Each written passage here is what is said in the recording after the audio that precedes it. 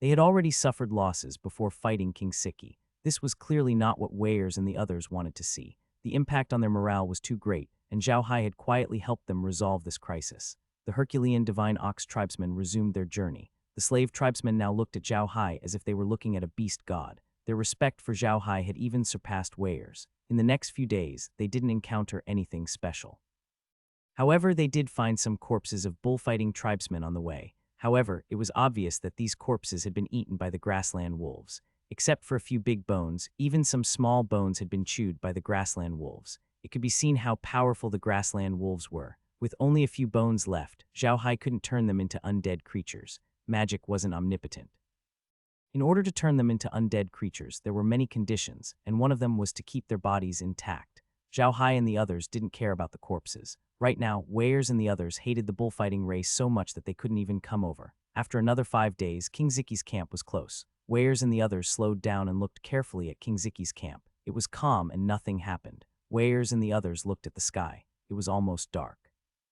Weirs stopped and prepared to go to King Siki's camp the next day. The night passed uneventfully. Zhao Hai, who was worried that Westwonder King would launch a night attack on them, was surprised. He thought that Westwonder King should have already heard the news that the Herculean Divine Ox tribe had returned to their old camp. Under such circumstances, they should be prepared. They were not far from Westwonder King's camp. Westwonder King's strength was weaker than theirs. He wanted to defeat them. He would probably launch a night attack on their camp. Only then would they have a chance to defeat the Herculean Divine Ox tribe. However, there was no movement from Zaichi King, as if he didn't know about this. This made Zhao Hai very confused. Zhao Hai found Weirs and discussed the matter with him. Weirs didn't quite understand. They could only suspect that the scattered bullfighting clansmen hadn't escaped to King Westwonder, and King Westwonder didn't know about them. The next morning after breakfast, Zhao Hai packed up the tent and they rushed towards King Xiqi's camp.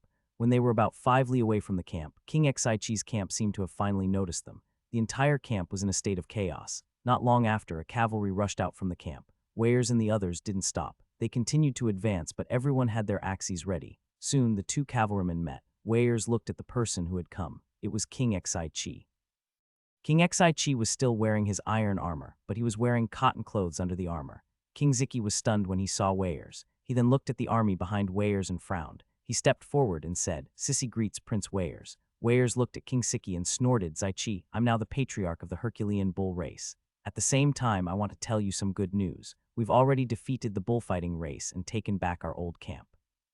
Bullfighting race has already lost. Do you have anything to say?" King Siki looked at Weirs and said calmly, "Greetings to my king. Zaichi has been preparing how to help my king. I didn't expect my king to defeat the thief, the head of the bullfighting clan, without Zaichi's help. Zaichi is very happy." Weirs and the others looked at King Xiqi in shock. They didn't think that King Xiqi would be so shameless. He lied to their faces and said it so righteously. King Xiqi's expression didn't change. "Quat my king, if I didn't do that at that time, that bullfighting clan leader would definitely not let me go. I did that to preserve this power for my king. Please punish me, Quat." Weirs suddenly stopped laughing. He looked at King Siki calmly and said, "Really, I wouldn't dare to lie," King Xiqi quickly said. Wales nodded. "Quat, you're right, Sissy. It seems I've wronged you. By the way, have any bullfighting clansmen escaped to your place these few days?" King Xiqi shook his head. "No, we didn't see any of the bullfighting tribe's deserters. That's why we don't know what happened at the old camp. If I knew, I would definitely go and help. My king, please come to the tent to rest." Quad. Weirs seemed to believe King Sichi's words. He nodded and waved his hand. "All right, let's go to your tent." Zhao Hai didn't come out from the carriage. He looked at Weirs and King Siki strangely. He had just noticed that when King Siki saw Weirs agree to enter the tent with him, a trace of joy flashed across his eyes. However, Weirs' eyes were gloomy. Zhao Hai, who had a certain understanding of Weirs, knew that the gloominess in Weirs' eyes was definitely not calm. It was the kind of gloominess that only appeared when he hid his anger in the bottom of his heart. Zhao Hai found that things were getting more and more interesting. He knew that King Xiqi must have known what was going on. Everything he did just now was just an act. He must be thinking about how to fight back. Weirs had obviously thought of this long ago, so they pretended to be deceived by King Siki. In fact, he was carrying out his own plan. Interesting, very interesting. This was a secret battle between the two of them. This secret battle had started even before the two of them had met. Zhao Hai could even imagine that the panicking state in King Siki's camp was also an act in order to confuse them. Now Zhao Hai wanted to see what the two of them were going to do next. Soon, the large group of people arrived outside King Xiqi's camp. At this time, Zhao Hai realized that King Xiqi's camp was different. The tents here seemed to be too densely packed. There was no place for the large group of people to rest. Zhao Hai remembered that the last time he came here, the camp didn't look like this. However, he immediately understood why King Xi did that. He saw King Xi say to Wells with a troubled expression, "My king, due to the blizzard a few days ago, our camp was too secretive and we can't have a large army. How about this, let my king's army come to my camp to rest." Weyers smiled. "Quat, you're too kind, sissy. There's no need to go through so much trouble. Let them rest outside the camp." Quat, after saying that, he waved his hand and called Scony over. He whispered something in Scony's ear and Scony nodded and waved his hand. "Rest here." Although the Herculean Divine Ox cavalry didn't understand what Weyers meant, they still stopped. Weyers turned to Zhao Hai's carriage and said, "Little Hai, come with me to Sissy's camp and have a good rest." Zhao Hai smiled and opened the door. He walked out of the car and bowed to King Siki. Zhao Hai greets King Xi. When King Xi saw Zhao Hai, his face changed. He had never seen Zhao Hai's carriage before, so he didn't know that it was for Zhao Hai's personal use. However, when he saw the prince's flag on the carriage, he had thought that either Mendes or Yale would be in the carriage. He had never imagined that the person in the carriage would actually be Zhao Hai. Looking at the smiling Zhao Hai in front of him, King Xi was a little stunned. He had a deep impression of Zhao Hai, not because of anything else, but because Zhao Hai had promised to give them low-priced grain. He just didn't expect to see Zhao Hai again under these circumstances. King Siki instantly understood who had saved Weyer's sisters. He just didn't expect Zhao Hai to have such power. However, he was also a scheming person. He immediately said, "So it's Mr. Zhao Hai. I didn't expect to see you so soon. How have you been?" At this moment, Weyer's voice could be heard. "Zaichi, Zhao Hai is the prince of our vigorous divine ox tribe. From now on, call him your royal highness." King Ziki's expression changed. He didn't expect Zhao Hai to be a prince of the Herculean divine ox race. He looked at Weyers in confusion. "My king, you're saying that Mr. Zhao Hai is a prince?" Weyers chuckled. "Quat, Zhao Hai is my beheading blood oath brother. Why can't he be the prince of the vigorous divine ox tribe?" "Sissy, do you want me to stand here forever?" King Xi immediately bowed and asked for forgiveness, but the anger in his eyes disappeared. It was obvious that he was angered by Weyers' arrogant tone. Weyers only brought 100 guards and led Zhao Hai into King Siki's camp. It seemed like he completely trusted King Siki and wasn't wary of him at all. King Siki had been in contact with Weyers a lot, and their relationship had always been good. Weyers had never been dissatisfied with King Siki's behavior, so in King Siki's opinion, it was normal for Weyers to not be wary of him after he had lowered his stance and found such an excuse. Weyers' title as the smartest person in the Herculean bull tribe wasn't for nothing. He had long been wary of King Zichai. The reason why he acted like this today was to let King Zichai finish his act. He wasn't worried about his own safety at all. Zhao Hai had hundreds of thousands of undead creatures in his hands, and he also had a level 9 expert. What else could threaten him? King Siki didn't know about this. He thought his plan had succeeded. He had tricked Weyers into his tent and left Weyers' army outside. This meant that Weyers had fallen into his hands. Soon, they entered Weyers' big tent. It was still as gorgeous as before, but his desk had been removed. There were a few small tables in the tent, and mutton was being cooked in a brazier in the middle of the tent. Milk wine was placed next to the small tables, and a few bullfighting women stood behind the small tables. It seemed that they were here to serve the wine. As soon as King Xi and the others sat down, the women of the bullfighting clan immediately came up and served them wine. The wine was warm, the temperature was just right. King Siki picked up his wine cup and smiled at Weyers. "My king, I'm really happy that you can come to King Xi's place. Please drink this wine full of affection." Weyers and Zhao Hai also raised their glasses and finished their wine. King Xi had been paying attention to the two of them while he was drinking. When he saw them finish their wine, the smile in his eyes became even more obvious. As soon as Zhao Hai finished his drink, the realm's voice rang out, "Quat, the poisonous substance has entered the host's body. The threat of the poison is low. The host is advised to drink the space water to detoxify it. Quat." NBSB Zhao Hai was stunned, but he immediately understood. King Xi had poisoned the wine. Zhao Hai couldn't help but smile. With the space, he could be said to be immune to all poisons. It would be interesting to poison him. He slowly put down his wine cup and smiled at King Xi. "This one is very happy to see your highness today. I have prepared a bottle of fruit wine for your highness to try." With a flip of his hand, a bottle of fruit wine appeared in his hand. King Xi didn't doubt him and immediately smiled. "Sure, your highness, fruit wine is also an honor for Zaichi." After he finished speaking, he gestured for the bullfighting tribe woman in charge of pouring wine to pour them wine. King Xi paid special attention and found that the bottle of fruit wine was sealed very well. There were no signs of it being opened, so he was relieved. King Xi often came into contact with human merchants and had drunk a lot of this fruit wine. So he could tell at a glance that this bottle of fruit wine had been opened. If it had been opened, it meant that there was something wrong with the wine and he didn't dare to drink it. Weyers didn't quite understand what Zhao Hai meant. He looked at Zhao Hai in confusion. Zhao Hai looked at Weyers and smiled. Then he glanced at the wine glass. Weyers immediately understood. The anger in his eyes disappeared in a flash. Of course, the bottle of wine had been filled with the life elixir. He was now more familiar with the use of space. As long as he was within the range of the space monitor, he could poison anything without having to worry about the obstruction. This was because space itself could crack. Of course, the life elixir was the same. After the bullfighting race woman opened the bottle, she poured Weyers a cup, then Zhao Hai a cup, and finally King Siki a cup. The three of them raised their cups and drank it in one gulp. Weyers put down his wine cup and looked at King Siki. He smiled and said, "Sissy, you're not convinced, are you? Or are you waiting for something? Why haven't we made a move after being in here for so long?" King Siki was stunned and his expression changed. He looked at Weyers and said in a deep voice, "My king, I don't know what you mean." Weyers smiled. "What, you're not convinced? How could I become the clan head of the Hercules Bull clan and the royal clan of the Tauren clan at such a young age?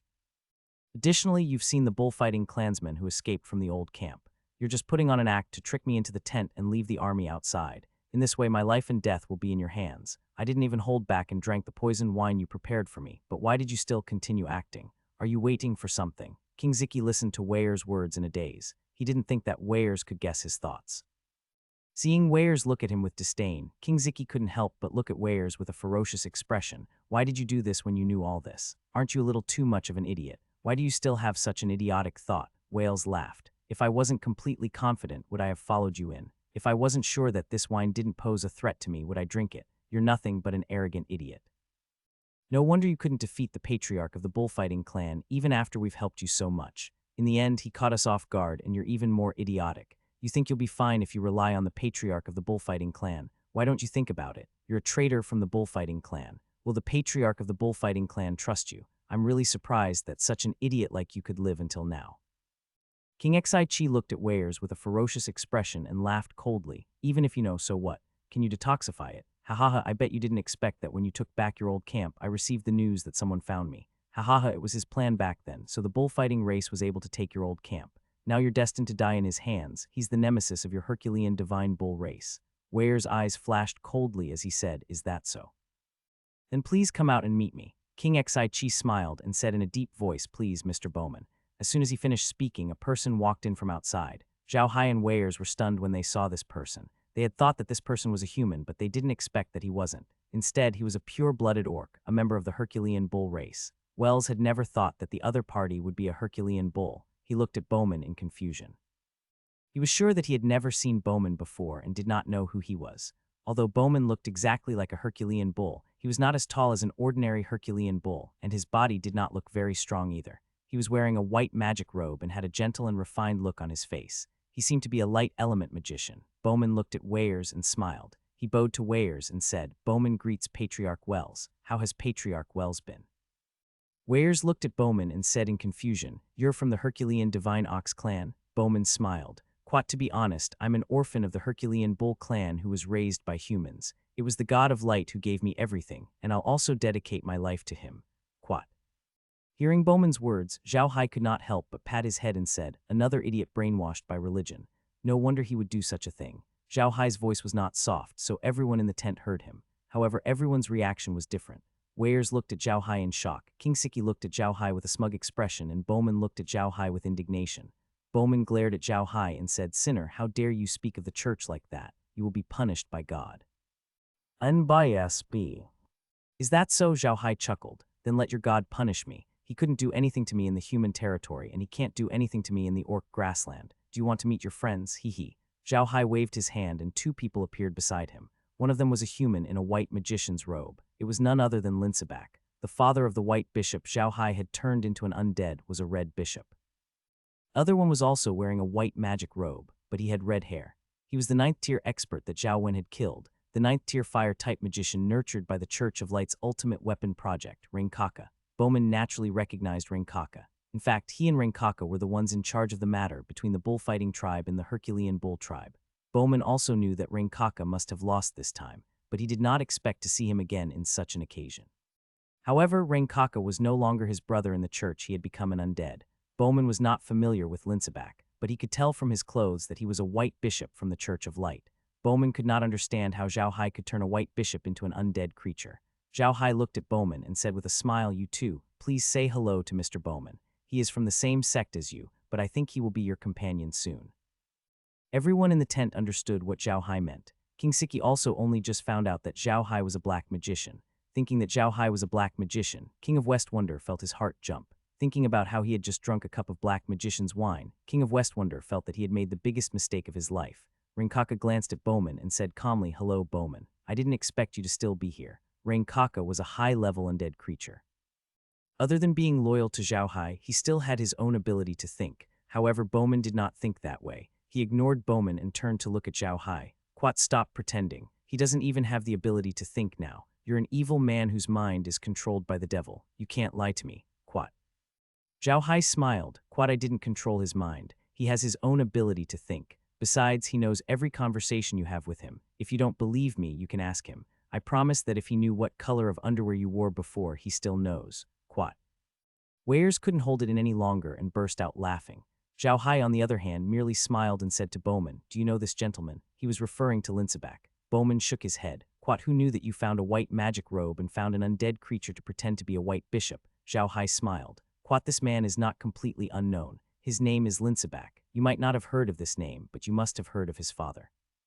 His father is Runebak, a red-robed cardinal of the Church of Light. This is Runebak's son, white-robed Cardinal Linsabak." Bowman was stunned for a moment. Of course, he knew who Runebek was. In fact, there were not many people in the Church of Light who did not know who Runebek was. After all, he was one of the most powerful red-robed archbishops in the Church of Light, aside from the Pope. If one did not know who he was, one could forget about staying in the Church of Light. When Zhao Hai saw Bowman's expression, he could not help but smile. "How is it? Have you heard of this name? When he was in the Versailles Duchy, he wanted to attack me, but I'm sorry, he didn't succeed, and that's why he ended up like this. Do you really think that your God of Light can deal with me? Forget it, just based on your poison-using methods. You're from the Herculean Divine Ox clan, and just because you're called an orphan, you're an orphan. Then can I say that you were stolen by the people of the Church of Light? Do you really think that an orc can enter the core of the Church of Light? You're an idiot. I'm complimenting you by saying that you've been brainwashed by religion. You're an idiot who can't tell good from evil." Weyers and King Siki had no idea that Zhao Hai had started a fight with the Church of Light just because he wanted human territory, especially Weyers. Zhao Hai had said that his identity could not be revealed to the humans. It seemed like he was right. Although Weiss and King Siki couldn't be considered as high-level figures in the orc race, they were definitely considered mid-level. Therefore, they had a certain understanding of the strength of the Church of Light in the human race. Now that they saw Zhao Hai turning the son of the Church of Light's cardinal into an undead creature, they understood why he couldn't stay in the human race. However, Zhao Hai looked at Bowman, whose face had turned red. Bowman was not embarrassed, but angry. As Zhao Hai had said, he had been brainwashed to the point where he could not differentiate between good and evil, so there was no way he would believe Zhao Hai's words. In his eyes, Zhao Hai was a demon, and a demon would never say that God was a good person. Zhao Hai looked at Bowman and said, "You wouldn't be convinced if I said that you can't differentiate between good and evil. Then let me ask you. The reason why the Church of Light sent you to the Orc Prairies to deal with the Herculean bull race must have given you a certain understanding of the Herculean bull race, right? Moreover, they won't ask you to act immediately. After you arrived at the Orc Prairies, you must have lived with the Herculean Divine Ox tribe for a period of time before you took your time to act, right? Do you think that the Herculean Divine Ox clan has done something evil? Do you think that the Herculean Divine Ox clan is extremely cruel to the other Minotaurs? Do you think that the Herculean Divine Ox clan is the kind of clan that only wants to exterminate the entire human race? Even if you were brainwashed by the Church of Light, you should have your own ability to think, right? Are you a puppet?" Zhao Hai's words were like a knife that stabbed Bowman's heart. In fact, Bowman had begun to doubt the Church of Light's words ever since he came to the plains. However, after years of brainwashing, he had developed a habit of following orders. Therefore, even though he found that the orcs were different from what he knew, he still followed the Church's orders. Zhao Hai's words had triggered a trace of uneasiness in his heart. It was precisely because of this that he was even angrier. He was also angrier than Zhao Hai. He hated himself. He hated himself for doubting everything the Church had said. He was where he was today because of the Church. Now he was listening to the enemy's words and doubting the Church. He thought that he had betrayed the Church, which was why he felt so angry. However, he couldn't do it himself because he was raised by humans. He didn't know any beast soul skills, battle energy, or magic. The only thing he knew was poison, so it was impossible for him to take revenge on Zhao Zhang. He could only poison Zhao Hai, but to be honest, his poisoning skills were not that good. Zhao Hai did not care about what King Siki was thinking. He believed that a man like Bowman, who was completely brainwashed by religion, would not die a worthy death, so there was nothing to pity him about.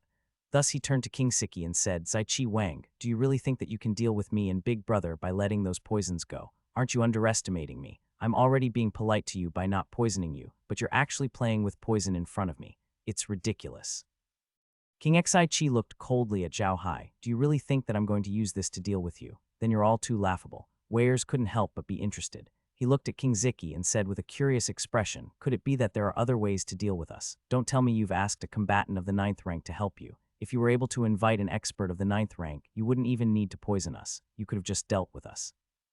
King Siki laughed coldly. To deal with you, do I need a 9th rank powerhouse? You guys think too highly of yourselves. After saying that, he picked up the wine glass and threw it on the ground. Zhao Hai smacked his head. Quad, it's a sign that you've smashed a cup. Damn it. Why are all these melodramatic things happening at the same time? At this moment, a battle cry came from outside the tent. Zhao Hai glanced at King Siki, shook his head, sighed, and waved his hand.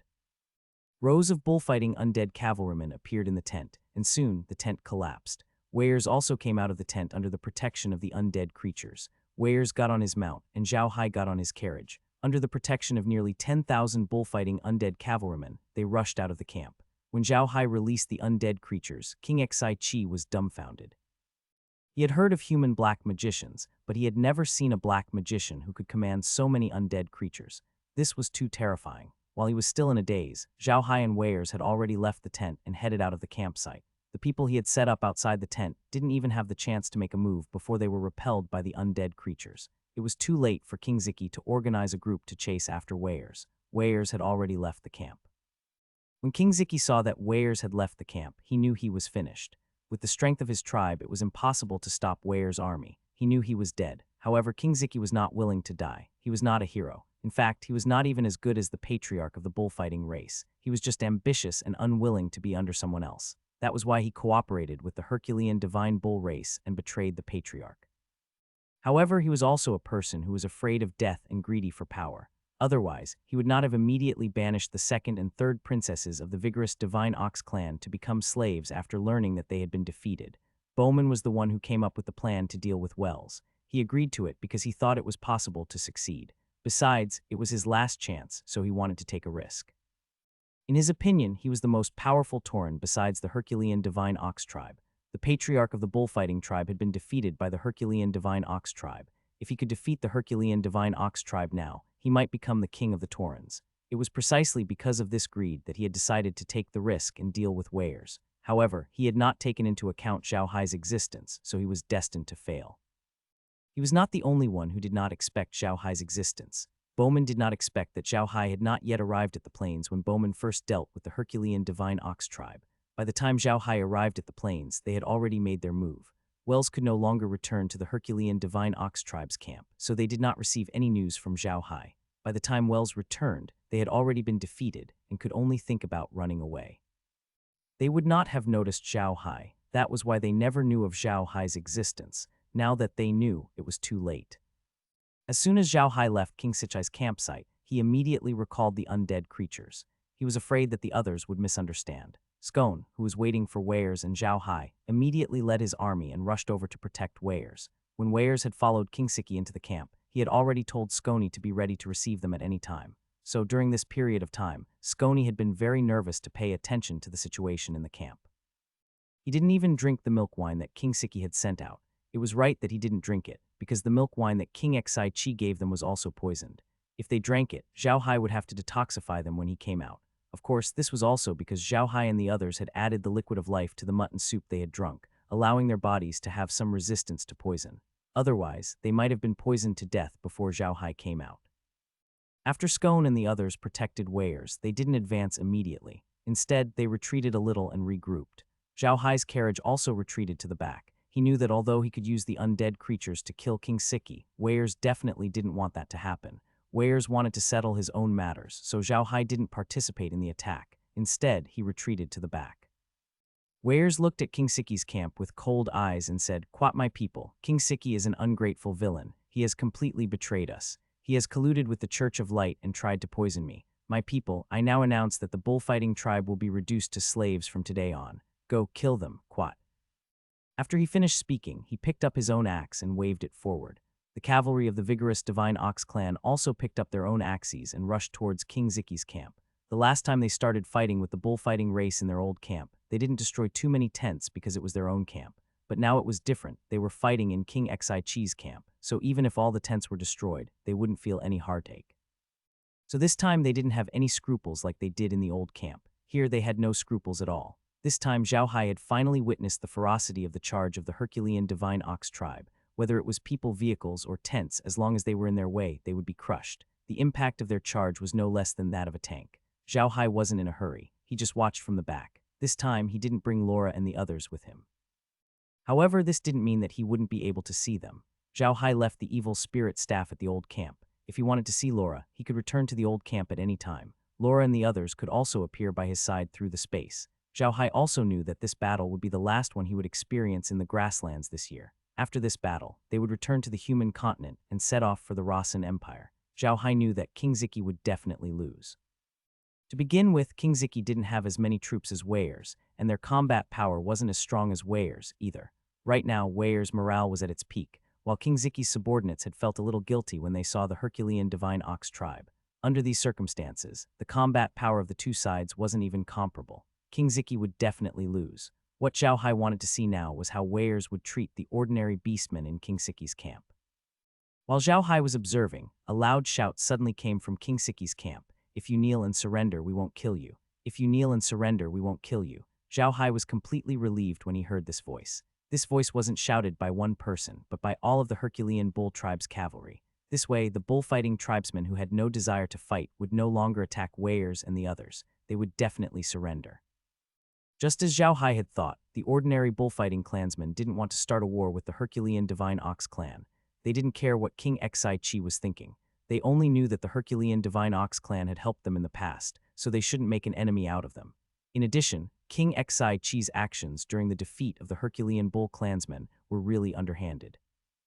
Even many of King Xi's subordinates couldn't stand it, let alone the ordinary bullfighting clansmen, so these people quickly surrendered in large numbers. King Siki wanted to run, but he couldn't. He died in the chaos, and Bowman was killed by Zhao Hai's undead creature. Bowman didn't know magic, battle energy, or beast soul skills. He knew nothing except poisoning and plotting. On a battlefield like this, he would be the first to die. This battle lasted for a day, and all of the bullfighting tribe had been defeated. Out of the 500,000-strong camp, 100,000 had died, leaving only 400,000. Heir's and the others had also lost 20,000 Herculean Divine Bull cavalry. It could be said that this was a great victory. From now on, there would no longer be a bullfighting race on the plains. They would only be slaves of the Herculean Divine Bull race and would no longer be called a separate race. After the war ended, Zhao Hai and the others rested in King Xi's tent for 3 days. Then they set off back to their old camp. Of course, they also took everything in King Xi's camp. Zhao Hai had originally wanted to see Beta, but after asking around, he found out that Beta had died in the chaos. This made Zhao Hai very sad. He had not expected someone he knew to die like this.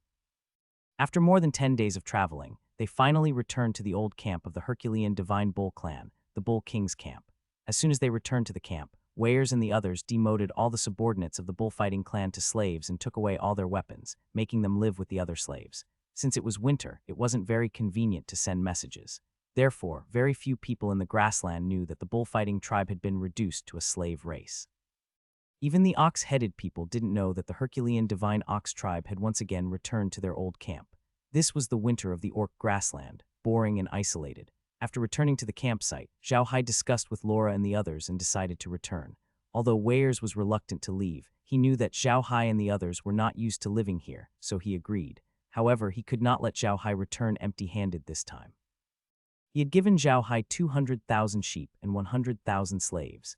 Now that he was rich, he did not care about these things. He knew that Zhao Hai liked some strange animals, so he had someone catch a stone-skinned cow for Zhao Hai. Unfortunately, Zhao Hai's inner space had just been upgraded, so a stone-skinned cow was not enough to level up. However, this stone-skinned cow's level rating was not bad. The realm rated it as level 30, and it matured in 24 hours.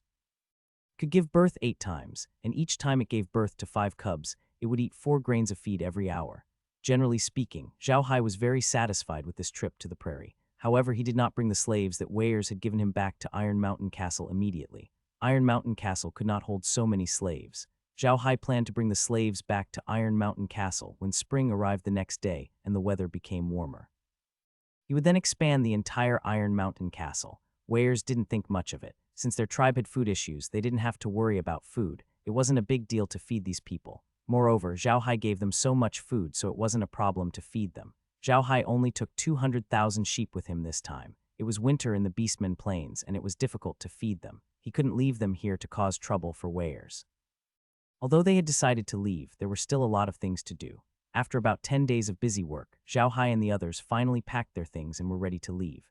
Weirs and the others sent Zhao Hai 10 miles away before reluctantly bidding him farewell. Even when Zhao Hai's convoy disappeared from his sight, Weirs was still reluctant to go back. Mendes, who was beside Weirs, said, "Little Seven, let's go back. It'll be fine. We'll be able to see Little Hai again tomorrow spring." "He'll be back. He's the prince of our vigorous divine ox clan, so he'll definitely be back. It's a pity that Little Hai isn't a real beastman," said Wells with a sigh. "Otherwise, we wouldn't have to be afraid of anyone."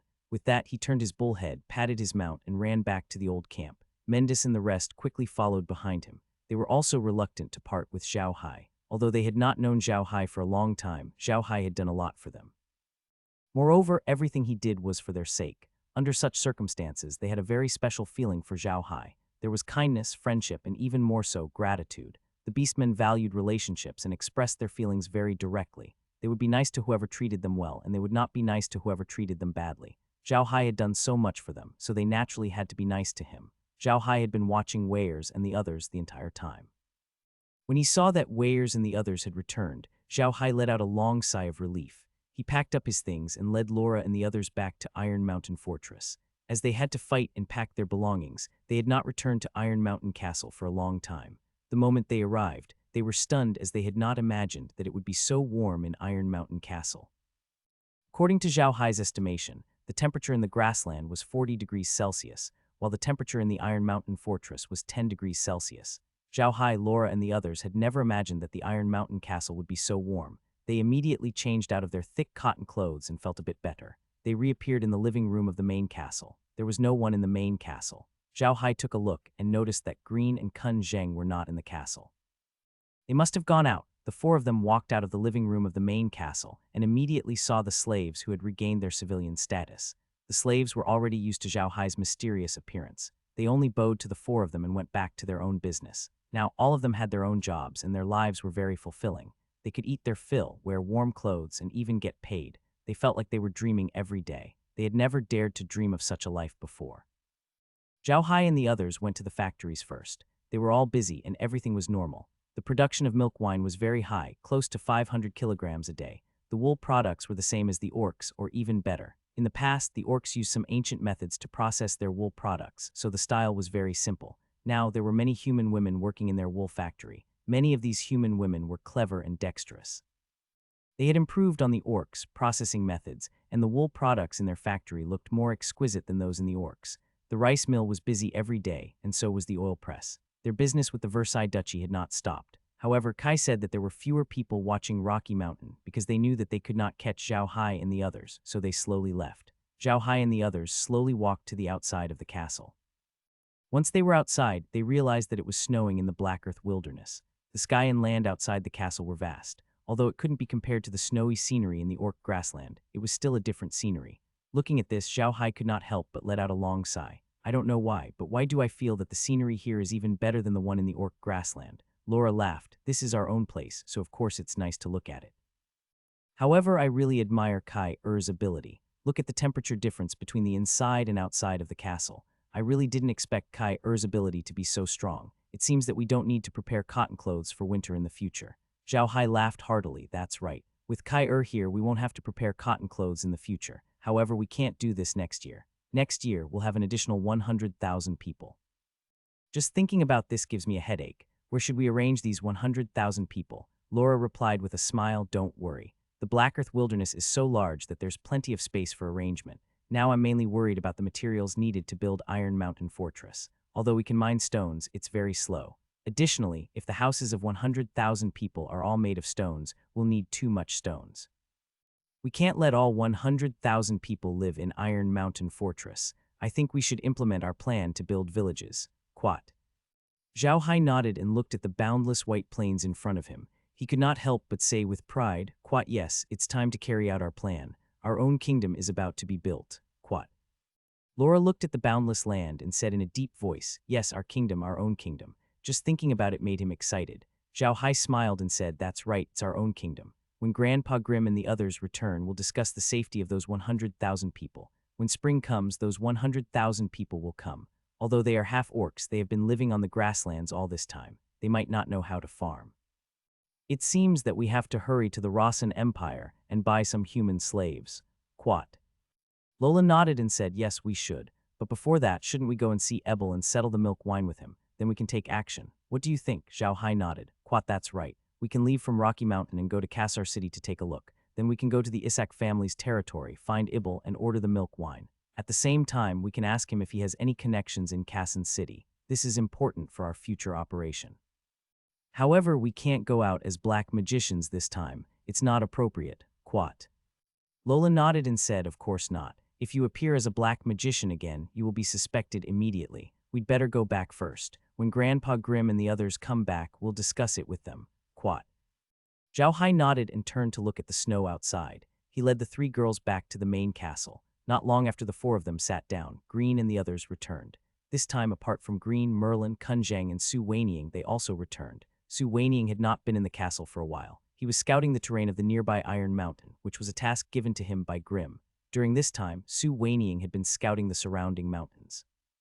Grimm and the others wanted to know everything about the mountain. What was on the mountain? Where was suitable for stone mining and logging? Grimm and the others were wearing rabbit skin capes. It was obvious that the temperature outside could not be compared to the castle. However, because the castle was too warm, they only needed to wear the capes that were easy to take off. When Green and the others saw that Zhao Hai and the others had returned, they were stunned. However, they were soon overjoyed.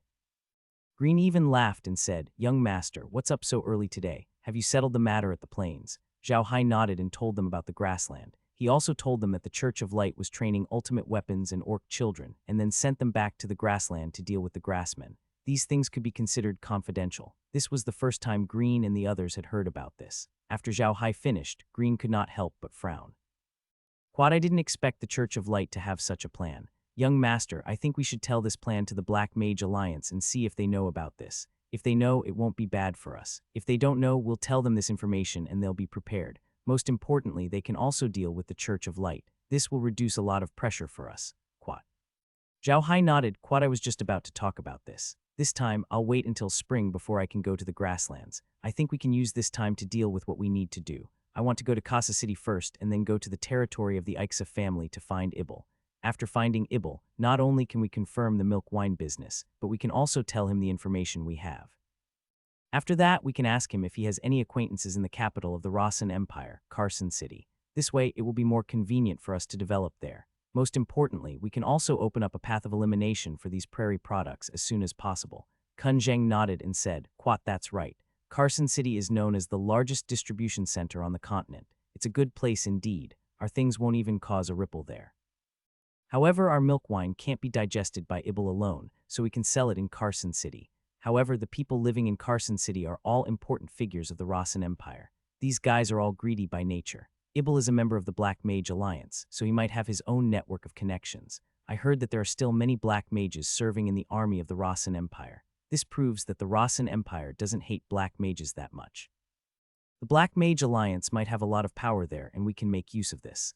Zhao Hai nodded. Quat, Grandpa Kun Zheng is right. We can use this, but there's a problem now. I want to find Ibel, but I can't go as a black magician. I can only change my identity. I'm thinking, what kind of identity should we go with? Green and the others chuckled. This was indeed a problem. In the Arca's empire, all black mages had been thoroughly investigated.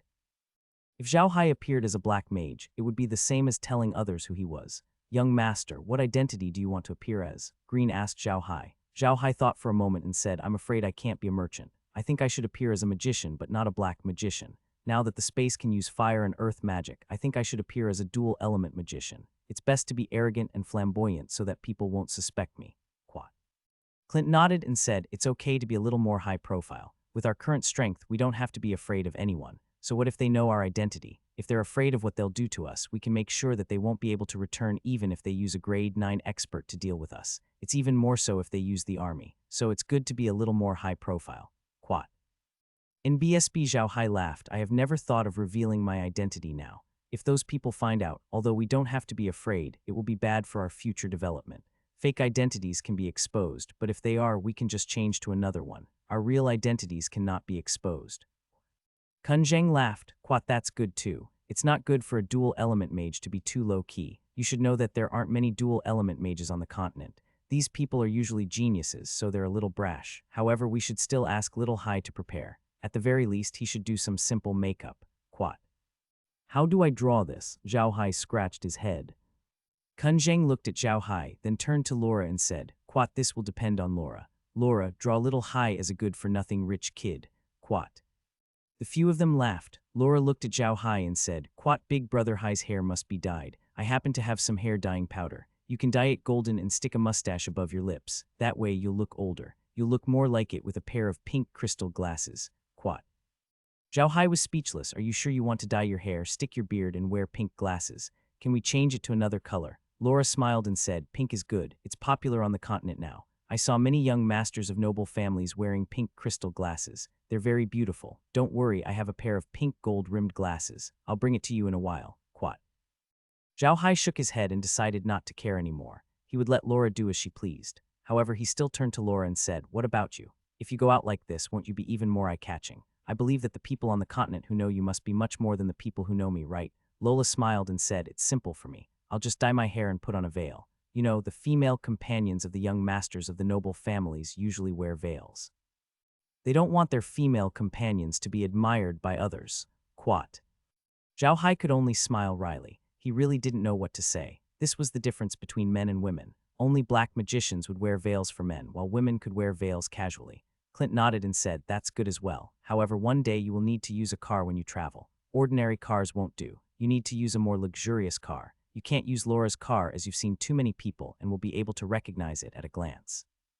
The Church of Light's car also can't be used as others will be able to recognize it at a glance. Have you thought about what kind of car you want to use? Zhao Hai frowned. To be honest, he had never thought about this. If he wanted to pretend to be a rich man, he had to have a good car. It seemed that, whether on Earth or on the Ark continent, a good car could raise a man's value. However, the problem was that he did not have a good car. This put Zhao Hai in a difficult position. On the Great Ark continent, good cars were usually made of good materials. Zhao Hai did not have good materials or cars on hand. It's really difficult to get a good car in such a short time. Zhao Hai shook his head. Lola frowned and said, It's not like we don't have a way. We can take apart the Holy Light wood carriage that the Church of Light used and use it to make another carriage. There are many carriages on the continent that use Holy Light wood. As long as we don't make it like the one the Church of Light used, it'll be fine. Quat. Kun Zheng nodded and said, All right, I'll make the arrangements immediately. We've brought some craftsmen with us. There are also some craftsmen among the beastmen who can build carriages. I think it will be done in a few days. However, have you thought of what kind of magical beasts to pull the carriage with? Zhao Hai thought for a moment and said, How about using the giant horned bull? The speed of this magic beast is average, but its endurance is very good. The most important thing is that this magic beast is unique to the Beastmen clan. If we use this magic beast to pull the carriage, we can let those people know that we have a good relationship with the Beastmen clan. This way they won't doubt us when we buy the goods produced by the Beastmen clan. Kun Zheng and the others thought about it and nodded in agreement. On the road leading to Cassa City, a strange convoy was slowly moving forward. It was strange because there were only 2 carriages in the convoy. The carriage in front was of high quality, made of sacred light wood, which was rare on the continent. The carriage looked simple and elegant, completely different from the ones used by the Church of Light. However, it could be seen that it was the work of an old noble family. Most importantly, this car had a little exotic taste. The style of the car was not entirely made by humans, but by orcs. The craftsmanship of the orcs was different from that of the humans. The humans were rich in resources, so when they made carriages, they would use a large number of iron nails or some metal parts. However, the orcs didn't have that many resources. They lacked iron, so most of their carriages were made of wood. There were very few metal parts, and anyone who knew the industry could tell at a glance. The carriage that was moving on the road was made with a large number of orc wood biting techniques. If someone knew about it, they would be able to tell at a glance that this carriage was very different from the human carriages. The magic beast pulling the carriage was even more incomprehensible. It looked like a bull, but they had never seen a bull with such large horns. One horn was nearly 2 meters long, and the bull took up nearly 4 meters of the road just by walking with its head down. In addition to sacred light wood, the carriage also used a large amount of felt from the orc tribe. If anyone had been to the orc grasslands, they would know that this kind of white felt was an important material for the orcs to make tents. The driver of the carriage was a warrior. He was wearing an ordinary warrior's uniform and carrying a double-edged axe on his back. He was driving the carriage with a calm expression. The carriage behind this one was a very ordinary bull carriage. It was very large and loaded with many things. A servant was driving the carriage. The pedestrians on the road looked at the car from time to time. They were very curious about this strange car. Just by looking at the car, they knew that someone of status was sitting inside, so no one went to disturb it. This carriage was naturally Zhao Hai's. It was modified from the original carriage that Linsabak and the others were in. Many of the great horned wild ox tribesmen were involved in the operation, so there were many traces of orc craftsmen. To keep warm in winter, they used felt. It was Su Weiniang who was driving the carriage for Zhao Hai. He had basically figured out everything about Iron Mountain and had spent the last few days telling Green and the others about it. Zhao Hai saw that Su Weiniang had nothing to do in Iron Mountain Castle, so he asked him to be the coachman. Su Weiniang didn't object. He had no doubts about his young master's ability now. He happily took on the job of being the coachman. The one who was driving the cart for Zhao Hai was Mu Shi. Mu Shi and Shishi were both grade 6 warriors and were about to break through to grade 7. At this time, it was useless for them to just cultivate. They should come out and gain some experience. Therefore, Zhao Hai arranged a task for them to drive the supply truck. They looked exactly the same, so Zhao Hai asked one of them to drive the car and the other to wait in the origin space so that they could switch at any time. The two of them were very happy. During this period of time, they had been either staying in the medium or in the Iron Mountain Castle. They had no chance to come out at all. They were still young and were not used to such a situation. However, they had no choice. Now that such a good opportunity had presented itself, of course, they would not let it go. The cart driven by wood was filled with some ordinary supplies. There was food in it. At first glance, it looked like something used by people traveling long distances, which made the people on the road very curious. Zhao Hai's vehicle didn't travel on the road from Blackearth Wilderness to Cassa City, but from Orc Prairie to Cassa City. Therefore, the decorations on the vehicle and the items in the back of the vehicle made people have many associations. Zhao Hai, Laura, Meg, and Nier were sitting in the car. This car was even more spacious than Laura's. The design of the car was similar to Laura's car. There was a door on the front and back of the box, and a window on the left and right sides. In the middle of the box was a cabinet with a magic furnace on it. Magic crystals and charcoal could be used to keep warm and boil water. On the upper layer of the cabinet were some necessities, and on the lower layer was a refrigerator. On the left and right sides of the car, there were 2 rows of cabinets that served as seats, and some useful items were stored inside. The entire car box was very spacious. The walls of the car were nailed with a thick felt, and the bottom of the car was covered with a felt. Although it had snowed outside and the weather was very cold, it was as warm as spring inside the car. Of course, Zhao Hai wouldn't let Su Weiniang and Miu Miu catch a cold. Their clothes were good for keeping them warm. Most importantly, they were driving in front of the car. Their seats had been modified so that the cold wind wouldn't hit them directly. The carriage had another special feature. They used glass. This glass could be considered a luxury on the mainland. Now that Zhao Hai had installed it on the carriage, it seemed that Zhao Hai was really going to be a playboy this time. Laura looked at the white plane outside through the glass window on the car box. She smiled at Zhao Hai and said, "Big brother Hai, do you think those people who see our car will think that the people in the car are orcs?" Zhao Hai smiled and looked at Lola's brown hair. He said, "Quat no, I've never heard of an orc being so extravagant as to use glass as a car window." Quat. Laura smiled and said, "How is it? Isn't this a good suggestion?" Looking at Zhao Hai's golden hair, Meg felt awkward. Hearing Laura's words, she also smiled and said, "Quat, it's very good. He's even more dandy than when young master was in the capital. No one will think of young master's identity." Quat. Zhao Hai touched the 2 strands of mustache that were stuck to his face. He had a special feeling about the mustache. He felt as if he had turned into the 4-browed Lu Xiaofeng, the hero of the ancient dragon clan. He touched his mustache and raised his eyebrows. "Oh, really? Was I really that good for nothing in the past?" He wore a pair of gold-rimmed pink crystal glasses on his face. With his golden hair and raised eyebrows, he looked more like a frivolous, noble young master. Seeing Zhao Hai's expression, Laura and the others couldn't help but laugh. This was the first time they had seen Zhao Hai like this. Laura asked Meg curiously, "Meg, tell me, what was Brother Hai like in the capital? Is he really as good for nothing as the rumors say?" "Quat, of course," Meg said with a smile. "Quat, he's even more foppish than the rumors say. You don't know, but Quat." Zhao Hai patted his head impatiently. He was really having a headache right now, but he couldn't say anything. Although those things had been done by Adam in the past, he was currently using Adam's body, so these things had to be blamed on him. Looking at the 3 girls chatting away, Zhao Hai's mood suddenly calmed down. He suddenly felt a sense of happiness. This feeling was very warm and touching. Zhao Hai and the others appeared not far from Cassa City, so they were already outside the city when it was almost dark. Since they did not have any badges on them, they were stopped at the city gate. However, Su Weiniang took out a magician's badge and showed it to the city defense army. The city defense army let them through. Magicians had the right to enter the city tax-free on the mainland. However, the city defense army was still curious about Zhao Hai's small convoy. Although they were from the Versailles Duchy and were not far from the Orc Prairies, they had never seen a great horned bull before. Great horned bulls were relatives of the great horned bulls and were not sold to the outside world, so they could not be seen on the mainland. When Zhao Hai and the others entered the city, they immediately attracted the attention of countless people. These people from Cassa's had never seen a cow with such big horns. They all pointed at Zhao Hai's car curiously. Zhao Hai and the others did not mind. They parked the car in front of the biggest hotel in Cassa City, Sheila Hotel. When the people in Sheila Hotel saw Zhao Hai and the others, they knew that they must be some big shot. Hence, a waiter immediately walked out of the hotel and stood in front of the car, shouting at the trunk, "Quat, welcome to Sheila Hotel, our distinguished guest." Quat. Su Weinian glared at the waiter, walked over from his seat, put down the ladder on the car box and said, "Young master, we've arrived." The door of the car was pulled open and two slim figures walked out of the car. They got out of the car first, then stood on both sides of the suspension ladder. Only then did Zhao Hai walk out of the car and Lola was holding his hand. When Zhao Hai walked to the suspension ladder, he let go of Laura. Meg immediately went over to hold his hand. Then Zhao Hai slowly got out of the car and walked straight to the hotel without paying attention to the waiter.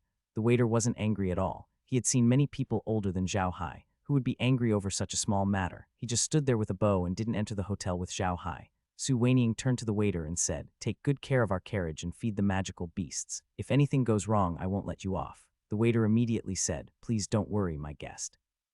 We guarantee that nothing will go wrong at Sheila Hotel. Please leave this place to me." Quat.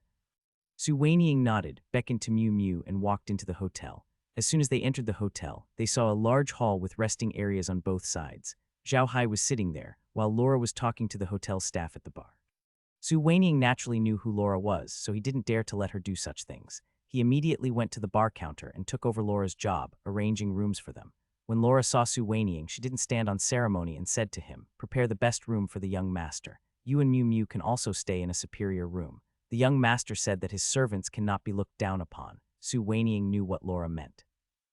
Zhao Hai didn't want to mistreat them, so he made up an excuse. Su Weinian immediately bowed and said no more. After a while, the two rooms were ready. The attendant who helped Zhao Hai and his group settle down returned. Su Weinian gave him a silver coin as a tip and sent him away. Zhao Hai led them to the room that the hotel had arranged for them. The room had 3 bedrooms, a living room, and a dining room. It was one of the best rooms in the hotel. Zhao Hai and the others were like those ordinary rich young masters. When they reached their rooms, they left everything to Laura and the others. He hid in his room and didn't come out. When it was time for dinner, he ordered a table full of good dishes and a bottle of good wine. He looked no different from those rich young masters. Not long after Zhao Hai and the others arrived at Sheila Hotel, a servant ran into the Grand Duke's residence at lightning speed and ran towards a courtyard in the back of the mansion. This courtyard had a very elegant name, Pure Orchid Courtyard. This courtyard used to have a lot of orchids, hence the name. However, although this courtyard was still called Pure Orchid Courtyard, there were no orchids in it. Instead, it had been planted with a lot of big red wood spring flowers. Spring wood flowers were very beautiful. Their flowers were red, but their flowering period was very short. Ordinary noble families rarely planted this kind of flower, because this kind of flower was too beautiful and too bright, so bright that it was a bit tacky. Therefore, generally noble families with good taste rarely planted this kind of flower. However, there were people in the Grand Duke's mansion who liked this kind of flower. Therefore, spring wood flowers were planted everywhere in Sulen Courtyard, while the original Sulen flowers had all been plucked. Although the people in the manor felt that it was a pity, no one dared to say anything. This was because the person living in this courtyard was the daughter of Grand Duke Versailles, Ryan Versailles. She was Adam's previous fiancée, the one who had broken off the engagement. In the past, Ryan had a very good life in the Duke's mansion. Of course, it was not because of Grand Duke Ivan. Grand Duke Ivan had no power in the past, so Ryan looked down on him. Although Ivan was her father, she had always been cold to him and had never given him any face. Back then, Ryan had relied on her grandfather, a foreign elder of the Ivan family. Back then, the foreign elder was a hardcore supporter of the first elder, Caesar, so he was very doted on in the family. He also doted on Ryan very much, which made Ryan develop the habit of being arrogant and rude. It was because of this that when Ryan heard that the Buda family had lost power, he immediately made a fuss about canceling the engagement. His grandfather also tried his best to touch this matter, but the great elder Caesar had never said it clearly because of his face. He had only put pressure on the Buda family. However, he did not expect that in the end, the Buda family would fulfill their wish and take the initiative to cancel the engagement. However, they had quickly lost power. When the great elder lost power, Ryan's grandfather naturally didn't get any good. Without power, he became an idle elder and no longer had the glory of being a servant. On the contrary, Grand Duke Ivan suddenly gained power and took control of the entire Versailles family. He then cooperated with Laura and earned a lot of money. Laura and the others then offended the Southern King and gave the entire Red Spider Lily business to the Versailles family, making the family even more powerful. Now Grand Duke Ivan's position in the family was unshakable. Ryan regretted it now, but it was useless. She had treated Ivan too badly in the past. In addition to what happened to the Buta family, there was no way Ivan would forgive her. However, Ryan was still Ivan's daughter. Although Ivan did not like her, he did not do anything to her. She still had enough to eat and wear. She still acted as the eldest lady, but everyone in the Duke's mansion knew that her status in the mansion was not as high as before. However, Ryan's haughty character couldn't be changed. Now that things were not going well, the servants in the mansion became her punching bags. She beat and scolded them. Most importantly, Ryan was not a stable master. He had a lot of love affairs with a few well-known rich sons in Cassa City, which made his reputation worse. Grand Duke Ivan didn't want to bother with her at first, but now that Ryan had caused such a scene and embarrassed the Versailles family, he couldn't just leave him be. He sent someone to warn the families of the Wastrels not to get close to Ryan, and at the same time, he was prepared to send Ryan to the capital of the Rossan Empire, Carson City, to study. It was because of this news that Ryan had been very distressed these days. She did not want to leave the Duchy of Versailles. In the Duchy of Versailles, she was a princess. Although she was not favored now, she still had the status of a princess. She could get whatever she wanted here. However, it would be different if he went to the Rossan Empire. What kind of place was the Rossan Empire? It was the most powerful human nation on the Ark continent. Even the princess of the Arka's empire would have to behave herself there, let alone the princess of the Duchy of Versailles. She would be nothing there, and she would not be as glorious as she was in the Duchy of Versailles. It was because she was in a bad mood that she ordered her servant to find something fun to cheer her up. Otherwise, she would teach her servant a lesson. Now, all the servants in the Duke's mansion were afraid of this young lady. This young lady was very angry and would whip the servants at any time. What made the servants even more distressed was that this young lady had grown up in Cassa City. To put it bluntly, she knew almost all the rats in Cassa City. How could she find any new toys for her to play with? Just as the servants were worried, Zhao Hai's small fleet of carriages entered the city. The city was in an uproar. They had never seen a cow with such a large horn before. The worried servant immediately ran to Suling courtyard to tell Ruyan the news. Ryan was indeed very annoyed. She knew that she would be leaving the Duchy of Versailles in 2 days. Thinking of this, Ryan couldn't help but feel even more annoyed. He said loudly, "Is that Gilly still not back yet? If he doesn't come back, then he'll never come back." At this moment, a surprised voice came from outside. "Princess, princess, there's something fun in the city." Ryan froze for a moment, then frowned and said, "Come in." The door opened and Lucky walked in. He had a small nose and small eyes. He was Ryan's servant and the slave of the Versailles family. He would never betray the Versailles family. At the same time, he was also a eunuch. Otherwise, Ivan would not have made him Ryan's servant. As soon as Jai Li entered the room, he knelt down to Ryan and said, "Princess, I have something interesting to tell you." Ryan glared at Gilly and said, "What fun things? Is there any fun place in Cass City that I haven't been to? If you dare to lie to me, be careful of your skin." Jilly immediately smiled apologetically. "Quad, I wouldn't dare, Your Highness." This time there's really something fun. A car just came in from outside the city. This car is made of sacred light wood. The person in the car seems to be of high status. Quat.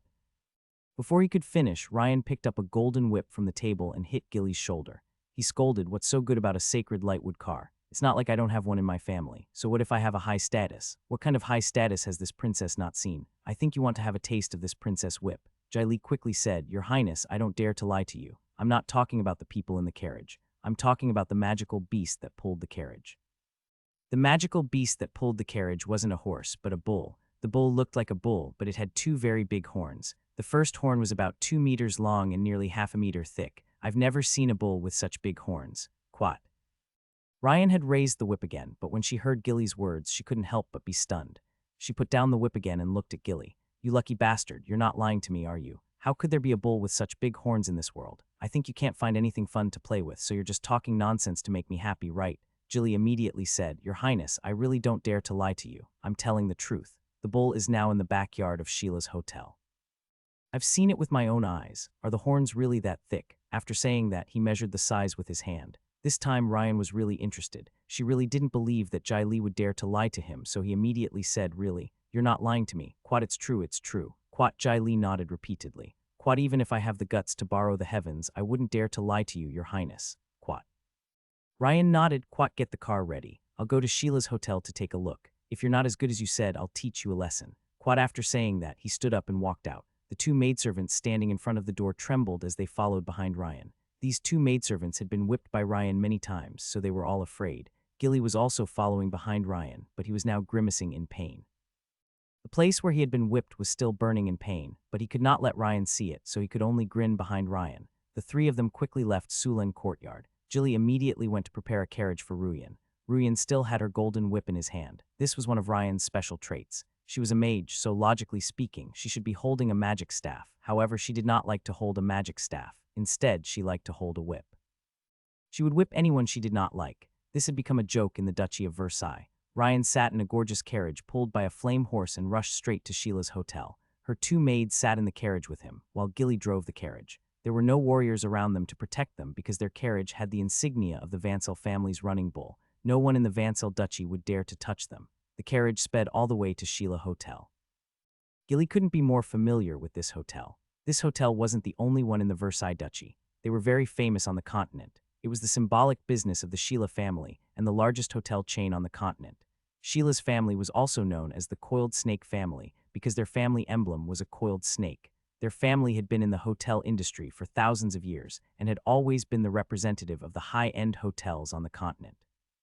Almost every big city on the continent had a Sheila family hotel. In addition to providing accommodation, Sheila's hotel also had a restaurant and could be used to issue mercenary missions. However, the missions that he issued here were all high-level missions that the small mercenaries could not accept.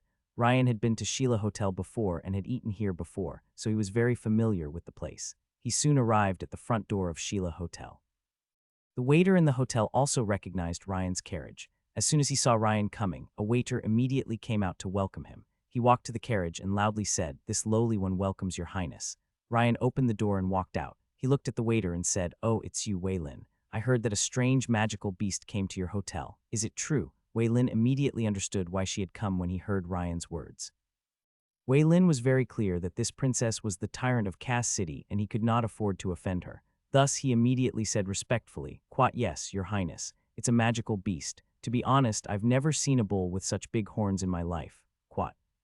"Quat, it's true," Ryan said, stunned. "Quat, take me to see it." Quat, after he finished speaking, he alighted from the car and walked straight into the hotel. Wei Lin, Jai Lei, and the two maidservants quickly followed behind. Ryan couldn't be more familiar with the Sheila Hotel. Not only had she come here for a meal before, but she had also come here with her former friends to do a lot of things that they loved to do. Therefore, the people in the Sheila Hotel knew the princess very well. However, there were rules in the Sheila Hotel that they could never reveal the secrets of their guests, so not many people knew about this. It was precisely because of this that Ryan was very familiar with the back door at the back of Sheila Hotel. He directly went through the back door of the hotel lobby and arrived at the backyard of the hotel. The backyard of Sheila's hotel was not a cowshed. Instead, it was divided into a few small courtyards. These small courtyards were specially prepared for the great nobles.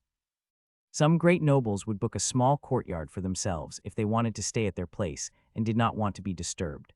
The place that the hotel used to rear magical beasts was at the back of the hotel. There were people dedicated to taking care of the guests' carriages and magical beasts. The carnivorous magical beasts and herbivorous magical beasts were also separate. Ryan stood in a daze outside the cowshed of the giant horned bull, looking at the giant horned bull that was leisurely eating grass. The giant horned bull was a very docile magic beast, and under Ryan's gaze, it didn't have any reaction at all, only shaking its ears from time to time. Ryan looked at the two huge horns on the bull's head and didn't say anything for a long time. Then her eyes brightened, and she quickly walked to the bull and touched its horns. Magjul and Wei Lin were scared out of their wits. Although the bull had always been very docile, you knew when it would suddenly attack. The two of them hurriedly went forward to stop it, but they were a step too late. Ryan had already touched the horn of the giant horned wild bull. However, the giant horned bull didn't say anything. It was as if it didn't feel anything. It continued to leisurely chew on the grass in its mouth. Seeing this, Wei Lin and Gilly relaxed a little. However, they were also curious about this magical beast and couldn't help but touch the bull's horns.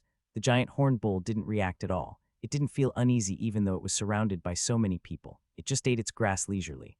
Ryan looked at the docile giant horned savage cow and liked it more and more. He turned to Wei Lin and said, "Wei Lin, whose cow is this? Tell me, I'll buy it." Wei Lin forced a smile. "Quite, your highness, you know the rules of our Sheila Hotel. We can't casually reveal the identity of our guests, and to be honest with you, from the looks of that guest, he doesn't seem like he'll be able to sell off this cow. Quat." Ryan snorted, "Quat, don't talk to me about useless things. I didn't ask you who the other party is. You just have to tell me where he lives. You don't have to worry about anything else." Quat.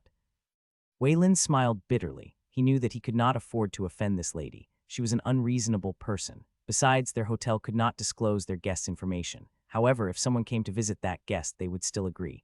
Waylin told Ryan Zhao Hai's room number. Ryan, who was very familiar with the hotel, knew that it was one of the best rooms in the hotel. Other than the small courtyard at the back, it was the best room, but at the same time she was relieved. Although Ruyan was very arrogant, she was not stupid. In her opinion, Zhao Hai's identity was just ordinary. Otherwise, he would have booked the entire courtyard. In fact, she was right. Zhao Hai's identity was indeed ordinary. He could not use the Buda family's identity now, and Laura could not disclose her identity. In this way, the two of them were no longer nobles. They only had the protection of Zhao Hai's identity as a mage. Obviously, the big nobles would not care about them. Obviously, Jai Li knew this lady better than Wei Lin, so he didn't try to persuade Ryan at all and just followed him into the hotel. The Sheila Hotel had a total of 6 floors. The 6th floor had the best rooms, the 5th floor was slightly worse, and the 4th floor was even worse. The 3rd floor had a restaurant, the 2nd floor had some meeting rooms and some entertainment places, and the 1st floor had the reception hall and some ordinary rooms. Zhao Hai's guest room was on the 6th floor, while Su Weiniang and Miu Miu stayed on the 5th floor. Although Su Weiniang appeared to be of higher status than Miu, Su Weiniang knew that in Zhao Hai's heart, he was no match for Miu and Shimu. Miu and Shimu had grown up with Zhao Hai, and they were willing to give up their lives for Zhao Hai and Shimu. Zhao Hai had also regarded them as his brothers. Therefore, although Su Weiniang acted like he was of higher status than a block of wood in front of the hotel staff, he kept a low profile as soon as he entered the room. Zhao Hai and the others didn't say anything. They only wanted to take a look at Cassa City and use it to go to the Isak family's territory. They didn't plan to stay here for long, so they wanted to keep a low profile. However, Zhao Hai did not expect that there would be someone who did not want him to keep a low profile. There was a saying that said, if you ask someone to sit at home, trouble will come from the heavens. Quite it might be the same as Zhao Hai. Laura and the others had nothing to do now, so they were standing in the room and watching the busy people outside. To be honest, it was a good feeling to stand on a high place and look at the scenery outside. Zhao Hai was holding a glass of red wine in his hand. Laura and the others were standing beside him. They were all looking at the scenery of Cassa City through the glass window. Suddenly, Zhao Hai sighed, "Quat, one day, I will build a tall building in the Iron Mountain Fortress so that we can see the entire Black Earth wilderness." Quat. "Then we'll need to build a tall building, hee," Laura said with a smile. As they were talking, someone knocked on the door. Laura and the others immediately put on their veils. Then Nicole said, "That person, young master, someone from the hotel came to see me just now. They said that someone wanted to visit you," Su Weiniang said. After saying that it was Su Weiniang, she opened the door. Su Weiniang bowed to her and entered the house. Zhao Hai held a glass of wine and looked at him. "Visit me. With my current identity, I shouldn't have any acquaintances in Cassa City, right? Why would someone come to visit me?" Su Weiniang glanced at Laura and the others, then said with a strange expression, "Quat, the person who came to visit the young master has a special identity. She is the princess of the Duchy of Versailles, Ryan Versailles." Quat. Zhao Hai and the others were stunned when they heard the name. Everyone present knew Zhao Hai's identity, and they naturally knew about the dispute between Ryan and Versailles. They never thought that Ryan would visit them at this time. "Why would she come to visit me?" Zhao Hai frowned. "What did the people in the hotel say?" Quat, "The hotel only said that Princess Ryan is waiting for you in the restaurant on the 3rd floor, Su Weiniang said. Quat, "No one knows who we are because we registered under the name Wells. The hotel only said that Princess Ryan is here to visit Mr. Wells." Quat. Zhao Hai had used Weir's name for this trip. After all, not many people on the continent knew of Weir's name. It just so happened that Zhao Hai needed a name, so he used it. Quat, "I see." Quat. Zhao Hai nodded. Quat, "It seems like she doesn't know who I am. Then what is she here to visit?" Lola smiled and said, "What, aren't you going to meet your ex-fiancée? She's a famous beauty in Cassa City, and she likes romantic people the most. With your current appearance, Brother Hai, she'll definitely like you." Meg and the others all laughed. Zhao Hai did look like a playboy now. Zhao Hai smiled bitterly and turned around. Quat, "All right, let's not talk about this anymore. Now that we're here in the Versailles Duchy, it's not good for us to not meet their princess. I want to see what this Reen, Her Highness the Versailles Princess, is up to." Quat. After saying that, he led the few of them downstairs. Blockhead was also waiting for Zhao Hai downstairs. When he saw Zhao Hai and the others come out, he quickly followed them, and the group went to the restaurant of Sheila Hotel together. The restaurant on the 3rd floor of Sheila's hotel was open to the public. Moreover, the chefs here were very capable and were very famous in Cassa City. Some of the people with high status in Cassa City would come to Sheila's hotel if they wanted to treat their guests. There were still many people eating in the lobby of the hotel. Some of these people were influential figures in the Versailles Duchy, and some of them were hotel guests. Their identities were not simple. To be exact, those who could stay in Sheila's hotel were not simple. At the very least, they were wealthy businessmen. Otherwise, just the price of the hotel room alone was enough to make them feel pained. When Ryan entered the restaurant, everyone who knew her in the restaurant stood up and bowed to her. These people knew that Ryan liked to put on this show, so they were happy to cooperate. Ryan was sitting there drinking Coke. Her famous golden whip was placed on the table. Jilly and her maid stood behind her. The people in the restaurant were secretly watching Ryan, not knowing who he was going on a date with today. Ryan's love affairs were no longer a secret in Cassa City. In addition, her engagement with the Buda family had been broken off. Although everyone knew that her engagement was broken off because of the pressure exerted by the Versailles family on the Buda family, many people still believed that the Buda family had broken off the engagement because of Ryan's love affairs. The lives of the nobles were sometimes very boring. They also wanted to find some fun, so this kind of love affair would become the best topic of conversation when the nobles chatted. At this moment, some people walked into the restaurant. At a glance, those nobles' eyes lit up at the sight of Laura, Alice, and Beverly. As all the nobles were experienced with women, they could tell the three women's beauty from their figures without even looking at their looks. Undoubtedly, the three girls were rare beauties. What was more, those nobles could tell from their figures that they were innocent girls, which made their eyes light up. The other person who made their eyes light up was Zhao Hai. He was dressed in low-key yet gorgeous clothes, which showed his taste. His glasses and mustache showed his dissolute nature. Those people could tell that he was young. However, he had a mustache and pink eyes, which showed his identity. Therefore, those people all thought that he was not a simple person and was a dissolute figure. Almost everyone in the restaurant knew that Ryan liked dissolute people the most. The people who had rumors about her were all famous dissolute people. It seemed that Ryan liked to hang out with those people. The people in the restaurant were almost certain that the person Ryan was waiting for was the arrogant, bespectacled man in front of them. However, they were not disgusted by Zhao Hai's current appearance. They were just waiting to watch the show. Ruyan also saw Zhao Hai, but she didn't say anything. Although Zhao Hai was dressed well and the temperament he exuded was the type she liked, Zhao Hai had a flaw. He wasn't handsome enough. Ryan didn't like it. Ruyan liked romantic people because they were all very handsome and knew how to please girls. They knew what to say to make girls happy, which was very important for a vain person like Rune. Ryan didn't care about your inner qualities. As long as you looked good and knew how to please her, it was fine. She was like a queen who had been playing with men. However, Zhao Hai was obviously not in her eyes. Although Zhao Hai was handsome, he was not at the level where he could move her heart. Zhao Hai was also looking at Ruyan. He had heard about this ex-fiancée for a long time, but today was the first day he had officially met her. It was undeniable that Ruyan was a beauty. She had long brown hair, fair skin, and bright-colored clothes. She sat there like a beautiful flower. However, Zhao Hai didn't like this kind of woman. She was too flamboyant and arrogant. Although she was beautiful, she always gave people a feeling of arrogance and frivolity. Zhao Hai didn't like this kind of woman.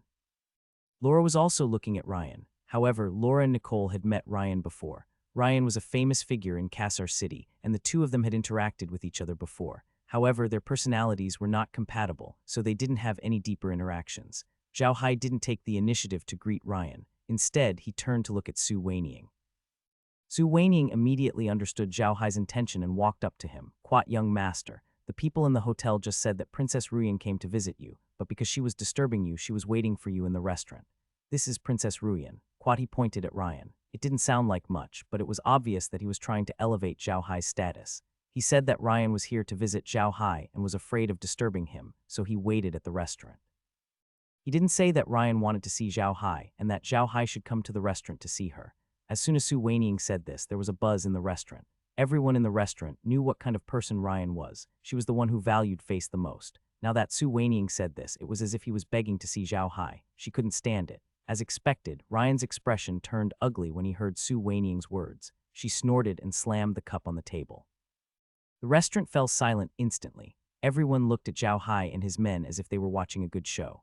These people had already treated Zhao Hai and the others as those small nobles who came from an unknown place to put on airs. When nobles met ordinary people, they would always put themselves in a superior position to show their superiority. However, this method was obviously not suitable for Ryan. In the Duchy of Versailles, Ryan was the princess of the Duchy of Versailles.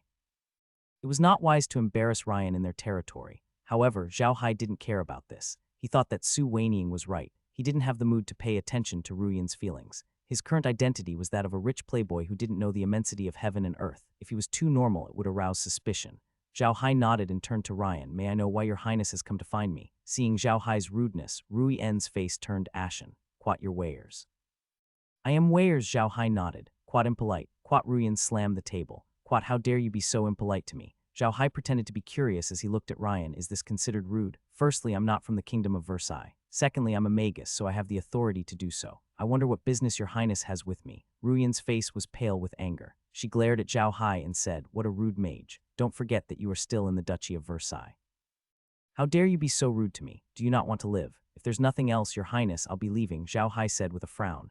It was obvious that he didn't take Ryan's threat seriously. Everyone in the dining hall looked at Zhao Hai in shock. They did not expect to encounter such a situation. In their opinion, Zhao Hai was too bold. In the Versailles Duchy, being so rude to Ryan was the same as courting death. Ruyan was so angry that he couldn't say anything. Zhao Hai looked at Ruyan and said calmly, if there's nothing else, I'll take my leave. I still have to travel tomorrow. Ruyan couldn't stand Zhao Hai's rudeness anymore. She grabbed her whip and tried to whip Zhao Hai. However, a wind blade suddenly appeared and knocked her whip away. It was Meg, a 6th-level wind-type mage. Although she had the magic sealing iron scroll, Merlin had told her not to use it all the time. She should use her own spells more so that she could improve her strength as soon as possible. After all, the magic sealing iron scroll was an external object, and it was not enough to rely on it alone. At the same time, Su Weiniang also moved. Another Su Weiniang appeared beside Ryan and grabbed his neck. The people in the store were stunned for a moment, then burst into an uproar. They didn't expect Zhao Hai to dare to attack Ruyan. He was too bold and arrogant. At the same time, they also discovered Su Weiniang's identity. They did not expect the respectful warrior next to Zhao Hai to be Su Weiniang. Many nobles knew about Su Weiniang's situation.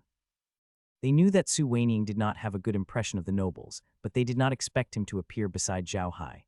All right, Thousand Shadows, let go of the princess, Zhao Hai coughed and said. Quite yes, Su Weiniang replied, and the doppelganger disappeared from Ryan's side. Ruyan, on the other hand, was scared out of his wits. He really thought Su Weiniang was going to kill him. After all, Su Weiniang had killed a lot of people, and people like him had a murderous aura. Ruyan was a magician, but she had grown up in a greenhouse. She had never used magic except for a few times in practice, so she didn't react at all when Su Weiniang grabbed her. After Su Weiniang let go of Ryan, Zhao Hai looked at him and said, I'm sorry, your highness, please forgive my subordinate's rudeness. However, if your highness didn't want to attack me, he wouldn't have done so. I wonder what your highness is looking for me for. If you don't tell me, I'll really have to leave. Only then did Ryan realize what was going on. However, her reaction surprised everyone. Ryan looked at Zhao Hai with a complicated expression and said, Quat, please wait a moment, sir. I think everything that just happened was a misunderstanding. I'm here to ask if you're willing to sell the cattle you drive. Quat. Ryan's reaction made everyone in the restaurant lose their ability to speak. They all looked at Ryan in a daze, wondering why he would have such a reaction. Hearing this, Zhao Hai understood why she had come to find him today. He couldn't help but be stunned. Then he smiled and said, I'm sorry, your highness. That bull was given to me by an orc friend. I can't sell it to you. Please forgive me. Ryan suddenly became easy to talk to, and she quickly said, Sir is too polite. Since that magical beast is so important to Sir, I will not mention the matter of selling it. May I know why Sir has come to the Versailles Duchy? Is there anything I can do to help? Zhao Hai was also confused by the change in Ryan's attitude, but since Ryan was so polite, he couldn't keep his cold face on her. He shook his head and said, Your highness is too polite. I'm just passing by Cassa City this time. Tomorrow, I'll set off for the territory of the Cassa family. I don't need any help. If your highness has nothing else, I'll take my leave. Ruyan looked at Zhao Hai and nodded. Please do as you wish, sir. Zhao Hai then led Laura and the others back to his room. Ryan watched Zhao Hai leave the restaurant. She turned to Jilly and said, Let's go back too. After saying that, she turned around and walked out. She didn't even take the golden whip that she had never left her hand. Ryan's behavior was too unusual. It was not like her usual behavior. Everyone looked at the slowly leaving Ryan in confusion. They did not know what he was thinking, but they were sure that he must have gone back to think of a way to deal with Zhao Hai. They knew that Ryan was not someone who would not say anything after suffering a loss. When Zhao Hai and Laura returned to their room, Zhao Hai frowned and asked in confusion, What do you guys think happened to Ryan's performance just now? Isn't she supposed to be furious and come after us? Why is she so calm? Laura looked at Zhao Hai and snorted. What else could it be? Look at the way Ryan is looking at you. It seems like he's about to spit fire. Big brother Hai, do you want to make a bet with me? Ryan will definitely come with us to the territory of the Cassa family tomorrow. Zhao Hai was taken aback. He shook his head and said, Stop talking nonsense. I almost killed her just now. I think it's more likely that she'll find someone to deal with us after she returns. Why would she come with us? Lola snorted coldly. Kwat Yu Kai-chun, if you don't believe me, you can ask Meg. Is Ryan looking at you with a strange expression? Zhao Hai turned to look at Meg, who nodded and said, Kwat, that's right, young master. The way Ryan looks at you is really strange. I think that Sister Lola is right. She might really come with us tomorrow. Kwat. Zhao Hai was stunned. He didn't expect Meiji to say that. He asked in confusion, is it really that obvious? Then why didn't I see it? Besides, I didn't give her any face just now, and Thousand Shadows almost killed her. Doesn't she hate me at all? Lola snorted and said, who knows? Maybe she was born to be taught a lesson. But we still have to ask around and see if this young lady is going out soon. If she really is going out soon, then she might really follow us. Quat. Zhao Hai patted his head and was completely speechless. Zhao Hai was sitting in the living room of Sheila's hotel room. Su Weiniang was reporting to him, Quat young master, I've found out that Ryan has been causing a lot of trouble recently, so Grand Duke Ivan has asked her to go to Carson City in the Rossan Empire to study. I heard that she will be leaving in a few days. Ryan is very unhappy about this. I heard that many servants in the Grand Duke's residence have been whipped because of this. Quat. Zhao Hai was stunned. He had not expected that Ryan would really be going on a long journey. Furthermore, it was the same place as him, Carson City of the Rossan Empire. Laura laughed at the side. Quat, this is God's will. I didn't expect this young lady to be going the same way as us. If she knows that we're going to Carson City, she'll have to follow us even more. Quat. Zhao Hai smiled bitterly. Quat, don't talk nonsense. I'm not that charming. Besides, we're going to Ike's City and she's going to Carson City. We're going on different roads, so she shouldn't be following us. Quat.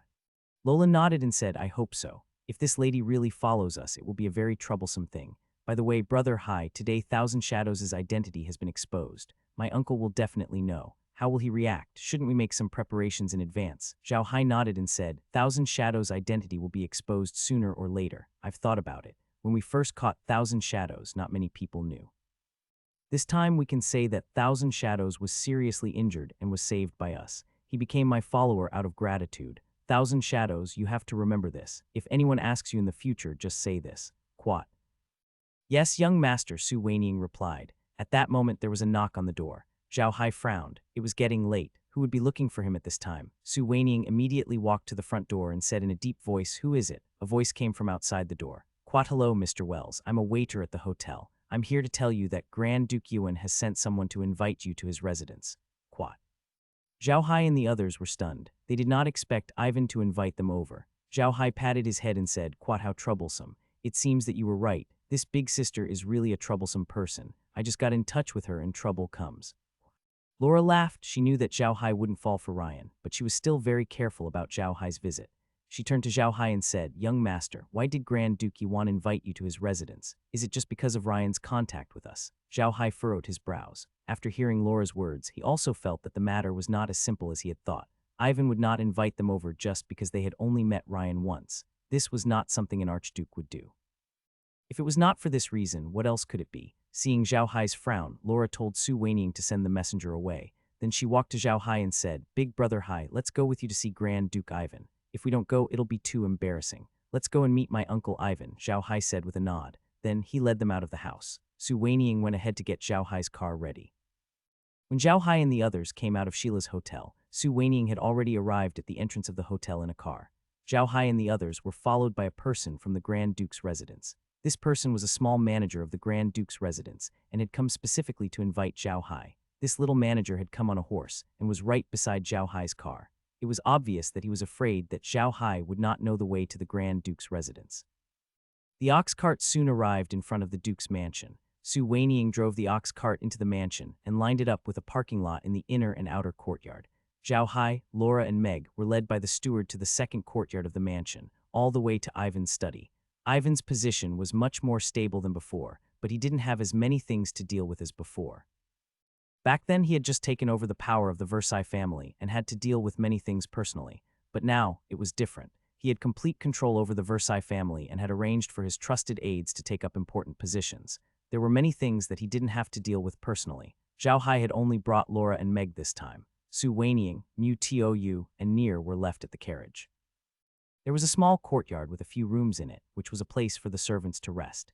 It was obvious that Zhao Hai's current status could not be compared to Laura's. Therefore, Su Weiniang and the others could not have a better place to rest. When Zhao Hai and the others arrived at Ivan's study, the manager immediately walked to the door and said to a servant standing outside, Please inform the Grand Duke that Mr. Wells has arrived.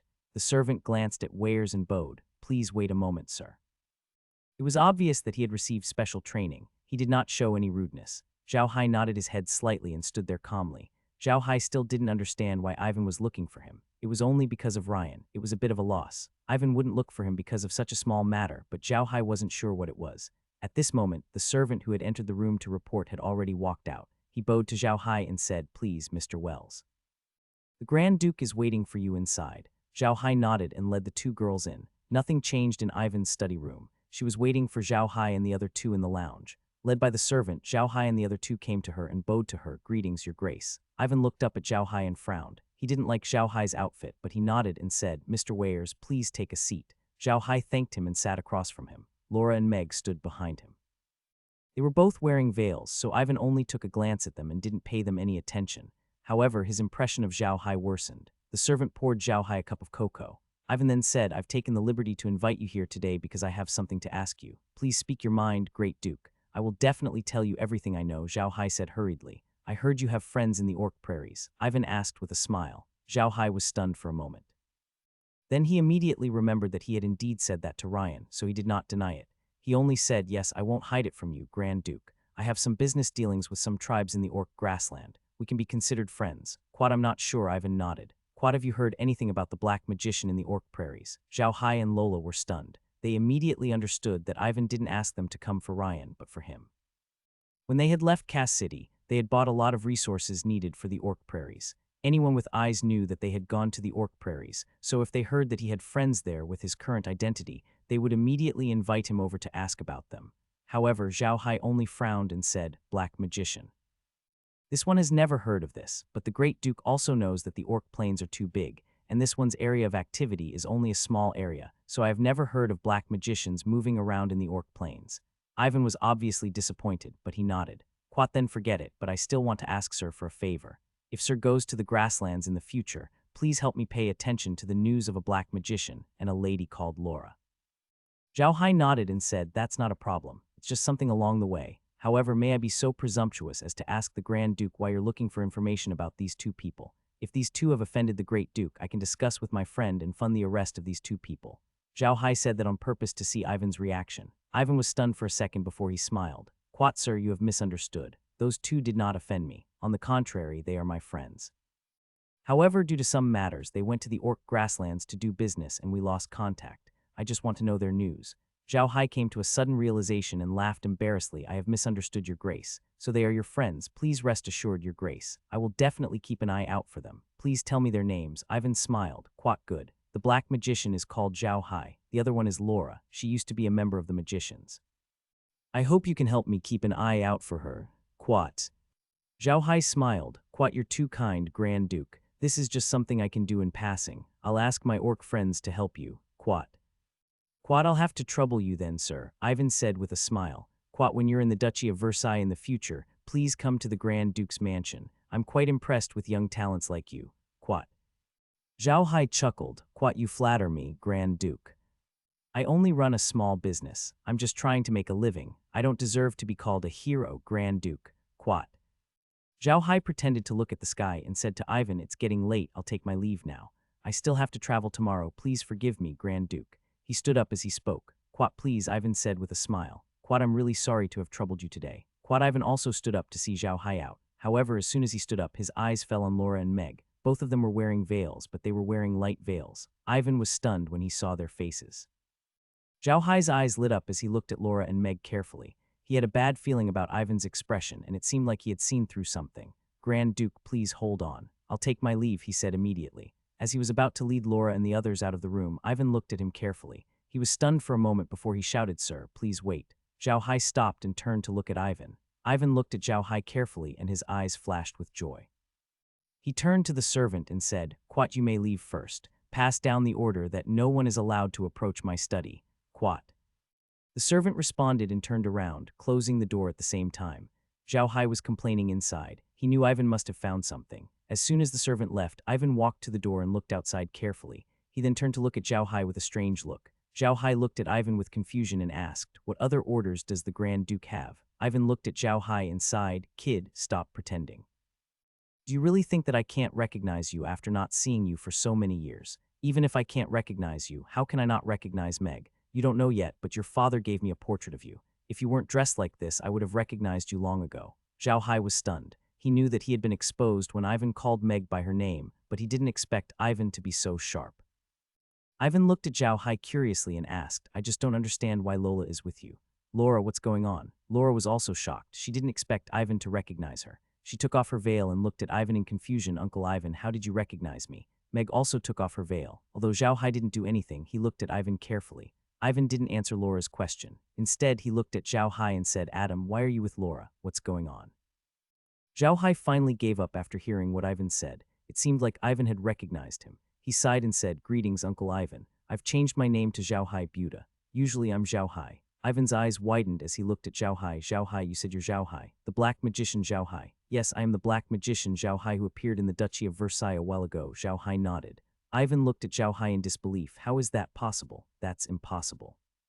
Didn't you drink the water of the void? How can he still use black magic? Zhao Hai looked at Ivan and said, Uncle Ivan, I drank the water of nothingness. Although the water of nothingness can prevent people from learning magic and battle energy, it can also prevent people from using special techniques. After I drank the water of nothingness, I obtained a special technique that can imitate black magicians. Quat. Special technique, it was actually a special technique. It's no wonder. Ivan looked at Zhao Hai with a complicated expression. Good, the special technique is good. With this special technique, I don't have to worry so much about you. By the way, little Hai, where are you staying now? Why do you have so much food on hand? Quat, I'm sorry, Uncle Ivan, Zhao Hai said. Quat, I can't tell you, Quat. Ivan looked at Zhao Hai and sighed. Quat, forget it. I won't ask if you don't want to tell me, but you can't go out like this. If there are acquaintances, you can recognize them at a glance. Forget it. You can sit here first. I'll be there in a while. Quat, then he turned around and left the study. Zhao Hai and Laura exchanged a look and sighed. Zhao Hai shook his head. Quat, it seems like we overestimated our makeup skills. We were recognized just like that. Quat. Quat, I didn't expect Grand Duke Ivan's eyes to be so sharp, Laura said. Quat, Big Brother Hai, what do you think Grand Duke Ivan is saying? Zhao Hai shook his head. Quat, forget it, let's just take a look. Uncle Ivan doesn't look like he's going to do anything to us. Let's see what he's up to. Quat. Lola nodded. At this time, the door of the study was pushed open again. Ivan came in with a box and a few pieces of paper in his hands. Ivan walked to Zhao Hai and said, Quat, little Hai, I didn't have the ability to help you before, but now I do. However, for the sake of the whole family, I can't help you too openly. This is what I can do for you. There are 3 elven magic masks in this box. With this, you don't have to worry about your makeup. This is an identity written on the paper. Although it's just an ordinary Viscount, it's enough for you to travel outside. I prepared this Viscount identity for a servant in the family to use this identity to do things for me. Now, I just need to change my age slightly. You can use this identity in the future, and you don't have to be afraid of being investigated. After he finished speaking, he placed the items in his hands on the table. The box was opened, and there were 3 masks as thin as silk wings inside. Each mask had some mysterious symbols drawn on it. The papers were the Viscount's identity, and there was a family badge on the paper. Ivan was the Grand Duke of the Duchy of Versailles. According to the laws of the Empire, he was allowed to grant titles of nobility, but he could not grant titles above the rank of Earl. He could not even grant titles of Earl. At most, he could only find titles of Viscount, Baron, and Lord. Zhao Hai didn't expect Ivan to give them these things. They were exactly what they needed, especially the elven mask. The elven mask was a magic mask made by the elves. No one knew what the elves used to make this mask, but when it was put on a person's face, it would seem as if it was on the person's face.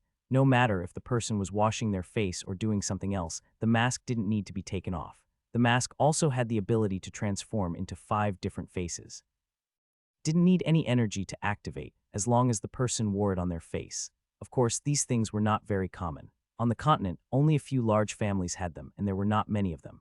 The Versailles family had only obtained these 3 elven masks because of a fortuitous encounter. The title of Viscount was just as important to Zhao Hai and the others. Right now, they could not use their identities as part of the Buddha family or the Laura magician's family. The only identity they could use was that of a magician. As they did not have an official title of nobility, it was a bit embarrassing. The Viscount title was different. Although the Viscount title was considered a low rank among the nobles, it was because of this that it was not suspicious. Some merchants from various countries would try to get a low-rank title for the convenience of traveling on the continent, such as Viscount, Baron, and so on. Although these titles were very low, they were recognized by the entire continent, which was very convenient for them to travel on the continent.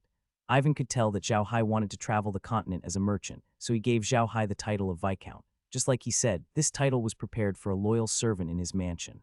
Zhao Hai had all the identities and backgrounds, except for the age difference. However, it could be changed. This kind of thing was very common on the continent. All the great nobles would choose some capable and loyal people from their family servants and give them a title of nobility. Then they would let them help the family do things. This way, not only would it increase the strength of their own family, but it could also win over the hearts of people. Ivan would prepare a few titles every year. The one he had just taken out was one he had prepared a while ago. He had just changed the name and age so that Zhao Hai could use it. The name was Wares and the age was 20. Ivan thought for a moment and said, "All right, it's good to go to the Rossan Empire. Although the situation there is complicated, the opportunities there are also great. The business there is much more developed than the Arcas Empire. If you sell some special things there, it won't attract any attention. It's a pity that I don't have any friends in Carson City, so I can't help you." Quat. "You've already helped me a lot," Zhao Hai said with a smile. "By the way, Uncle Ivan, I'll give you something as well." With a flip of his hand, a portal bag appeared in his hand. He handed it to Ivan and said, "Uncle Ivan, this is an interspatial bag. There's 10 cubic meters of space inside. You can have it." Ivan was stunned. He knew that the Buta family did not have any invisible storage equipment, but Zhao Hai was giving one to someone. If he was not sure that the person sitting in front of him was Adam, he would have thought he had the wrong person. Ivan nodded and put away the bag. "Quat, are you really going to the territory of the Ixa family? What are we going there for?" "Quat, when I was doing business at the Orc Plains, I met Ebel," Zhao Hai said with a smile. "Quat, I talked to him about a business deal. I'm going there to confirm it." Quat. Ivan frowned and said, "Ebel, why are you working with this person? This person isn't easy to get along with." "Laura, what's going on?" "Adam, no, Little Hai doesn't know, but don't you know who this Iber is?" Laura smiled. "Quat, don't worry, Uncle Ivan. Of course I know who this Ebel is. However, our cooperation with him is to sell him the item. There's nothing else, don't worry." Quat. Ivan nodded. "Quat, anyway, you have to be careful of Ebel. By the way, you've exposed Su Waning's identity this time. Will it cause you trouble? How are you going to resolve this?" Zhao Hai smiled and explained his solution. Ivan nodded. "Okay, we'll do as you say. How about this? I'll release the news tomorrow that you're a magician and you're doing business in the Orc Prairies. Su Waning was injured and ran to the Orc Prairies to be saved by you. You're here to get the title of nobility from me. What do you think?" Zhao Hai thought for a moment and said, "Won't this make people suspect my identity? After all, Zhao Hai has worked with you before. If I suddenly cooperate with you now, will it make those people suspicious?" Ivan smiled. "Quat, don't worry, it won't happen. This kind of thing happens a lot every year. No one will suspect anything. Also, you're going to Carson City in the Rossan Empire, and Ryan is going there as well. Let her go with you. You can take care of her for me," Quat Ivan said with a cunning smile. Zhao Hai and Laura were both stunned. Zhao Hai patted his head in distress and said, "Quat, Uncle Ivan, I have to remind you that I'm already engaged and I have 2 fiancées. One is Laura and the other is Meg. I've already broken off the engagement with Ryan." Quat. Ivan smiled bitterly. "Quat, of course I know. I never thought of letting you marry Ryan. I also know that Ryan is not good enough for you. But Hai, I let Ryan follow you this time to cover up your identity. It will make people think that there is something between you and Ryan. That is why I gave you the title of nobility. This way you can get the title with more justification." Quat. Ivan had no other choice. Everyone in the entire Versailles Duchy knew what kind of person Ryan was. Laura had been in the duchy for a long time, so she naturally knew what kind of person Ryan was. With Zhao Hai's current strength, even the Princess of the Heavens, Laura, had become his fiancée. What right did Ryan have to marry Zhao Hai? Ivan couldn't help but sigh. Zhao Hai used to be a playboy, but now he had grown up. Ryan, on the other hand, had become a man of his own. Ivan couldn't bear it.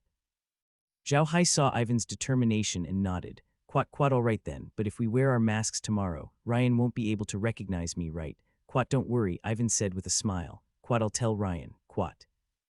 Zhao Hai walked out of Ivan's study in a daze. In order to avoid suspicion, they did not stay long at Ivan's place. Ivan did not come out to see them off. However, it was decided that Ruyan would follow them to the Rossan Empire. Although Zhao Hai didn't want to, he had no choice. To be honest, he really didn't want to have any contact with Ryan, but it seemed like he had to do so now.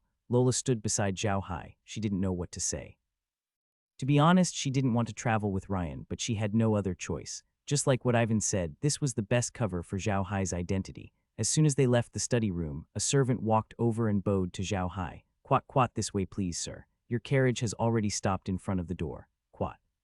Zhao Hai nodded his head and followed the servant out of the second door. The moment they stepped out of the second door, Zhao Hai and Laura were stunned. There was a carriage parked outside the second door. It was his carriage. However, the strange thing was that there was a badge hanging on the carriage. Zhao Hai was stunned. He took a closer look at the badge. It was the Viscount badge that Ivan had given him. He didn't expect Ivan to act so quickly. He didn't know that Ivan had already prepared the badges for his servant to use after he became a Viscount. Now, it was time to give them to Zhao Hai. Zhao Hai's current title of nobility was different from the king's. The king's direct title allowed the wearer to design their own insignia. However, the insignia of a Grand Duke had to be a miniature version of the family's insignia at the corner. In other words, the insignia had to be marked with the family's insignia. This was the identity that Ivan gave Zhao Hai. Since Zhao Hai's title of Viscount was given by Ivan, there was a running bull symbol on the corner of the badge. Zhao Hai took a closer look at the badge. It was not bad. There was a picture of a spear and a shield on the back of the badge. On the upper left corner of the badge was a miniature version of a running bull. Zhao Hai glanced at the badge, then turned around and left the Duke's mansion. He had already told Ivan that he would leave Cassa City tomorrow. If Ryan wanted to follow him, he would have to come out early to find them. Otherwise, they would not wait for him. Ivan didn't object. Even though Ryan was Zhao Hai's cover, he was also trying to matchmake Zhao Hai. Although they didn't spend much time together, Zhao Hai had spent a long time in Versailles Duchy as a black magician. The Zhao Hai back then and the Zhao Hai now, Ivan knew how outstanding Zhao Hai was. Zhao Hai's father was Zhao Hai's son-in-law, so how could he give up on Ivan? Zhao Hai had broken off the engagement, but he wasn't the one in charge. He couldn't change the decision now, but he still hoped Zhao Hai could spend more time with Ryan and see if they could fall in love with each other. If they could, all the problems would be solved. Ivan knew that even if he didn't help Zhao Hai had his own strength. He didn't need to be afraid of them, especially when Zhao Hai arrived at the Rosen Empire and the Arcas Empire wouldn't affect him. Zhao Hai wouldn't need to care about him anymore, so he had to use this opportunity to give Zhao Hai and Ryan more opportunities to get along. Otherwise, Ryan wouldn't have the chance to get back together with Zhao Hai. Fortunately, Ivan received news that Ryan had a good impression of Zhao Hai's current identity. Although there was a small conflict at Sheila's hotel today, it seemed to have made Ryan even more concerned about Zhao Hai. Ivan had a headache because he knew his daughter was spoiled by her mother. She had developed the bad habits of a noble lady. Although Ryan had always been cold to him and he was really angry, she was still his daughter. He couldn't just leave her be. Zhao Hai and the others knew what Ivan was thinking, but just as she thought she had just helped them, they couldn't reject her, so they agreed. It was getting late by the time they returned to the hotel. Zhao Hai and the others went to bed early after discussing tomorrow's matters. They still had to rush on the road the next day. What they did not know was that when they left the Grand Duke's mansion today, they had caused a sensation in Cassa City. When their carriage entered the Grand Duke's mansion, they did not have the Viscount's badge. When they left the Grand Duke's mansion, they had the Viscount's badge. This puzzled everyone in Cassa City. The next morning, Zhao Hai and the others got up early. After breakfast, they were ready to leave Cassa City. As soon as their small fleet of cars left the city, they saw a fleet of cars waiting for them. The convoy consisted of 5 carriages, with the insignia of the Versailles families running cow on the carriages. There were also 100 guards. The one in the front was an extremely luxurious carriage, which seemed to be for people to sit in. The other carriages behind seemed to be for storing things. Zhao Hai knew it was Ryan's car with just one look. This lady sure was arrogant. Zhao Hai smiled bitterly and asked Su Weiniang to drive the car over. As soon as the car arrived next to the luxurious trunk car, the window of the trunk car rolled down, and Ryan's flower-like face appeared in the window. He smiled at Zhao Hai and said, "Mr. Weyers, you're late." Zhao Hai had not put on the mask that Ivan had given him. He had just left Cassa City. Too many people had seen him in Cassa City the day before. He did not want them to find out that he had changed his appearance after a night's sleep. It would arouse suspicion, so he was still in the same outfit as yesterday. "Quat, I'm sorry, Princess Ruyan," Zhao Hai said as he nodded. "Quat, we've made you wait. We can go now." Quat after that, she closed the window and the curtains, letting Su Weiniang drive the car forward. It was actually very rude of him to do this. If it was someone else, Ryan would have been angry. But strangely, when facing Zhao Hai, Ryan felt like he couldn't get angry. He actually laughed and muttered, "What a stubborn temper. Lucky, keep up." The driver, Jai Li, quickly responded and followed Zhao Hai's car. They were on their way the entire morning. Ryan did not cause any trouble. Zhao Hai was planning to have something to eat in the car at noon before they continued on their way. However, Ryan insisted on stopping to eat. Zhao Hai ignored her and let the car continue on its way. "If you want to eat, you can stop and eat. We won't stop anyway." Ryan had no choice but to let Jilly follow them. When Jilly and the others came out, they didn't prepare any dry food, so they could only starve now. To Jilly and the others, this was nothing. It was the same for the guards who followed Ryan. They were all servants, and it was normal for them to suffer. If they had not come out so suddenly today, the cavalrymen would have prepared some dry food.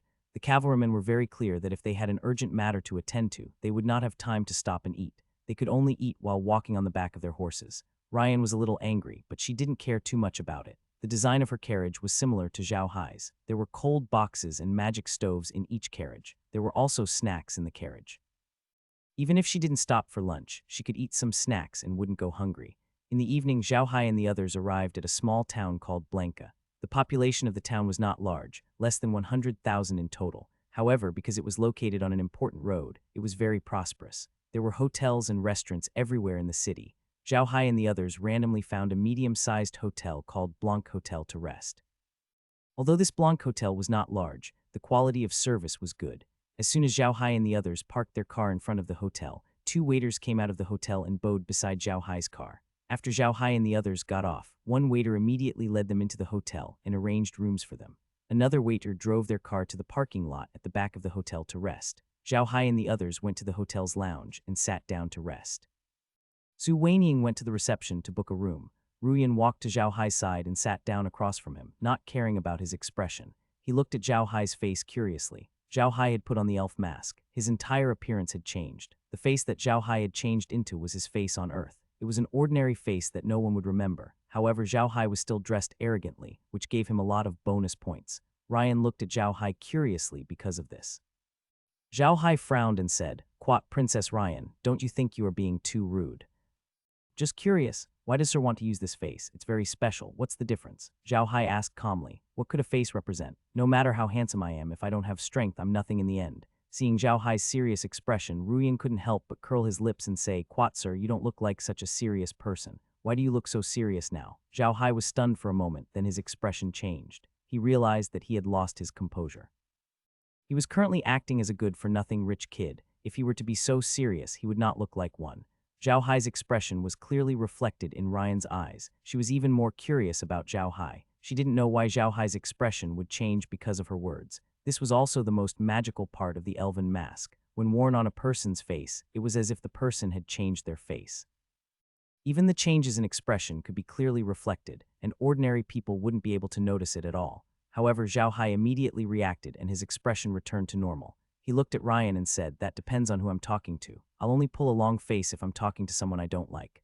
Ruyan felt that Zhao Hai was lying. If what Zhao Hai said was true, he wouldn't have changed his face just now. Now that he said this, he must be hiding something. Therefore, Ruyan wasn't angry. She just looked at Zhao Hai curiously. She was getting more and more curious about Zhao Hai. Su Weiniang came over and bowed to Zhao Hai. "Quat, young master, it's all arranged. We've arranged 20 low-grade rooms for the guards, 2 high-grade rooms for young master and Princess Ruyan, and a middle-grade room for me, Mudu, and Mr. Jai." Zhao Hai shook his head and said, "Change the rooms of the guards to middle-class rooms. You guys can change to a high-class room next to our room. This way, if anything happens, you will know immediately. We will do the same on the road in the future. Quat." Su Weiniang nodded and walked to the hotel reception.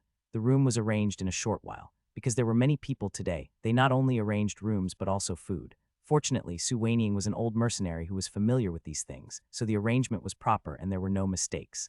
Zhao Hai was rich now, so he didn't care about the money. For a hotel like this, it would only cost him a few dozen gold coins a day to arrange for 100 people's meals and accommodation. It was not a big deal. Even though Zhao Hai had his interspace, he still asked Su Weiniang to tell the Blanc Hotel to prepare some dry food for them to eat on the way. After everything was arranged, Zhao Hai and the others went back to their rooms to rest. They agreed to let Su Weiniang ask the hotel staff to prepare dinner, and they would go to the restaurant for dinner later. Zhao Hai also knew that he was a good-for-nothing rich kid. When a good-for-nothing rich kid went to a place, would he just hide in his room and eat? He would definitely go to a restaurant to have a good meal and put on a good show to show off his style. Therefore, Zhao Hai did not stay in his room for dinner but went to the restaurant. However, he would have to put Laura and the others in a difficult position. According to the customs of the continent, Laura and the others were not allowed to sit at the table when Zhao Hai was eating. This was because they were only acting as his maidservants or concubines, not his wives. Laura and the others didn't have any objections. No matter what, Zhao Hai was playing the role of a dandy. It wouldn't be right if he treated others too well. In the end, Zhao Hai had no choice but to let them go back to the origin space to eat. After they were full, they came out of their rooms and went to the dining hall. The restaurant had already prepared a meal for them. The table was full of magic vegetables. Although it was winter, this was the magic continent. It was normal to get vegetables in the winter. Of course, the price of the vegetables would not be that cheap. As soon as Zhao Hai sat down, Ryan arrived. He didn't stand on ceremony and directly sat across from Zhao Hai. Zhao Hai couldn't help but frown, feeling very uncomfortable. His 2 fiancées, Laura and Meg, couldn't eat with him. They could only stand by his side and serve him. However, Ryan sat across from him without any hesitation. This made him a little dissatisfied with his current status. Although he was not satisfied, the show had to go on. Zhao Hai could only sit at the table and look at the table full of food, but he could not eat. "Gemme, bring me the wine we brought back from the grassland. I want to drink it today." Zhao Hai turned to Meg. Zhao Hai and the others had also discussed this. Meg had changed her name to Gemme, which was the opposite of her real name. Laura's name was also changed to Julie, but she didn't change her real name to Nicole. Hearing Zhao Hai's words, Meg knew that he was talking about the milk wine that they had made themselves. She immediately responded, turned around, and walked into the room. After a while, she came out with a wine bag. Humans usually used wine bottles or wine jars to store wine. No one would use wine bags. However, almost all orcs used wine bags because it was more convenient. They were cavalry, so wine bags were more convenient. Everyone in the restaurant, including Ryan, looked at the wine bag in Laura's hand curiously. They didn't understand why Zhao Hai suddenly wanted to drink the wine of the orc tribe. Could it be that the orcs' milk wine was better than the humans' fruit wine? The orcs' milk wine was also very famous on the continent. It was often taken as a rare product by some merchants and brought back to the human continent. Unfortunately, few humans could get used to the taste of milk wine. In addition, milk wine that had not been distilled was not easy to preserve for a long time, so the sales of milk wine in the human continent were not good. Zhao Hai didn't care about this. He just poured the wine out of the glass and put the glass down. Meg poured him a glass of milk wine. The moment the wine was poured out, everyone was stunned. Many of the people who had been eating in the restaurant had drunk milk wine before. In their impression, milk wine was white. However, Zhao Hai's milk wine was colorless and as clear as water. Then they smelled the fragrance of the wine. The wine and the milk produced a very strange fragrance which made people feel a little suffocated. Zhao Hai raised his wine glass and took a sip. He nodded and put down the glass. He took a bite of the food. He looked like he was enjoying himself. Ruyan looked at Zhao Hai's expression and then curiously looked at the wine in Zhao Hai's glass. He said to Zhao Hai, "Sir, what kind of wine is this?" Ruyan had drunk milk wine before, but to be honest, she really didn't like the taste of milk wine, so she stopped drinking after taking a sip. Today, she was very curious about the milk wine in Zhao Hai's cup, because the milk wine Zhao Hai drank was different from the milk wine she had drunk. Of course, it's milk wine. What kind of wine can the orcs make? Zhao Hai laughed. Quat, but I've also drunk the milk wine of the orcs, Ryan said with a frown. Quat, that wine doesn't seem to be like this. Quat. Zhao Hai smiled. Quat, this is wine milk specially made by the orcs. Even the orcs don't have much of it. This milk wine is even better than fruit wine. Gemme, pour a cup for Princess Ruyan. Let her highness have a taste. Quat.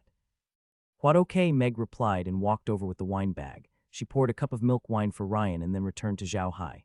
Ryan looked at the wine in her glass curiously. She took a deep breath and picked up the glass. Imitating Zhao Hai, she took a sip. Then her face turned red. However, she didn't put down the glass. She took another sip and then put down the glass. After eating some food, she said to Zhao Hai, "It's not bad. This wine tastes really good." Zhao Hai smiled and didn't say anything. He continued eating and drinking, and soon he had finished his glass of wine. He picked up a napkin and wiped his mouth, then turned to Ryan and said, "Please enjoy your meal, your highness. I'll take my leave now." There was still half a glass of wine left in Ryan's glass. Although the milk wine was very fragrant, it was also very strong, so Ryan drank it very slowly. Ruyan's face was red, making him look even more charming. However, Zhao Hai acted as if he didn't see it and left.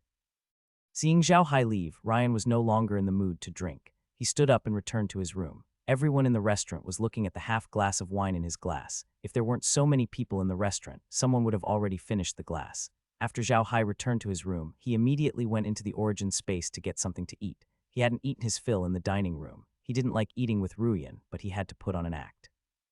That was why he returned to his room after a glass of wine. To his surprise, as soon as he entered the space, he heard a system announcement. Quat magic item for disguise has been discovered. Item type mask. It can change one's appearance, extract abilities, and add them to the evil spirit staff. The host can use this function through the evil spirit spell. Quat.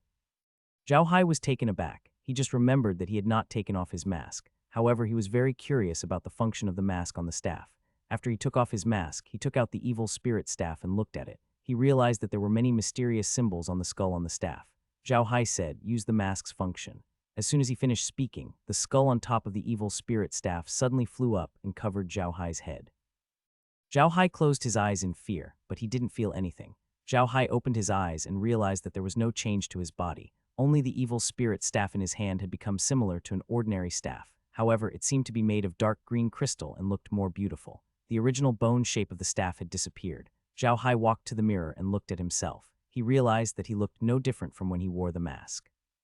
The most amazing thing was that the skin on his face and neck was the same. It was as if he had not been disguised at all. He looked like the Zhao Hai on Earth, except that the color of his hair and eyes had changed. He couldn't help but touch his face. The skin on his face was changing with the movements of his hands, as if he was born with it. Even if a god came, he wouldn't be able to tell that he was wearing a mask.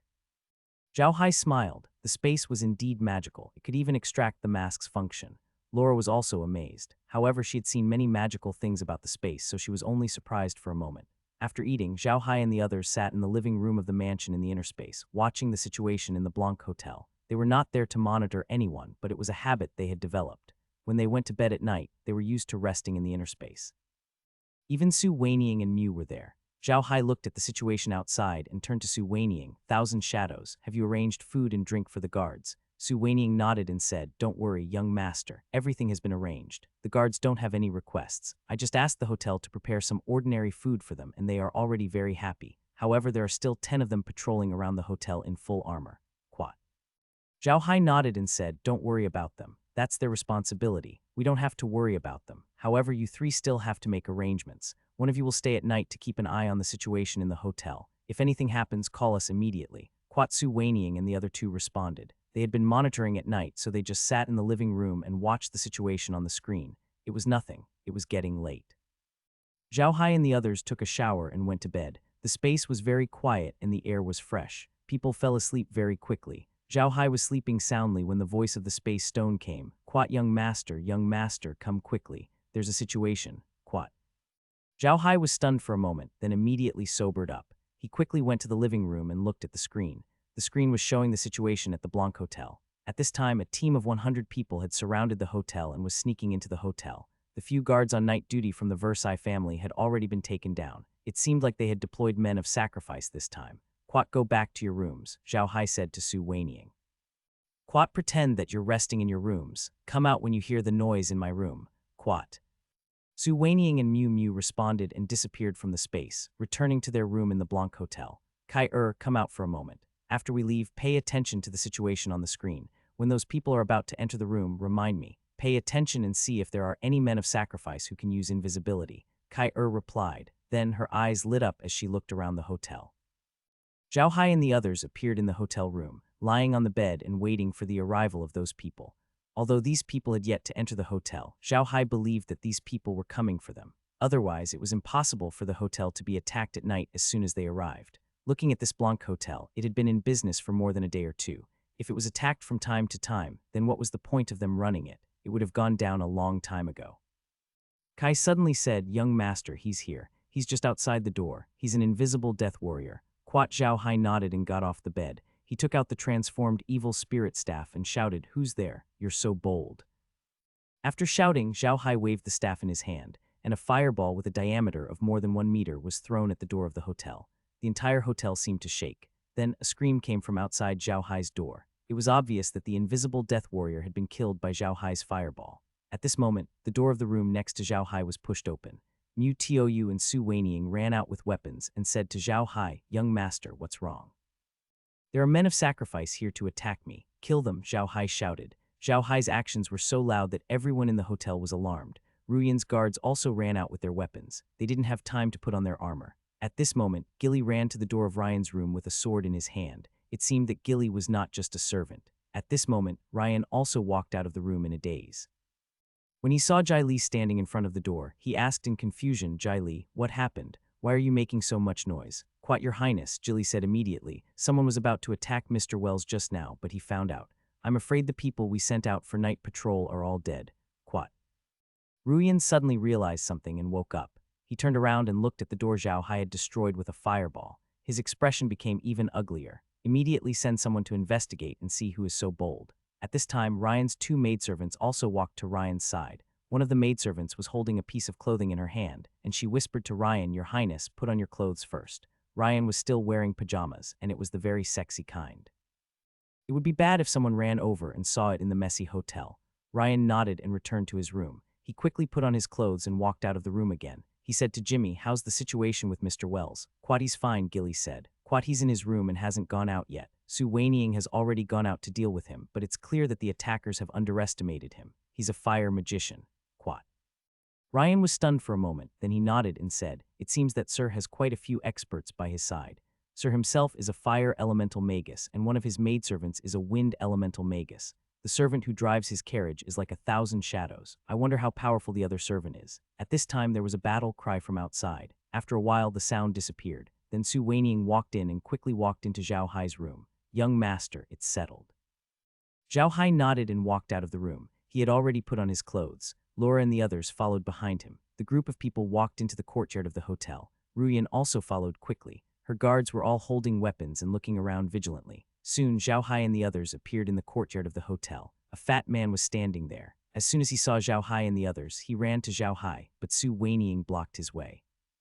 The fat man immediately stopped and shouted at Zhao Hai, "Sir, I'm the owner of the Blanc Hotel. I'm very sorry for what happened, but please believe me, this has nothing to do with our hotel." Zhao Hai sized up the fatty. The fatty was dressed in gorgeous clothes and his hair was combed very neatly. There was some sweat on his fat face, but he was expressionless, which made him look a little strange.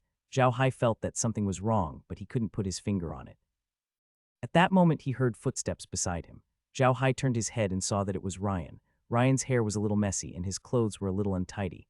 Zhao Hai was stunned, but then he realized what was wrong. "You're the owner of this shop," he turned to the fat man. The fat man immediately nodded and said, "Yes, sir. I'm the old boss of this shop, Brown." Zhao Hai nodded. Just as the fat man heaved a sigh of relief, Zhao Hai suddenly said to Su Weiniang, "Kill him."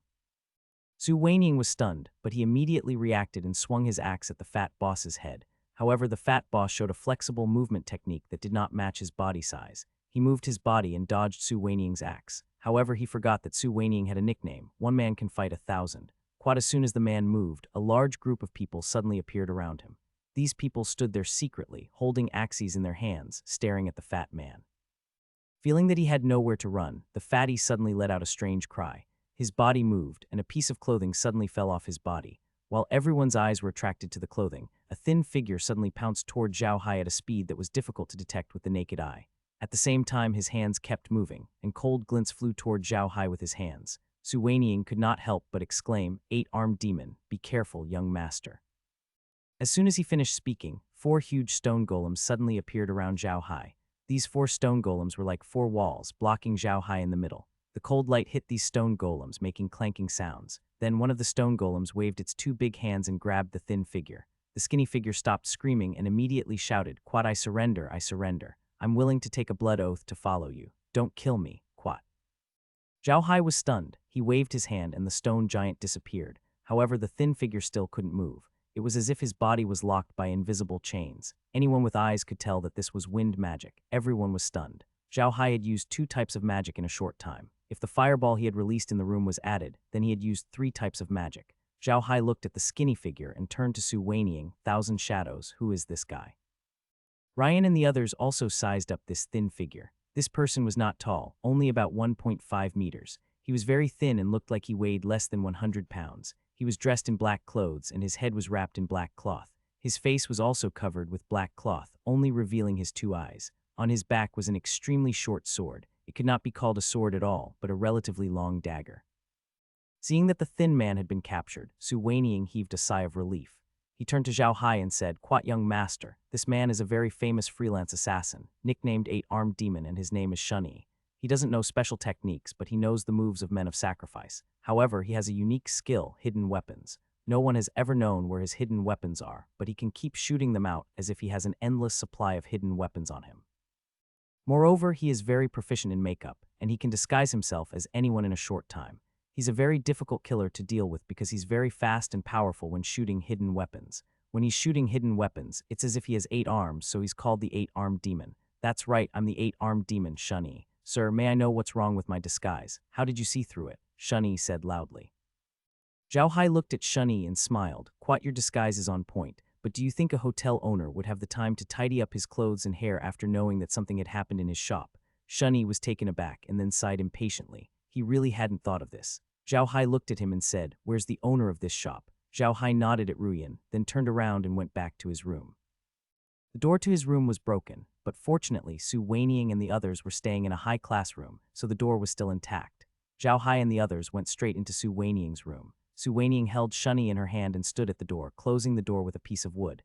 Zhao Hai was sitting in the living room, looking at the skinny Shunyi curiously. "Who sent you?" "Quat, I don't know." Shunyi shook his head. "Quat, I accepted the mercenary mission from a restaurant." "I didn't say who the mission poster was, Quat." Zhao Hai looked at Shunyi and asked, "What's the mission you accepted?" "You want to kill me?" Shunyi shook his head. "Quat, they didn't say they'll kill you. They only said that if they attack you, dead or alive, as long as they can return alive, they'll get a commission of 10 gold coins. However, they seem to have sent people to monitor us. If anyone dares to not come and tell us, they won't give us any money. Quat." Zhao Hai was stunned. He moved his hand and a huge projection appeared in front of him. Zhao Hai looked at the projection carefully and said, "Kai, did you find anyone monitoring us?" Kai appeared on Zhao Hai's shoulder and shook his head. "Quat, no, there's no one around the hotel. The person who's watching might be a guest of the hotel. There's no way to confirm it now. Quat. Zhao Hai nodded and put away the projection. Then, ignoring the dumbfounded Shunny, he turned to Laura and said, Laura, you said that they sent people to attack me and they don't care if I'm dead or alive. Why is that? Lola frowned. Quat, from the looks of this mission, they really didn't come to kill you. They just wanted to test you. I wonder what they were testing you for. Who could it be? Zhao Hai frowned. With our current identities, we don't have any grudges with anyone. Why would someone suddenly attack us? At this moment, Blockhead, who had been standing silently the entire time, suddenly said, Young master, could it be that someone wants to try and see if you are a black magician? Blockhead's words stunned Zhao Hai and the others. At this moment, Blockhead continued, Look, we came back from the prairies. We got the title from Grand Duke Ivan. This means that we have a connection with the prairies and Grand Duke Ivan. The only person who has a connection with Grand Duke Ivan and the prairies is Black Magician Zhao Hai. So the person who issued this mission probably wants to see if you are a black magician. Then we can be sure of your identity, which is very disadvantageous to us. Zhao Hai and Laura looked at each other and nodded. They also felt that Miu Miu's guess was very well prepared. Otherwise, they really couldn't find a better explanation for the attack. Zhao Hai's methods were well known in the Versailles Duchy. Everyone knew that he liked to turn his enemies into undead creatures and make them his most loyal slaves. Of course, this was also a common method used by black mages. It was also the reason why most people on the mainland liked to go against black mages.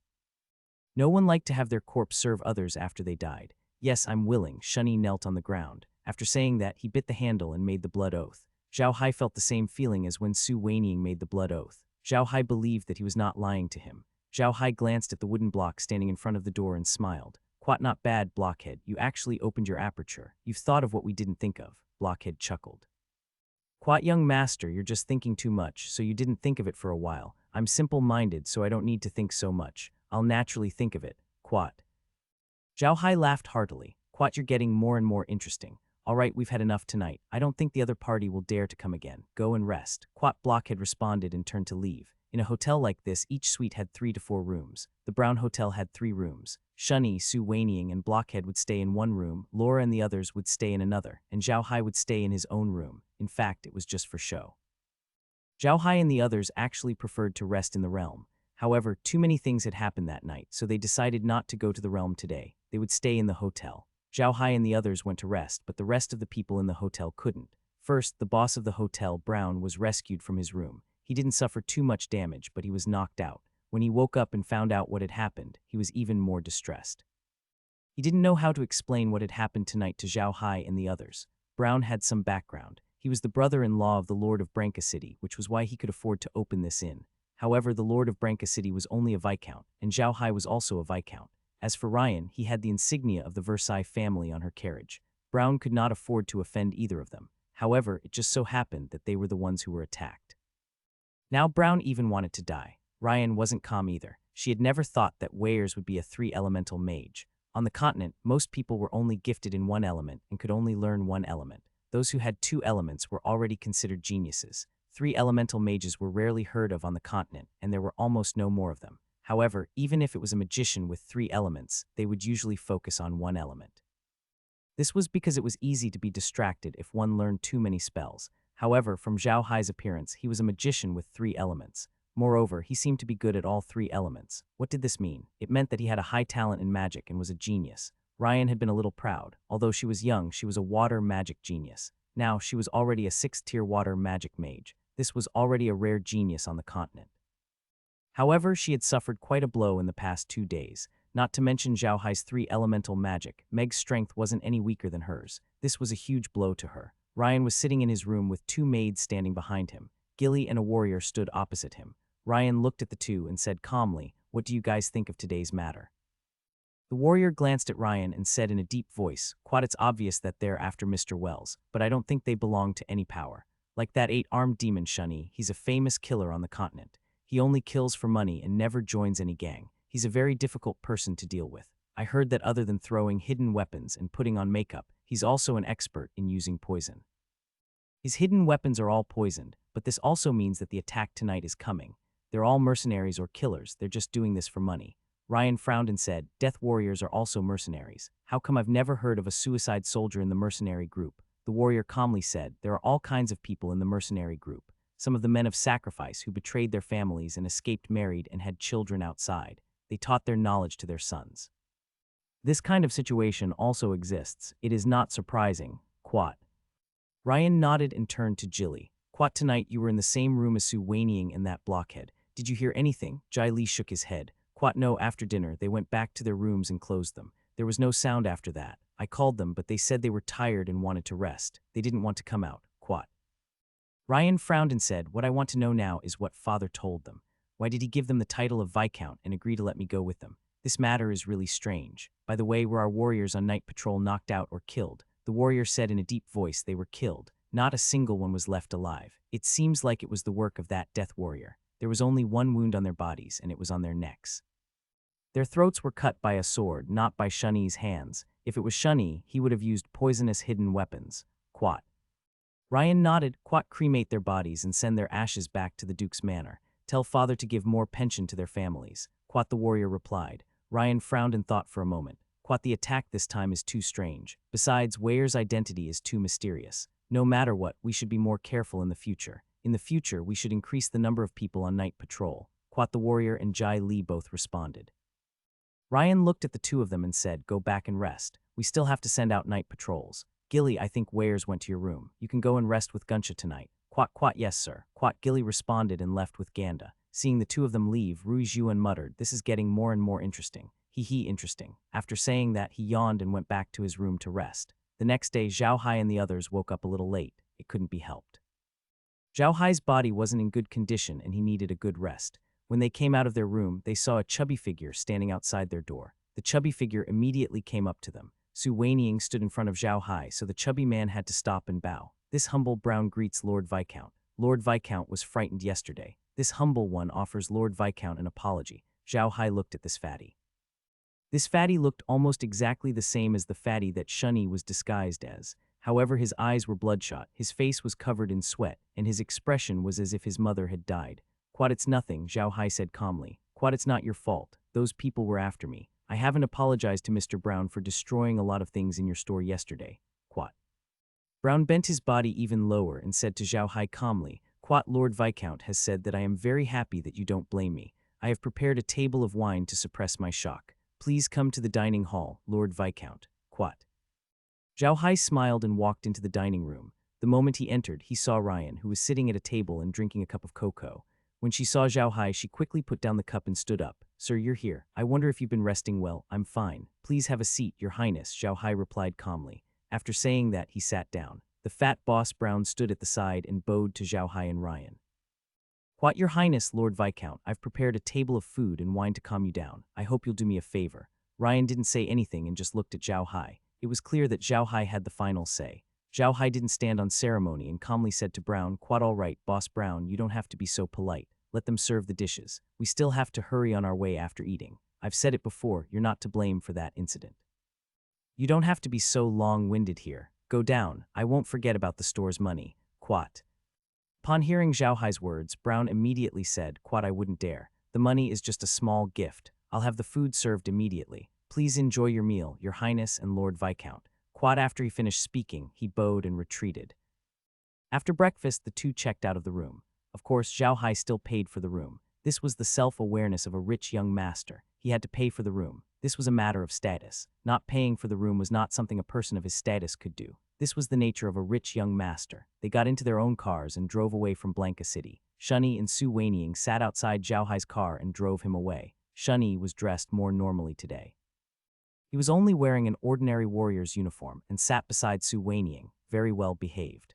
Su Wanying had told him about Zhao Hai's magic last night. He told him that if he dared to betray Zhao Hai would definitely turn him into an undead creature. Shunni didn't want to be turned into an undead creature, so he was very honest. He even asked Zhao Hai what he didn't like, so he was only dressed like an ordinary warrior today. Shunni's appearance wasn't ugly, either. He had a baby face and a short figure, which made him look much younger than Shiji. Zhao Hai also asked about Shunni's strength. Shunni knew the stealth technique of a death warrior, could release poisonous hidden weapons, and could put on makeup. It could be said that this guy was born to be an assassin. His combat power was not weak either. He was equivalent to a grade 6 swordsman. If it was an assassination, even a grade 7 swordsman would not be able to escape from him. Zhao Hai was quite satisfied with Shunni's strength. Moreover, Shunni had taken a blood oath, so Zhao Hai believed that Shunni would not dare to lie to him.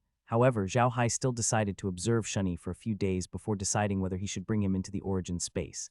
If Shani wasn't trustworthy, Zhao Hai wouldn't be nice to him. He might as well turn him into an undead creature. After all, he would still retain his current power. On the other hand, Shani was very honest. He understood his situation. He was now Zhao Hai's slave. If Zhao Hai wanted him dead, he would not be able to live.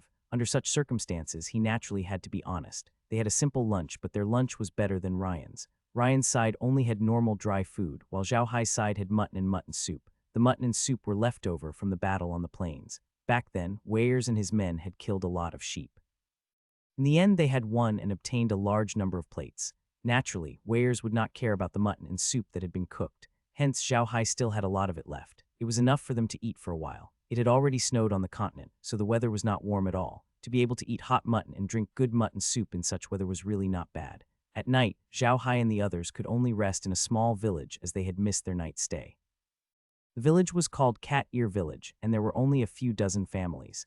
The highest official was the village chief, who was not appointed by the country. However, the people in the village all had a big surname, and the village chief was the patriarch of this big surname, so he had a lot of authority in the village. However, in the eyes of the nobles, the village chief was not even an official. They had never seen any high-ranking officials. The highest-ranking officials were the tax collectors who came to collect taxes. The tax collectors were not nobles. Therefore, when they saw Zhao Hai and the others in such a big formation, they were frightened.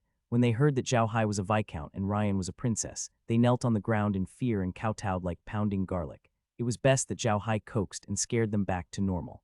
The village chief also gave Zhao Hai and the others a few of the best houses in the village to live in. Zhao Hai didn't stand on ceremony and moved in immediately. He even asked the village chief to invite the women in the village to cook for them. The village chief quickly agreed and invited the few women who were the best at cooking to cook for Zhao Hai and the rest. The dishes were all provided by Zhao Hai and the rest, so the women just had to cook. Even so, it was only done under the supervision of Meg. The women could make some home-cooked dishes, but Zhao Hai and the others only took out some magic vegetables, which the women had never even heard of, let alone how to make. Fortunately, Meg knew how to cook, so the dinner was ready very quickly. After dinner, Zhao Hai and the others went back to their own courtyards to rest. Su Weiniang and the others naturally followed. Zhao Hai and the others had fewer people, so a small courtyard was enough. Ruyan and the others had more people, so they had to live in 3 large courtyards before they could avoid being forced to stay. More than a dozen people even slept in one house. Zhao Hai did not go to bed immediately after he returned to the courtyard. He sat in the living room, drinking Coke and looking at the furnishings in the living room. The house they lived in was one of the best houses in the village, but the furnishings in the living room were still very simple. One look and one could tell that life was not very good. Zhao Hai did not let his guard down. The villagers seemed to be living a decent life. They could eat their fill and wear warm clothes, which was already very good. Even on Earth, in the 21st century, there were still some places in China that could only reach this level, not to mention the relatively backward Arc continent. Jin Shunyi suddenly walked in front of Zhao Hai and knelt down. "Quat young master, I've already made a blood oath to follow you. I'm following you with all my heart." Zhao Hai was taken aback and he looked at Shunyi. "You're married. Who's in the house?" In Zhao Hai's opinion, it was rare for people like Shunyi to have a family. If one day they died while on a mission, his family would be in trouble as well. Shunyi nodded and said, "Yes, I have a family. There are a total of 5 people in the family. Other than me, there's also an old mother in the hall, a wife and 2 children." "Quat. Your family lives there?" Zhao Hai asked, stunned. "Quat will pass by my house tomorrow," Shunyi said hurriedly. "Quat, it's in a small village not far ahead. I've bought a few acres of land in that village and told the villagers that I'm doing business outside so they don't know my identity." "Quat." Zhao Hai nodded. "Quat, all right, how about this? We'll go and pick up your family in a while. We'll bring them to my territory for treatment." "Quat." Zhao Hai nodded and looked at the sky. He turned to Su Weiniang and said, "Thousand Shadows, drive the car and follow Shunyi to pick up his family." "Quat, yes," Su Weiniang replied and drove Zhao Hai's ox cart to pick up the family. This made Shunyi feel a wave of suspicion. He had never seen a noble use his own cart to pick up his servant's family. As soon as Su Weiniang and Shunyi left the village, Laura turned to Zhao Hai and said, "Big brother Hai, you're that confident in them. Aren't you afraid they'll run away? Didn't they take a blood oath?" Zhao Hai asked with a smile. "Where could it run to? Besides, do you think they can escape? I put the evil spirit staff in the car. If they do anything, we can rush to the car immediately. They can't escape." As they were talking, there was a knock on the door, followed by Jai Li's voice. "Is Mr. Wales in? Her Highness would like to ask if Sir has gone out." Obviously, they had seen Zhao Hai's car leaving the village, so they came to ask. Blockhead went over to open the door and invited Jilly into the house. When Jilly saw Zhao Hai sitting in the living room drinking coke, he heaved a sigh of relief. He quickly bowed to Zhao Hai and said, "Mr. Wells, the princess saw your car leave and thought you had something to do, so she sent me to ask." Zhao Hai smiled. "Quad, I'm sorry for making you worry, princess. We really don't have anything to do. I just sent 2 of my servants out to do something. They'll be back soon." Quat, yes, Jai Li replied and took his leave. Seeing that Gilly had left, Laura couldn't help but smile. "Quat, brother Hai, it seems that Princess Ruyan is determined to follow you. Have you thought about what to do?" Zhao Hai sighed. "What else can we do? Let her follow us. She won't follow us anymore once we reach the Rossan Empire. We can't leave now, right? That would be letting Uncle Ivan down." Quat. Laura smiled. "Quat, I can see that the princess is very concerned about you. Look at her these days. She has even changed her old habits. This is not easy." Quat. Zhao Hai sighed. "Quat, so what if he changed? We're not strangers. Forget it, let's not talk about him. I really didn't expect Shunny to have a family. By the way, do you think we should give Su Weiniang a family too? He's not young anymore." Hearing Zhao Hai's words, Laura laughed out loud. Meg even said, "Young master, aren't you worrying too much today? You even care about your subordinates' families." Zhao Hai chuckled. "Quat, I already have 2 fiancés. I don't know how a starving man feels. It's time to help Wangsu make arrangements." Quat. Hearing Zhao Hai's words, Laura and Meg couldn't help but spit at him. However, seeing Zhao Hai still laughing, she also felt funny and laughed along with him. They laughed and chatted. Time passed by quickly and the sky gradually darkened. It was impossible to use magic lamps in a village like this, but they used oil lamps instead. Zhao Hai and the others didn't light any oil lamps. Instead, they entered the realm and turned on the screen to watch Su Weiniang and Shunny. Su Weiniang and Shunny chatted as they walked. They only talked about Shunny's family, and Shunny also asked about Zhao Hai's situation. However, Su Weiniang was very tight-lipped and didn't say anything. He only repeatedly told Shunny not to betray Zhao Hai. Zhao Hai, on the other hand, was observing the path they had taken. Sure enough, they had left Cat Ear Village and walked along the main road for a while before taking a fork. They continued walking forward. Not far away, they saw a small village in front of them. The village was brightly lit. Seeing the small village, Shunny couldn't help but reveal a gentle expression. He turned to Su Weiniang and said, "Quat, brother Su, this is our village. My father used to be a death warrior, but he was injured and stayed here. I learned all my skills from him. My mother is a pharmacist in the village, but she has never studied pharmaceutics properly. She only knows how to use the herbs on the mountain to treat minor illnesses, but she is very good at using poison. The herbs on the mountain are poisonous, and when combined, they are very poisonous. She knows that. I learned my poisoning skills from my mother. Later, my father died of illness due to his old injuries, so I went out to make trouble. A few years ago, I took on a few missions and had money in my hands, so I returned to the village to buy a few acres of land, married a wife, and gave birth to 2 children. These years, I've taken on very few missions, and I've tried not to take on missions that are too dangerous or too far away from home. Most of the time, I've been doing some farm work in the village. I think this kind of life is quite good." Su Weiniang looked at Shunny and smiled. "Quad, if that's what you think, then following young master is definitely the best decision you've ever made. You'll find out in the future that following young master is the best decision you've ever made in your life." Quat. Shunny smiled bitterly, "Perhaps. I just don't want my children to be someone else's slaves for the rest of their lives. But now that I've made a blood oath to follow young master, I can't leave without the backbone of the family. I can only ask young master to help them settle down, but young master wants to take them away. I don't know where they will be arranged." Quat.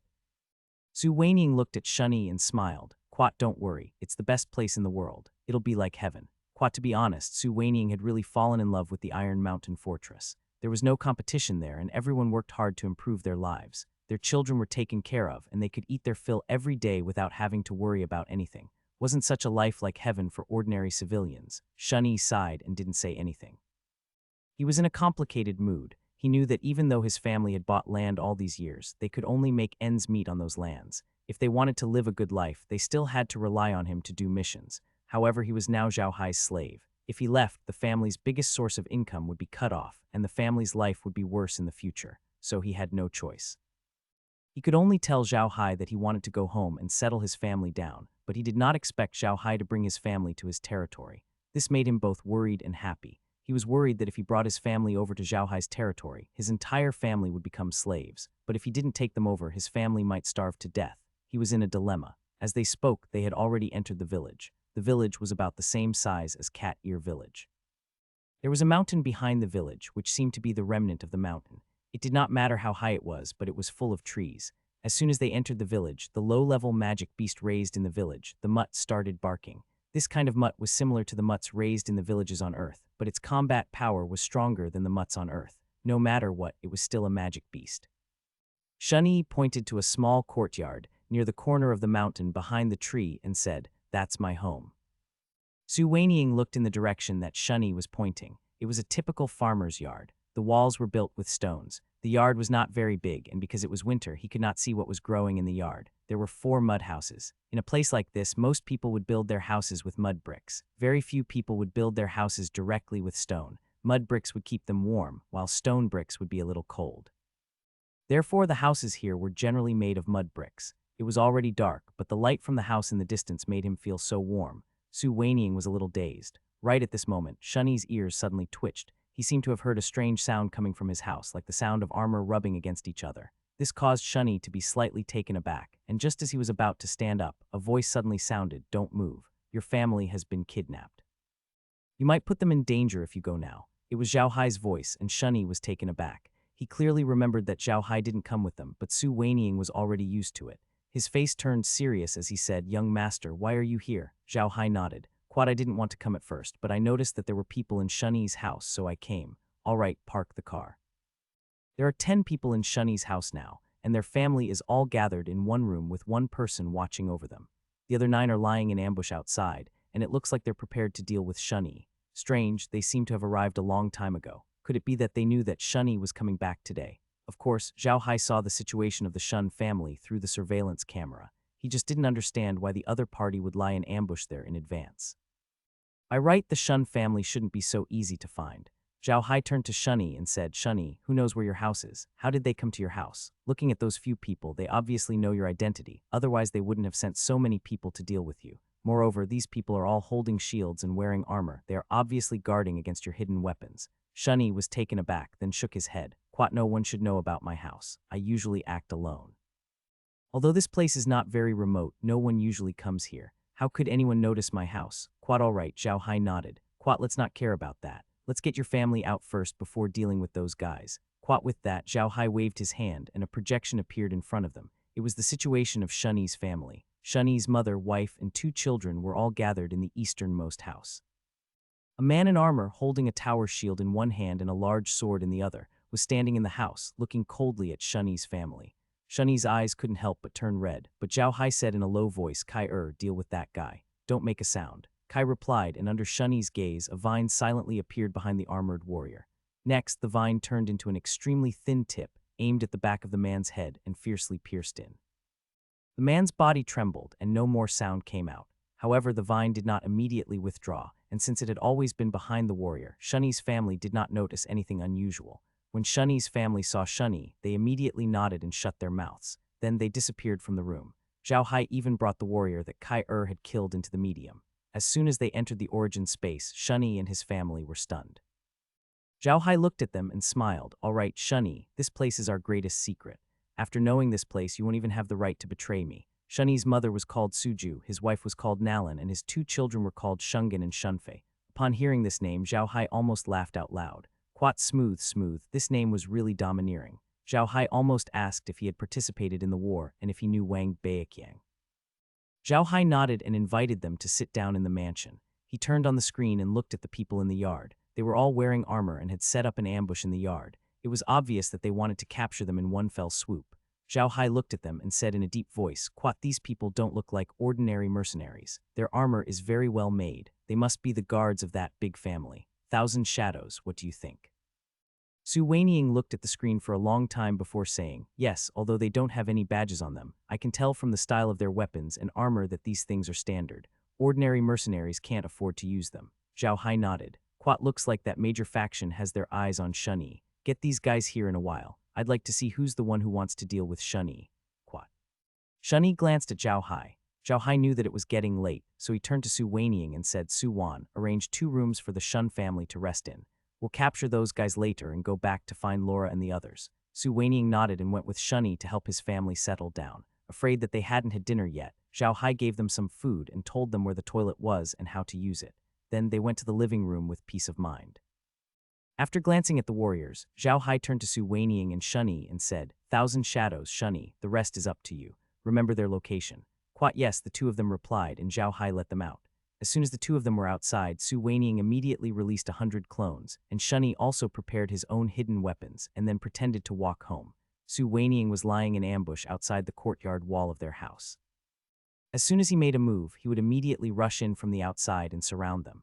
As expected, the moment Shunny entered the courtyard, those people immediately rushed out from their ambush spot, surrounding Shunny in the middle. They all held large shields in their hands, and two of them were even holding nightmare arrows. It looked like they had made thorough preparations this time. They knew that Shunny was agile, so they had even prepared the flying arrows. The flying arrows were specially used to deal with agile people like Shunny. When Shun Yi saw this, he pretended to be shocked, and then his expression changed greatly. "Are you friends from there? I don't think I've offended any of you, have I?" One of the warriors said, "Don't waste your breath. Your family is already in our hands. Be good and let us capture you. My master has something to ask you." Quat. At this moment, a series of footsteps came from outside the courtyard, which startled those people. At this moment, Shunny moved, and two hidden weapons were thrown at the two people holding the nightmare arrows. Among these people, those two were the biggest threats, so Shunny had to deal with them first. They were all experienced soldiers, so they were only stunned for a moment before they immediately recovered. The two men with the gang arrows immediately raised their tower shields, but this way they wouldn't be able to see the gang arrows being shot. At this moment, Su Weiniang had already rushed in. These warriors weren't very strong, only around level 6. However, they were all wearing armor, and ordinary hidden weapons couldn't penetrate their armor. In addition, they had control over Shunny's family, so they dared to come and deal with Shunny. But now, with Su Weiniang's help, who was stronger than them and had the advantage of numbers, the warriors would be captured in no time. This time they were really captured and not killed. Following this, the two of them brought the warriors to Zhao Hai's carriage. At the same time, they carried out the corpse of the warrior that Kai had killed. However, they had used Shunny's rapier to stab the wound that Kai had caused. This way, even if others looked at the wound, they would only think that it was caused by Shunny's rapier.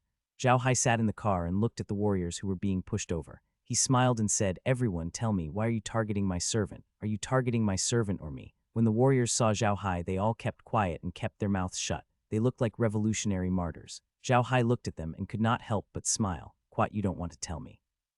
Fine, you're wearing your armor now. If I were to use fire to roast your armor, what do you think will happen?" Hearing Zhao Hai's words, everyone's faces paled. They did not expect Zhao Hai to be so ruthless. They were wearing metal plate armor. If they were to be roasted by Zhao Hai, they would become roasted meat. Zhao Hai said as he took out his evil spirit staff. A fireball appeared on top of the staff, and he threw it at one of the warriors.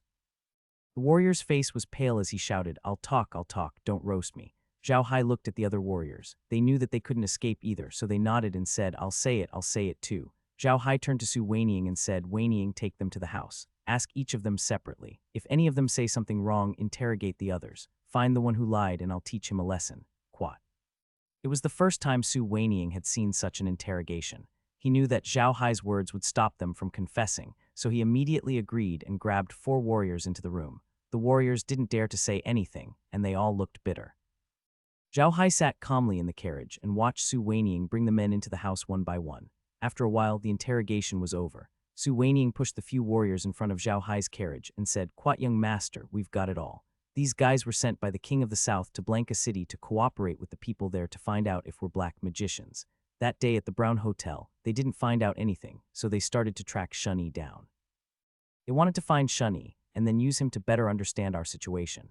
They knew that Shunny often moved around here, so they concluded that Shunny's home was nearby. Finally, through the Lord of Blanca City, they finally found Shunny's home. They knew that if Shunny followed you, he would definitely return home to settle his family down, so they wanted to wait here for Shunny, but they were caught by us." Zhao Hai nodded and turned to look at Shunny. "Shunny, what do you think? How should we deal with these guys?"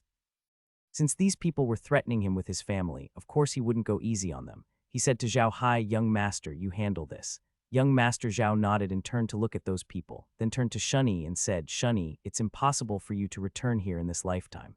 I think we should just give up on this house and burn it down." Shunny was stunned for a moment. Although he was a little reluctant, he still nodded. He knew that Zhao Hai was right. He would never be able to return here in this lifetime. Zhao Hai waved his hand, and a few wind blades flew over, beheading the warriors. He then told Su Weiniang to throw the warriors into the Shun family's house. He then cast a few large fireballs and a sea of fire, turning the Shun family into a sea of fire. Zhao Hai didn't turn these warriors into undead creatures. He didn't lack undead creatures now. If he killed this warrior and cremated him here, no one would suspect his identity. Shunny felt very sad as he watched his house slowly being swallowed by the fire. However, he knew that he would never come back here again. In the end, he steeled his heart and turned around, driving the ox cart and leaving with Su whinnying. As soon as they left the village, the villagers discovered the situation with Shun's family. Villagers valued relationships and family matters, so everyone went to help, not to mention something as big as a fire, so everyone took things to put out the fire. However, this fire was lit with magic, so it wasn't easy to put it out. In the end, the fire only slowly went out after the Shun family was burned to the ground. The villagers realized that the fire could not be put out, and they did not see anyone from the Shun family, so they knew that something had happened. When the fire was put out, they went to the collapsed house of the Shun family to take a look. There were a few sets of armor that had been burned out of shape. An experienced elder even found a few human bones in the armor. This made the villagers even more certain that something had happened to the Shun family. No one dared to stay there anymore. In the end, the village chief even ran a few dozen miles to the town to report the situation. The town sent people to check and report to the higher-ups, and finally, the people in Blanca City knew about it. The king of the south also knew about it, but by that time, Zhao Hai and the others were no longer in Versailles Duchy. That night, Zhao Hai and the others returned to the village and went to rest. Ruyan and the others did not say anything when they saw Zhao Hai return. The next morning, they had some food and left the small village called Cat Ear Village. Although it was small, Zhao Hai and the others felt that these people were very enthusiastic. When the villagers saw them, they were a little nervous. However, they could tell that the servants really wanted to treat them well. This touched Zhao Hai and the others. Before they left, Zhao Hai gave the village chief 10 gold coins as the night's accommodation fee. However, the village chief was scared out of his wits and did not dare to accept it. In the end, Zhao Hai insisted on giving it to him. He accepted it but knelt down and kowtowed to Zhao Hai. The villagers were not having a good time either. Fortunately, the taxes in the Duchy of Versailles were not high, so they could still eat well and wear warm clothes. But with these 10 gold coins, they could have a good winter. As they moved forward slowly, Zhao Hai claimed that Ruyan and the others weren't paying attention to them. He called Shunny into the car and then brought Lola and the others into the origin space to meet Shunny's family. Shunny's family had also woken up. They had never been to such a nice place before, so none of them dared to move. They just stayed in their own rooms, naturally not having breakfast. Zhao Hai called out all of her subordinates and brought them to the Iron Mountain Fortress. He had Merlin and the others arrange a place for them to stay, and then explained the situation to Shunny. Only then did Shunny understand that Zhao Hai was from the Buta family that had caused an uproar in the entire Arcas Empire a while ago, and that their place was the Iron Mountain Fortress of the Black Dirt Wastelands. Although he was shocked, Shunny quickly accepted the reality. He had already discovered the blood oath with Zhao Hai, so he could forget about betraying Zhao Hai for the rest of his life. Naturally, he would not have any other thoughts. After that, Zhao Hai arranged for someone to show Shunny around so that he could be familiar with the situation in Iron Mountain Castle. When he saw that there were so many orcs in the Iron Mountain Fortress, he was very surprised. He was even more surprised when he saw that the Iron Mountain Fortress was so prosperous and warm even in winter. After that, Zhao Hai asked Green to arrange for the 2 children of Shun's family to go to school and to give Shun's family a house.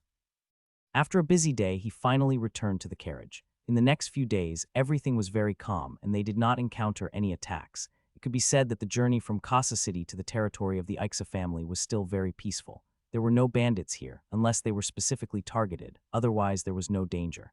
After walking for another 2 days, they finally entered the territory of the Ixa family. The territory of the Ixa family was much smaller than that of the Duchy of Versailles. They only controlled 1 medium-sized city and 3 small cities. Ebel lived in the medium-sized city controlled by the Ixa family, Sardu City. The Ixa family was only a marquis, not even a duke, let alone a grand duke. However, the Ixa family was an old noble family that had existed for more than 1,000 years. Although they didn't develop much, they were quite powerful.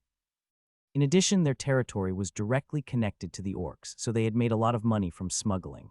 However, if the orcs invaded the human race, they would be the first to attack. That was why their family had not been able to develop in the past few years. When Zhao Hai and the others entered the territory of the Ixa family, they had to pass by Rang City first, which was a small city, before they could enter Sardu City.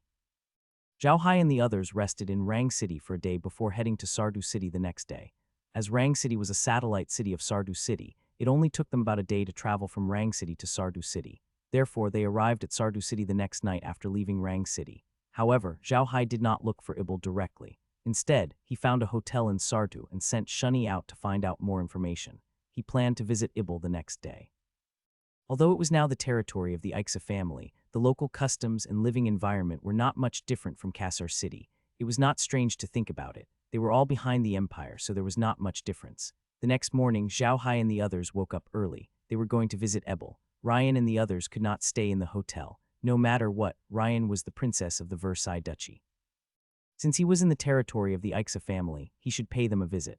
The two families had a good relationship. After breakfast, Zhao Hai and the others got on the car and went straight to Ebel's house. Ebel's house was quite famous in Sardu City, called Spring Grass House. From the name, it didn't sound like a big house, but those who knew it would know that Spring Grass House was definitely a big house in Sardo City. The entire house covered nearly 10 acres, only a little smaller than the city lord's house. It was very famous in Sardo City. Their car stopped in front of Spring Grass House. The gate of Spring Grass House looked very ordinary. There was nothing special about it. The gate was closed and there was no one in front of the gate. Shunny and Su Weiniang parked their car and Shunny got off. He walked to the door and gently tapped on the knocker.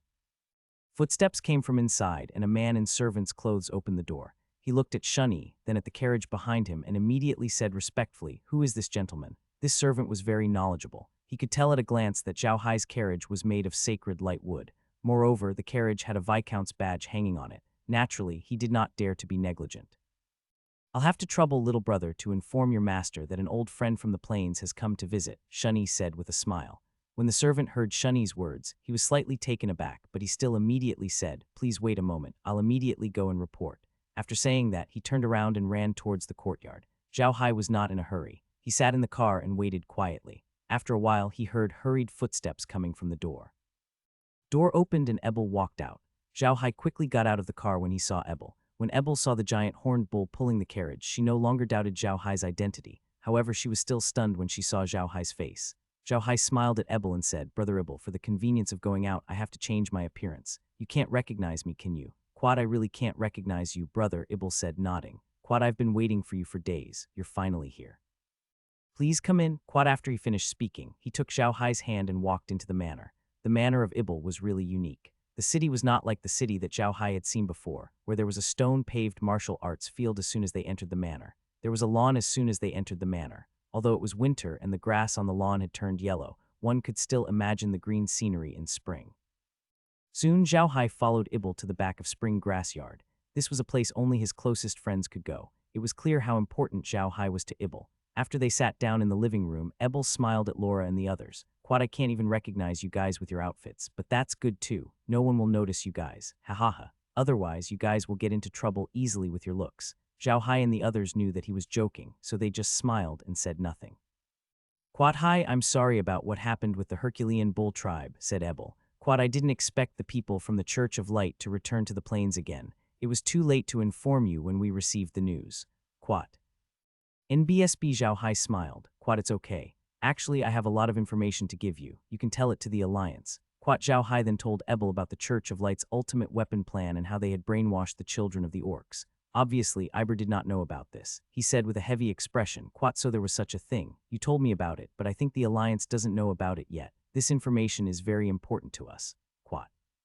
NBSB Zhao Hai smiled. "It is good that I can help the Alliance. We are all members of the Alliance and we have a common enemy. If I know, of course I have to tell the Alliance. It is useless for me to know all this information." Quat. Ibel laughed. "Quat, don't worry. You won't be giving this information for free. The Alliance will reward you. If you want money, the Alliance will give you money. If you don't want money, you can exchange it for contribution points. When you need information in the future, you can use these contribution points to get it. You don't have to spend extra money. Also, those with more contribution points can get the information first. There are many benefits." Quat. Zhao Hai laughed. "Why do I feel like you want me to exchange it for contribution points? It's fine, I'll exchange it for contribution points. Right, now that we're done with this, let's talk about the milk wine. Have you considered it? The milk wine." "Quat, of course I'm concerned about the milk wine," Iber said with a smile. "Quat, don't worry, I've already prepared everything. As soon as you send the milk wine here, I'll start packing it immediately and sell it. No matter what, it has to be refined so that it can be sold at a good price." Quat. "Quat, I'll leave it to you then," Zhao Hai said with a smile. "Quat, but I have to make one thing clear to you. You'd better choose the grassland or somewhere close to the grassland for the monthly delivery. That way no one will suspect me. I don't want them to know that I'm related to the milk wine yet." Quat. Hearing Zhao Hai's words, Ebel knew what he was worried about. He didn't mind and smiled. "Quat, that's easy. I have a stronghold in the grasslands. I think you can just send the milk wine there. I'll give you a map in a while. My people have been guarding that stronghold all year round." Quat, that's good. Quat. Zhao Hai nodded. "Quat, can you see how much sales this milk hotel has made?" Quat, let's do as we've agreed, Ibel said after some thought. Quat, will start with 500 kilograms a month. We'll buy more when the market opens. Quat. Zhao Hai nodded and said, that's good. I'll work with you in the Arcas Empire. However, I might need to find a partner in the Rossan Empire. By the way, do you have any connections there? Connections in the Alliance are fine too. Otherwise, I would be in the dark even if I went. Quat, I can't even take over the market in the Arcas Empire, Ibel said with a smile. Quat, this market is enough. Have you calculated how much income this can bring to the Alliance? Zhao Hai laughed bitterly. He did not know what to say. Ibel was more like a fanatic. He was willing to do anything for the Alliance. Compared to Ibel, Zhao Hai's contributions to the Alliance were too little. Quat, forget it, Ibel said as he looked at Zhao Hai. Quat, it's a waste of time talking to you about settling scores. By the way, did you just mention the Rossan Empire? Which city do you want to go to? Carson City. If you're going to Carson City, I really don't have much of a connection. That's the capital of the Rossan Empire. There are all sorts of people there, and it's not that easy to mingle there. However, the city lord of the port city of the Rossan Empire, Tianui City, is someone in the Alliance. If you're going to Tianui City, you can contact him. With his protection, everything will not be a problem. Zhao Hai was stunned for a moment. He did not expect the Alliance to have such a strong connection with the Rossan Empire. He quickly said, tell me in detail. Ibel nodded and said, Quat, Tianui City is an important port city of the Rossan Empire.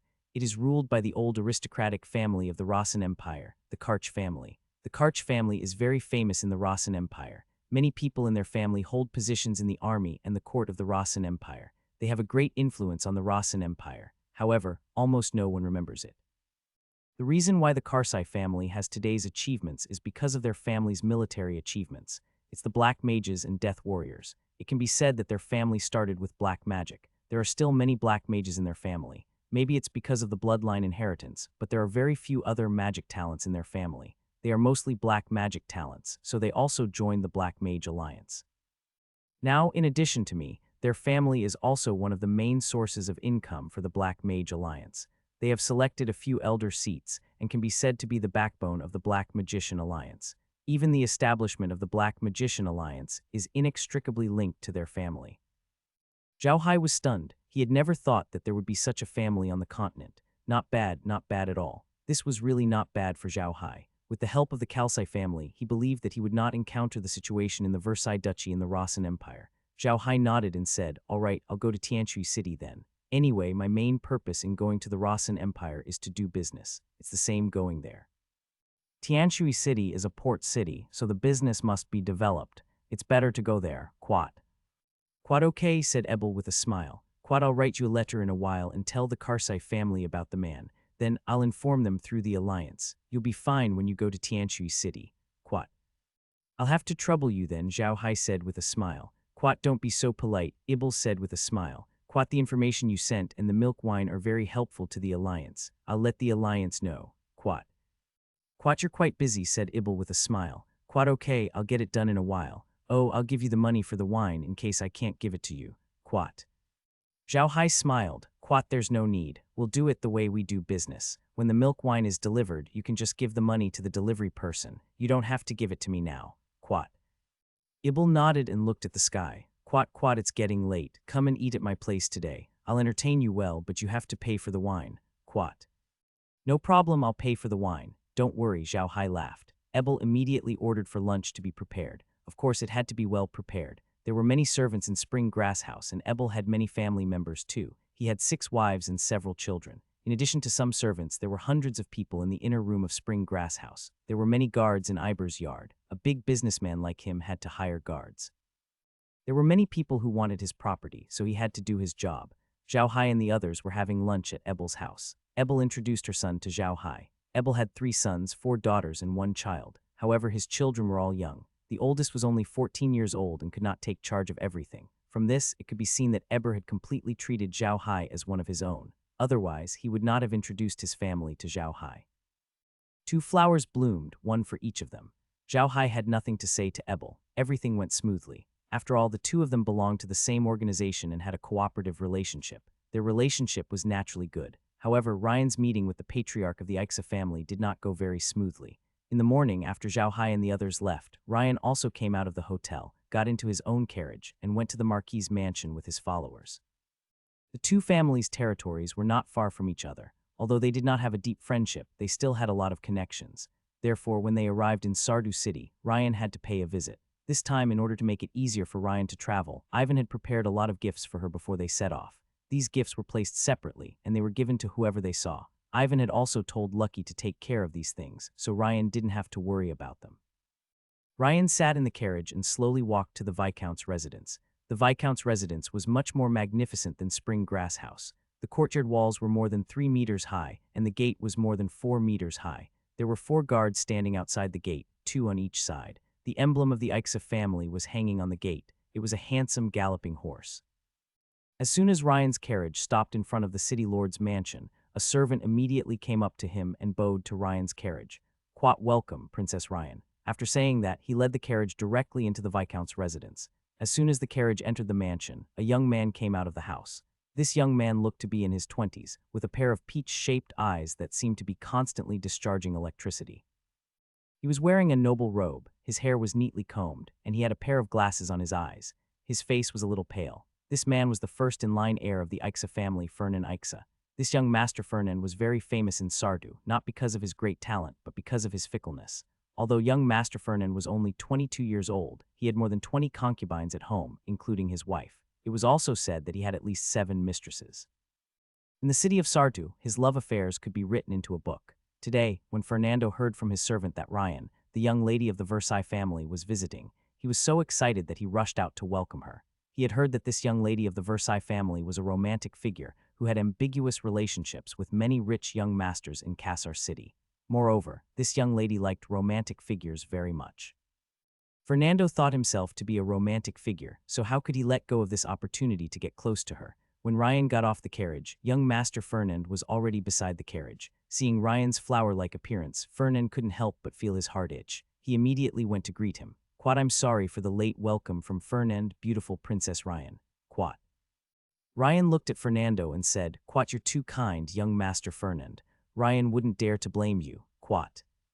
Fernand looked at Ryan and his heart itched even more. However, he did not act too impolitely. He just smiled at Ryan and said, "Princess, please come in. I've already sent someone to inform Father. I believe Father will be back soon." "How would I dare trouble you, my lord? Please," Ryan said with a smile. After saying that, he raised his hand gently. Fernando did not understand what was going on, but he immediately reached out and held Ryan's hand, and they walked into the mansion.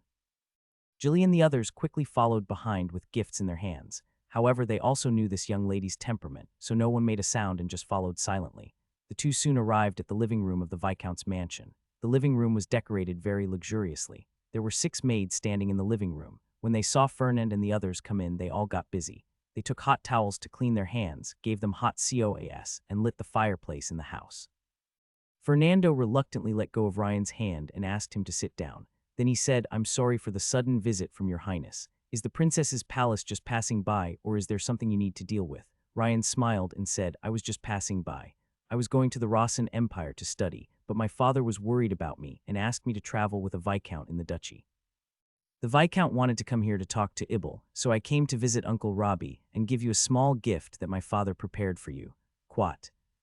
"Quat, I see," Fernando said. "Quat, the princess is going to the Rossan Empire for her studies. The journey is long and arduous, and it's winter now. Why did the Grand Duke choose this time to send the princess to the Rossan Empire? Quat, if we set off now, we'll be in time for the start of the new term in the Rossan Empire. We won't make it if we're late," Ryan said with a smile. Quat, yes, Fernando quickly said. Quat, see, I forgot about that. I heard that the school in the Rossan Empire has very strict admission requirements, but with the princess's talent, it's not a problem to get in. Quat. Ryan covered his mouth with his hand and chuckled. Quat, forget it. What kind of talent do I have? Didn't you see the Viscount who came with me this time? He's in his 20s, but he's a wind, earth, and fire element mage. He's also very good at using the first element. He's definitely a genius. Quat, after he finished speaking, he even had an expression of stars in his eyes. Seeing Ryan's expression, Fernando felt uncomfortable. He now regarded Ryan as his prey, and now Ryan was praising another man in front of him. How could he stand it? His face turned a little ugly. At this moment, there was the sound of footsteps at the door, followed by a man's voice. Before he entered, he laughed and said, "Quat, ha, little Ryan, you haven't come to Uncle's place in a while." Quat, he strode into the house as he spoke. The man who entered looked to be in his 40s. He wasn't tall and looked thin. He was dressed in noble clothes and wore a pair of transparent glasses. He looked refined and handsome. This man was the patriarch of the Ixa family, Robbie. Robbie was only 45 years old, but he was already a level 7 wind magician. He had taken over the Ixa family when he was 25 years old and had been the chief for 20 years. In the past 20 years, the Ixa family had not developed much, but they were close to the grasslands.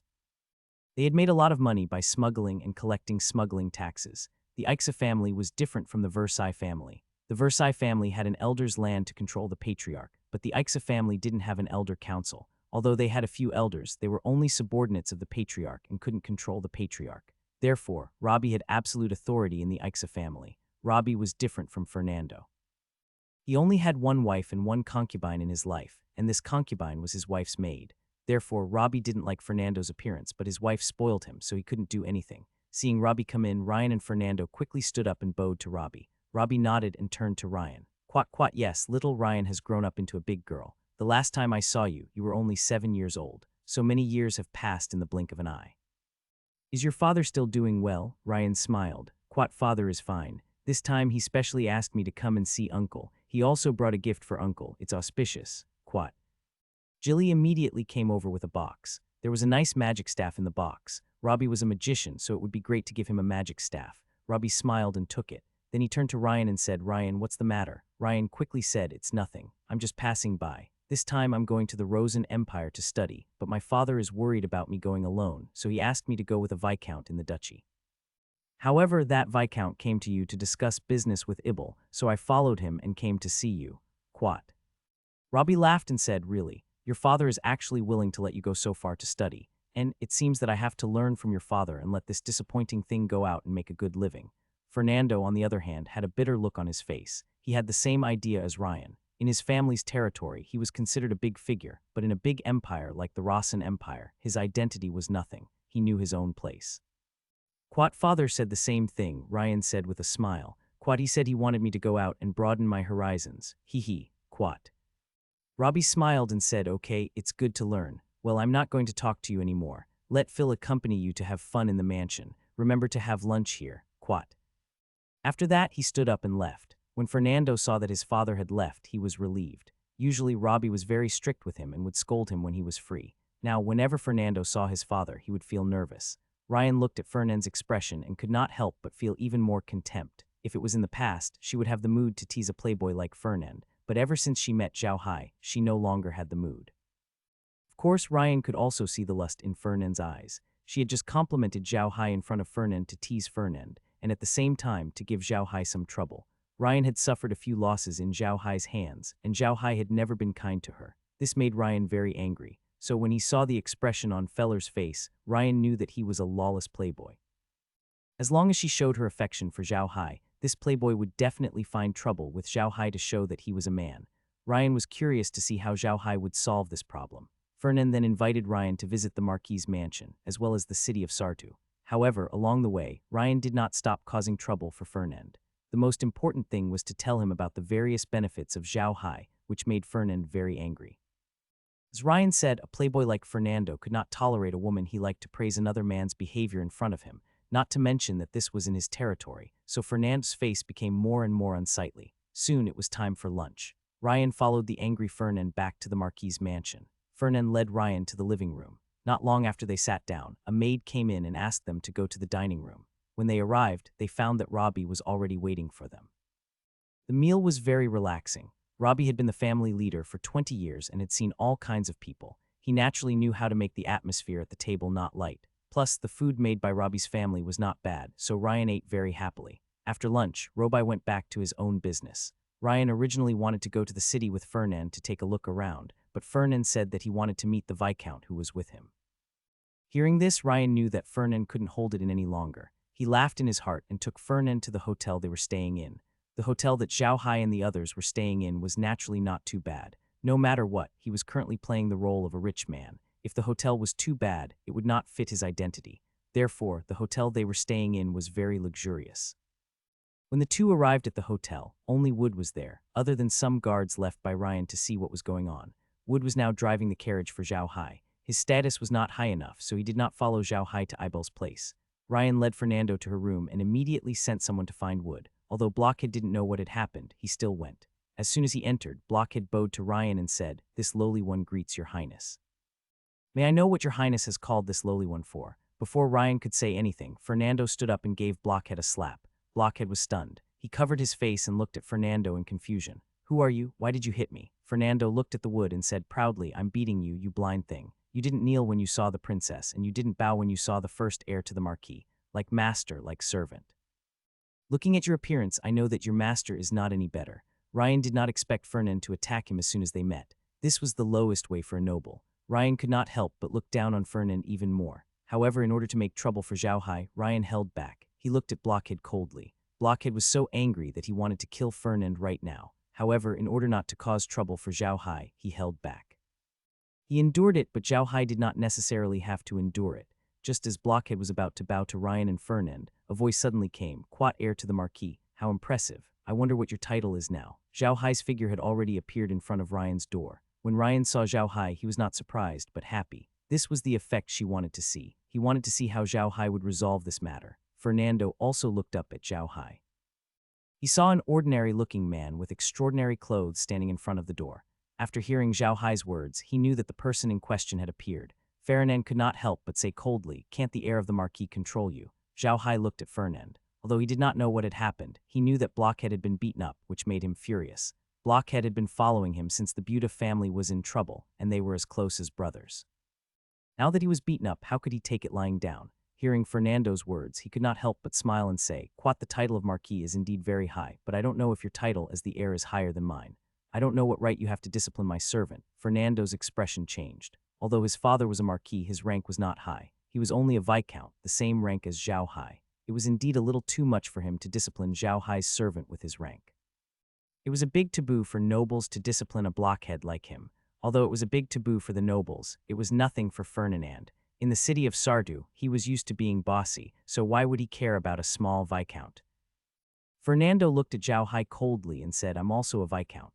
Why, can't a viscount discipline a servant? Zhao Hai smiled. Quite a viscount can discipline a servant, but that's his own servant. You're not qualified to discipline my servant. He hit my servant, so I'm going to hit yours. That's not too much, is it? Then he moved his hand, and a wind blade went straight to a servant behind Fernando. Fernando didn't expect Zhao Hai to make a move so quickly.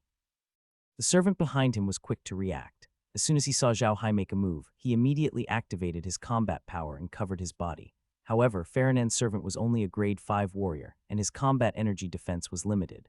On the other hand, Zhao Hai's wind blade was equivalent to a grade 7 mage's magic. Therefore, although the servant's reaction was fast, and he activated his combat energy, he was unable to block Zhao Hai's wind blade attack.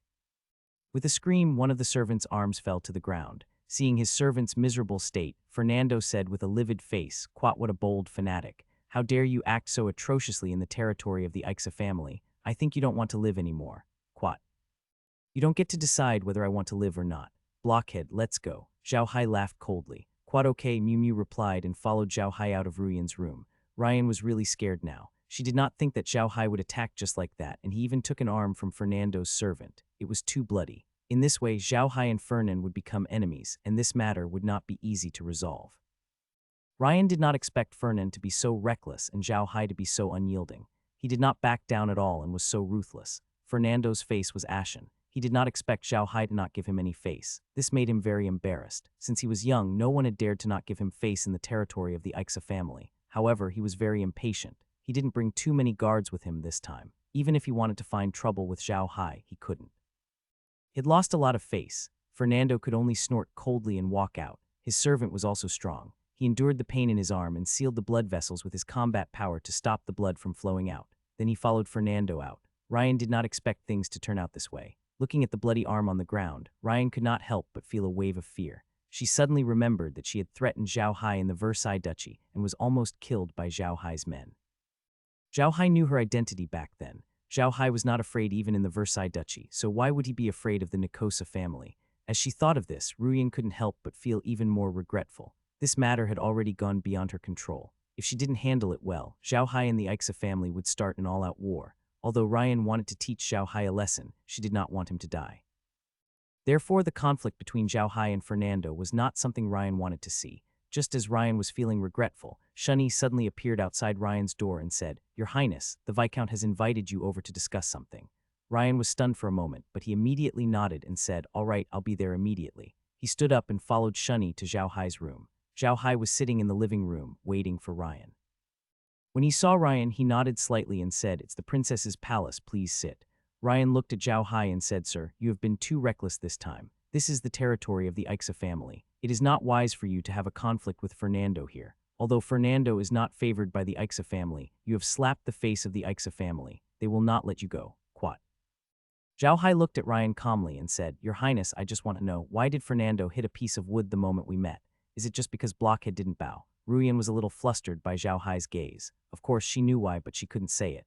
She lowered her eyes and said, Teacher, what do you mean? Could it be that teacher is suspecting me? Then please bring your servant over, sir. We'll have a confrontation and see if I'm lying. Ruyan was stunned for a moment. She never thought that Zhao Hai would use such a method to deal with her. She quickly said, You can't do this. My father asked you to take care of me. How dare you ignore me? Do you believe that my father will take back your title? Zhao Hai opened his eyes and looked at Ruyan. Quat, I don't care. It's fine if you take it back. To be honest, I didn't ask for this title of Viscount. Your father gave it to me on his own accord. If he wants to take it back, he can. Quat after that, he ignored Ryan. Ryan was about to say something, but Shunny walked over and extended his hand to Ryan. Your Highness, please. Ruyan glared at Shunny, snorted, and turned to leave. Seeing that Ryan had left, Laura couldn't help but say, Big Brother Hai, do you really want to drive her away and not care about her anymore? Zhao Hai opened his eyes and looked at Laura. Care about her? How? If I keep her by my side, I don't know when she'll cause me trouble again. Do you think I'm a troublemaker just by thinking about her every day? Laura felt helpless. Ryan was just like what Zhao Hai had said. He was a troublemaker. Today, Fernand was obviously here to cause trouble. He would not come for no reason. The cause of this incident must be Ryan. Anyone who was not a fool could figure it out. To be honest, Laura didn't want Ryan to follow them, but she had to show respect to Ivan. This was a good thing, as she didn't have to worry about Ryan in the future. Young Master, can Iber really talk to the Ixa family? Meg asked worriedly. If he can't say anything, what should we do? Are we really going to war with the Icas? Zhao Hai smiled and said, I think Iber should have a say in this. He has been in Sardu City for so many years and his business has grown so big. Without the backing of the Ixa family, he definitely can't do it. If he really can't solve it, then let's go to war with the Ixa family. We're not afraid of him anyway. Besides, we're leaving. Can they stop us? Laura smiled. Quad, I think this might be an opportunity. We might be able to use this to contact the Ixa family. This will be very beneficial for us in the future. Quat. Zhao Hai laughed. Quat, that's not possible. Let's wait and see. Let's see what Ebel has to say. Quat, as he spoke, the sound of horse hooves came from outside. With a wave of his hand, a surveillance camera appeared in front of him.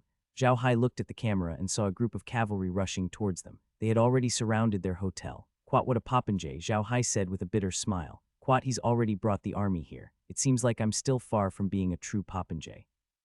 Quat, Laura and the other girls all laughed without any concern. However, the hotel's response was out of Zhao Hai's expectations. The hotel they were staying at was still the Sheila Hotel. There were chains of Cheryl hotels in all the medium-sized and above cities on the continent.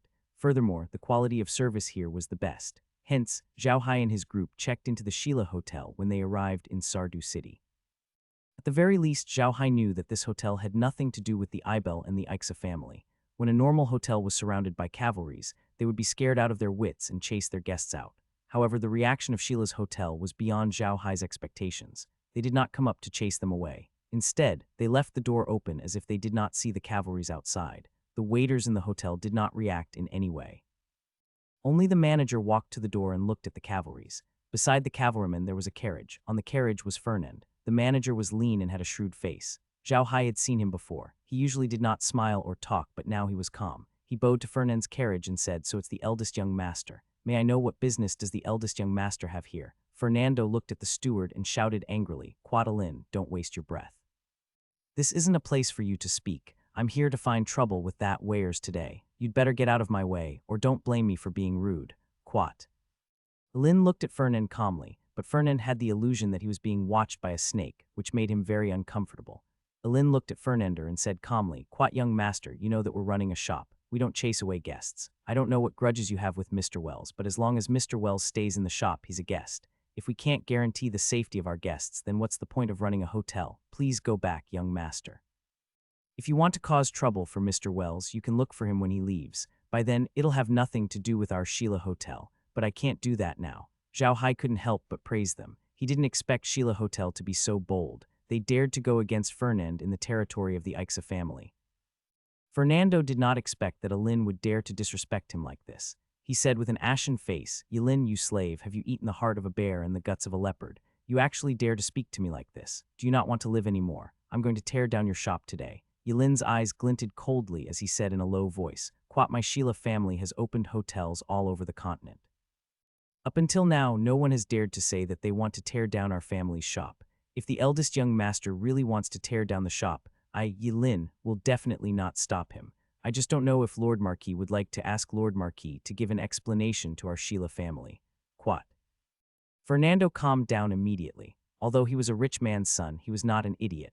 His father had told him that there were a few places in his family's territory that could not be touched, and Sheila Hotel was one of them. He was just angry for a moment and did not think too much about it. Now that he heard what Yilin said, Fernando calmed down. He knew that Yilin was telling the truth. Sheila Hotel was opened almost all over the continent.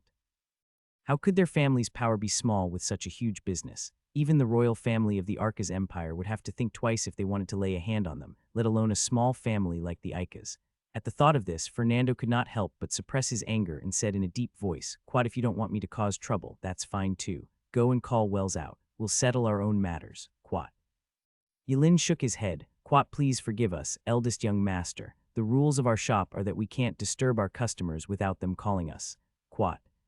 Fernando, who had just suppressed his anger, finally could not hold it in anymore. He shouted, "Quat, you're good, Yilin. I didn't take your rudeness to heart because of the Sheila family, but now you're not giving me face. Men, break in, Quat." Just as the cavalrymen were about to charge in, 10 stone giants suddenly appeared outside the hotel. These stone giants blocked the entrance of the hotel like a wall. Then Zhao Hai's voice came, "Quat, young Master Fernand, if you want to see me, I'll just come out. Why do you have to make such a big fuss?" Yilin smiled and calmly said, "As long as you stay in the shop, you are our guest. We naturally have to ensure the safety of our guest." Zhao Hai smiled and did not say anything. He would remember this favor in his heart. He turned to look at the pale-faced Fernando and said, "Eldest young master, our matter doesn't seem to be that serious, right? You hit my servant, I also hit your servant, so we're even. I wonder why the eldest young master has mobilized such a large force." Fernando, however, sneered, "What, now you want to give in? It's too late. Why don't you ask whose territory this is and whose land you're standing on? You dare to treat me like this, you're simply courting death." Zhao Hai looked at Fernando and smiled. "Does eldest young master think I'm afraid of you? To tell you the truth, I'm giving face to the Marquis, so I don't want to make a big deal out of this. If we really make a big deal out of this, it'll be difficult for anyone to clean up the mess. Please think twice, young master." Fernando sneered. "Quat, it's too late to say that now. Come on, take him down." Quat, the cavalrymen laid down their spears and prepared to charge. Stop it now," a voice suddenly said. Zhao Hai could not help but smile when he heard the voice. It was Ebel. He had finally come. If he had come a little later, they would have really started fighting. Fernando turned his head and saw that it was Iber. He couldn't help but frown. In Sardu, there was only one person he didn't want to mess with. Iber was the biggest merchant in the entire Ixa family territory and was also a good friend of his father. Although he looked down on this merchant who reeked of money, he had to give him some face. Now that Iber had suddenly appeared, Fernand frowned. If Iber was involved in this, things would not be easy. At this moment, he also remembered what Ryan had said. Ryan had told him that Zhao Hai's Ixa territory had come to discuss cooperation with Ibel. It seemed that their cooperation had been successful.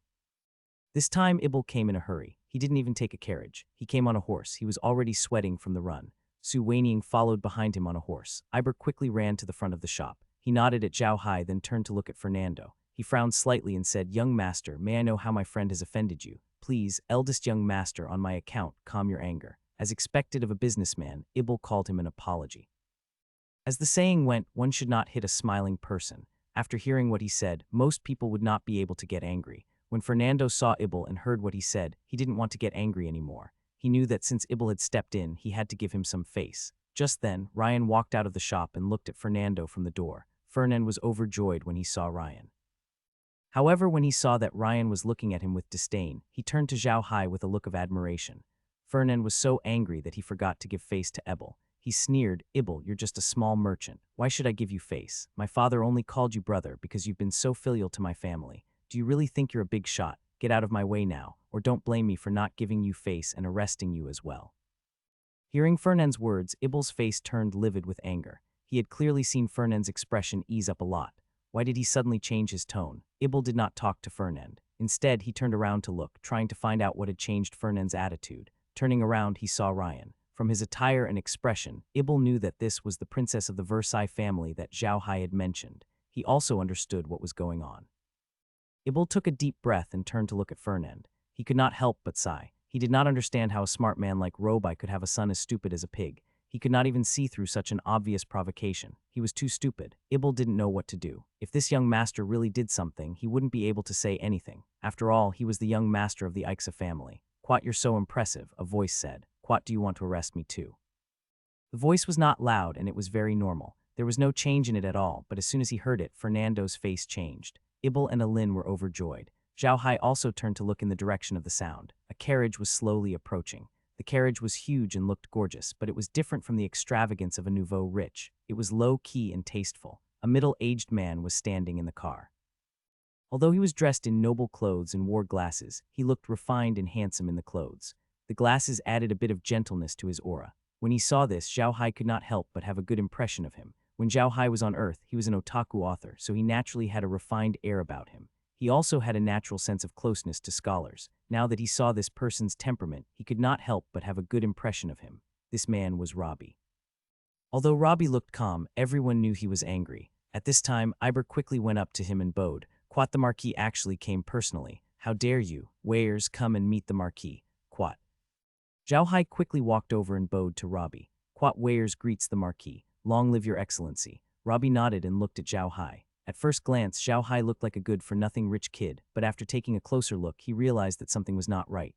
Although Zhao Hai's clothes were pretty fancy and he was wearing pink glasses, Robbie was not confused by his appearance. Just like Zhao Hai, he had noticed Zhao Hai's temperament. Zhao Hai had a refined air about him. It was because of his experience on Earth. Back then, he was a novelist who liked ancient texts, so he naturally had a refined air about him. On top of that, he had lived in a peaceful society back on Earth. Now that he was on the Ark continent, he naturally had a unique air about him. Zhao Hai himself did not realize that his aura was so unique. It was one of a kind on the Ark continent. Robbie was a smart person, so he naturally noticed Zhao Hai's aura. When he saw Zhao Hai's outfit, he immediately understood that Zhao Hai dressed like this on purpose. He couldn't help but smile. He didn't point it out, but he nodded to Zhao Hai and said, "Young man, not bad. Hee, it's a pity that your temper is a little too big." When Zhao Hai heard him say that, he knew that he already knew what had happened here before he came. He couldn't help but blush. To be honest, he had been a little impulsive in this matter, so he said apologetically, "You're right, Lord Marquis. I was too reckless." Robbie didn't mind. He chuckled and turned to look at Fernando. Fernando's face was pale. He knew things were going to get troublesome as soon as Robbie showed up, but he didn't dare to run away. Robbie had taught him a lot of lessons over the years, and he had been intimidating him for a long time. He would go weak every time he saw Robbie, so he didn't dare to do anything. Robbie glanced at Fernan but did not say anything.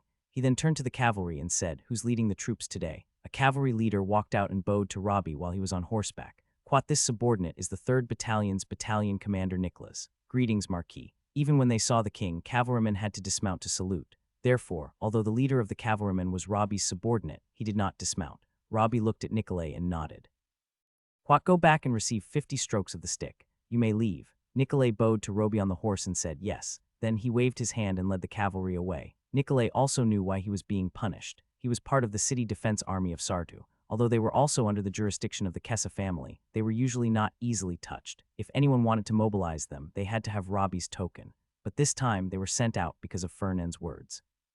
This was a little too much, so Robbie punished them. Seeing that Nicholas had left, Robbie turned to Fernand and said, "Quat, let's go home, Mr. Wales. Ibel, come with me to my house. Quat."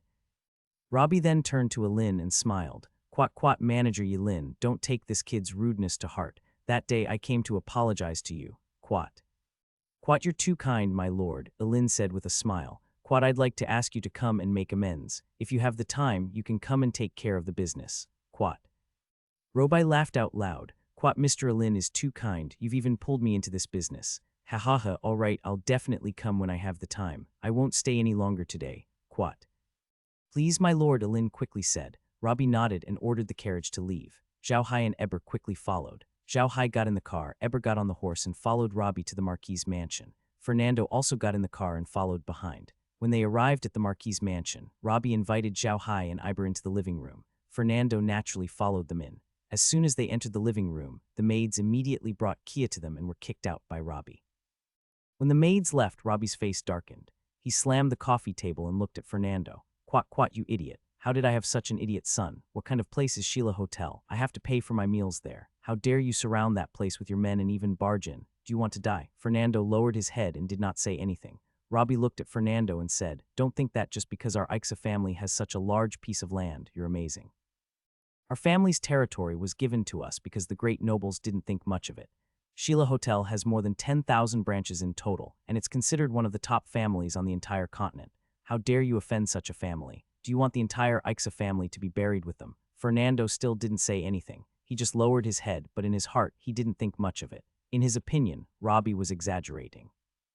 He didn't believe that the hotel had such power. It was obviously not appropriate for Zhao Hai to speak at this time. As someone of Robbie's generation, Iber didn't mind. He quickly said, "Quat Marquis Rodi, you can't blame the eldest young master for this. Princess Ryan is just too pretentious. Look at his clothes. You can tell that he is good at seducing men. If I had met Princess Ryan when I was younger, I'm afraid I wouldn't have been able to resist her." Quat. Robbie glared at him and said, "You can't handle it. How would Weyers be able to handle it? I saw it just now. Weyers doesn't have a good impression of the princess at all. Why do you not seem to like that princess?" It was no wonder Robbie was confused. He could tell that Zhao Hai's Viscount title was given to Ivan. In Zhao Hai's case, he should be more concerned about Ryan. Why did he seem to dislike Ryan? Zhao Hai laughed bitterly and prepared the excuse he had thought of earlier. Quat, Princess Ryan is very beautiful, but she has a bad reputation in the Duchy of Versailles. I don't dare to marry her. Although my title was given to me by Grand Duke Ivan, I didn't want it. He only gave me this title because of my strength. I didn't take it seriously. Robbie chuckled. Quat, looks like I wasn't wrong. You're just wearing this for show. What's wrong? Is there something you're not willing to tell me? It's nothing. Isn't it fine? Zhao Hai smiled. No one will say anything even if you're a little arrogant. Hee, it's easy. Robai laughed and turned to Fernando. Quat, well, it seems that I have to make some preparations for you. It's best if you go to the Rossan Empire to study. Quat. Hearing this, Fernando quickly raised his head and said, "Quat, father, I'll just be obedient in the future. Don't make me go to the Rossan Empire to study. It's too far. I don't want to go." Quat. Robbie looked at him and said with a bitter smile, "Forget it. You can go back first. Come out later to have dinner with Weyers and your Uncle Iber." Fernando looked at Zhao Hai and Ibel, then nodded and left. Seeing Fernando's reluctance, Ixa could not help but shake his head and sigh. Quat, he's been spoiled by his mother. He's already an adult, but he's still a child. Quat, it was yesterday, said Ebel with a smile. Quat, don't keep harping on it every time I visit. By the way, let me introduce you to the new member of the Alliance, Zhao Hai. You must have heard of him before, right? Zhao Hai and Robbie were stunned when they heard what Iber said. What Iber said was the same as telling Zhao Hai and Robbie that they were on the same side. Zhao Hai and Robbie both looked at each other in a daze. Then they turned to look at Ebel and saw that Ebel was laughing secretly. Robbie could not help but smile bitterly. "So it's true. You've done a good job of keeping it a secret."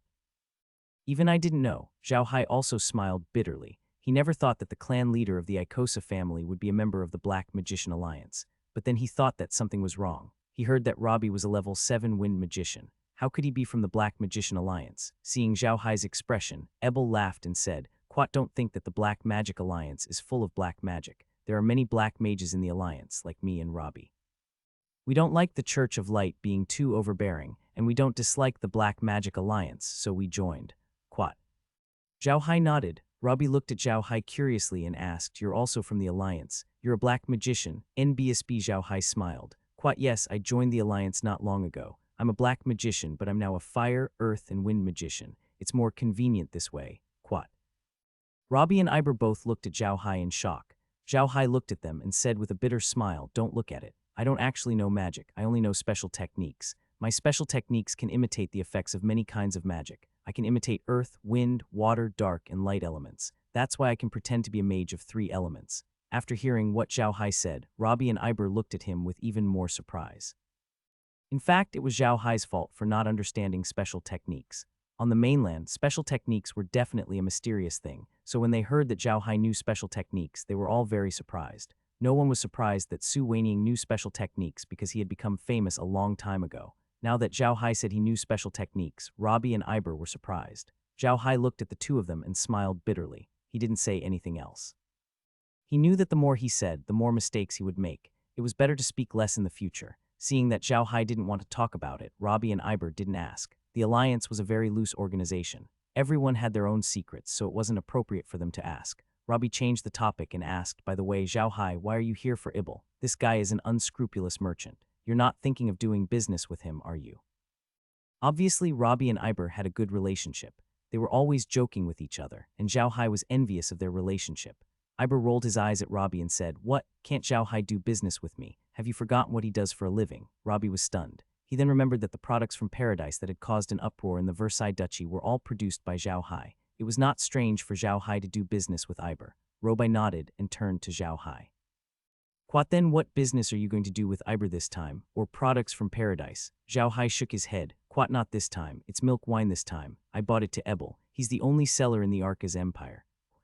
Robbie was stunned and asked, milk wine? What's so good about that? Can anyone buy it? Quad, I'm telling you, Ibel laughed. Quad, I'll let you try it later. Let's see if you'll have any other wine in the future. Quad. Robbie knew that the wine must taste good when he saw Eber's expression, but he was even more curious. His house was the closest to the orc prairies, so he did business with the orcs. He had drunk milk wine a lot, but he couldn't tell how good it was. The few of them chatted in the living room, and it was dinner time. They talked about the Black Magician Alliance. Zhao Hai was new to the alliance and didn't know much about it. Now that he had such an opportunity, he naturally wanted to learn from the two. Zhao Hai listened to Robbie and Roby's conversation and felt a little strange. According to them, they were almost becoming members of the party. This was too amazing. However, the situation was right in front of him, so he had to believe it. In the end, Zhao Hai believed it completely. The two of them told him some things about the alliance, which gave Zhao Hai a better understanding of the alliance. At dinner time, they went to the dining room, and Fernando also came out to drink with them. Fernando now understood that although he was a rich man, he was not stupid. In the morning, he was just dizzy because of his fear of fire. When he returned home and calmed down to think about it, he also knew that he had been set up by Ryan. Although he knew that he had been tricked, he didn't feel good in his heart. In any case, he had suffered a loss this time, which made him very uncomfortable. He only came out when Robbie had sent someone to call him during the meal. After they sat down, Robbie took out the fruit wine he had. Ibel saw it and quickly stopped him. Don't, just keep this wine. Today we'll drink Wales's wine. Wales, take it out. Since Fernand was present, Robbie did not want Fernand to know Zhao Hai's identity, so he still called Zhao Hai Wells. This was not to say that Robbie did not want Fernand to contact Zhao Hai, but it was for Zhao Hai's own good. Zhao Hai's identity was not something that could be exposed in the Arca's empire. The less people knew about his identity, the better. Fernand was not stupid, but he was impulsive and could do anything. If he told others about Zhao Hai's identity, it would affect Ivan, Ibel, and Robbie. So Robbie decided not to tell him Zhao Hai's identity. Robbie also looked at Zhao Hai curiously. Zhao Hai smiled and said, Quat, sure, try my wine, Anfi said. Quat, it's my apology to brother Fernando. Quat, after saying that, he flipped his hand and took out a large leather bag. This time, Fernand didn't dare to underestimate Zhao Hai anymore. The entire Ixa family didn't even have a single invisible storage equipment. Looking at Zhao Hai, it was obvious that he had one. On this continent, having an invisible storage equipment was definitely a sign of one's identity. Fernand was really not sure about Zhao Hai's identity. Zhao Hai did not care about Fernando's expression. He took out a wine bag and poured each of them a glass of milk wine. Then he put down the wine bag and raised his glass. He said to Fernando, Quat, brother Fernand, I was too impulsive today. Please have a drink as an apology. Quat. Hearing Zhao Hai's words, Fernando was a little embarrassed. He quickly raised his glass and said, Brother, you're too polite. Today's matter was my fault. Brother, please. After that, the two of them clinked their glasses and drank it in one go. Zhao Hai was used to drinking this wine, but it was the first time for Fernand to drink such a strong wine. After drinking the glass, he choked and coughed repeatedly, his face turning red. Zhao Hai smiled and poured himself another glass of wine. He turned to Roby and said, Quat, Marquis Rody, it's my fault for troubling you today. I'm really sorry. Come, have a drink. Quat. Robbie was a little surprised to see Fernando like this. He knew his son's alcohol tolerance very well. When it came to drinking and women, Fernando was definitely better than him. Fernando was drunk with just one glass of wine. How could he be fine? Iber looked at Robbie and smiled. Quat, Quat, it's fine. This wine is very fragrant, but it's also very strong. You just have to be careful. Don't drink it like fruit wine and finish it in one gulp. Drink it bit by bit. It's definitely a rare delicacy in the world. Quat. Robbie looked at Ibel in disbelief. Ibel rolled her eyes at him, picked up the glass, and took a sip. She looked like she was intoxicated. Robbie took a sip carefully, and he really tasted it. Robbie couldn't help but close his mouth and savor the taste. After a while, he opened his mouth and said, Good wine, good taste. By then, Fernando had also suppressed the smell of alcohol. Zhao Hai poured him another glass and laughed. How is it, brother Fernando? This wine is good, right? Fernando did not care. Looking at the milk wine that was as clear as water, he nodded and said, Quat, not bad at all. Compared to this wine, the ones I've drunk before are like water. Only this wine is strong enough. Quat, after saying that, he raised his glass and took another sip. Robbie was also enjoying the wine. They started drinking. It was easy for men to make friends at the table. After a while, their relationship became much better. Zhao Hai and Fernando even started to call each other brothers. The meal was very enjoyable, but Fernando still didn't want to go to school. After being scolded by Roby, Fernando didn't take it seriously.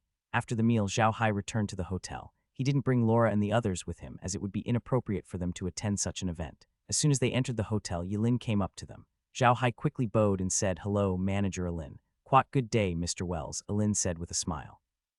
Quat, I have something to discuss with you. May I have a word with you? Zhao Hai was taken aback, but he had a good impression of Yilin. He immediately said, "Quat, all right, please, manager." "Quat, please," Yilin quickly gestured. Then he invited Zhao Hai to his room on the first floor. Yilin's room was very stylish, except for the large living room inside. The living room could be the bedroom, but the door was closed, so Zhao Hai couldn't see it clearly.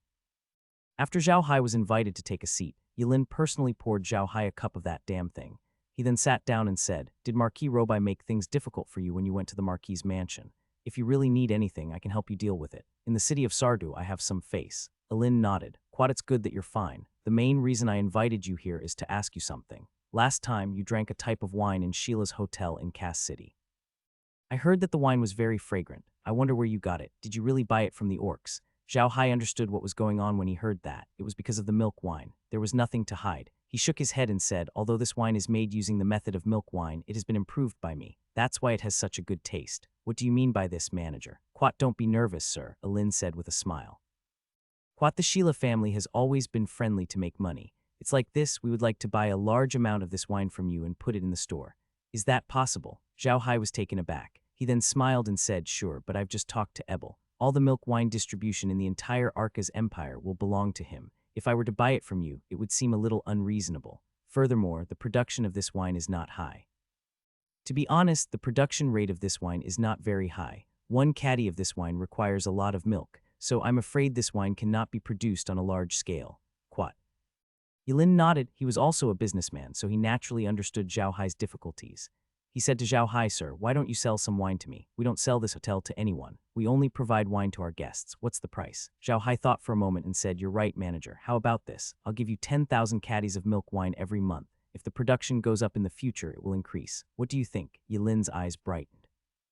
"What, 10,000 caddies? Although it's not a lot for us, it's enough for the time being. I hope you can increase the production as soon as possible." "It's settled then. I wonder how much sir would like to pay for this milk wine." Zhao Hai smiled. "Quat, 2 gold coins per 500 grams. This is also the price for selling to Ibel." "Manager Yilin, do you think it's appropriate? The price isn't high." Yilin nodded. "All right, it's settled then. When will you be able to send the wine over? How do I pay for the wine?" Zhao Hai smiled. "Quat, I'll get able to send it over in a few days. I'll give you the money for the wine and he'll pass it to me. What do you think?" "Quat, all right," Yilin nodded. "Quat will do as you say, sir. I wonder if you'd like to write a receipt." Zhao Hai smiled and said, "There's no need. I believe that the Sheila family has a huge business and they must be honest when doing business. I won't have any problems here. Manager, you can wait for the wine to arrive and pay after the goods are inspected. If there's a mistake with the goods, you can return it to me. What do you think?" Yilin nodded. "Quat, all right, it's settled then. I won't disturb Xing Sheng's rest. Please, sir." Quat. Zhao Hai stood up, bowed to Yilin, and returned to his room. When Zhao Hai returned to his room, Laura and the others had already finished their meal and were chatting in the room. When they saw Zhao Hai, they immediately came up to him and sized him up carefully. Zhao Hai felt his hair stand on end as he hurriedly said, "What's wrong?" "What are you looking at?" Laura smiled and said, "To see if you're all right." "What's wrong? Did Marquis Robai make things difficult for you?" Zhao Hai smiled. "Quat, it's fine. After this drink, I've become friends with them." "Why would they make things difficult for me?" "Oh right, what about you guys? Have you eaten?" "Quat, yes," Laura said, "but what did Robbie and the others say?" Zhao Hai smiled and told them about what happened to Robbie. Hearing that Robbie was from the Black Magician Alliance, Laura and the others were surprised. They didn't expect Robbie to be from the Black Magician Alliance. It seemed that the Black Magician Alliance was quite powerful. No wonder they dared to challenge the Church of Light. Zhao Hai nodded and then told Laura about the milk wine business with Yilin. Laura nodded and said, "Quat, this is a good business. I was worried about this. We're doing business in 2 ways. One is with the Duchy of Versailles. The other is in the grasslands. Milk wine is the only new business, but now we can produce more than 500 kilograms of wine a day. It's not enough to just command Ebel. If we only have one sales channel, it's not a good thing. If we work with Yilin, we'll have another sales channel and we'll have the initiative." Zhao Hai laughed. "Quat, that's right. Most importantly, I'm thinking of building a relationship with Sheila's family through this. You didn't see how Robbie's expression changed when he mentioned the Sheila family today. This shows how powerful the Sheila family is. If we can really build a relationship with them, it will be very beneficial for our development." Quat. Laura smiled and said, "It's good, but I'm afraid it's unlikely to come true. A big business family like the Sheila family won't be too rigid in their actions. Everything they do is based on benefits. If there's no benefit, they won't care if you're a friend or not." Quat. Zhao Hai smiled and said, "That's not bad. It's the same. If we were just ordinary civilians, the King of the South wouldn't deal with us and the Black Magician Alliance wouldn't let us join. It's all for profit. Anyway, it's not a bad thing to cooperate with the Sheila family." Quat.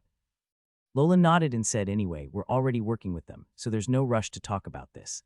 I think if the Black Earth wilderness is developed in the future, we can raise cows and crouch sheep outside and raise more fire pit fish in the realm.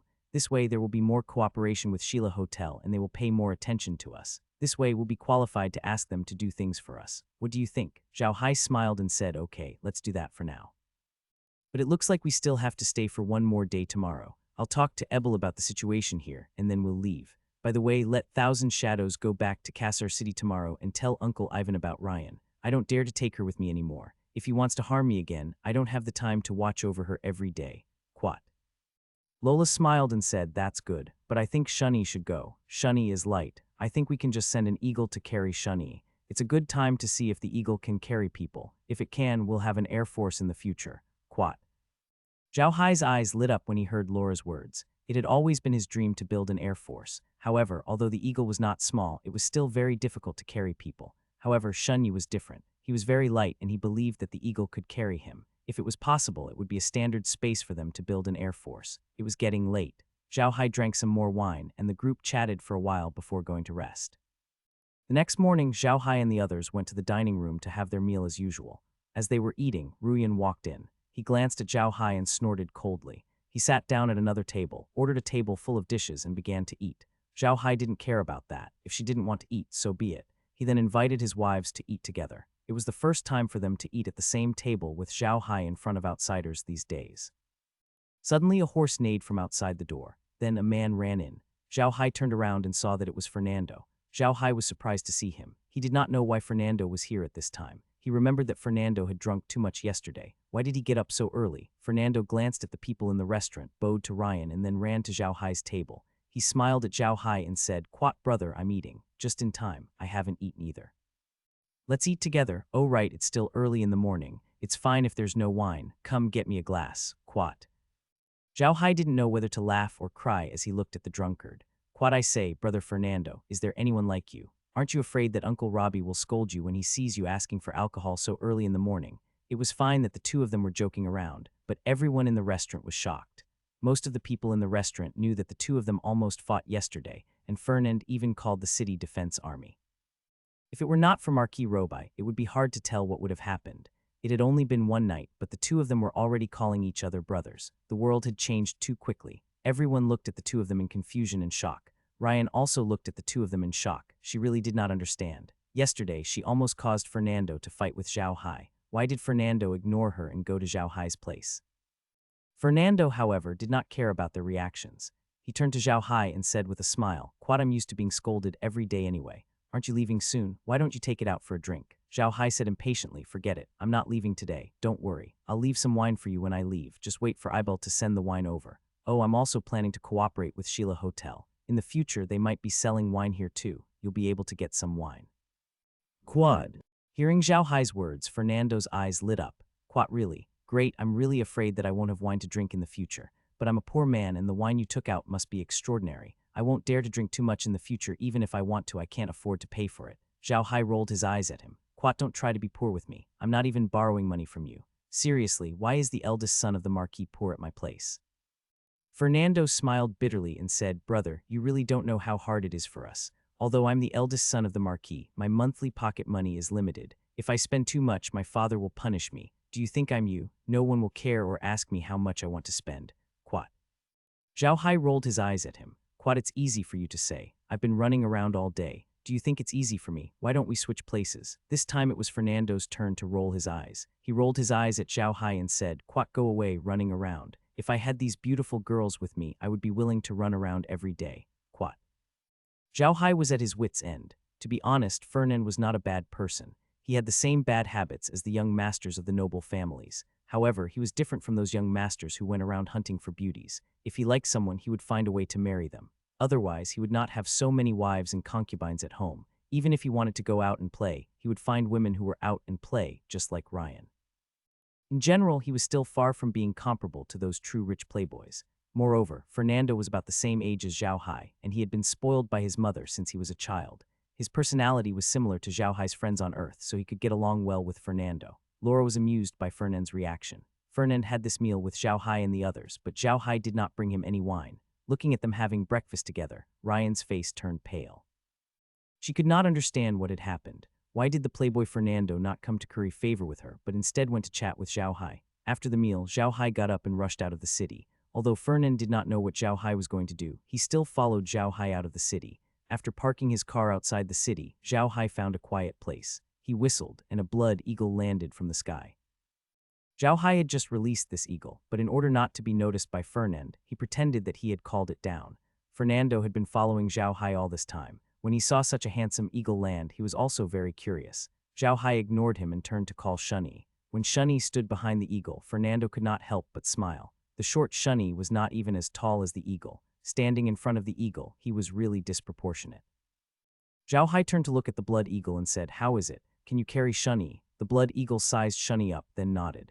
Zhao Hai nodded and handed Shunyi a letter, then said to him, "Shunyi, take the blood eagle to Cassa City and give this letter to Grand Duke Ivan. This is my badge. Take it too. After you read the letter, tell him that I'm waiting for his reply and that you should come back quickly."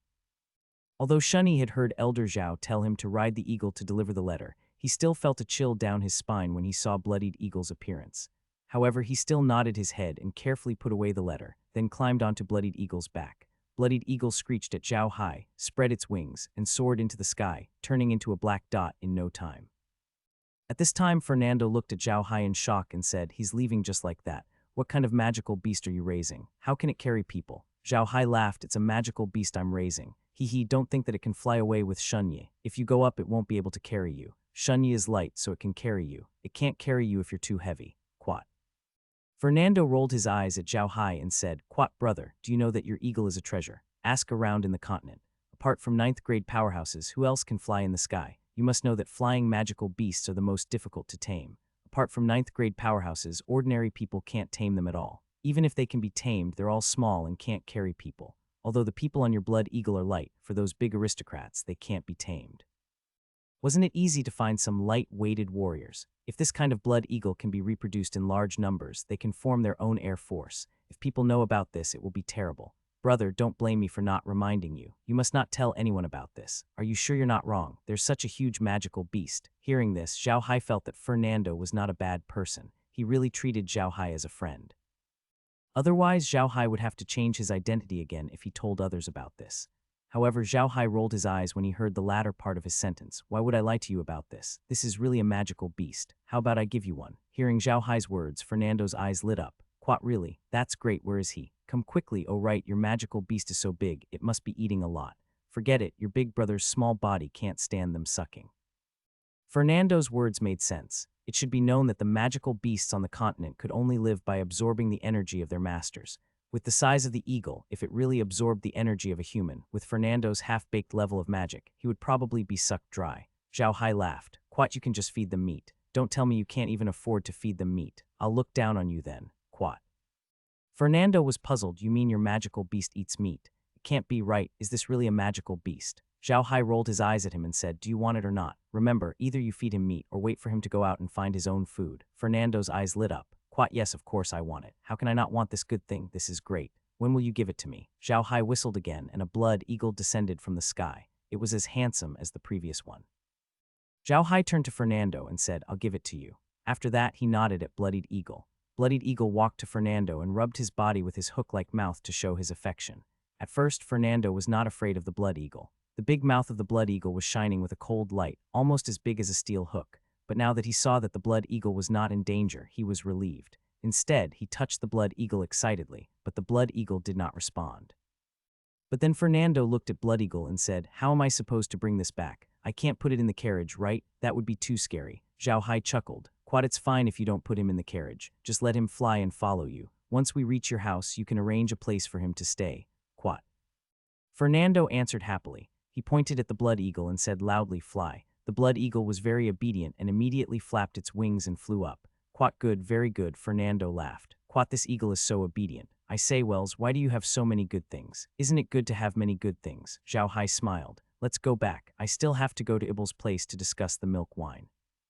I was only going to sell it to him, but Alin insisted on it, so I had to sell some to them."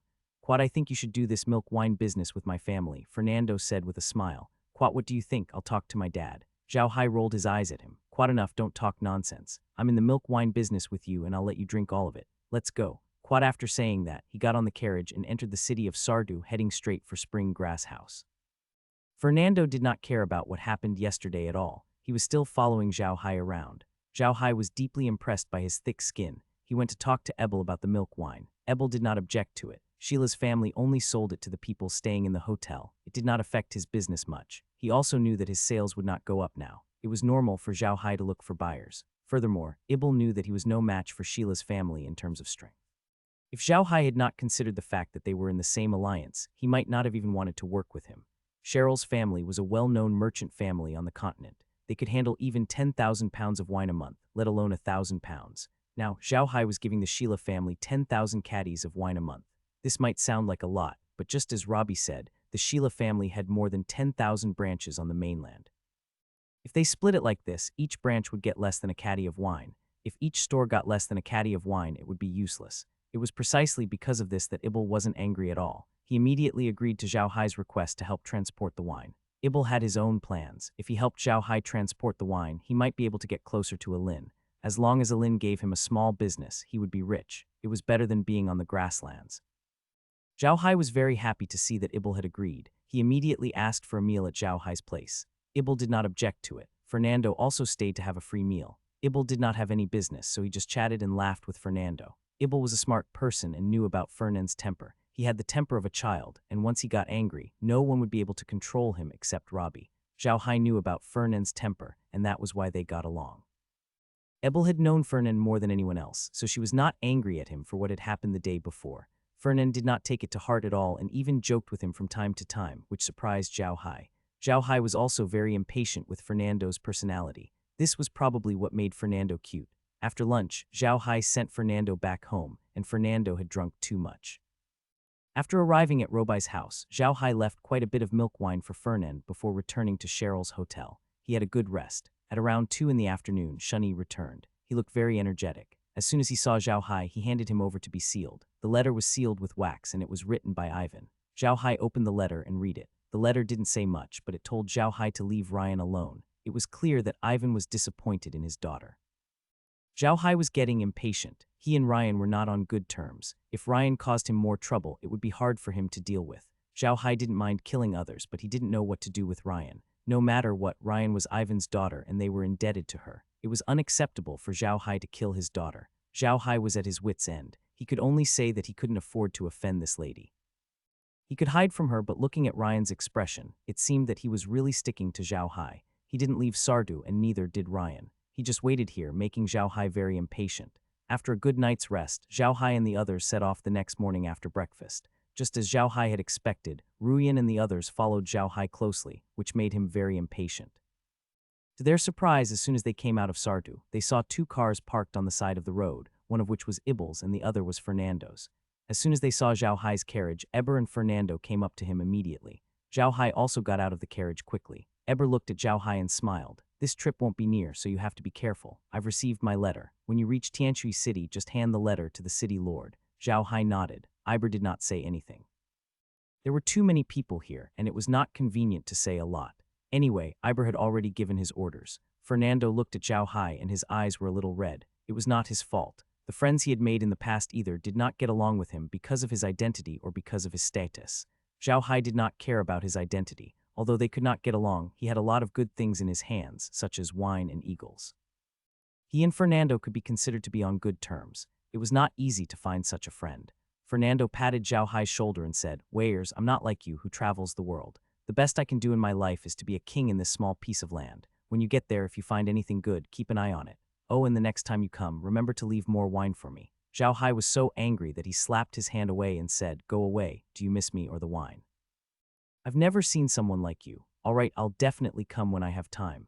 Fernando did not mind. He chuckled and took out an emblem from the car. He handed it to Zhao Hai and said, "This badge is the crest of the Ixa family. If you wear it, it means you are a member of the Ixa family. Yesterday, I had my father announce my name to the empire. Although I don't have any title of nobility, this badge is still useful sometimes. If the Versailles family takes back your badge, you can use this." Hearing this, Zhao Hai's heart warmed. Although Fernand was impulsive and prideful, he was still quite considerate of his friends after they became friends. He saw that Zhao Hai and Ryan were not on good terms and was afraid that the Versailles family would take back his title because of Ryan. If that happened, it would be inconvenient for Zhao Hai to move around the continent.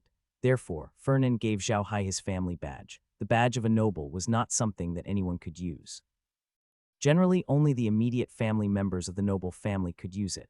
Anyone who could use this badge had to report to the empire and register.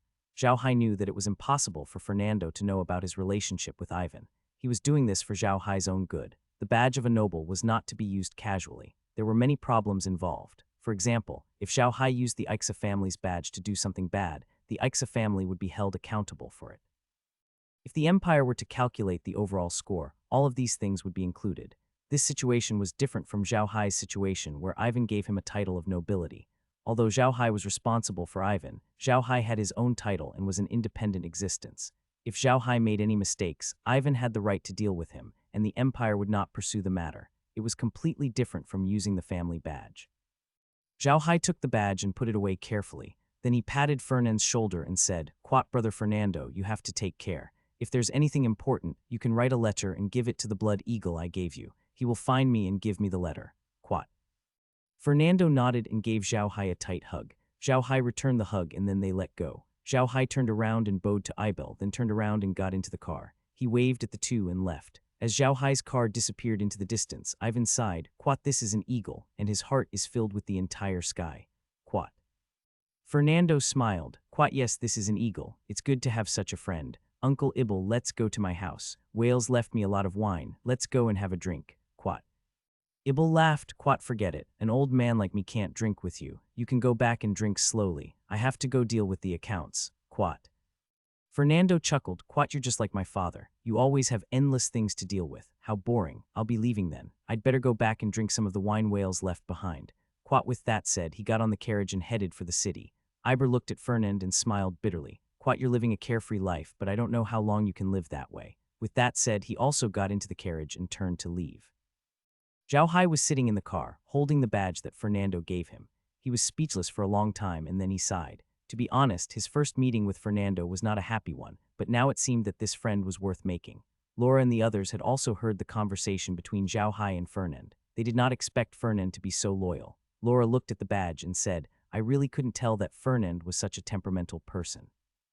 Zhao Hai smiled and put away the badge. He took out a map and placed it on the table in the car. He looked at the mark on the map and said to Laura, "Quat, this mark is Ibel's stronghold. I think we should arrange a time to send the milk wine to him as soon as possible. Quat." Lola nodded. They all looked at the map. It wasn't bad. The map was very detailed. It clearly showed how far the tribe was from the Ixa family's iron cavalry fortress and the direction they were going in. The name of the tribe, the flag, and the name of their contact were also written clearly. They couldn't have found the wrong place. Zhao Hai looked at it and turned to Laura. "What do you guys think we should do now?" "I think we should send Eagle to bring the evil spirit staff over.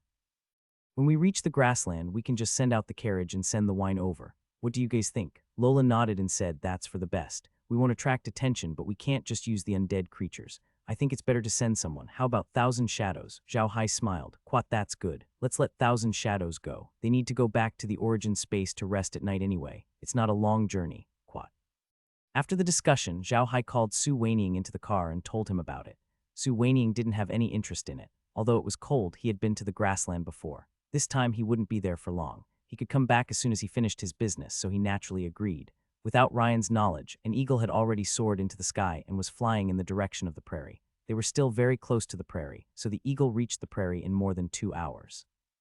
Zhao Hai immediately let the carriages out. There were 10 carriages in total, and each of them was filled with wine bags. The total amount of wine was exactly 11,000 pounds. Su Weining then went to the grassland through the realm and took over the carriages. He then headed to Ibel's stronghold. Zhao Hai had discovered the benefit of having Kai-Er. With Kai-Er, he could almost release the evil spirit staff. It was as if he had 2 evil spirit staffs. He could release one of them and he still had one in his hand. The day passed by in a boring way. Soon they spent the night in a small city. This time they did not encounter any trouble. Ruyan was well behaved and did not even bother Zhao Hai and the others. Zhao Hai couldn't say anything. He wouldn't mind if Ryan followed him. Although Zhao Hai wanted to leave, he felt bad when he thought about Yuan's letter. He had no choice. The next 3 days were peaceful. On the 3rd day, Su Weining found the tribe and the person mentioned by Ebel. He handed the milk wine to the person. However, Su Weining did not get the money this time. He had to wait until next month. This was also what Zhao Hai had agreed with Ibel. After sending the things over, Su Weining returned. Although Su Weining had disappeared for a few days, Ryan and the others did not say anything. Now Zhao Hai and Ryan barely talked. Everyone just kept their heads down and hurried on their journey. Everything was fine. After walking for about half a month, they had arrived at the center of the Arca's empire. Zhao Hai was even more careful here. He would only travel every day. Even if they passed by a big city, they would not stop for long. They would only stay for one night before leaving. Zhao Hai had thought that Rui En would want to stay in the city for 2 days, but he did not expect her to be able to hold it in. She followed Zhao Hai's car silently, which made Zhao Hai a little uneasy. This time, Zhao Hai and the others did not plan to go to the capital of the Arca's empire. That was where Zhao Hai had stayed in the past. There were too many people who knew Zhao Hai well. Although the evil spirit staff could help him put on makeup, he did not go there to be careful. After walking for another 10 days or so, they finally arrived at the border between the Arca's empire and the Rasen Empire, the Kellen Mountains. The Karen Mountains was the largest mountain range on the continent. This mountain range stretched across almost the entire continent and was the horizon between the Arca's empire and the Rasen Empire. It was like the Black Dirt Wastelands and the Duchy of Versailles, only connected by a canyon. This canyon was the only road connecting the Rasen Empire and the Duchy of Versailles, and it was jokingly called the Lifeline by people. However, unlike the situation in the Black Dirt Wastelands, in the Karen Mountains, in addition to this lifeline, there were many small roads on the mountain. These small roads were used by merchants to smuggle goods. Every day, many horse gangs would pass through these small roads to cross the mountain to enter the Arca's empire or the Rasen Empire. Zhao Hai and the others had some understanding of this situation, but they had never thought of crossing the mountain and taking the small path. They were planning to take the main road into the Rasen Empire. In this case, they could only go through the lifeline. If they went through the lifeline, they would have to pass through 2 fortresses on both sides of the lifeline. One was the Cold Wind Fortress in the Arca's empire, and the other was the 100 Battle Fortress in the Rasen Empire. Zhao Hai was prepared to rest at Hanfeng Fortress for 2 days before setting off. After traveling for so many days, they needed a good rest. The Cold Wind Fortress was huge. It was 200 feet high and made of limestone. There were 6 gates in the north and south. The widest gate was more than 20 meters wide and 10 meters tall. The smaller gate was 12 meters wide and 8 meters tall. The gate was made of ironwood and raw iron, which was very strong. There were 100,000 troops stationed here all year round. These troops were the famous magical beast cavalry regiment in the Arca's empire. The cavalry used in this regiment were all captured from the Kellen Mountains. There were countless magical beasts in the Kellen Mountains, and it was said that there were even 9th-grade magical beasts, but no one had ever seen them. It was precisely because there were so many magical beasts in the Kellen Mountains that it was difficult for an ordinary large army to cross the mountains. The Kellen Mountains had become the sky barrier between the Arca's empire and the Rasen Empire. Cold Wind Fortress was a paradise for mercenaries and adventurers. Every day, countless adventurers and mercenaries would set out or come here. This was also a city of chaos. The guards at Cold Wind Fortress almost never maintained the peace. They were stationed here for only 2 purposes: to prevent the invasion of the Rasen Empire and to collect taxes. Zhao Hai and the others entered the Cold Wind Fortress in a very low-key manner. He had to be low-key because the Cold Wind Fortress was under the rule of the Southern King. They were now in the territory of the enemy. There was also a Sheila Hotel in Hanfeng Fortress. Of course, Zhao Hai and the others would rest in the hotel. It was safer to rest in a big hotel like the Sheila Hotel in such a place. If they were to go to other hotels, they might run into unscrupulous people. After a night's rest in the hotel, Zhao Hai did not hurry on his journey the next day. Instead, he went to the bookstore in Cold Wind Fortress to buy a map of the Rasen Empire and some miscellaneous books about the empire.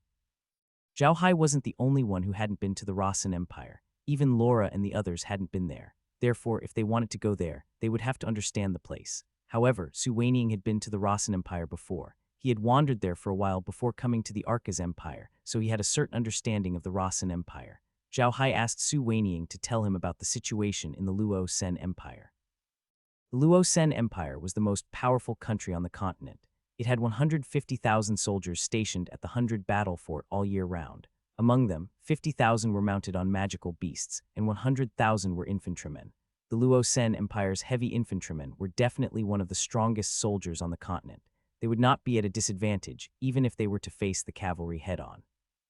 Magic was prevalent in the Rosen Empire, and their army was guarded by mages all year round. There were also many black mages serving in the army. Perhaps it was for this reason that the black mages in the Rosen Empire were not suppressed like in other countries. The Rasen Empire was worthy of being called the most powerful empire on the continent. It faced the ocean from the east to the west, and its navy was also very famous on the continent. It faced the Arca's Empire in the north and the Lian Empire in the south, and its land area was 7 times that of the Arca's Empire. it was easy to imagine how huge the empire was. The environment of the Rasen Empire on Earth was also unique. The Aklea Mountain was in the south, which was also the territory of the demon beasts, and there was only one path to the Leon Empire. The Kellen Mountain was in the north, and there was only one path to the Arcas Empire. Such a geographical environment made it hard for them to be attacked by other countries.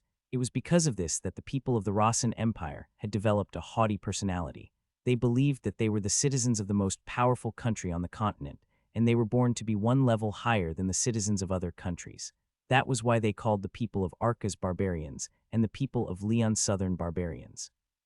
From the way they addressed each other, it was clear how they treated the people of these two countries. It could be said that these people were born with a kind of pride, and they looked down on people from other countries. Therefore, people like Zhao Hai, who had obtained a noble title in the Arcas Empire, were not looked up to in the Rosen Empire. Even civilians would not bow to him. Zhao Hai felt impatient after learning about the situation.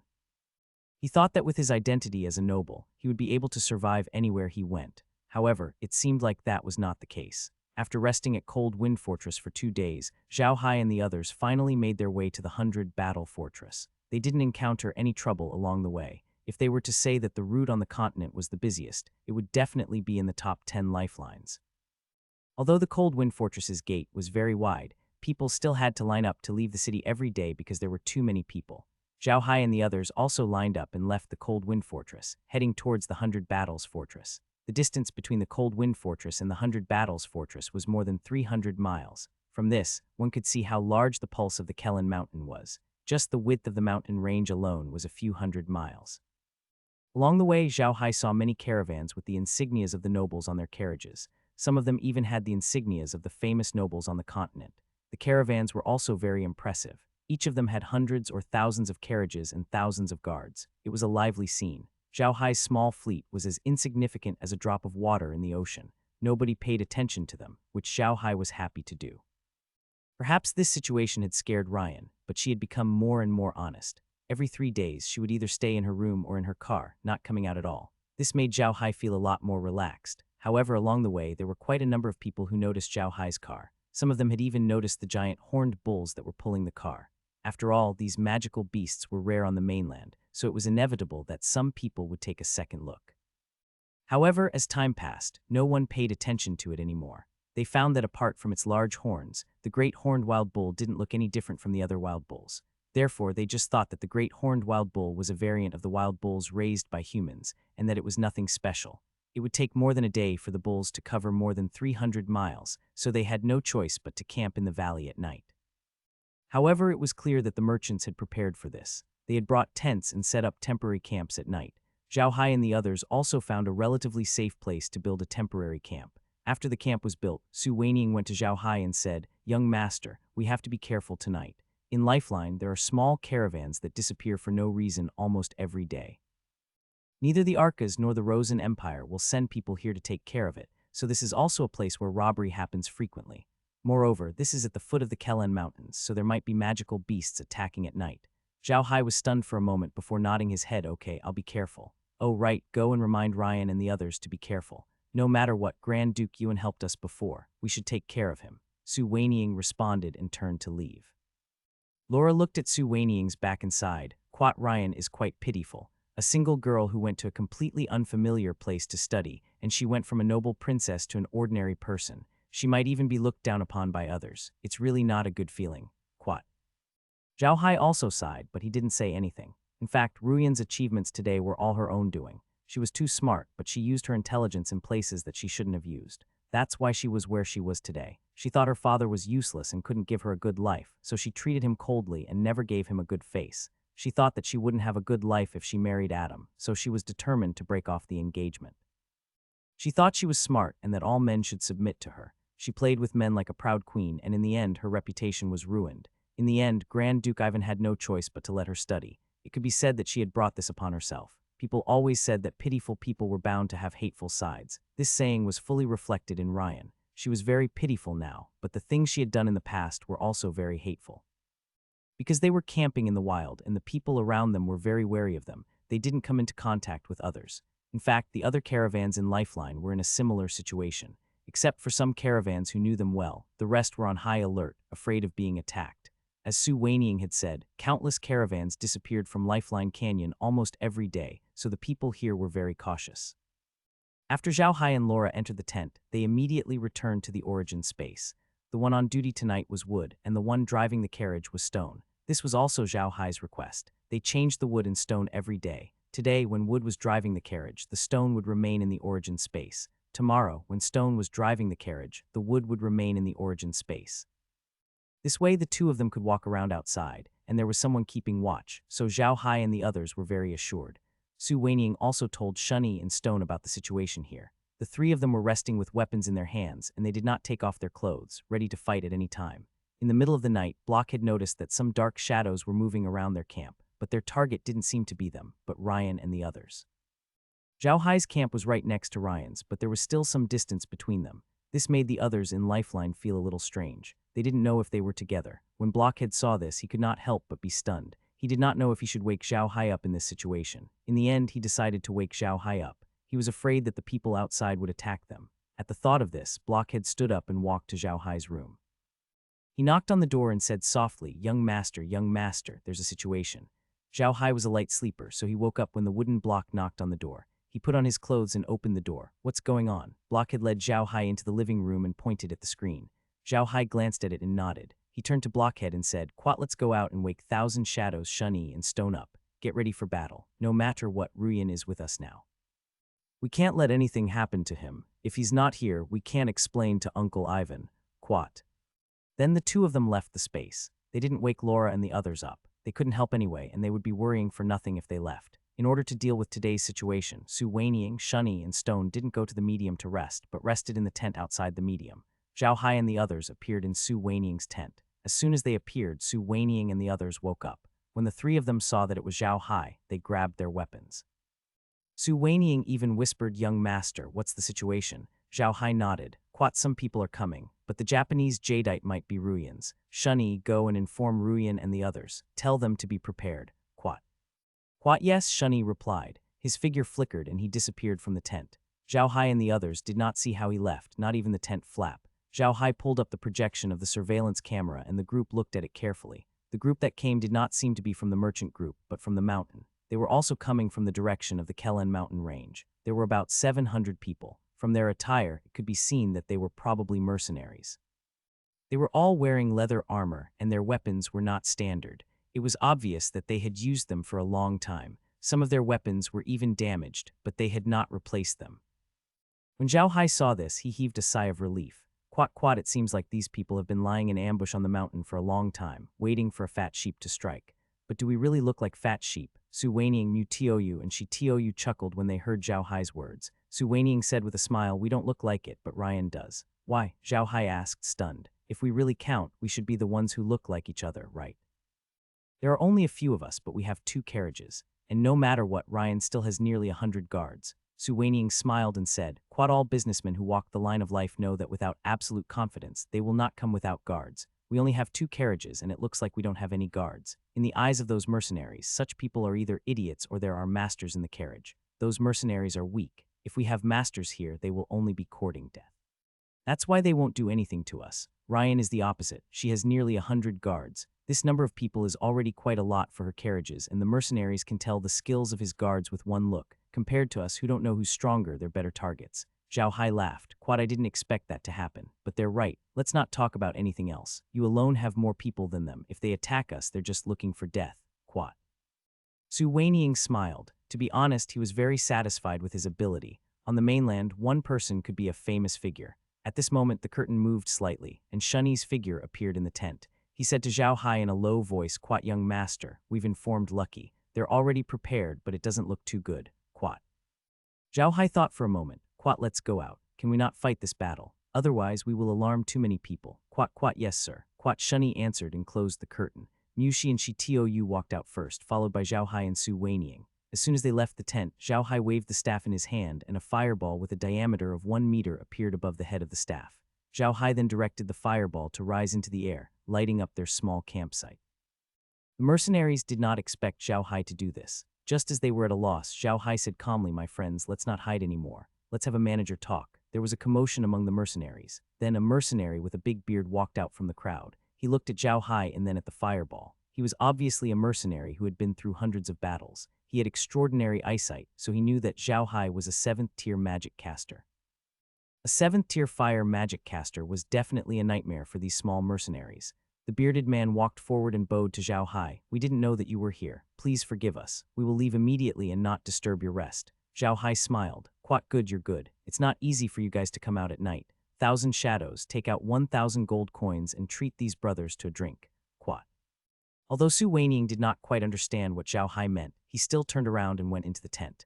There was a bag of gold coins in the tent. There were 1,000 gold coins in the bag. Su Weining took out the bag, walked to the bearded man and put the gold coins on the ground. The bearded man looked at Su Weining and finally couldn't help but say, "May I know if Mr. is 1,000 shadows?" Su Weining looked at the man and frowned. He didn't remember knowing this man. He couldn't help but say, "You know me." When the man heard Su Weining's words, he couldn't help but show a panicked expression. Quat, so it's really Mr. 1,000 Shadows. Please forgive us, Mr. 1,000 Shadows. We really didn't mean to disturb you this time. Quat. Su Weining smiled. Quat, it's fine. This is a gift from the master. Take it and drink. He's in a good mood today and he's satisfied with your performance. Otherwise, none of you will be able to go back alive. Quat. Then he turned around and returned to Zhao Hai's side. The bearded man didn't know if he should take the money and stood there helplessly. Zhao Hai looked at the bearded man and said in a deep voice, "I'll reward you with this money, but you can't take it for free. I don't want to be disturbed tonight, so I'll have to trouble you to keep watch for me. Are you willing to do that?" The big bearded man was stunned for a moment, then immediately said with a happy face, "Quat, we're willing, we're willing. Please rest assured, sir. We promise not a single mosquito will fly into your tent." Quat. "All right, I'll leave it to you guys then," Zhao Hai said with a smile. After saying that, he turned around and went back into his tent. Zhao Hai's actions earned the respect of the other players in Lifeline. He was too awesome. First, he used his strength to intimidate the bandits. Then he tasted the money. He was even concerned about the bandits' reputation and specially hired them to keep watch. This was too awesome. All the merchants who walked the line of life knew that it was best not to offend the bandits in Lifeline Canyon. Even if you were strong, it was best not to offend them. Even if these bandits weren't strong in combat, they had a lot of evil tricks up their sleeves. They could harass you at night, and even if you were heavily guarded, they could still cause you losses.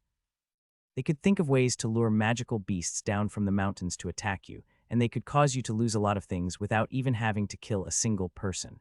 It could be said that these bandits were like bugs, constantly flying around you, but you couldn't do anything to them. Unless you could kill them all in one fell swoop, they would always be watching you. It will make you feel uncomfortable all over. There was also another reason why these merchants didn't want to offend the bandits that appeared in Lifeline Canyon. These bandits were all connected to the guards of Cold Wind Fortress and the Warring Fortress. If you went too far and the guards of Cold Wind Fortress and Warring Fortress found out, they would find ways to make things difficult for you. At that time, your losses would be even greater. Therefore, most merchants would bring enough people here to make the bandits not dare to deal with them. The merchants who often came here knew the bandits. They would regularly give them some money so that the bandits would not deal with them. Among the caravans camping at Lifeline, there were a lot of people who used this route often. They could tell at a glance that Zhao Hai's group was new and had never taken this route before. After seeing Zhao Hai's strength, they knew that the bandits would definitely make their move tonight. Therefore, many people were watching Zhao Hai's group to see how they would deal with this. However, no one had expected Zhao Hai to play such a beautiful game. 1,000 gold coins not only solved the crisis, but also formed a good relationship with the bandits. If he were to walk this path again in the future, the bandits would definitely give him some face. Because of Zhao Hai's actions, he gained a lot of attention. Those people wanted to know where this person came from. He was really good at doing things. Nothing happened that night. When Zhao Hai woke up the next morning, he found that the thieves were still keeping watch for him. They were all very energetic, especially the bearded man. The moment he saw Zhao Hai, he immediately went up to him and bowed. "Sir, you're up. We brothers should leave. Please take care, sir. I can guarantee that in the future, as long as we see any of your family's horses pass by, no one will come and disturb you." Zhao Hai smiled. "Quite good, you've worked hard. Oh, I'll give you something else. Would bring 2 bags of war provisions." Quat, yes, Blockhead replied and walked to the supply truck. He put on an act and took out 2 large bags of war provisions. There were a few £100, enough for these mercenaries to eat for a few meals. Mew put the food in front of the bearded man. Zhao Hai smiled and said, "I used the method of the beastman to make these battle provisions. If you want to eat them, just take out a piece, add water to the pot, and cook it. Don't underestimate these 2 bags of battle provisions. They were made from the meat of 4 lambs. These 2 bags are enough for you brothers to eat 3 to 4 meals. I'll give them to you as a small gift." Zhao Hai didn't mind. He smiled and said, "Quite all right, you guys should go too. We should be on our way." The big bearded man called two of his brothers over to carry the 2 bags of battle rations away. Then he bowed to Zhao Hai and led his men away. At this moment, Laura and the rest walked out of the tent.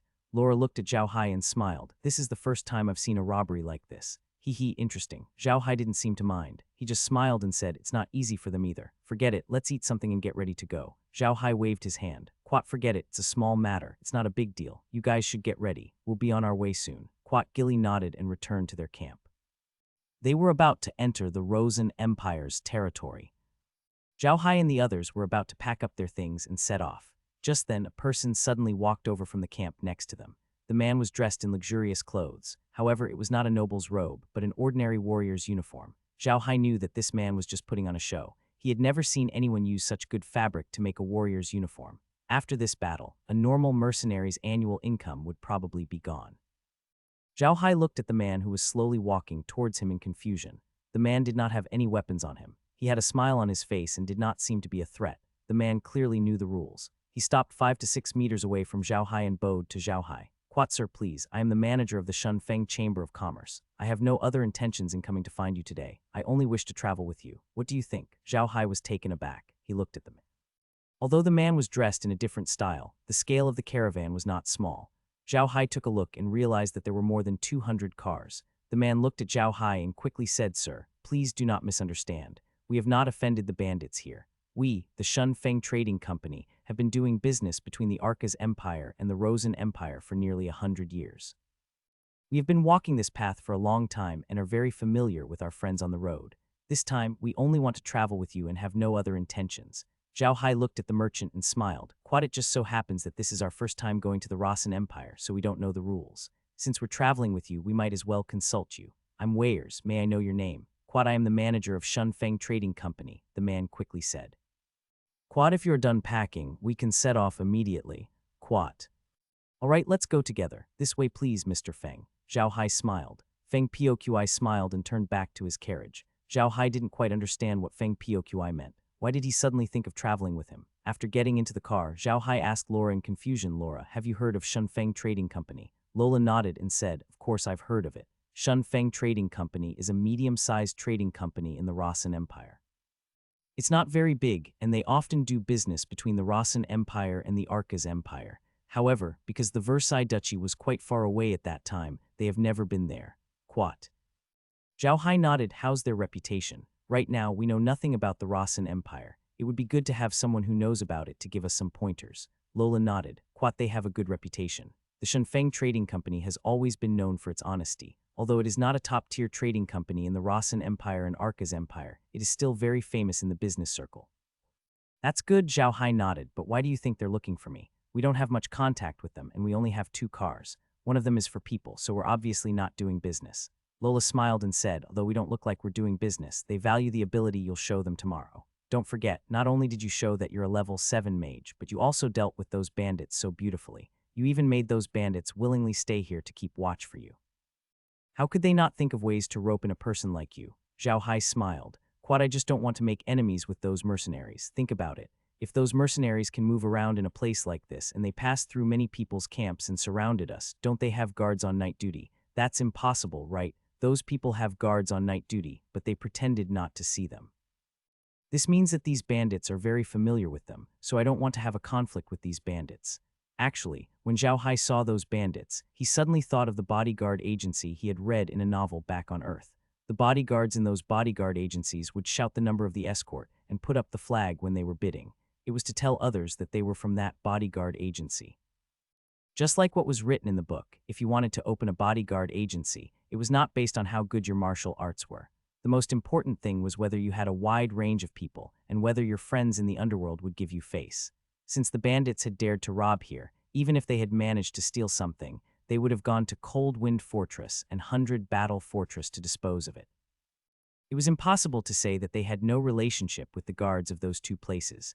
Zhao Hai did not want to offend their guards before reaching the 100 Battle Fortress, so he gave the bandits 1,000 gold coins. Of course, he couldn't tell Laura and the others about this. Laura wouldn't feel the heartache of spending 1,000 gold coins. 1,000 gold coins was indeed a lot to ordinary people, but it wasn't much to them. It was worth it to spend 1,000 gold coins to let those bandits keep watch for others. Their convoy had just set off when they heard Feng Poqi's voice from the side. "Quat, Mr. Wells, would you like to come to my carriage? I've already prepared some side dishes and fruit wine. How about we have a drink?" Zhao Hai smiled and turned to Laura. "He's here, I'll go take a look." "That's what I was thinking," he laughed loudly. He opened the car door and walked to the balcony outside the car. On the platform outside the carriage, Zhao Hai looked to the side and saw a carriage that was similar to his. This carriage was receiving the flame horse. Feng Poqi was standing on the platform of the carriage and looking at Zhao Hai. The two carriages were very close to each other. They could reach each other's carriage in one step. Zhao Hai smiled and got into Feng Poqi's carriage. NBSB Feng Poqi invited Zhao Hai into his carriage. His carriage was similar to Zhao Hai's, with the same design. It seemed like this design was the most popular style on the continent. On the small cabinet in the middle of the carriage, there were 4 side dishes and 2 glasses filled with red wine. Zhao Hai took a look at the 4 dishes. They were all magical vegetables that were very popular on the continent. They were also well made. Although there was not a large amount, they were very well made. It must be known that it was very difficult for ordinary people to eat magic vegetables in winter. There were many civilians on the continent who could only eat salted vegetables for their meals this winter. Some families didn't even have salted vegetables. However, Zhao Hai did not say anything. Laura had mentioned that Shunfeng Trading Company was a medium-sized trading company. On the mainland, a medium-sized trading company was already very impressive. The red spider lily shop that Laura used in the Duchy of Versailles could only be considered a small trading company on the mainland. After Feng Poqi invited Zhao Hai to take a seat, he raised his glass and smiled at Zhao Hai. To be able to meet on this journey is also a kind of fate. "Mister, please." Zhao Hai also raised his glass and clinked it with Feng Poqi's. He smiled and said, "Please," he said. The two of them took a sip of wine and placed their glasses on the cabinet. Zhao Hai smiled and said, "Mr. Feng, why do you suddenly want to travel with me today?" Feng Poqi was stunned. He didn't expect Zhao Hai to be so direct, but he smiled. "Quad, it's mainly because you did a great job last night. To be honest, we all know the bandits in Lifeline Canyon. It's your first time, so you'll definitely be robbed. But it's my first time seeing someone like you who resolved it so well. I can't help but want to make friends with you. Quat." Zhao Hai smiled. "Quat, sir, you're really frank. To me, it's just a matter of waving my hand to exterminate those bandits. However, I'm afraid that these bandits have connections with the defending troops of Cold Wind Fortress and 100 Battle Fortress, so I didn't touch them." Quat. Feng Poqi nodded and said, "Sir, you're right. These bandits can be said to be raised by the Cold Wind Fortress and the 100 Battle Fortress. Of course, they're in contact. Don't look at how these bandits come out to rob people. In the end, the money that falls into their hands isn't much. Most of the money they have to hand over to the Cold Wind Fortress and the 100 Battle Fortress's defenders. We're well aware of this." Quat. Zhao Hai looked at Feng Poqi in confusion. "Why are they doing this? Wouldn't it be the same if we just set up a checkpoint at the fortress and collect taxes?" Feng Poqi smiled. "Didn't you notice? These chambers of commerce have connections with some of the more powerful nobles. Don't look down on the power of these nobles. They have the ability to prevent the garrison from setting up a roadblock to collect taxes, so the garrison thought of this method. Although everyone knows what's going on, they can't do anything about it." Zhao Hai nodded his head. He agreed with Feng Poqi. On the continent, one should not underestimate the power of the aristocrats. All those who underestimated the power of the aristocrats were dead. The aristocrats did have the ability to prevent the garrison at the fortress from setting up checkpoints and collecting taxes. It was much more convenient to use bandits. Bandits were the ones who wanted to rob you, and these bandits were at your lifeline. It was not convenient for the Rossan Empire and the Arcas Empire to meddle in this. Even if the great nobles thought that these bandits were too much, they could just change to another batch. To the defenders, this was nothing. Feng Poqi looked at Zhao Hai and smiled. "May I know why you are going to the Rossan Empire this time? Looking at the badge on your car, you should be from the Arcas Empire, the Duchy of Versailles, right? The cars behind you, they seem to be the direct descendants of the Versailles family, right?" Quat. "Yes, I'm a Viscount of the Versailles Duchy. I'm going to Tianui City to settle some matters. The princess of the Versailles Duchy is sitting behind me. She's going to Carson City to study," Zhao Hai replied. Feng Poqi nodded his head. "Tianui City is a good place. It is a port city with developed commerce. The taxes there are also very low. It is a good choice to do business there. Hee, look at me. I don't even know if you're going there to do business. That's all I'm telling you." Quat. Zhao Hai knew that Feng Poqi was testing him, but he didn't mind. He was indeed going to Celestial Water City to do business, so there was nothing to hide. He smiled and said, "Quat, just as Sir said, I'm going there to do business, but it's my first time there. I'm just going to take a look." Quat. In BSB, Feng Poqi smiled. "Tianui City is really not bad. I wonder what kind of business you want to do there." Zhao Hai smiled. "Quat, I have some business in the grasslands, but I don't want to do it in the Versailles Duchy. I want to go to Tianui City to take a look. I heard that there are ships from Tianui City that can go to the grasslands. Quat. Hearing Zhao Hai's words, Feng Poqi did not doubt him at all. There were many people from the Rasen Empire who went to the Orc Plains to do business, so there was nothing strange about it. Moreover, it was allowed to do business there, and the tax was not very high. It was unlike the Arcas Empire, which needed to smuggle and bribe so many people. So if one really wanted to do business in the Orc Plains from the Rasen Empire, it was possible. It was even lower than the cost of doing business in the plains from the Arcas Empire. There was a reason for this. There was the Arcas Empire between the Rasen Empire and the Orc grassland. Even if the Orcs wanted to invade the south, the Arcas Empire would be the first to be attacked. To the Rasen Empire, it would not hurt them at all. Naturally, they would not restrict their business in the Orc grassland. On the other hand, the Arcas Empire had to be controlled well, because a single mishandling of business would turn into providing for the enemy. So every year, many merchants from the Arcas Empire would come to the Rasen Empire, and then enter the Orc Plains from the Rasen Empire. In the end, most of these merchants settled in the Rasen Empire and became people of the Rasen Empire. However, Feng Poqi was very interested in the business that Zhao Hai was talking about. He looked at Zhao Hai and said, "Sir, you have business in the grasslands. Does this mean that Sir is very familiar with those orcs? I wonder if the business on the grassland is good." Zhao Hai smiled and said, "It's easy. The business on the grasslands is very good. The orcs lack food, resources, and everything. As long as you bring things to the grasslands, you can exchange them for cattle and sheep. However, the cattle and sheep on the grasslands will usually get sick on the mainland and are very difficult to raise. So when the cattle and sheep are transported back, they will usually be killed immediately. The wool products on the grasslands are also very good and are in short supply on the mainland." Quat. Feng Poqi's eyes brightened as he looked at Zhao Hai. "Is there no risk in doing business on the grassland?" Zhao Hai laughed. "Quat, of course there is a risk, and it is very high. Those orcs may become bandits at any time, but they usually only rob food and don't kill people. Most of the orcs are still willing to do business with us, but it is not as profitable as people say." Quat.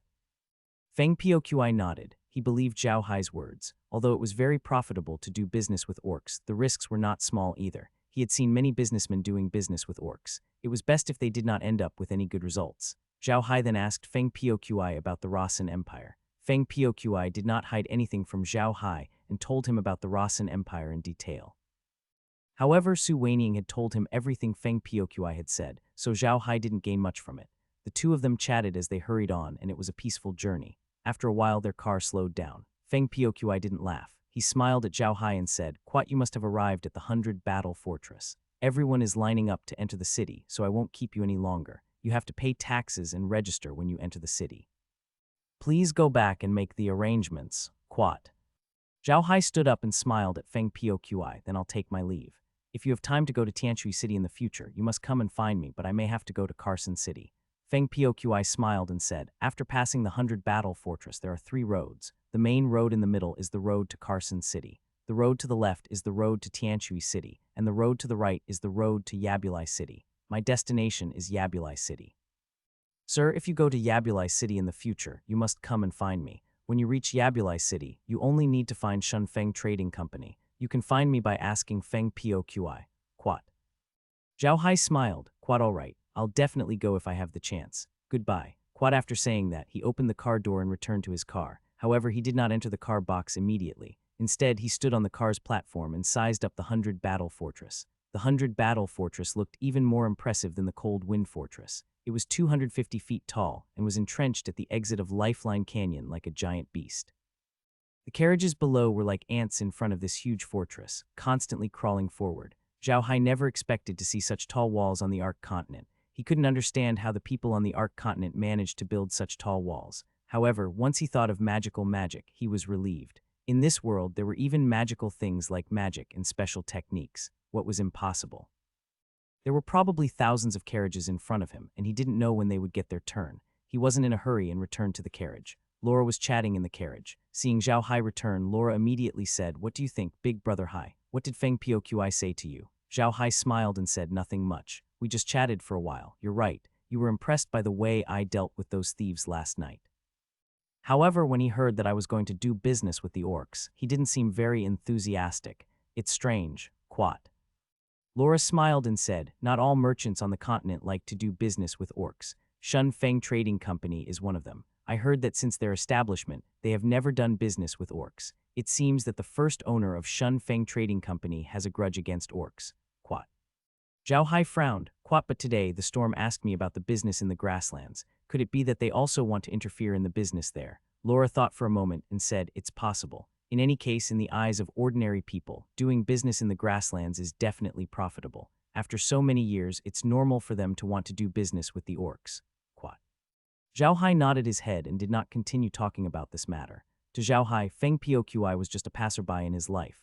It was hard to say if he would encounter another Feng Poqi in the future. He raised his head and said to Laura, Quat, I want to send Ryan to Carson City first, then we'll go to Tianui City. What do you think? Lola didn't object. She just nodded and said, Quat, that's good too. She's Uncle Ivan's daughter after all. We should take care of her. We've done our best to send her to Carson City and let her settle down. Quat. Zhao Hai nodded. Quat, let Ryan settle down, and we will send a letter to Uncle Ivan. Even if we have to complete the mission, we can't control what happens in school. Even if we can't, if Ryan offends someone in school, I'm afraid even Uncle Ivan won't be able to do anything. Lola sighed and didn't say anything. Instead, it was Meg who said, Young master, I think we should go directly to Tianui City. It's already good enough that she followed us here. Based on what she has done, we should have left by ourselves long ago. We shouldn't have bothered with her at all. Zhao Hai didn't say anything. He knew that Meg hated Ryan even more than Laura, because Ryan first refused the marriage and then schemed against Zhao Hai. These were all reasons for Meg to hate Ryan. Forget it, Zhao Hai shook his head and said, I'll help him to the end. As they were talking, a voice came from outside. Quat, the carriage is behind, listen up. You have to pay taxes. If you are not from the Rosin Empire, you have to come here to register. Quat. Zhao Hai didn't move. He just left these things to Su Weiniang and Shunye. They didn't need to worry about it at all. The guards wouldn't make things difficult for them. After all, they were all nobles with titles. They wouldn't dare to go too far. Su Weiniang paid a tax of 2 gold coins and did a simple registration before he was allowed to go. However, Zhao Hai thought that 2 gold coins was not cheap. They only had 2 cars, and the tax rate was a little too high. What he didn't know was that this was because they were from the Arcas Empire. If they were from the Rosin Empire, they only needed to pay 1 silver coin for a carriage. The nobles could even be exempted from tax, but the people of the Arcas Empire could not. They had to pay heavy taxes. As such, most of the people from the Arcas Empire who came to the Rosin Empire to do business would have an identity in the Rosin Empire.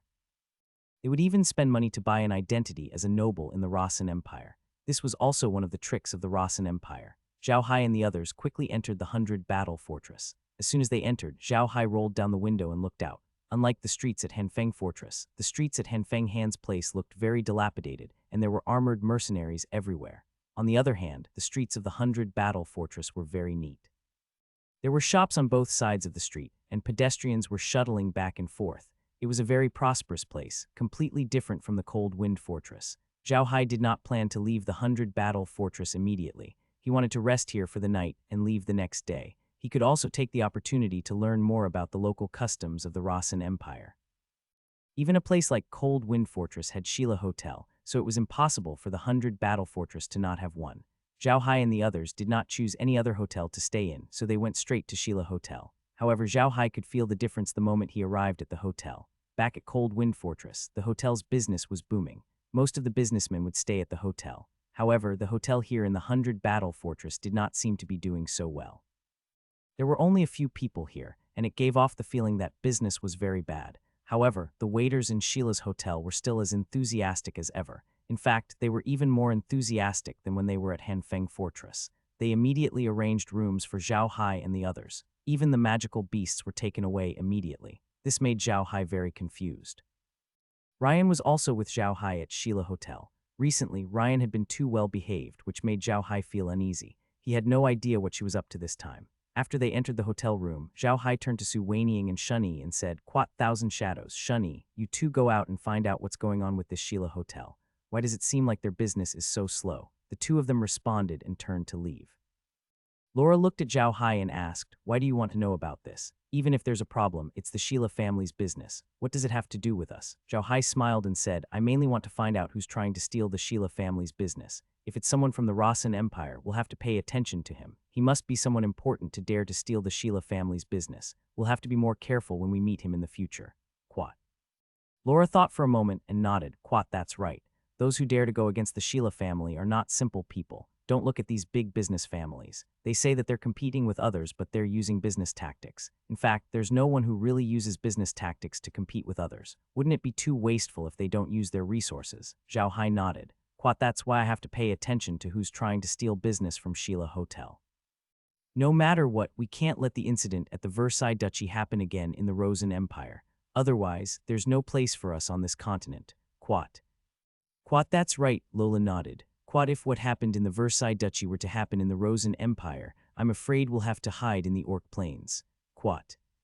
To be honest, I do like to interact with those orcs. At the very least, they aren't as scheming as humans, Zhao Hai said with a smile. Laura smiled and said, I also like to interact with those orcs. It's much simpler. You don't have to think about it. By the way, Brother Hai, what do you think Ruyan is up to these days? He's been so honest. Quad, is she really going to be so honest? Zhao Hai shook his head and said, no one can guess what this woman is thinking. Forget it, let's not care about her.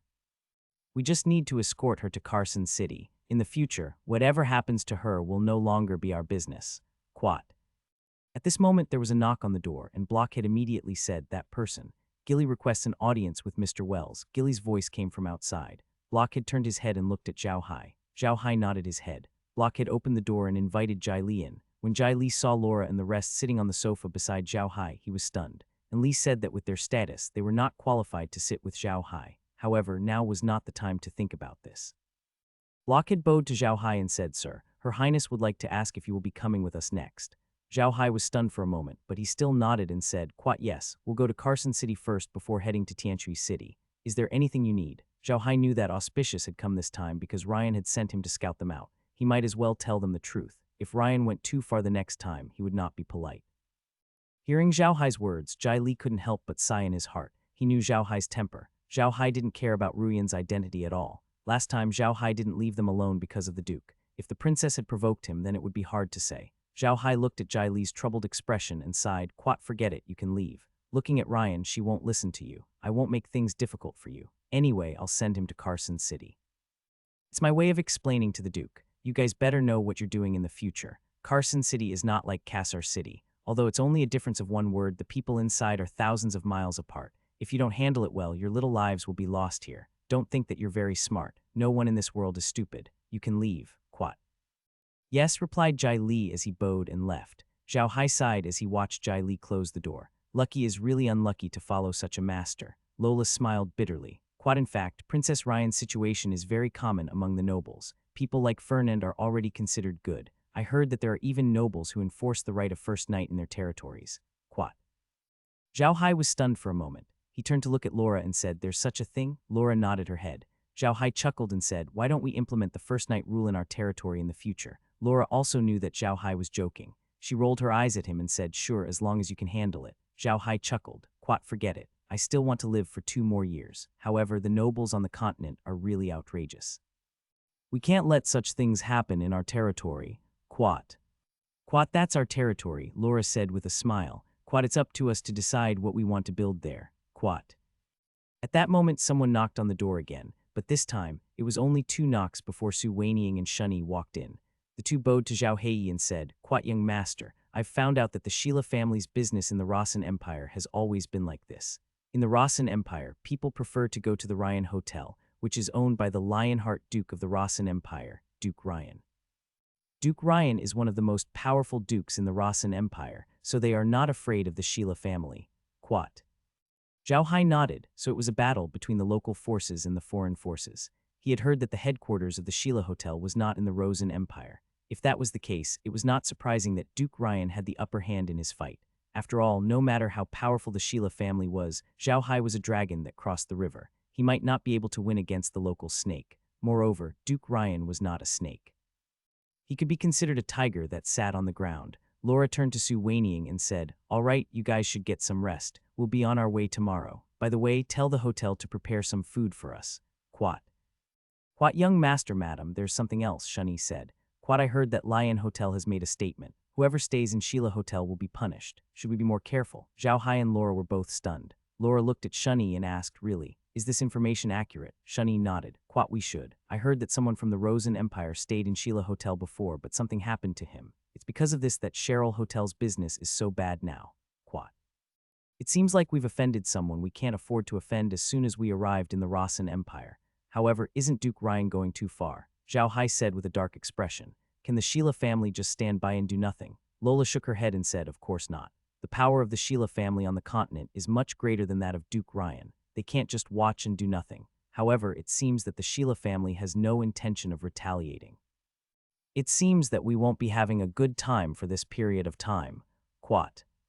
Zhao Hai looked at Laura and said, Duke Ryan has gone too far this time. I think the Sheila family will definitely retaliate with a strong force. If they can't defeat Duke Ryan, the ones who will fall will be the Sheila family. We are just tools for Duke Ryan to establish his power. However, I want to see how he will deal with us. Quat. Lola smiled and turned to Zhao Hai. Quat, big brother Hai, do you think the people from Sheila Hotel will use our milk wine as a tool to retaliate? Zhao Hai was stunned for a moment. He had never thought of that. However, hearing Laura's words, it was possible. He smiled and said, Quat, forget it. Who cares if he is or not? We only care about selling the wine. We don't care about anything else. Quat. Lola waved her hand. Quat, that's enough. You can leave. You don't have to worry about this. Quat Su Wanying and Shunny responded and turned to leave. NBSB Zhao Hai turned to Blockhead. Quat, Blockhead, tell Lucky about this and let them prepare. I'm afraid the road ahead won't be so peaceful. Quat. Mew Mew nodded and turned to leave. Zhao Hai turned to look at Laura and said, how do you think Ryan will deal with us? I'm just staying here and I just came from the Arca's Empire. He won't go too far, right? Lola shook her head and said, Quat, that's not necessarily the case. Duke Ryan may only order to teach the people who stayed in Sheila's hotel a lesson, but it's hard to say what his men will do. Maybe his men want to take the opportunity to make a fortune.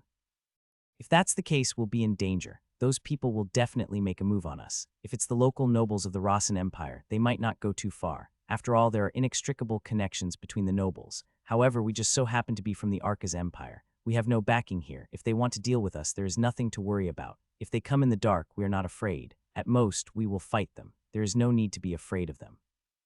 What we are afraid of is that they are using the power of the Rossan Empire to deal with us and pin a crime on us.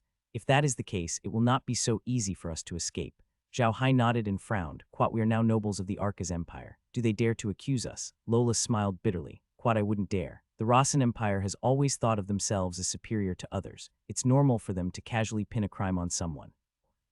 Zhao Hai smiled. Quat, if they really dare to do that, then we'll make a scene. Don't forget, I'm not only a Viscount, but also a tri-elemental magician. If they really dare to do that, then we'll make a scene. I want to see what they can do to us. Quat.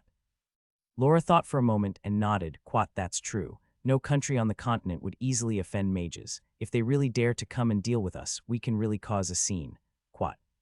At this moment, Blockhead also returned. Zhao Hai looked at him and said, how is it? Did he say it? Quat, I've already told Lucky, said Blockhead with a nod. Quat, they should be fully prepared, but it looks like he's still very worried. Quat. Zhao Hai nodded. Quat, just tell them. You should go and rest. We'll leave the 100 Battle Fortress tomorrow. I really want to see what Ryan family is going to do to me. Quat. Unfortunately, Duke Ryan did not give Zhao Hai this opportunity. Zhao Hai did not have to wait until the next day for someone to come looking for him. Zhao Hai and the others rested in their room for a while. Just as they were eating in the restaurant of Sheila's hotel, they heard a commotion outside the hotel. Zhao Hai could not help but be taken aback. He turned to look at Shunny, who immediately turned around and left. Not long after, Shunny walked in with a strange expression on his face.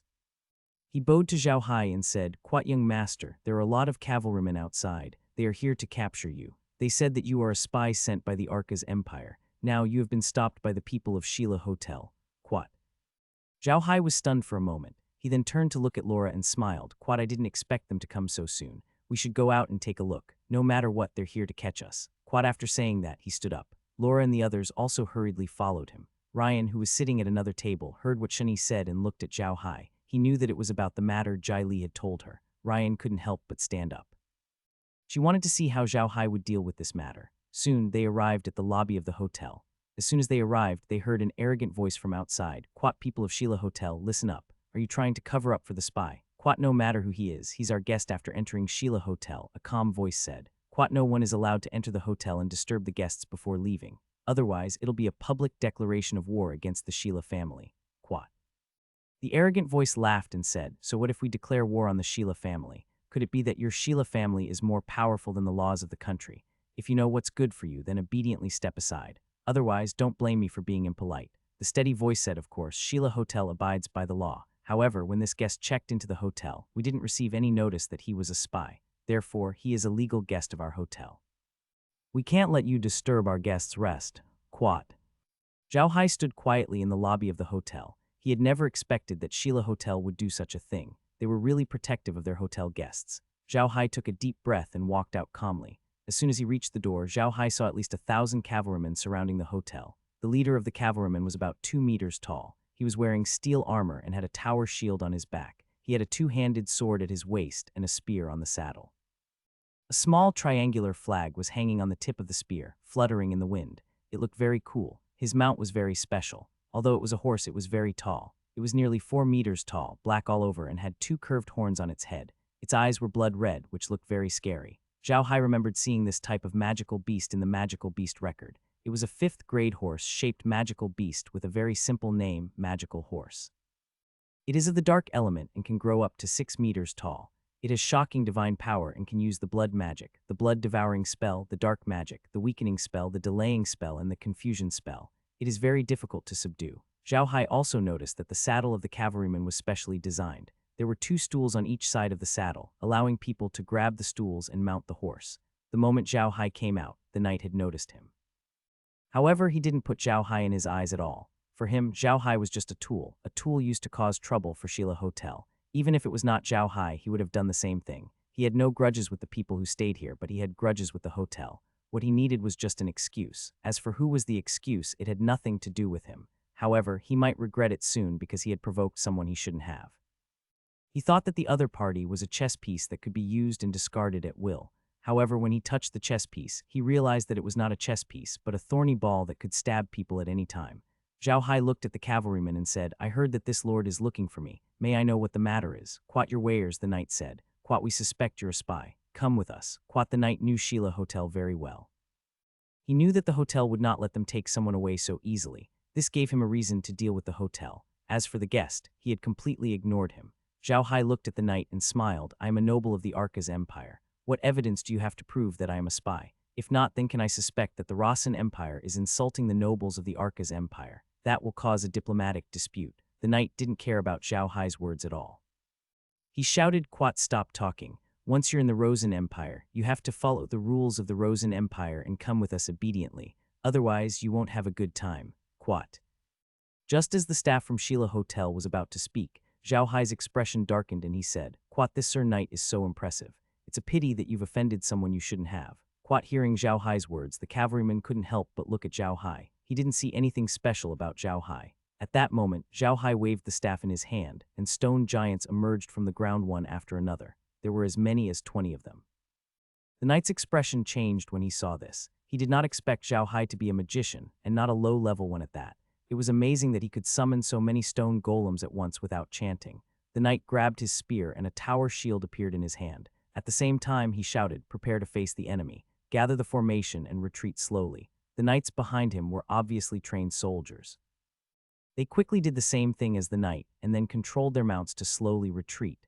They were ready to retreat a distance to open up a space for a charge. Heavy cavalry like them only had great power when they charged. If they stood still and fought with others, they would lose at least 50 of their combat power. Zhao Hai held the staff in his hand and said softly, "Bind." A wind binding spell was cast and wrapped around the feet of the knights' mounts, causing them to feel extremely uncomfortable. Their speed of retreat naturally slowed down. The leading knight's face turned even uglier. He was a veteran who had experienced hundreds of battles. He knew very well that Zhao Hai had just used wind magic. A dual-element magician would be welcomed no matter where he went. He was not someone that a small knight like him could afford to offend. However, this wasn't the end. Zhao Hai held his staff and said in a deep voice, "Surround." The knight who was retreating was suddenly surrounded by a huge ring of fire. The ring of fire seemed to have come alive out of thin air. The flames were more than a meter high, and it was very scary. Most magical beasts were afraid of fire, and only some fire elemental magical beasts were not afraid of it. When the fire appeared, it indeed made the knights, magical beasts, cower and not move forward. However, these knights' mounts were all trained. With the help of their masters, they quickly stabilized. However, the expression of the leader of the knights became even more unsightly, because he realized that he had offended a 3-elemental mage. Zhao Hai looked at the cavalryman coldly and said, "Stop. If you continue, don't blame me for being impolite." The leader of the knights knew that Zhao Hai was right. If Zhao Hai really wanted to kill them, he wouldn't have trapped them here. Instead, he would have ordered the stone giants to attack them. The leader of the knights stopped and bowed to Zhao Hai. "Quat, sir, please forgive me for my previous offense. This matter is purely a misunderstanding. Someone gave me false information. Please forgive me, Quat." Zhao Hai looked at the leader of the knights and said, "All right, since you put it that way, I won't make things difficult for you. I just don't like to be disturbed. You can go." With that, he waved his hand, and the stone giant, wind bind, and fire ring all disappeared. It was not that Zhao Hai did not want to teach these knights a lesson, but he knew very well that now was not the time. They were in the Rossan Empire, and they were from the Arcas Empire. If they really got into a conflict with those knights, the Rossan Empire would not let them off. However, he also knew that the other party's main target was Sheila Hotel, not him. Naturally, he would not have a conflict with the magician. "Quat, you're welcome, manager," Zhao Hai said with a smile. "Quat, I'm on good terms with your hotel, and I have some business dealings with manager Alin of Sardu City. We can be considered friends." Quat. The manager of Sheila Hotel was stunned when he heard Zhao Hai's words. Then he seemed to have thought of something and immediately said happily, "Quat, so, you are the Mr. Wells that Saline mentioned. I apologize for my lack of manners. Please, sir." Quat. Then he invited Zhao Hai into the hotel. After inviting Zhao Hai to the restaurant and finding a high-class private room to sit down, the store manager immediately said, "Quat, Mr. Wells, let me introduce myself first. My name is Defian, and I'm the person in charge of Cheryl Hotel's branch in the 100 Battle Fortress. I've received news from Alin a few days ago that we're currently working with Wells. However, we've encountered some issues here recently, so I didn't pay attention to you. Please forgive me." Quat. Zhao Hai smiled. "Quat, you're welcome, Manager Defian. I'm just passing by. There's nothing special about me. Please don't mind me." Quat. Defian laughed. "Quat, no matter what, we've been rude. The last time Alin sent a letter, he asked us to pay attention to you and told us that as long as you stay in Sheila's hotel, we can't charge you any fees. I've been so busy recently that I didn't even know you were coming. I have to thank those cavalrymen. If Alin knew that I took your money, he wouldn't let me off." Quat. Zhao Hai smiled. "Quat, you're too kind, Mr. Alin. We're heading to Carson City tomorrow. There's no need to go through all the trouble." Quat. Defian said with an apologetic expression, "Quat, Mr. Wells, I'm afraid this matter is a little troublesome. A powerful figure in the Rossan Empire is looking for trouble with us. Today, you've offended the cavalry and they might take revenge on you. The person who wants to deal with us is very powerful in the Rossan Empire. I'm afraid he won't let you off. He might bring you a lot of trouble. Please forgive him." Quat. "You're talking about Grand Duke Ryan, right?" Zhao Hai smiled. "Don't worry, we're mentally prepared. Nothing will happen. All right, Mr. Defian, I'll go back to rest first. We still have to travel tomorrow." After saying that, he stood up and left, ignoring the dazed Defian. Defian did not expect Zhao Hai to know that the one who was causing trouble for them was Duke Ryan. This made Defian feel that Zhao Hai was an enigma. Ethan had investigated Zhao Hai before. He knew that Zhao Hai had never been to the Rossan Empire before, so how did he find out about the conflict between them and Duke Ryan less than a day after he arrived at the 100 Battle Fortress? Could it be that he had his own network in the Rossan Empire? Defian felt that he should inform his family about this. Although Yilin had investigated Zhao Hai before, he had too little information. Zhao Hai's background was extremely mysterious, but he could be sure that he had an inexplicable connection with the Versailles family. From the looks of it now, it did not seem to be the case. At the very least, with the power of the Versailles family, they did not have the ability to extend their hands into the Rosen Empire. In fact, Zhao Hai had deliberately told Defian about Duke Ryan. He wanted Defian to know that he did not know anything. At the same time, Defian would not be able to figure out Zhao Hai's background. This was actually a simple trick. There were times when one could not speak too much, but there were times when speaking too much could make others unable to figure out one's background. Just like Zhao Hai this time, when he mentioned Duke Ryan to Defian, Defian naturally could not figure out Zhao Hai's background. This way, if Zhao Hai were to cooperate with them in the future, they would not be on equal footing and would not look down on him. Back in the room, Lola frowned and said to Zhao Hai, "Big brother Hai, the cavalrymen have left today, but I'm afraid they won't let us go. We should make preparations as soon as possible." Zhao Hai smiled and said, "Of course they won't let us go. Even if the cavalrymen don't dare to touch us, Duke Ryan won't let us go. Don't forget, Defian just said that we have a cooperation. There were many people around at that time. They must have known that Duke Ryan won't let me go. He can use me to establish his authority. However, as long as they don't use their official power to deal with me, I'm not afraid." Quat. Laura's brows were still furrowed. "Quat, do you think Defian is deliberately luring us to say that? That way we'll be led to the Sheila family's side. Even if Ryan doesn't want to deal with us, he'll have no choice but to do so. We'll have to rely on the Sheila family with all our might." Quat. Zhao Hai smiled and said, "Quat, actually, there's nothing wrong with this. We don't have any friendship with Duke Ryan at all. Besides, his methods are too overbearing. I don't want to work with him. Although the Sheila family has the intention to scheme against us, their methods are relatively gentler. We won't lose out by working with them. I also deliberately let the outside world know that I'm working with their family. That will make the Sheila family feel uneasy, and our relationship with them will be closer." When Laura heard Zhao Hai's plan, she heaved a sigh of relief. However, she was still a little worried as she said, "We've just arrived at the Rossan Empire, and it's not good to offend Leon, right? What if the Sheila family loses in the battle with Ryan? What should we do then?" Zhao Hai smiled. "Quat, yes, we have. Now we're betting. If the Sheila family wins, we can further cooperate with them. If the Sheila family really loses, it doesn't matter. Don't forget, when we go to Tianui City this time, we can also get in touch with the Cassa family.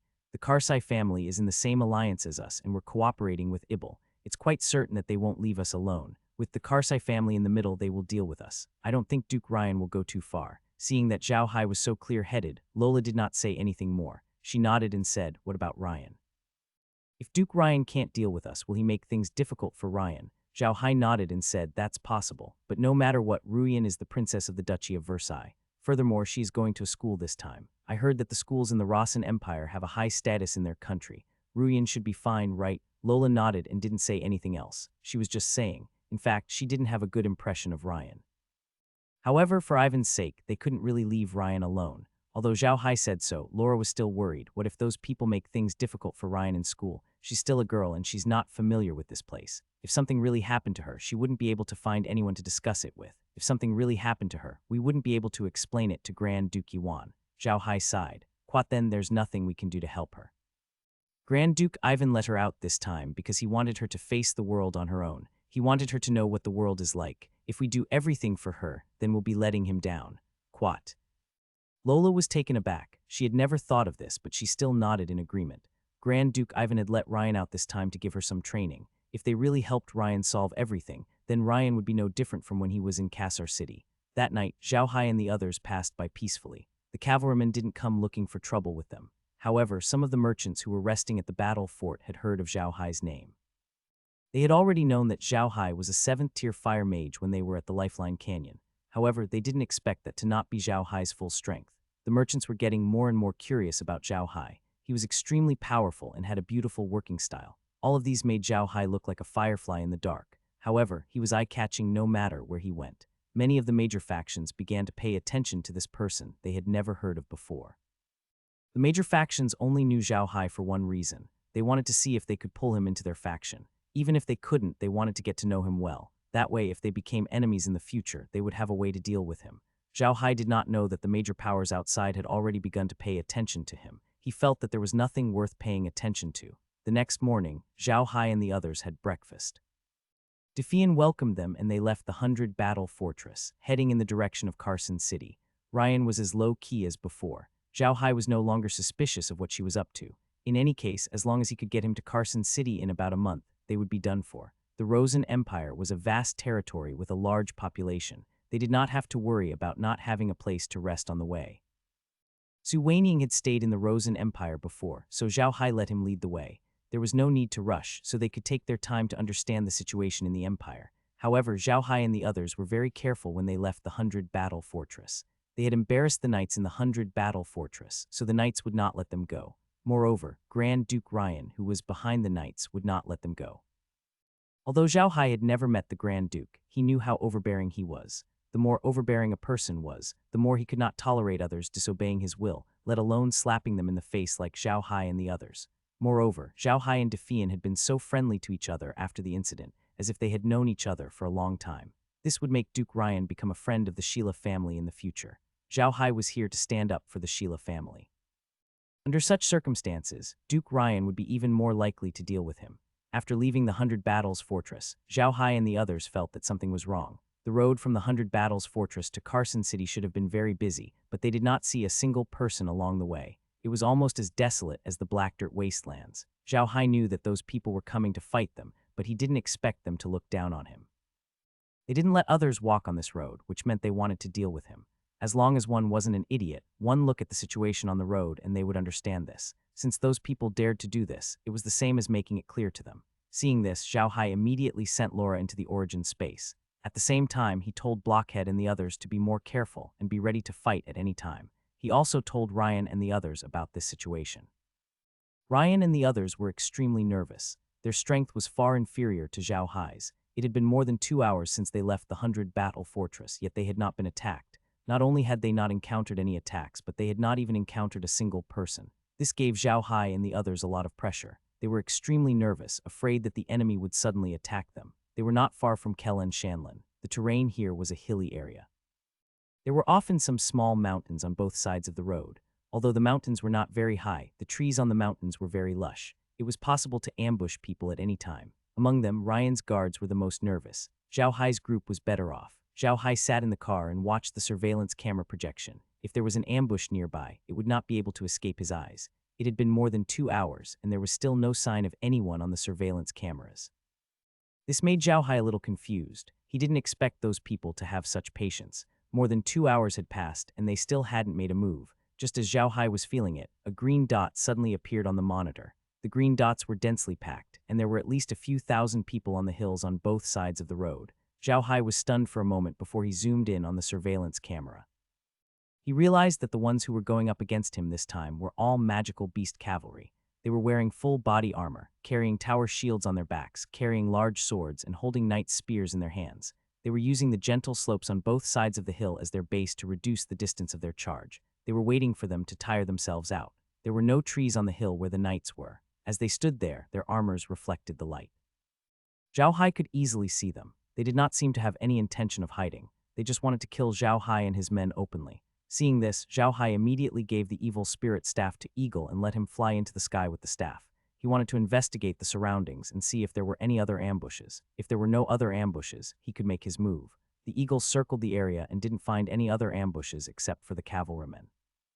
It seemed like the cavalrymen were very confident that they had Zhao Hai in their grasp, so they didn't set up any other ambushes. This was a huge help to Zhao Hai. He wanted to see if his bullfighting cavalrymen and the elite magical beast cavalrymen were stronger. The people on the continent always said that the orc cavalrymen were the strongest cavalrymen on the continent. Although the undead creatures in Zhao Hai's hands were much stronger than the real orc cavalrymen, Zhao Hai still wanted to see how strong they were. At this time, Su Weiniang and the others also saw the cavalry, so the carriage stopped. Ruyan and the others stopped as well, but the guards looked at the cavalry with despair. The guards were veterans who had been through hundreds of battles. They could tell at a glance that there were about 5,000 cavalrymen on the hillside. Using 5,000 cavalrymen to deal with them was really giving them face. However, this also meant that they had no chance of escaping. In the eyes of the guards, no matter how powerful Zhao Hai was, he was only a grade 7 sorcerer. Only an arrogant fool would believe that he could defeat the charge of 5,000 heavy armored cavalries. Zhao Hai walked out of the carriage and turned to look at Ryan and the others. He was hesitant. With Ryan and the others around, they would definitely see him releasing the undead creatures. However, if they saw him, his secret would no longer be a secret. Zhao Hai turned to Su Weiniang and said, "Quat Thousand Shadows, go and inform Ryan and the others to protect his carriage. No matter what happens later, don't worry about it, just protect his carriage. Quat." Su Weiniang immediately understood what Zhao Hai was going to do. He nodded excitedly and ran to Ryan to inform him. Ryan and the others had no idea what to do, but the enemy this time was too strong, so they immediately followed Zhao Hai's instructions. Shunny had just joined the team, so he didn't know how many undead creatures Zhao Hai had. Zhao Hai immediately cast a black mist spell on Ryan and the others when he saw that they were ready, preventing them from seeing the situation outside. Shunny looked at Zhao Hai in confusion, not knowing why he was doing this. However, when he saw Su Weiniang, Wood, and Stone's excited faces, he didn't ask further. He just looked at Zhao Hai curiously, not knowing what he was going to do next. Zhao Hai saw how excited Su Weiniang and the others were and smiled. "Quat Thousand Shadows, why are you so excited? I'm not asking you to do it." Su Weiniang chuckled. "Quat, it's exciting to see a cavalry battle at such a close distance." "Young master, let's hurry up. The sooner we deal with them, the sooner we can leave." Quat. Zhao Hai laughed and turned to look at the cavalrymen who were coming to attack them. He shouted, "What are you waiting for? Why aren't you making a move? Are you waiting to treat you to lunch?" Su Weiniang and Blockhead burst into laughter, but the cavalrymen were furious. They had not attacked because Zhao Hai and the others were not within their optimal attack range. In their opinion, Zhao Hai could not run away, so it did not matter if they waited a little longer. As soon as Zhao Hai and the others entered their optimal attack range, they could crush them with a single charge and then return. After hearing Zhao Hai's words, they couldn't hold it in anymore. Under the orders of their leaders, the knights all straightened their spears and prepared to charge. Zhao Hai smiled and waved his hand. 5,000 undead cavalrymen of the bullfighting race appeared in front of him. They were in a neat square formation and didn't make a single sound. They stood there and emitted a deathly aura. Shunny looked at the bullfighting race's undead cavalry in a daze, not knowing what to say. The other cavalrymen on the hillside also looked at the undead cavalry in a daze, unable to wrap their heads around the situation. "If you guys aren't going to use charge, then I'll do it," Zhao Hai chuckled. With a wave of his hand, the 5,000 undying cavalrymen of the bullfighting race split into 2 square formations and charged toward the cavalrymen on the hills. When the bullfighting race's undead cavalrymen charged, Zhao Hai also used the formation management function. The 2 square formations didn't run in disorder at all. They moved forward like 2 square blocks of wood. Neither cavalrymen were faster nor slower. Shunny looked at the scene in a daze. The undead cavalryman had already shocked him, but Zhao Hai's control was even more shocking. Shunny had been out adventuring for many years and had always been in contact with those mercenaries. Some of the larger mercenary regiments on the continent also had cavalrymen, and their combat power was not any worse than the cavalrymen of regular tribes. So he was very familiar with cavalrymen and knew that it was very difficult to train them. A qualified cavalryman needed at least 2 years to be trained. Even if it was an elite cavalryman, it would be difficult for them to maintain their formation when they charged. Humans could maintain it, but magical beasts couldn't. On the other hand, Zhao Hai's undead cavalrymen didn't panic at all when they charged forward. This definitely wasn't something that the undead creatures could do on their own. It had to be the result of Zhao Hai's control. Shunny gained a new understanding of Zhao Hai's strength after seeing how he could control so many undead creatures to such an extent. After a period of panic, the cavalrymen on the hillside also realized that they were facing undead creatures. However, they didn't expect that they were all undead zombies. They knew very well that undead creatures like zombies were more difficult to deal with than undead creatures like skeletons. Of course, it was more difficult for mages to make them. Only now did they understand that Zhao Hai was not a 3-elemental magician. He was a 4-elemental magician, and it was very likely that his main element was black magic, but now wasn't the time for them to think too much. They were still very confident in themselves and believed that they could defeat those undead creatures. Thus, they quickly calmed down and launched an assault on the bullfighting race's undead creatures under the leadership of their captains. Shunny was still looking at the undead creatures worriedly. In his opinion, it was already very difficult for Zhao Hai to control the undead creatures alone, so the undead creatures couldn't be of too high a level. In that case, these 5,000 undead creatures wouldn't be able to withstand the charge of the 5,000 heavy-armored cavalrymen. The heavy-armored cavalry was a troop type that was difficult to deal with on the continent. However, they were very expensive to build, so ordinary forces could not afford to keep them. These heavy-armored cavalry charged with the help of the slope. They were 3 times sharper than when they charged on flat ground. Their combat power was also increased by about 5 times. They believed that they could defeat and crush any enemy in this charge. However, when the 4 teams of cavalrymen fought, the heavy-armored cavalrymen realized that they were wrong. The undead creatures were extremely powerful. They wielded maces and were no less than grade 7 warriors. In addition, they weren't afraid of pain or death, which made them even more difficult to deal with. In one charge, the heavy-armored cavalrymen had lost more than 3,000 men. More than half of them had been killed. This was unimaginable for the heavy-armored cavalrymen who had lined up to charge. What was even more unbearable was that the undead cavalrymen didn't suffer any losses. Many of the knights had already stabbed their spears into the undead creatures, but it was useless as they could still wave their weapons. The most unbearable thing for the cavalrymen was that they saw a few cavalrymen's heads being crushed, but they could still recover. These undead creatures were much more difficult to deal with than the ones they had seen before. They were the real undead creatures. The cavalrymen were on the verge of a mental breakdown. However, they were veterans and wouldn't be defeated so easily. After a single charge, they exchanged positions with the bullfighting race's undead cavalrymen. They were now even closer to Zhao Hai's convoy. The cavalrymen's leaders immediately shouted. They didn't stop but charged directly at Zhao Hai. They knew very well that as long as Zhao Hai was killed, the undead would automatically disappear. But just as they charged, another group of undead creatures appeared in front of them. This was a group of undead cavalrymen, and they were from the bullfighting race. There were still 5,000 of them. The cavalrymen were on the verge of collapse. They didn't expect this to happen. They couldn't handle one undead cavalryman, and now another group of them appeared. How could they survive? At this moment, the undead cavalryman behind them turned around and trapped them in a pincer attack. Shunny stood beside Zhao Hai in a daze. He really didn't know what to say. After a while, he came back to his senses and turned to Zhao Hai. "Young master, how many undead creatures do we have now? Can we control so many undead creatures?" "Don't worry, I can control it." As for the quantity, Zhao Hai smiled. "I really haven't done it before. There was a number in the past, but now, I can't count all of them, but there are about 700,000 of them." Shunny looked at Zhao Hai in a daze, stammering, "Young master, you mean 700,000? Zhao Hai didn't say anything, he just smiled. Su Weiniang patted Shunny's shoulder. "Shunny, you'll know when you follow young master for a long time. Young master has many secrets." Wood and Stone also laughed loudly. They had long since gotten used to the wonders of space, and only a newcomer like Shunny would be surprised. By then, the heavy cavalrymen had all been killed. Not a single one of them had escaped. However, there were still quite a number of their mounts left. This was an order from Zhao Hai. The mounts of the heavy cavalrymen were magic beasts that were not in Zhao Hai's interspace. It was a good time for them to join in. These magic beasts were horse-like magic beasts, and the lowest level was around level 4. Only horse-like magic beasts around level 4 were most suitable to be used as mounts for the heavy armored cavalrymen. The armor of the heavy armored cavalrymen was very heavy, and it was very difficult for the flame horses to carry them. Even if they could not charge for a long distance. The heavy armored cavalrymen who could not charge for a long distance would be of little use on the battlefield. Therefore, the magic beasts used by the heavy armored cavalry were all horse-shaped magic beasts of the 4th to the 5th rank, because horse-shaped magic beasts were mostly docile and most suitable as mounts, and their carrying capacity was also considered high among magic beasts of the same rank. Although they were not as good as bull-shaped magic beasts, their temper was much better than bull-shaped magic beasts. Therefore, all the countries on the continent generally used horse-shaped magic beasts as their heavy armored cavalry. Zhao Hai kept the horse-shaped magical beasts into his inner space. The farm had suddenly risen to level 9, and Zhao Hai was extremely excited. He really wanted to go and find some rare magical beasts to quickly raise the inner space to level 10. He wanted to see what changes there would be in the farm.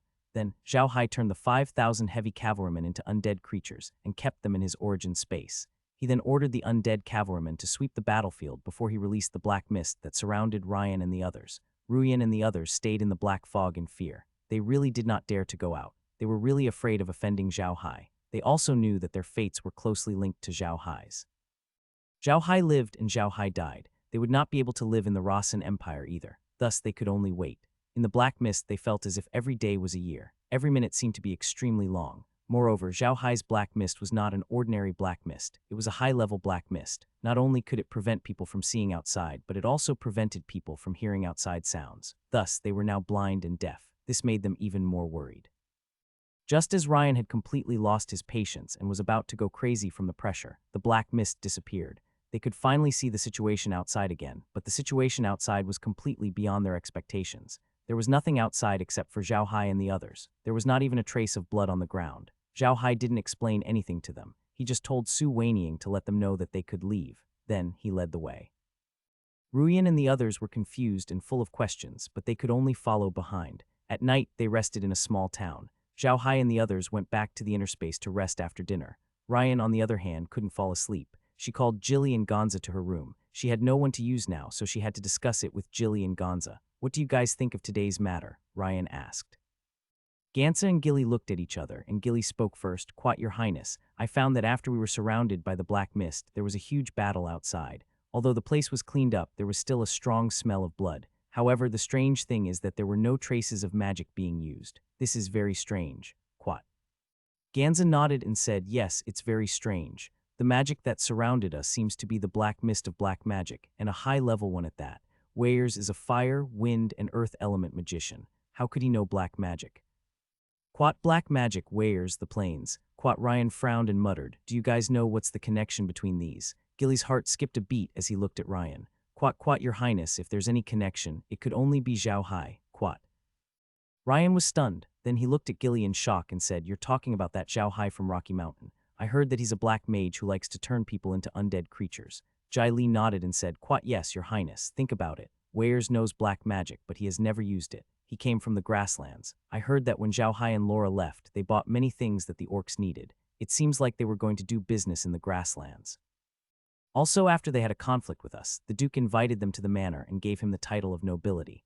This means that the Duke knew him from before. Put all these things together. Your Highness, do you think he looks like Zhao Hai?" Hearing Lucky's words, Ryan realized that Zhao Hai was indeed similar. Her face turned pale. More importantly, Zhao Hai's reputation in the Versailles Duchy was too great. Ryan knew that Zhao Hai had killed more than 1,000 people, and all of them became undead creatures. How could he not be afraid? Ruyan suddenly thought of the tall woman beside Zhao Hai. She felt a sense of familiarity. Moreover, Zhao Hai's attitude toward those women was not like how a noble young master would treat his servants and concubines. After hearing what Jai Li had said, Ruyan was almost certain that the tall woman was Laura. Ryan suddenly stood up and muttered, "So it's them. No wonder they weren't afraid when facing 5,000 cavalrymen. This Zhao Hai is too strong. Why did father ask us to go with him?" Gilly looked at Ryan and calmly said, "Quat, Your Highness, I believe the Duke knows that Zhao Hai is here to handle some matters, so he asked him to take care of us along the way. Your Highness, you don't have to worry." Quat. Gilly was not like a rich lady like Ryan. He had a different perspective on the situation. He did not fear Zhao Hai because he had heard that Zhao Hai had never killed anyone casually. The people he killed were those who wanted to kill him. Furthermore, he was the one who had helped when the food shortage was in effect in the Versailles Duchy. Such a person could not possibly be a bad person. He also knew that Ryan was so afraid because he had plotted against Zhao Hai before. She was afraid of Zhao Hai's revenge, but Jilly wasn't too worried. Zhao Hai would let the past go for the sake of Duke Ivan. However, if Ryan offended Zhao Hai again in the future, it would be hard to say. Black magicians were famous for being temperamental, but now it seemed that Ryan would not dare to offend Zhao Hai again. Ryan stopped and said, "It seems so. Oh my God, father is really too much. He actually wants me to follow this demon. Hurry to Carson City. I don't want to become an undead creature. All right, you two can go back. We still have to hurry on our journey tomorrow." Quat, Gilly, and Gunsha responded and turned to leave. Ruyan lay on the bed for a long time, unable to fall asleep. To be honest, she was a little afraid of Zhao Hai. Although she did not believe the rumors in the Versailles Duchy, the Versailles family had tried to deal with Zhao Hai in the beginning. That time her grandfather was still in power, so he was very clear about the situation in Zhao Hai's place. None of the people who went to deal with Zhao Hai had returned alive. She was very clear about the methods Zhao Hai used to deal with his enemies. Just as Jai Li had thought, she was afraid that Zhao Hai would take revenge on her. She had caused Zhao Hai a lot of trouble in the room before. At first, Ruyan had wanted to wait until they had settled down in Carson City before dealing with Zhao Hai. She was not stupid at all. She knew that this was her first time going out and that she needed someone to take care of her. Therefore, she had been very cooperative with Zhao Hai recently and had been very honest. She had not caused any trouble for Zhao Hai. However, things were different now. Now that she knew Zhao Hai's identity, she did not dare to make a move. Ruyan had never thought of exposing Zhao Hai's identity. In her opinion, this move might work in the Arca's empire. She knew that Zhao Hai and the others had retreated because they had offended the Southern King. However, they were now in the Luo Sen Empire. No matter how powerful the Southern King was in the Arca's empire, he could not control the Luo Sen Empire. Even if she exposed Zhao Hai's identity now, it would be useless. It would only make Zhao Hai more eager to deal with her. Zhao Hai and the others didn't feel anything today. Although they had eliminated 5,000 cavalrymen, they had seen too many of such situations. Although it might lead to the Ryan family's revenge, they weren't afraid of them. Moreover, the 5,000 cavalrymen were missing and there were no corpses left at the scene. They believed that those people wouldn't be able to use their official power to deal with them. This way, Zhao Hai didn't have to worry. The next morning, after Zhao Hai and the others had breakfast, they continued to travel slowly. They were not worried at all. Moreover, the road was not as empty as it was the day before. There were many people on the road, which made Zhao Hai and the others feel more at ease. The situation was peaceful here, but the situation at the 100 Battle Fortress wasn't. The 100 Battle Fortress wasn't under Duke Ryan's control. However, Duke Ryan's influence in the Rosen Empire was great, so the people in the 100 Battle Fortress wanted to take this opportunity to help Duke Ryan deal with the people in Sheila Hotel.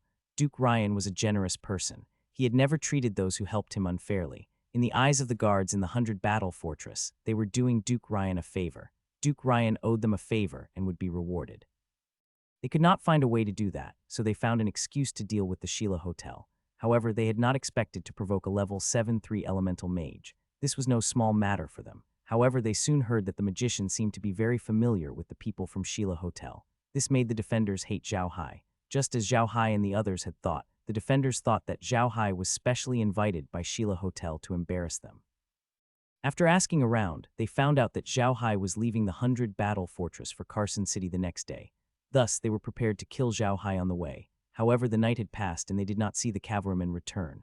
When they sent people to the scene to take a look, although they found traces of the cavalrymen running, the cavalrymen had disappeared. 5,000 cavalrymen was not a small number. These 5,000 cavalrymen would be a big force wherever they went. Even the Lord of the 100 Battle Fortress would not have the authority to mobilize 5,000 cavalrymen unless it was time for war. Now they had suddenly disappeared. This was too terrifying. The garrison of the 100 Battle Fortress panicked. If it were any other place, it would still be reasonable for 5,000 soldiers to be transferred away. But where was this place? This was the 100 Battle Fortress, the backbone of the empire. The Rossen Empire had already made a rule that those who were good at mobilizing soldiers would be executed. In the 100 Battle Fortress, if you dared to move 10 soldiers away, you would be executed immediately. But now, 5,000 of them had gone missing. What were they going to do? How to solve it? The Lord of the 100 Battle Fortress could already imagine his tragic end. It was impossible to hide the fact that 5,000 soldiers had gone missing. Even if he wanted to hide it, someone would spread the news, and the first person to do so would be the Sheila family. The Cheryl family would definitely spread the news and shift their attention to Duke Ryan. The Lord of the 100 Battle Fortress knew that he couldn't survive. However, in the end, he wrote a letter to Duke Ryan and asked him to make preparations and take care of his family. The mayor of the 100 Battle Fortress was a carefree man. After doing all that, he submitted a form of apology to the Rossan Empire and committed suicide in the mayor's residence. As for the Castellan's family, they were currently in Carson City. This was because there was a rule in the Rossan Empire that the Castellan of the 100 Battle Fortress had to leave his family behind in Carson City. This meant that the city had been betrayed by the Arca's empire. Sheila's family would not let go of this opportunity. After Defian found out about the matter, he immediately wrote a letter to his family to inform them. However, they were still a step too late. The Castellan had already taken control of the matter. Coupled with the power of Grand Duke Ryan in the Rossan Empire, this matter could not touch Grand Duke Ryan. However, Zhao Hai was completely unaware of these things. They continued to travel slowly and stopped to rest at night. There was nothing unusual. However, Zhao Hai had also noticed a problem. Although Ryan was still with them, the distance between them had increased. The distance was at least a few hundred meters. This confused Zhao Hai. He had no idea what Ryan was doing. When it was time to rest at night, Ruyan was even more obedient. She didn't even need to eat at the hotel restaurant. She asked the hotel to send the food to her room, as if she was avoiding Zhao Hai. Zhao Hai returned to his room after his meal and asked Laura in confusion, "Do you think Ryan is crazy again? Why does it seem like they're avoiding us all of a sudden?" Lola snorted coldly. "Quat, maybe she's afraid of being implicated by us. This time, someone came to attack us because we have a relationship with Sheila's family. She might be afraid of being implicated by us, so she's hiding from us." Quat. Really? Zhao Hai was stunned. By now, Grand Duke Ryan must have found out that he's with us. Does he think that he'll be fine by hiding from us? Quat, who knows? Lola sneered. Quat, maybe that's what this young lady thinks. Quat. Ruyan realized that Zhao Hai had been distancing himself from her for the past few days. Although she didn't know why, she was quite happy. To be honest, she really didn't want to have any relationship with Zhao Hai. He was too scary. Zhao Hai was a little surprised. It had been 7 days since they were last attacked outside the 100 Battle Fortress. However, they had not encountered any attacks in the past 7 days. This was beyond his expectations. Of course, he didn't know that the Castellan of the 100 Wars Fortress had already committed suicide because of him. The power in the 100 Wars Fortress was facing a chance to reshuffle, and all the people in the Rossan Empire, who had the ability to fight for the position, were watching it closely. They had no time to care about him at all. The 100 War Fortress's lord actually didn't have much power. Although there were some civilians living in the 100 War Fortress, it was a military fortress after all, so there weren't many civilians. Moreover, the lord only had the power to mobilize troops during wartime. He didn't have much power during peacetime. But then again, the 100 Battle Fortress was also a lucrative position. It was a stronghold of the Rossan Empire, and merchants passed by every day. Just the tax alone was a lot, and adding on the tributes from the bandits, it was a lot. So although the lord of the 100 Battle Fortress changed every 5 years, the first change would always attract a crazy fight from the nobles. However, this situation couldn't last for long. After all, the 100 War Fortress was one of the Empire's fortresses, and defense was of great importance. As such, a new city lord had already been appointed. The suicide of the 100 Battle Fortress's city lord was considered an unexpected situation. Otherwise, the position of the city lord would not have remained vacant for so long. Now that the incident was over, Duke Ryan, who had been implicated, naturally hated Zhao Hai. The previous governor, who had been through 100 battles, was not Duke Ryan's direct subordinate, but he had a good relationship with him. In the end, he had been forced to his death by Zhao Hai. Not only did Duke Ryan not get any benefits, but he had also suffered a great loss. Furthermore, he had fallen into the hands of the Sheila family. How could Duke Ryan accept this? He was already thinking of ways to deal with Zhao Hai. Although Zhao Hai didn't know that Duke Ryan was preparing to deal with him, he didn't let his guard down. He was very clear about the consequences of offending a powerful guild in the Rosen Empire. Although it wasn't as serious as offending the Southern King in the Arca's Empire, it was almost the same. The reason Zhao Hai had been traveling at such a slow pace for the past few days was to find out more about Grand Duke Ryan. He might have actually found out about him. Grand Duke Ryan was indeed very powerful in the Rosen Empire. Although he had been conferred the title of an archduke, he was not in his own duchy for many years. Instead, he worked in Carson City because he was a trusted aide of the current king of the Rossan Empire and the empire's finance minister. It could be said that he had a high position and power. It was also because of this that he had the right to go against the Sheila family. Zhao Hai became even more careful after knowing the situation. He knew that he would not have a good time in the future if he provoked such a person. On the 8th day, they went to a small city called Lit to rest. Zhao Hai tried not to rest in big cities these days because he knew that people like Duke Ryan would definitely reach into those big cities. If they rested in big cities, it would be more dangerous. It was better to rest in a small city. Even if something happened, they could rush out and not make too much noise. It was impossible to find Hotel Sheila in such a small town. Therefore, Zhao Hai and the others found a hotel named Siri to stay in for the night. This hotel could only be considered as a medium-sized hotel in the city. It was not the largest, but the service was good. It looked clean, so Zhao Hai and the others chose this place. In the eyes of Laura and the others, a hotel like this was considered a low-grade hotel. Although Zhao Hai and the others had booked the best rooms in the entire hotel, those rooms were still incomparable to the rooms in Sheila's hotel. At most, they were considered clean, but the facilities inside were far worse. However, this wasn't important to Zhao Hai. They were going to rest in the space at night, so he didn't care about the room.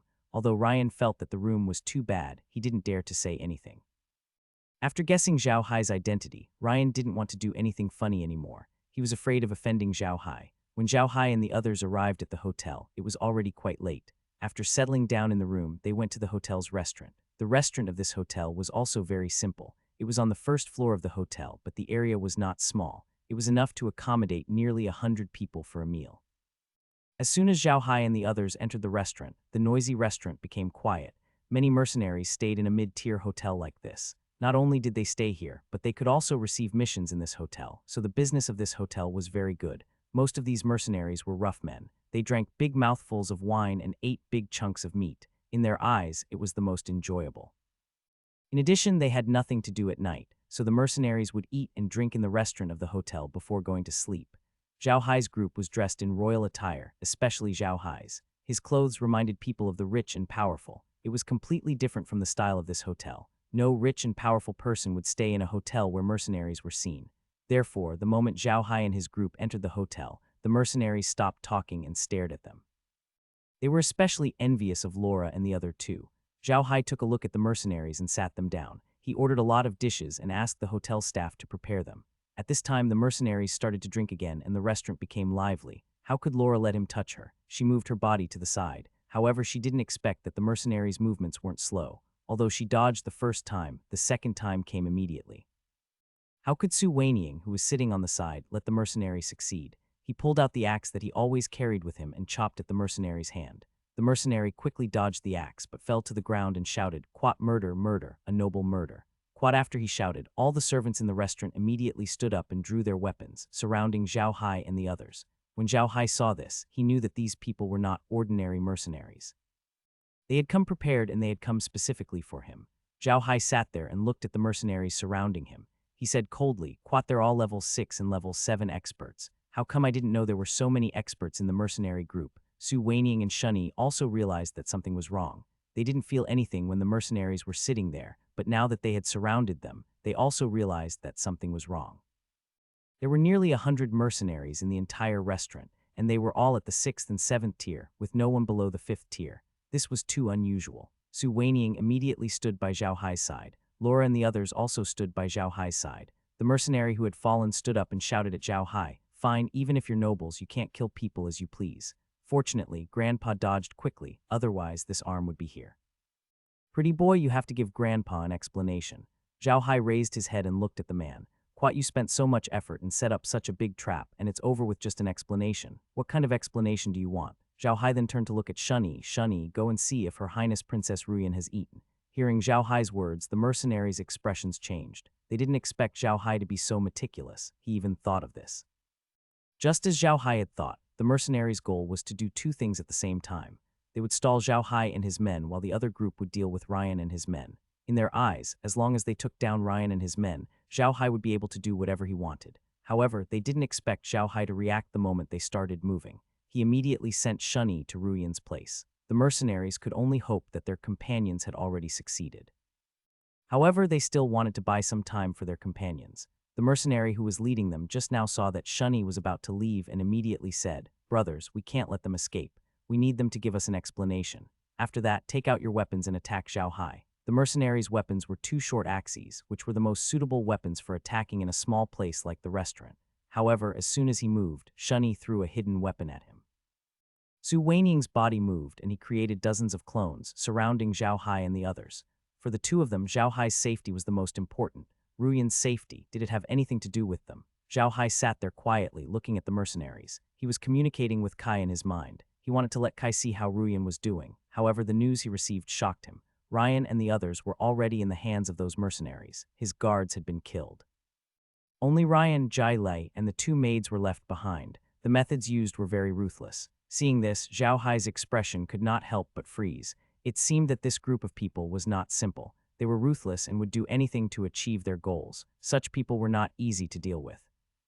However, Zhao Hai didn't go to save Ryan. He didn't want to expose his strength too early. From the looks of it, these people were going to use Ryan to threaten him. For the time being, Ryan would be fine. The mercenaries' attacks were very fierce, and it could be seen that they often worked together and cooperated well. Most importantly, from the way these mercenaries attacked, they seemed to be real mercenaries and not regular soldiers. Regular soldiers and mercenaries were two different things. Soldiers were usually on the battlefield. When there was a head-on war, their fighting style was very special. They used the weapons in their hands to kill the enemy as quickly as possible, but mercenaries were different. Mercenaries usually didn't go to the battlefield, and the enemies they faced might not all be human, so he would use all means to deal with the enemy. Even if he couldn't kill them, he would at least injure them. Zhao Hai was getting anxious as he saw the mercenaries fighting. He didn't want to waste too much time with them, so he and Meg immediately started using magic to attack. This time Zhao Hai used a wind magic. Wind magic was fast and more powerful in this small space. Meg was also a wind magician, so she naturally used wind magic to attack. Since she couldn't go to Ruyan's place, she had to fight with him. Zhao Hai finally realized how powerful Shunny was. Just as Su Weining had said, Shunny really lived up to the name of the 8-armed demon. He threw out hidden weapons one after another. No one knew how many hidden weapons he had on him. In short, he threw them endlessly. Moreover, his hidden weapons were all poisoned, which made the mercenaries exhausted. With the help of Zhao Hai and Meg's magic, more and more of the mercenaries were injured. The leader of the mercenaries saw the situation and immediately greeted retreat. He then led the mercenaries away. In the blink of an eye, all the mercenaries in the restaurant had left. There was nothing on the floor except for some broken tables and chairs and some hidden weapons. At this time, the waiter hiding outside the door also came in, trembling. Looking at the situation in the restaurant, he had a sad face. Shunny was about to go check on Ryan, but Zhao Hai stopped him. Quat, there's no need to go. They've been captured and the guards are all dead. Buddy, come over and clean up this place. Don't worry, I'll compensate you. Oh, and remember to get someone to bury those guards. I'll pay you extra, Quat.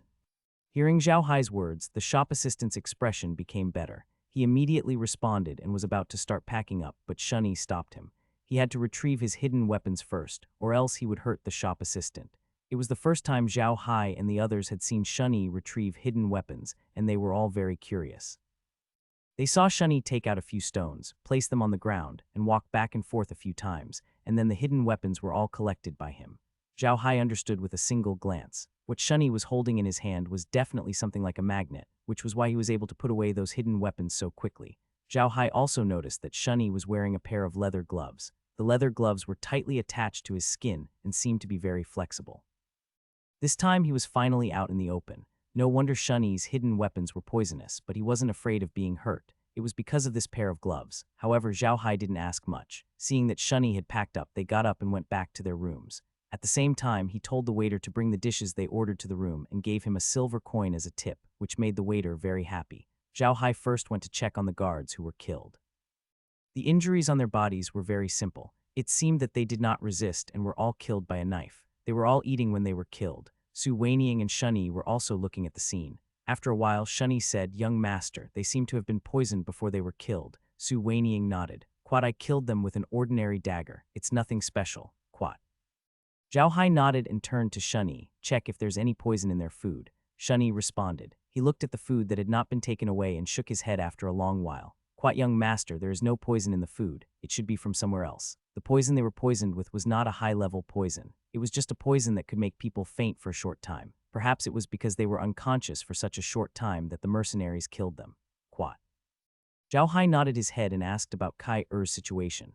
However, Kai Er said that the mercenaries had already left her surveillance range, which was out of Zhao Hai's expectations. The few of them returned to their rooms. Lola said with a heavy face, "Quat, Brother Hai, do you think Duke Ryan is behind this?" Zhao Hai nodded. "Quat, that must be it. We don't have any grudges with anyone in the Rossan Empire. It must be Duke Ryan, but I really didn't expect him to have such a method. Quat."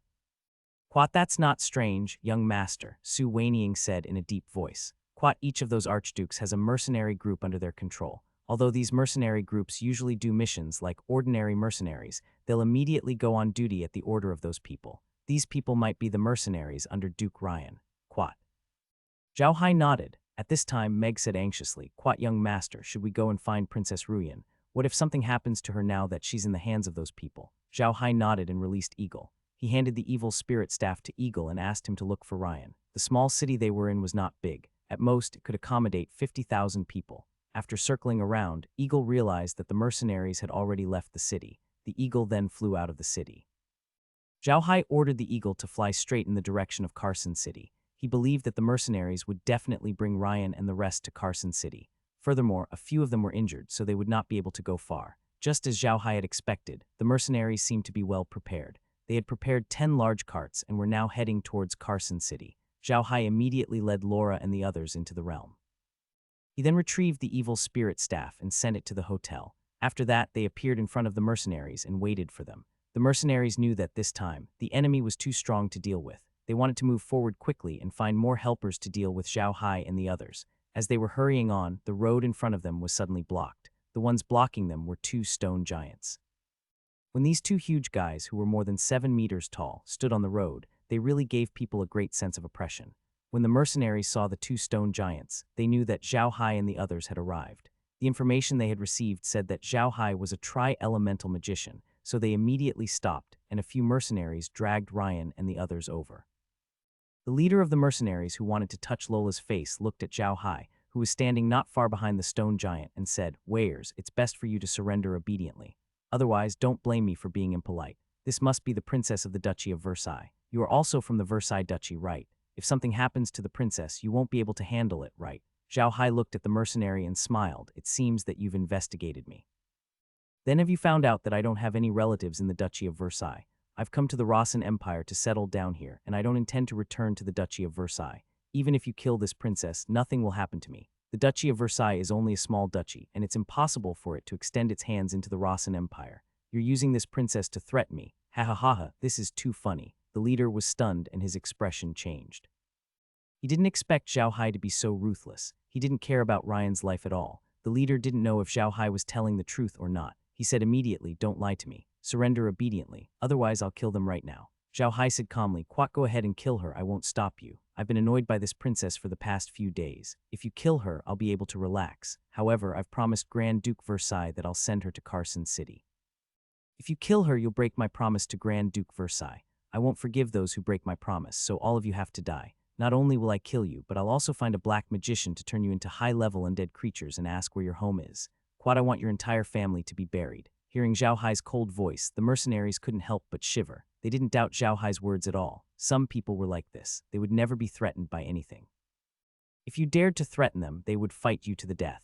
This was the kind of person that the mercenaries didn't want to meet the most, because this kind of person was even more ruthless than them. The mercenaries looked at each other and didn't know what to do. Let's fight. They couldn't beat Zhao Hai, and using hostages to threaten him wouldn't work either. Just as they were at a loss, Zhao Hai suddenly had an idea. 4 vines shot out from under the 4 mercenaries who were holding Ryan and the others like venomous snakes. They impaled the 4 mercenaries to death, and Ryan and the others fell to the ground. The mercenaries finally reacted. However, the ground beneath Ryan and the others caved in, trapping them within. The mercenaries missed their target. The stone golems immediately launched their attacks. At the same time, Zhao Hai's spells rained down on the mercenaries. The mercenaries had no chance to resist and were killed immediately. At this moment, the ground in front of Zhao Hai trembled, and Ryan and the other 3 appeared on the ground. Zhao Hai had said that on purpose to make the mercenaries lose their focus. As soon as they lost their focus, Zhao Hai would immediately attack. First, Kai would use his vines to kill the mercenaries. Then, he would use earth magic to transport Ryan and the others to him. That way, Ryan and the others would not be injured. Zhao Hai didn't even bother to turn these mercenaries into undead creatures. They were too ruthless. In Zhao Hai's eyes, turning them into undead creatures was already letting them off easy. He would just kill them. After killing the mercenaries, Zhao Hai and the others didn't bother with the carriages. They returned to the hotel in a flash and brought Ryan and the others to their rooms. Ruyan and the others were the same as those guards. They had also been poisoned and were unconscious. However, those people might have seen that they were people with some status, so they didn't kill them but kept them alive. Zhao Hai and the others had just returned to their rooms when there was a knock on the door. Su Weiniang immediately grabbed his axe and said, "Who is it?" "Quat, sir, we're here to deliver your food," the waiter said. "Quat, the food you ordered is ready." "Quat."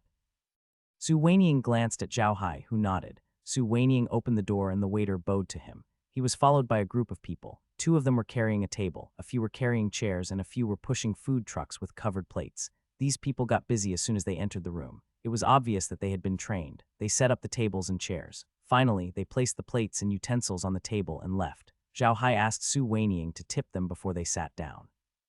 Zhao Hai looked at them and smiled. Quat, let's eat. It's not easy to have a meal. So many things have happened. Quat. Laura and the others all laughed. To be honest, they had long expected such an attack. However, they had not expected the enemy to be so ruthless this time, killing all the guards in one go. It was because of this that their hearts were a little heavy. Zhao Hai could see this, so he said that. With this smile, their mood became much better. Zhao Hai had just put a mouthful of food into his mouth when the space's voice immediately rang. Quat, the poisonous substance has entered the host's body. The content of the poison is light and can cause a person to faint temporarily. The host has been consuming space water for a long time and is immune to this poison. There is no need to drink space water to detoxify the poison. Zhao Hai was taken aback and his expression changed. He raised his head and said, Quat, stop, everyone, stop eating. These things are poisonous. It seems that there's something wrong with this shop. Quat.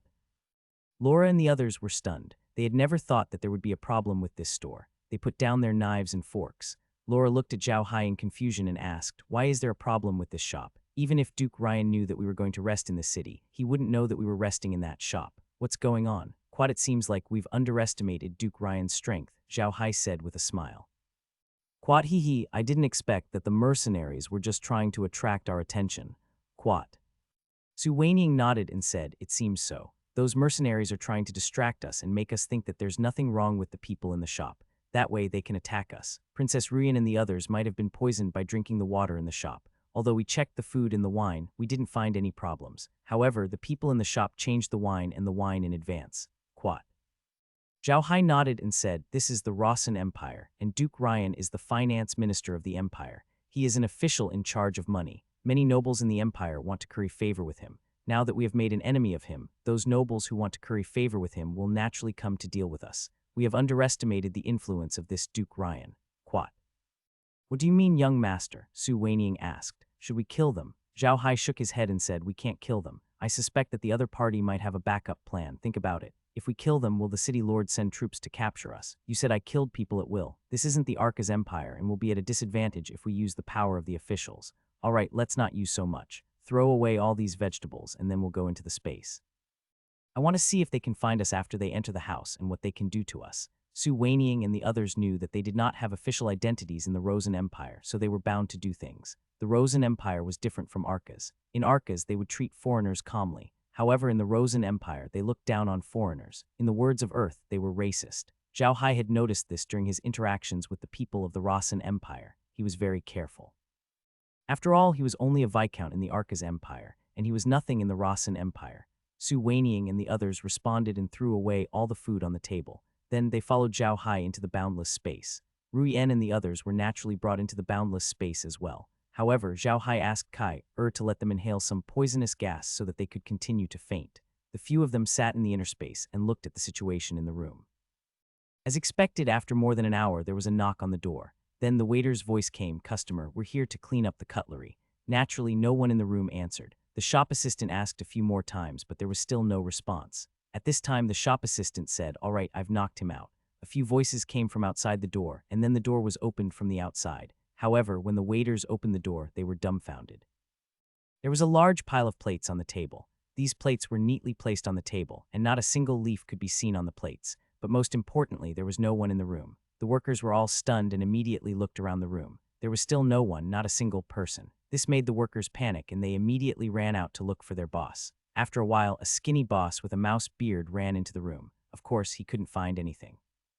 He immediately asked his workers to go to the stable behind to see if Zhao Hai's car was still there. Zhao Hai's car was still there, but his men had disappeared.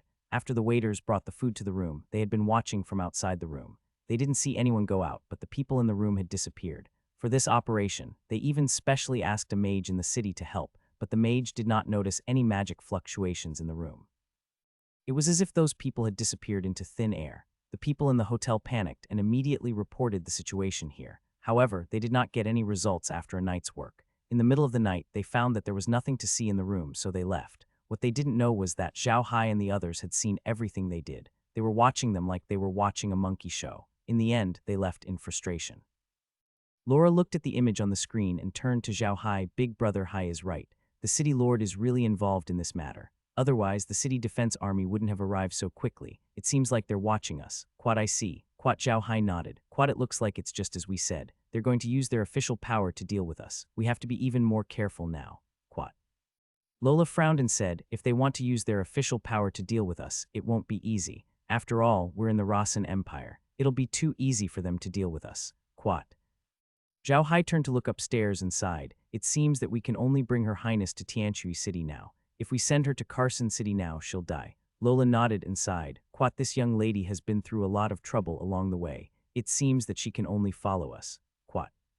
Zhao Hai furrowed his brows. Quat, it's fine if she's following us. It's just that it'll be inconvenient for us to do things in the future. Sigh, really, we've gotten ourselves into such trouble. Quat.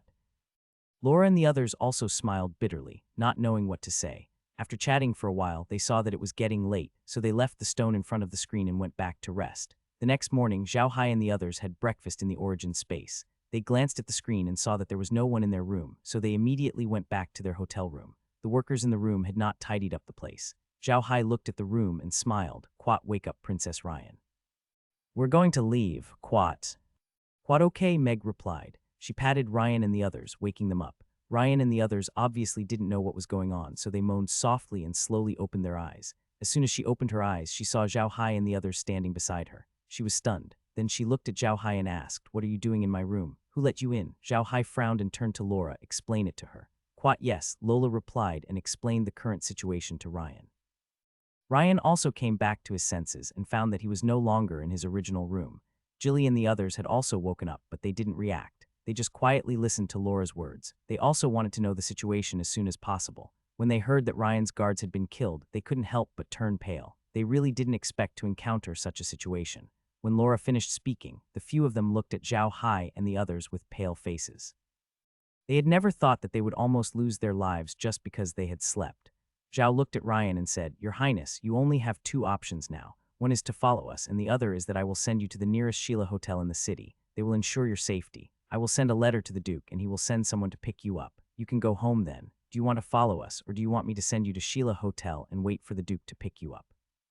Zhao Hai had just thought of this. He would put Ryan in Sheila Hotel and inform Ivan. Ivan would find a way to bring Ryan back. This way, the problem would be solved. Hearing Zhao Hai's words, Ryan couldn't help but be stunned for a moment. Then, without thinking, he said, Quat, I'm going to Sheila Hotel, then I'll go home. Ruyan didn't want to come out, and now that things had developed to this point, she obviously couldn't follow Zhao Hai. She was very clear that this incident was caused by Zhao Hai. Following Zhao Hai would only make things more dangerous.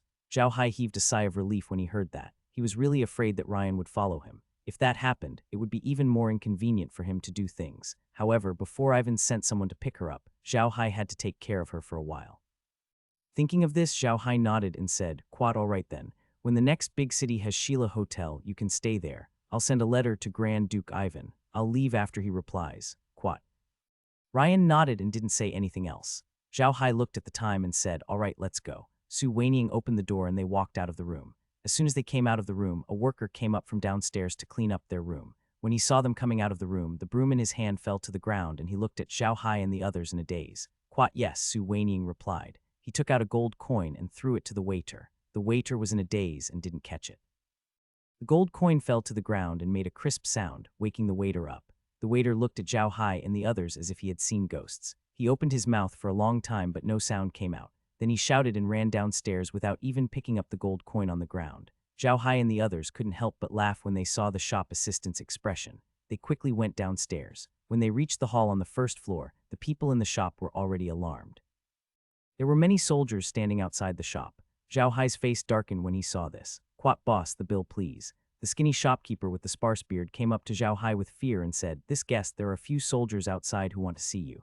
Zhao Hai looked at the boss and his eyes turned cold. Oh really? Then please invite the soldiers in. In fact, Zhao Hai didn't need to say anything. A heavy armored infantryman walked in from the outside.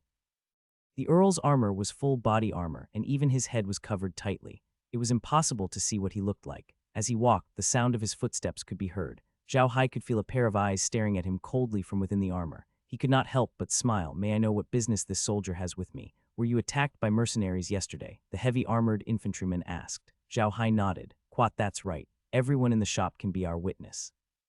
We were attacked by mercenaries yesterday. Many of the guards we brought with us died. Quat. Quat, it's good that you've acknowledged us, the heavy armored infantryman said. Quat, come with us. We suspect that you have violated the Empire's laws by killing those mercenaries in revenge. Quat. Sir, I think I'm the victim, right? Zhao Hai frowned. 90 of our guards were killed and those mercenaries ran away. How can you say that I wanted to take revenge? The heavy armored infantryman snorted coldly. Quat stopped talking. Someone found out that those mercenaries are dead. I suspect that you killed them. Come with us, Quat. Zhao Hai looked at the soldier and said coldly, don't be so ungrateful for calling you master soldier. I think I'm a noble, and a noble recognized by the entire continent. What right do you have to ask me to question you? Let me tell you, hurry up and get out of here. Otherwise, killing you will be in vain. The soldier's aura turned cold. He looked at Zhao Hai coldly and said, Quat, so you don't want to cooperate, then don't blame me for not. Quat, before he could finish, Zhao Hai threw a fireball at him. Quat, you've said so much nonsense. If it were me, I would have taken action long ago. 1,000 shadows, kill them. Quat Su Weiniang responded and created a doppelganger, which rushed toward the heavy armored infantry outside the shop.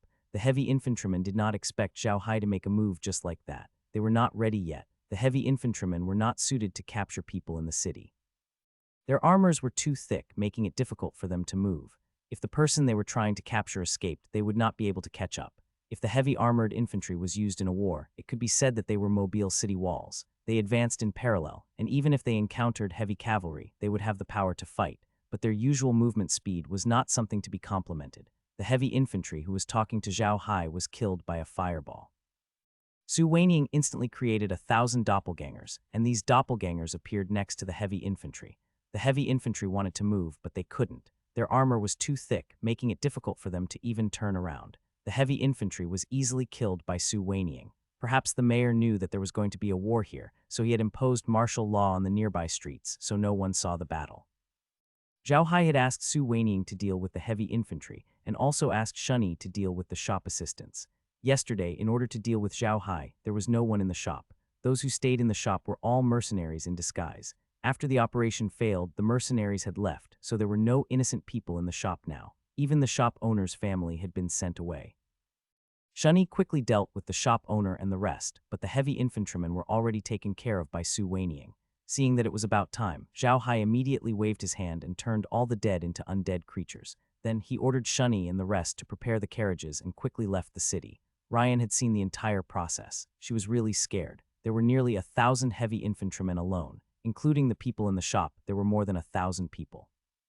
Zhao Hai had killed them just like that. This had shocked her too much. This small city was really small. Zhao Hai and the others reached the outskirts of the city very quickly. This time all the cars followed Zhao Hai out. The carriages brought by Ruyan could only follow behind Zhao Hai's one by one. Ruyan was still in his own car while Jilly was driving. Zhao Hai ignored him and turned to Su Weiniang, Quat 1,000 shadows. Since Ryan isn't going to Carson City anymore, we don't have to go either. We'll change our route and go directly to Tianui City. Quat. Quat okay, Su Weiniang replied and turned around. Carson City was Lai En's territory. If Zhao Hai and the others went to Khan City now, it would be like sending sheep to the tiger's mouth. Zhao Hai would not do that. Originally, he thought that Ryan would not do anything to him because of his status. No matter what, Ryan was still a princess of a duchy. However, he did not expect Ryan to not care about anything else and attack him directly. Under such circumstances, if Zhao Hai still allowed Ryan to go to Carson City, he would be sending Ryan to his death. Zhao Hai knew that as long as they were within the borders of the Rossan Empire, it was impossible to hide their tracks. Hence, he did not hide his tracks. However, he did not enter the city to rest. Instead, he stayed outside the city to rest. In the next few days, Zhao Hai and his group spent their time resting in the wild. In fact, there were many people on the mainland who rested outside at night like them. Therefore, to the ordinary people, Zhao Hai and his group were nothing special. However, only Zhao Hai and the others knew what was special about it. These days, people would attack them almost every night. Sometimes it was mercenaries, sometimes it was guards from nearby cities. There was no time for peace. Zhao Hai was used to this. During the day, they almost always slept in the car. At night, they would fight with those people. They fought as they walked, scaring Ruyan. Zhao Hai spent 7 days killing people along the way, but he still couldn't find a single city that had Sheila's hotel. In addition, Zhao Hai had killed nearly 5,000 people in these 7 days. Seeing Zhao Hai turning batches of people into undead creatures, Ryan felt his hair stand on end. At the same time, Zhao Hai's name as a demon was solidified in her heart. Zhao Hai was also impatient. He did not enter the city because he wanted to give Leon no reason to use the official forces to deal with him. He did not want to have a direct conflict with the official forces of the Rossan Empire. If that happened, he would not be in a good position. Although Zhao Hai was being attacked by Duke Ryan, and many Castellans were involved, the Rosen Empire had yet to issue a warrant for his arrest. This was very important to Zhao Hai. As long as he didn't have this wanted order, he wouldn't just be the enemy of the entire Rossan Empire.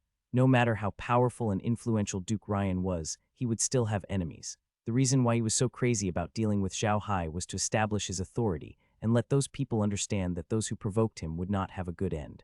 However, he had never imagined that Zhao Hai would be such a tough nut to crack.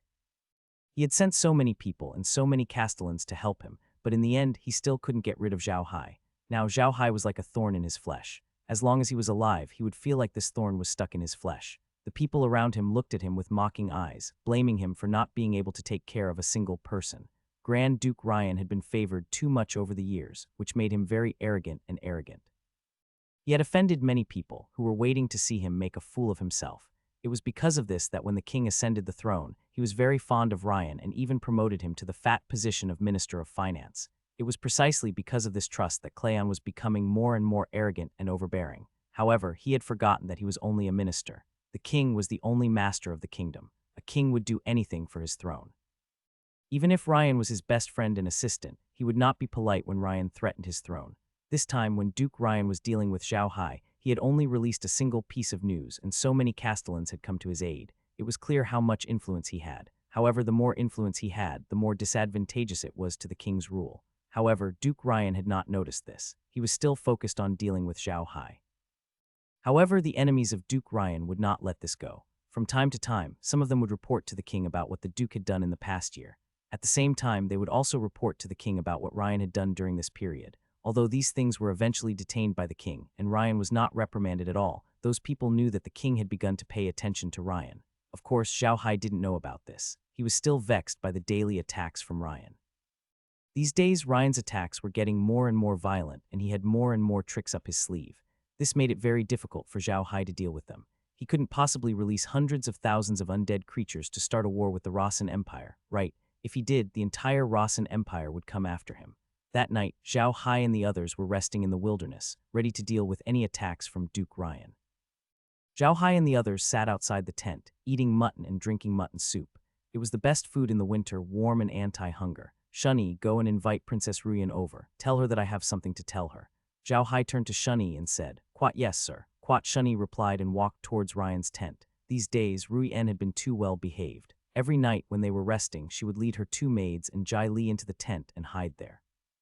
She would only come out at dawn, so Zhao Hai couldn't even see her face. However, Zhao Hai didn't mind. Ryan's performance was better, and he didn't have to worry about it. He really didn't like to deal with Ryan. Not long after, Ruyan and the other three followed behind Shunny and walked out in front of Zhao Hai.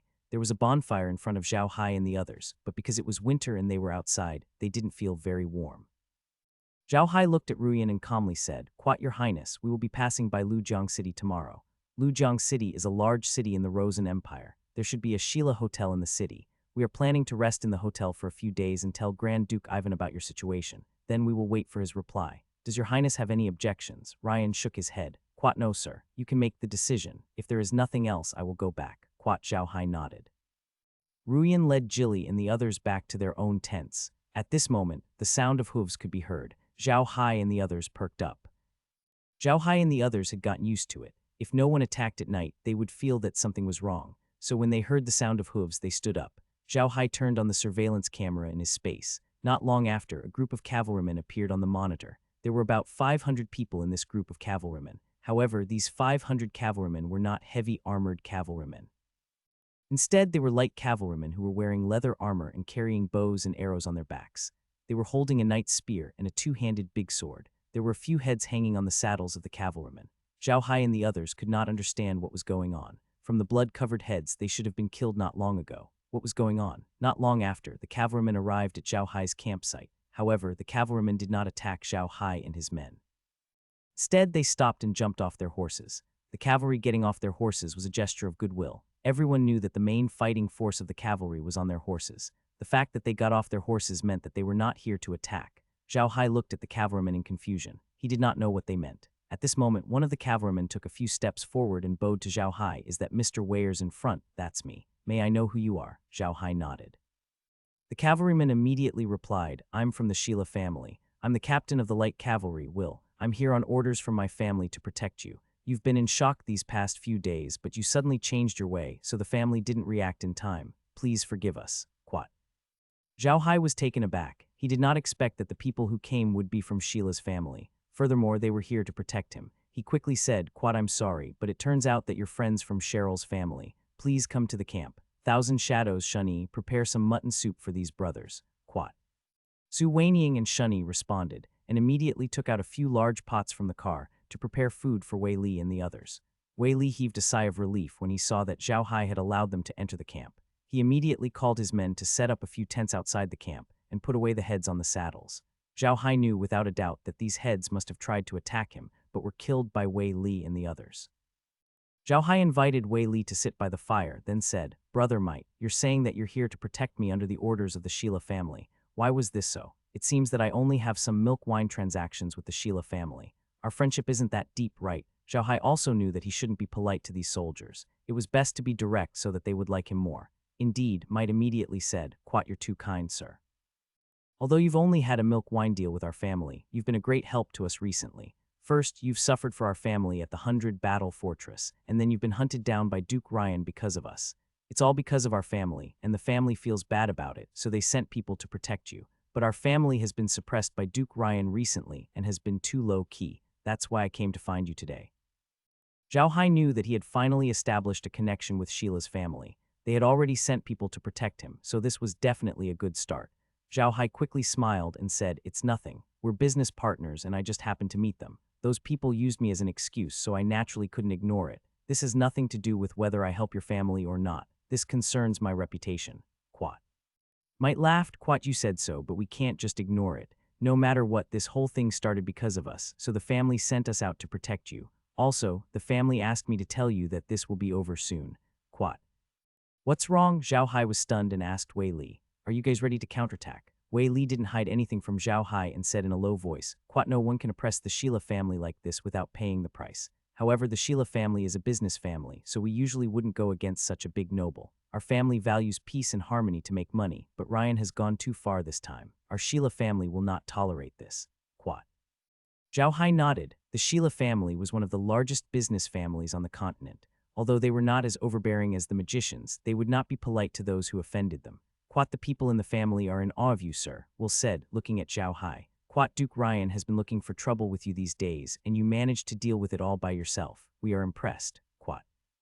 If I didn't have this ability, I wouldn't have dared to work with the Sheila family. If I didn't have this ability, I wouldn't have dared to get involved in this mess either. Zhao Hai smiled. Wei Li could feel Zhao Hai's confidence and the heroic spirit in his words. He couldn't help but feel even happier. He laughed and said, Sir is indeed a straightforward person. Ha ha ha, I like to make friends with people like Sir. Zhao Hai laughed. I also like to make friends with people like you. It's simple and direct. It's too much of a headache to deal with those nobles. Ha ha ha ha, quat. At this time, Su Weiniang and the others had also prepared the mutton soup. The mutton was war food made from the Iron Mountain Castle. It could be eaten after being boiled in hot water for a while. Although it did not taste as good as fresh mutton, it was a rare delicacy in the winter. After eating, Might and the others went back to their tents to rest. However, he still left 50 cavalrymen to keep watch.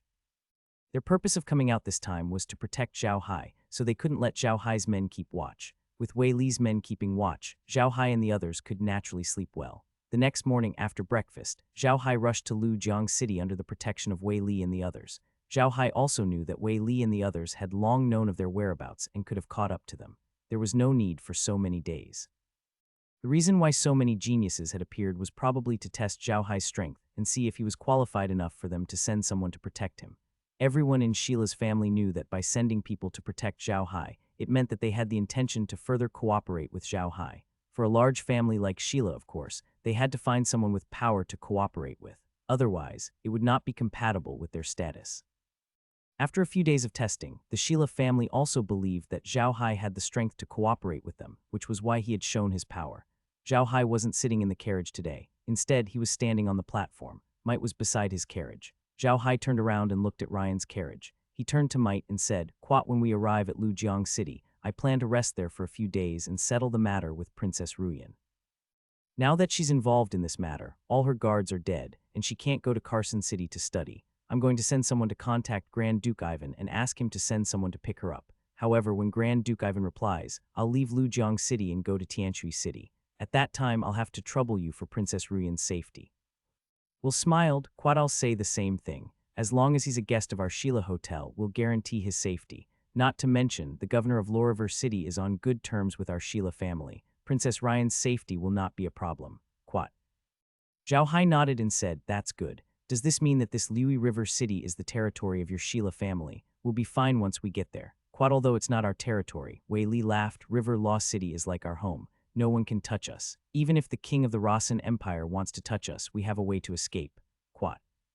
Zhao Hai nodded and said, all right, I'm relieved to hear that. Oh right, I want to go to Tianui City. How is it the closest from Lujiang City? Wei Li smiled. Quat, it's the closest by boat. The Rule River City is right next to the Rule River, and the Rule River leads directly to the Celestial Water City. Then you can go out to sea from the Celestial Water City. So if you want to go to the Celestial Water City, it's the most convenient to take a boat. Quat. Zhao Hai nodded and said, that's right. Then we'll take the boat after we reach the Law River. I'm thinking of Tianui City. I don't need your protection anymore. By the way, how much do you know about Tianui City? Might smiled and said, Quat, I don't know much. As you know, the headquarters of the Sheila family is not in the Rasen Empire. However, this time, the family has the intention of moving our headquarters to the Rasen Empire. Although the people of the Rasen Empire are not very likable, there is one thing that they are right about. The Rasen Empire is located in the center of the mainland. Not only are the land routes accessible in all directions, but the water routes are also very smooth, making it very suitable for business. Therefore, the family wants to move our headquarters to the Rasen Empire. It had always been a port that the family had been paying attention to. It was a natural port where large cargo ships could park. From there, one could directly reach the Blue Wave Dynasty in the south and the Orc grasslands in the north. It could be said to be the maritime transportation hub of the Rasen Empire. However, it had always been under the rule of the Karsai family. The Karsai family was one of the old nobles in the Rasen Empire. Their power was very large, even more powerful than Duke Ryan. Tianui City is the purse of the Karsai family, and no one can get involved, so our power there is very small, and the same goes for other forces. Even the Church of Light, which is everywhere on the continent, can't do well there. Zhao Hai nodded and said nothing. Of course, he could not tell Will that the Kalsai family was the founder of the Black Magician Alliance. It would be crazy if such a family allowed the Church of Light to establish its own power in their own territory. What's wrong? We'll turn to look at Zhao Hai. Sir wants to do business with the Karsai family. The Kalsai family has always been very low-key, and very few people on the continent know how many properties their family has. I'm afraid it's not easy to do business with them. Zhao Hai smiled and said, I'm just saying. You also know that I have business in the prairie. You can directly take a boat to the prairie from Tianui City. The tax is not high, so I want to do business in Tianui City. I heard before that Tianui City is well managed by the Karsai family. When I go there, Grand Duke Ryan will not dare to touch me, right? Might nodded and said, I don't dare to. In Tianui City, everything has to be done by the Karsai family. As long as you settle down in Tianui City, even if the king of the Rasen Empire wants to capture you, he has to discuss with the Karsai family first. It's because of this that merchants gather in Tianui City to seek protection from the Karsai family. Quad. In BSB, Zhao Hai really didn't expect that the Kalchai family would be so overbearing in Tianui City, but this was better. Zhao Hai liked being overbearing so that no one would dare to touch him. The speed of the convoy wasn't fast, but the people on the road avoided them when they saw the way they were moving. They had also raised the Sheila family's flag. If anyone dared to attack the convoy at this time, it would be equivalent to an all-out war with the Sheila family. He believed that there weren't many families on the continent that had the courage to do so. If the Sheila family were to go all out, even the king of the Rasen Empire would have to give in temporarily. Only an arrogant person like Duke Ryan would provoke a behemoth like the Sheila family. When people on the continent mentioned merchant families, the first thing they thought of was the Magaldur family, because the Magaldur family was too overbearing and had a deep impression on the people on the continent. However, those who knew the inside story understood that the Sheila family was also an existence that could not be provoked. Their family had operated Sheila Hotel all over the continent. This in itself was a testament to their strength. The hotel industry was a very profitable business, but for so many years, Sheila's family had maintained their position as the leader of the hotel industry. Wasn't this enough to prove their strength? There were even rumors on the continent that when the magicians were at their peak, they also wanted to extend their hands into the hotel industry. They had several conflicts with the Sheila family, but in the end, the magicians did not shake the position of the Sheila family. This was enough to show the strength of the Sheila family. Right now, Zhao Hai was like a small spider, slowly weaving his own web. When his web was complete, he would have the strength to revitalize the Buda family.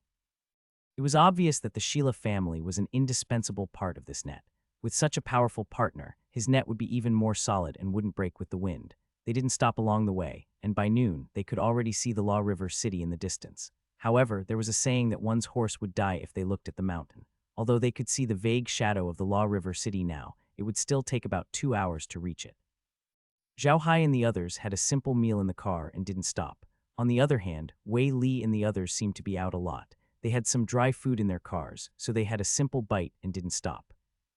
In the afternoon, Zhao Hai and the others finally saw Lu River City. Lu River City was not only close to the Lu River. In fact, they had excavated a moat and a city crossing river to guide the water of Lu River to the outside of Lu River City. It became the moat, and another branch was led into Lu River to become the city crossing river. Therefore, apart from the ordinary city gate, Lu River City had 2 water gates. These 2 Watergate gates allowed some small and medium-sized warships to pass through. Lujiang City was huge. It was a large city with a population of over 1 million. In this era where there were not many high-rise buildings, one could imagine how big this city was. Zhao Hai and the others entered the city from the west gate. Once they entered the city, Zhao Hai felt that there was something different about the city. The first thing was the people. There were a lot of people in the city.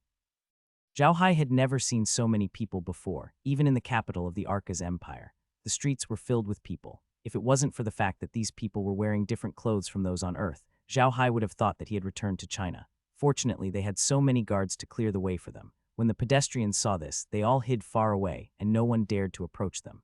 Very quickly, they arrived at the entrance of Sheila Hotel in Lujiang City. The hotel in Lujiang City was obviously different from the other Sheila hotels in other places. This hotel was very tall. Zhao Hai counted and found that this building alone was more than 10 stories high. On this continent without concrete, it was very rare to be able to build such a tall building. As soon as they arrived at the entrance of the hotel, the waiter immediately came out to greet them. The waiter obviously knew might and immediately took their mounts to the backyard to take care of them. It was the same for Zhao Hai's car. They didn't need to care about Zhao Hai's car. Someone would naturally take care of their car. As soon as he entered the hotel, the store manager greeted him. This store manager was called Ame, and he was very tall. If it wasn't for the fact that he was wearing the silk clothes of a businessman, Zhao Hai would have thought that he had met a warrior. The manager didn't say much to Zhao Hai. He immediately arranged the best room in the hotel for Zhao Hai and the others to rest. To Zhao Hai's surprise, the hotel had a facility similar to an electric powerhouse. This facility was powered by magic crystals. Not only Zhao Hai, but even Laura was surprised. One had to know that these magic crystal-powered elevators were free. One could imagine how much energy it would take to use such an elevator. Other than big hotels like the Sheila Hotel, ordinary places couldn't afford to use it. The biggest difference between the Sheila Hotel in Lujiang City and other Sheila hotels was that there were many guests here, and the business was extremely good. Here, one could see well-dressed aristocrats and businessmen in silk clothes everywhere. All of this showed that this hotel was extraordinary. The guests in the hotel didn't pay much attention to Zhao Hai and the others when they saw them. They thought that Zhao Hai and the others were also from Sheila's family since they had come with Will and the others. After staying in the hotel, Zhao Hai immediately released an eagle to send a letter to Ivan. The reason why he didn't send a letter to Ivan a while ago was that he didn't know where they were going to stop. Now that they had stopped at Lujiang City, he had to send a letter to Ivan and ask him to take Ruyan back. This time, Zhao Hai didn't let Shunyi ride the eagle. Last time, he wanted to test the eagle, but this time, he didn't need to. It was winter and the eagle was fast and high, making it very cold. Ivan's reply came very quickly. He had sent an eagle back that night. However, he didn't ask Ruyan to wait for someone to pick him up in Lujiang City. Instead, he asked Zhao Hai to take Ruyan to Tianui City. He would send a ship there to pick him up. This surprised Zhao Hai. However, he was more concerned about her intelligence. Ruyan was not someone who was easy to serve. Zhao Hai had a headache whenever he saw her.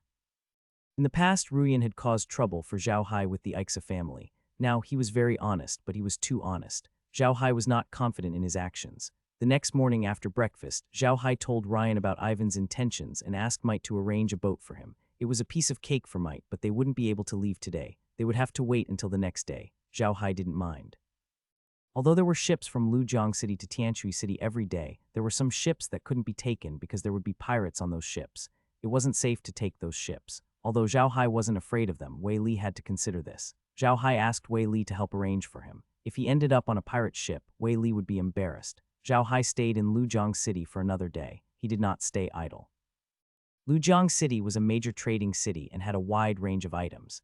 Zhao Hai had purchased quite a number of items here, most of which were items that the people of the prairie needed. What did the people of the prairie need the most? 1 was grain, 2 was salt, and 3 was iron. There was no need to talk about food. The most lacking thing in the grassland was food. Salt was almost the same. Even the orcs needed salt. It was the same for iron. The grassland almost didn't produce iron. All iron was transported from the human world. For the humans, these things were nothing special.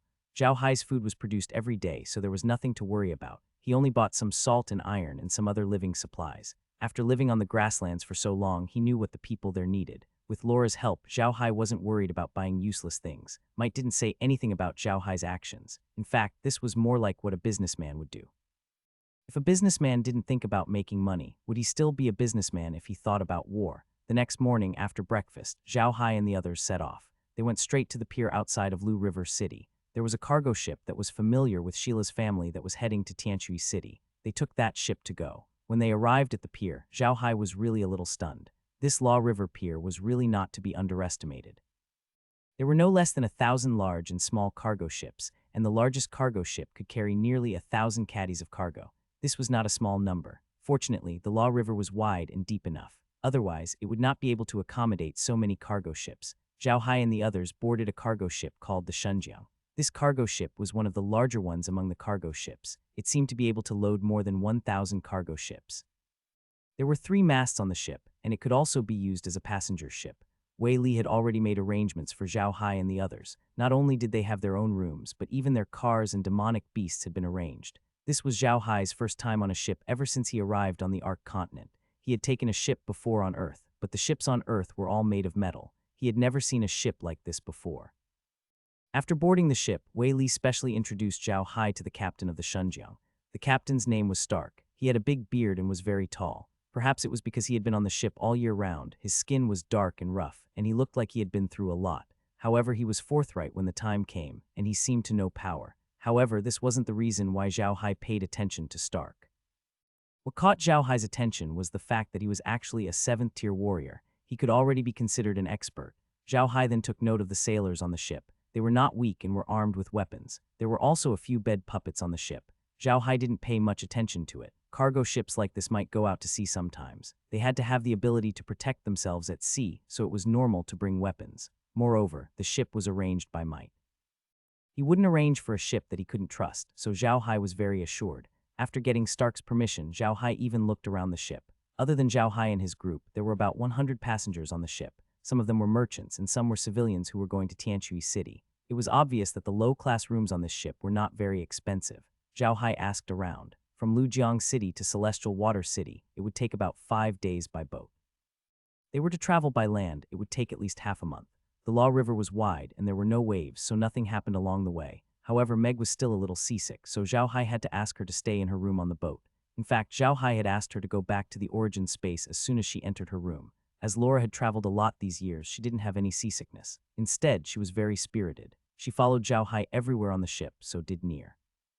Ryan was surprisingly honest. As soon as he got on the boat, he hid in his room and never came out again.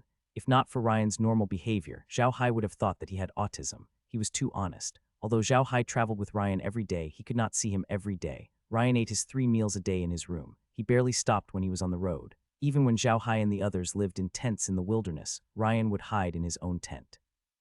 His main purpose was to avoid Zhao Hai. Zhao Hai had gotten used to it, but he was still worried. He was afraid that Ruyan would suffocate him and make him sick. If something really happened, he would have a hard time explaining it to Yuan. Ivan's original intention was to let Ryan and Zhao Hai interact more to see if they could still be together.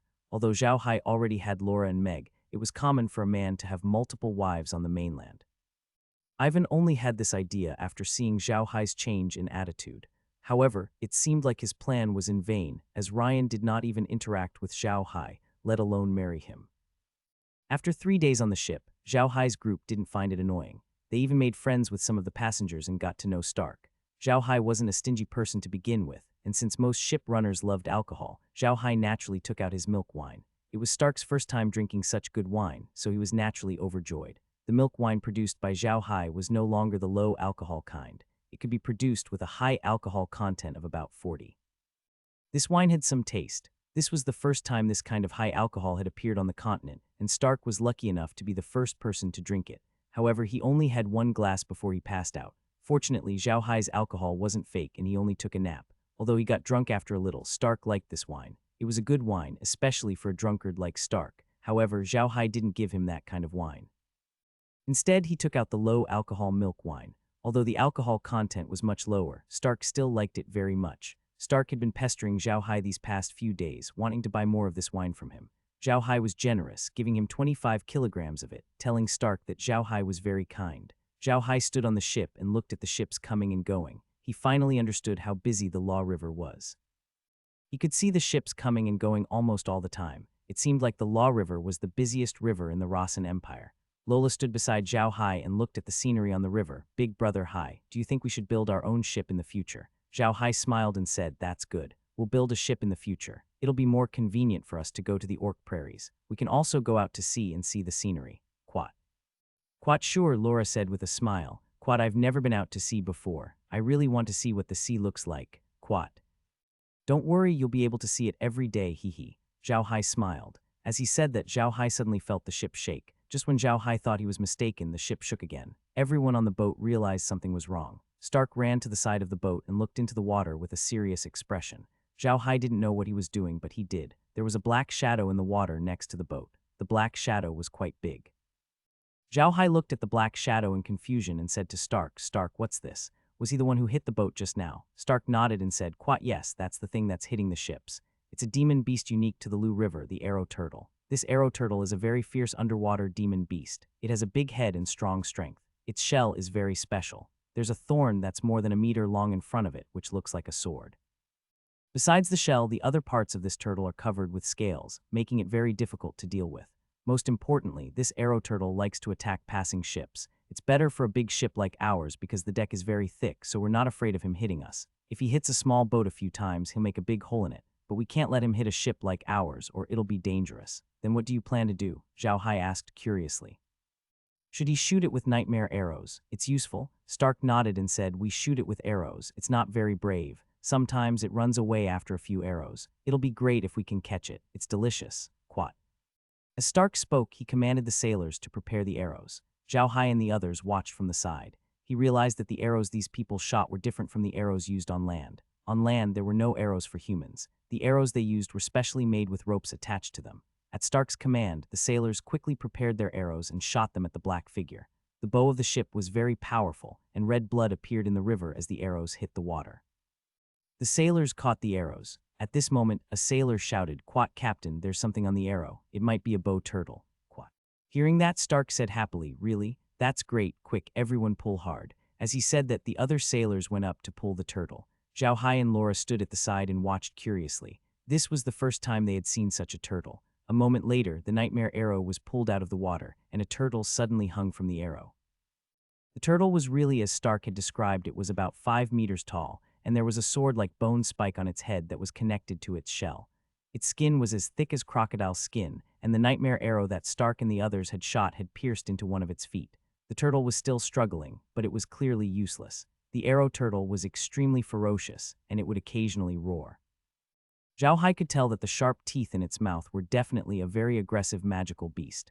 At this time, the sailors on the ship had prepared their arrows. They were ready to shoot the arrow turtle to death and then pull it onto the ship. It would be too dangerous to pull the arrow turtle onto the ship just like that. This thing's attack power was not weak. When Zhao Hai saw that the sailor was about to kill the arrow turtle, he quickly said, Quat, wait, don't shoot yet. Stark, how about you sell me this arrow turtle? Quat, what do you want this for? Stark asked, stunned. Then you don't have to worry about it. Sell it to me? Zhao Hai said with a smile. Stark smiled. Quat, what's there to sell? I'll give it to you. We caught it anyway. Quat. Zhao Hai was overjoyed. He walked to the side of the ship and waved his hand to keep the arrow turtle into his interspace. This was a new type of magical beast. Zhao Hai wanted to upgrade his interspace as soon as possible. What was there to be afraid of? The interspace could heal injuries. When Stark and the others saw Zhao Hai take away the arrow turtle, their expressions changed. Although they were only ship runners, they still had some experience. For Zhao Hai to be able to do this, it meant that he had an invisible storage item. A person with an invisible storage item meant that he was of high status. Stark and the others didn't expect Zhao Hai to have an invisible storage item. On the mainland, a spatial equipment was almost a symbol of one's status. Most of the people who were not of high status would not have a spatial equipment. The fact that Zhao Hai had one in his hands was enough to prove his strength. Stark wasn't a noble, but he had seen a lot of them. After interacting with Zhao Hai for the past few days, he realized that Zhao Hai was different from the other nobles. Zhao Hai didn't have the arrogance of the other nobles, and he didn't look down on them either. Stark was very touched by this. Now that he saw Zhao Hai take out an invisible storage equipment, Stark couldn't help but re-evaluate Zhao Hai's identity. Stark was familiar with the Sheila family, and he usually helped them transport some of their goods. This time, Zhao Hai had followed Might onto the ship, but the badge on him didn't belong to the Sheila family. Stark thought that Zhao Hai was a member of the non-family that had cooperated with the Sheila family. He didn't expect Zhao Hai to have a spatial equipment, which made Stark think that Zhao Hai was an official member of the Sheila family. What had happened on the river was only a small interlude. Zhao Hai chatted with Stark for a while before returning to his room. He wanted to see if the realm could level up again after adding the arrow turtle. His farm would be level 10, and he didn't know what would happen to his farm at level 10. Unfortunately, after the arrow turtle entered the farm didn't level up. It was just that there was another animal in the farm.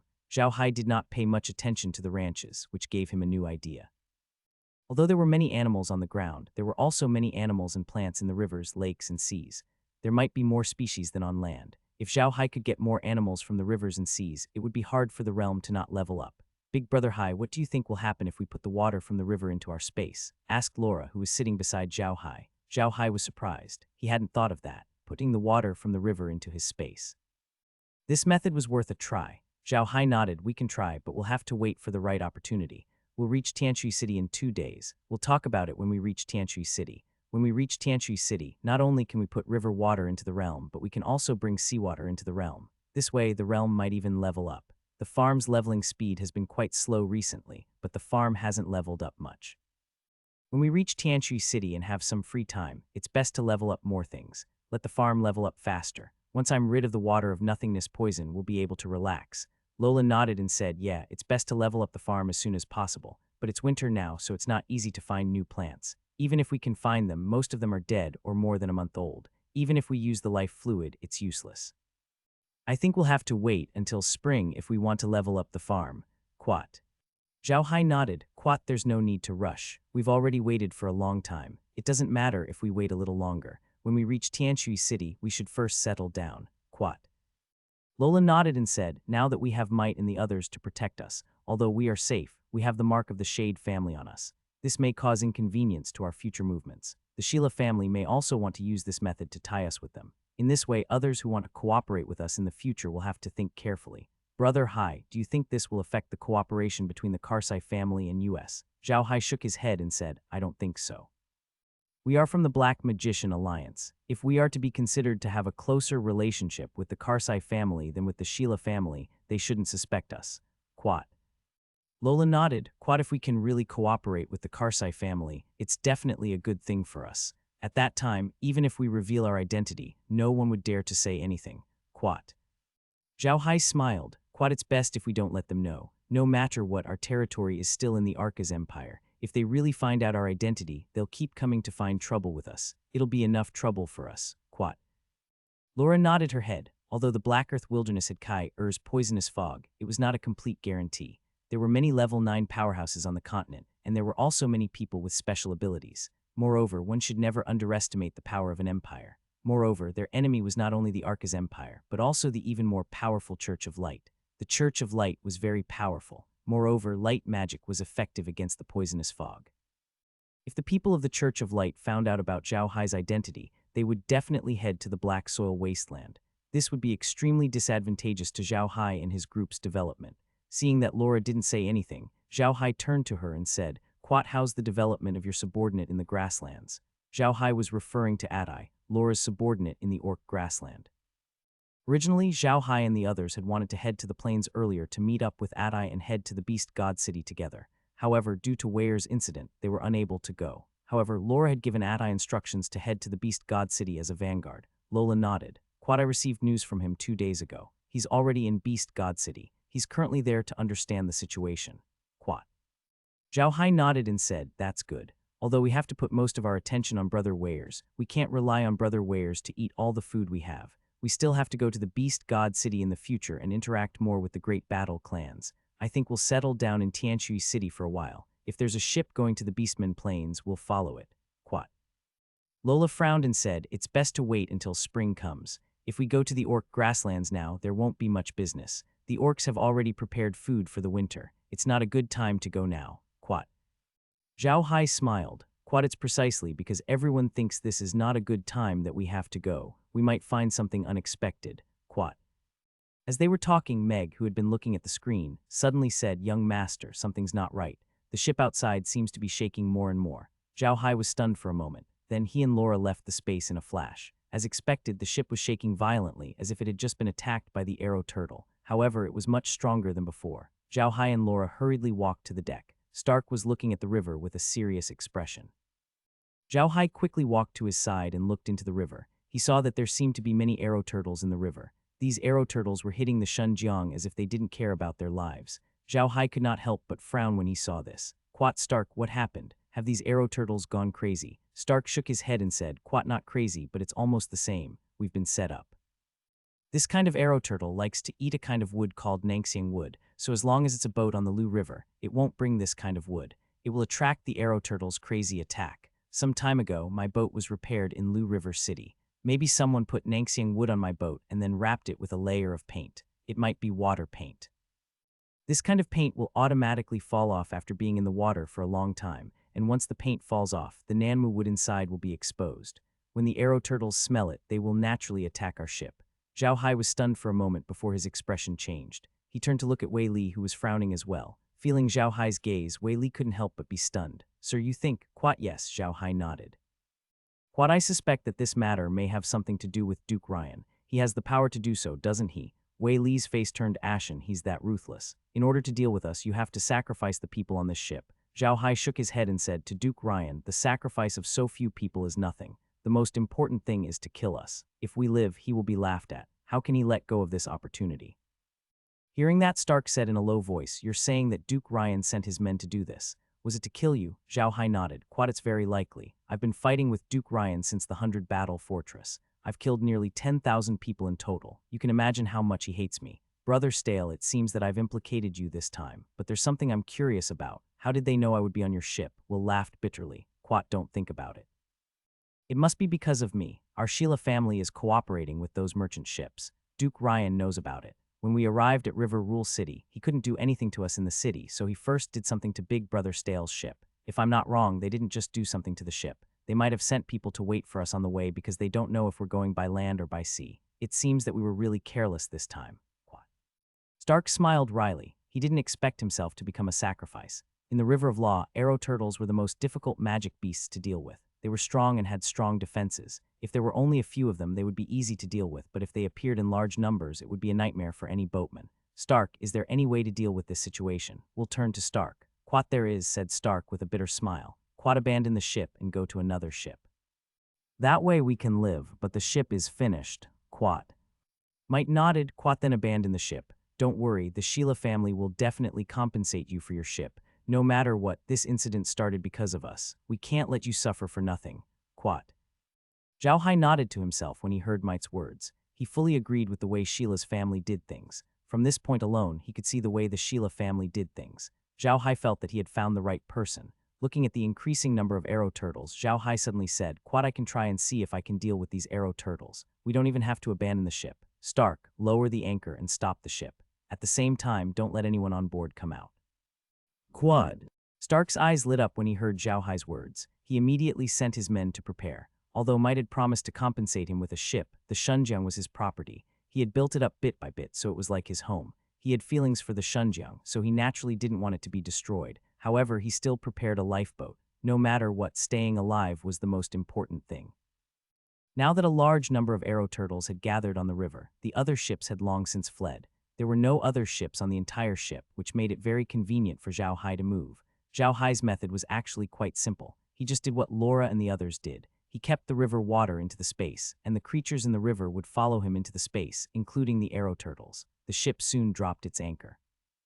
Zhao Hai turned to Stark and said, "Quat, brother Stark, you have to control the boat well. I think you should put away the sails too. I'm going to move a large amount of water. If you don't do it well, the boat might capsize." Quat.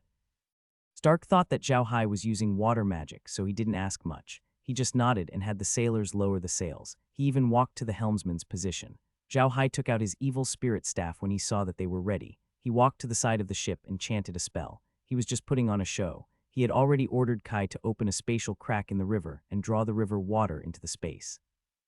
Will and Stark looked at Zhao Hai quietly, not knowing what he was going to do next. At that moment, they suddenly saw a huge spatial rift appear on the river. The river water was flowing into the rift, and soon, a huge vortex appeared. Even the Shunjiang Hao was approaching the rift. Wei Qi and Stark were both shocked. They didn't expect Zhao Hai to use the most obscure spatial magic on the continent instead of water magic.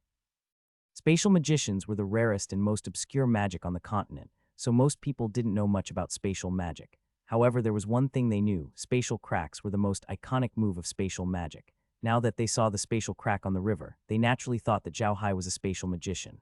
This made Wei Li look at Zhao Hai with shining eyes, and at the same time, he sighed at the good luck of his family. Spatial magicians were too precious on the continent.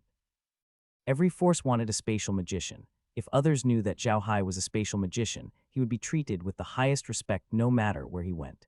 They could feel the river's surface decreasing at a speed that was visible to the naked eye. It could be seen how much water was flowing into the spatial crack. Meanwhile, Zhao Hai had asked Kai to keep an eye on the arrow turtles in the river. He would stop once they were sucked into the medium. Not long after, Kai told him that the arrow turtles surrounding them had all been sucked into the spatial zone. There were more than 300 of them in total. Zhao Hai immediately stopped, and the spatial crack on the river's surface also disappeared. Once the news of the spatial rift was out, everyone on the ship heaved a sigh of relief. They watched as the river water flowed into the rift. Although the Shunjiang Hao had dropped its anchor, it was still moving towards the rift. They felt as if they were going to be sucked into the spatial rift at any moment. Now that the rift had disappeared, they were naturally relieved. When the spatial crack disappeared, the river returned to its calm state. The water level was also recovering bit by bit. However, the people on the ship were looking at Zhao Hai with strange expressions. Spatial magicians had the highest status among all magicians. The method Zhao Hai had just used was a spatial magician's method.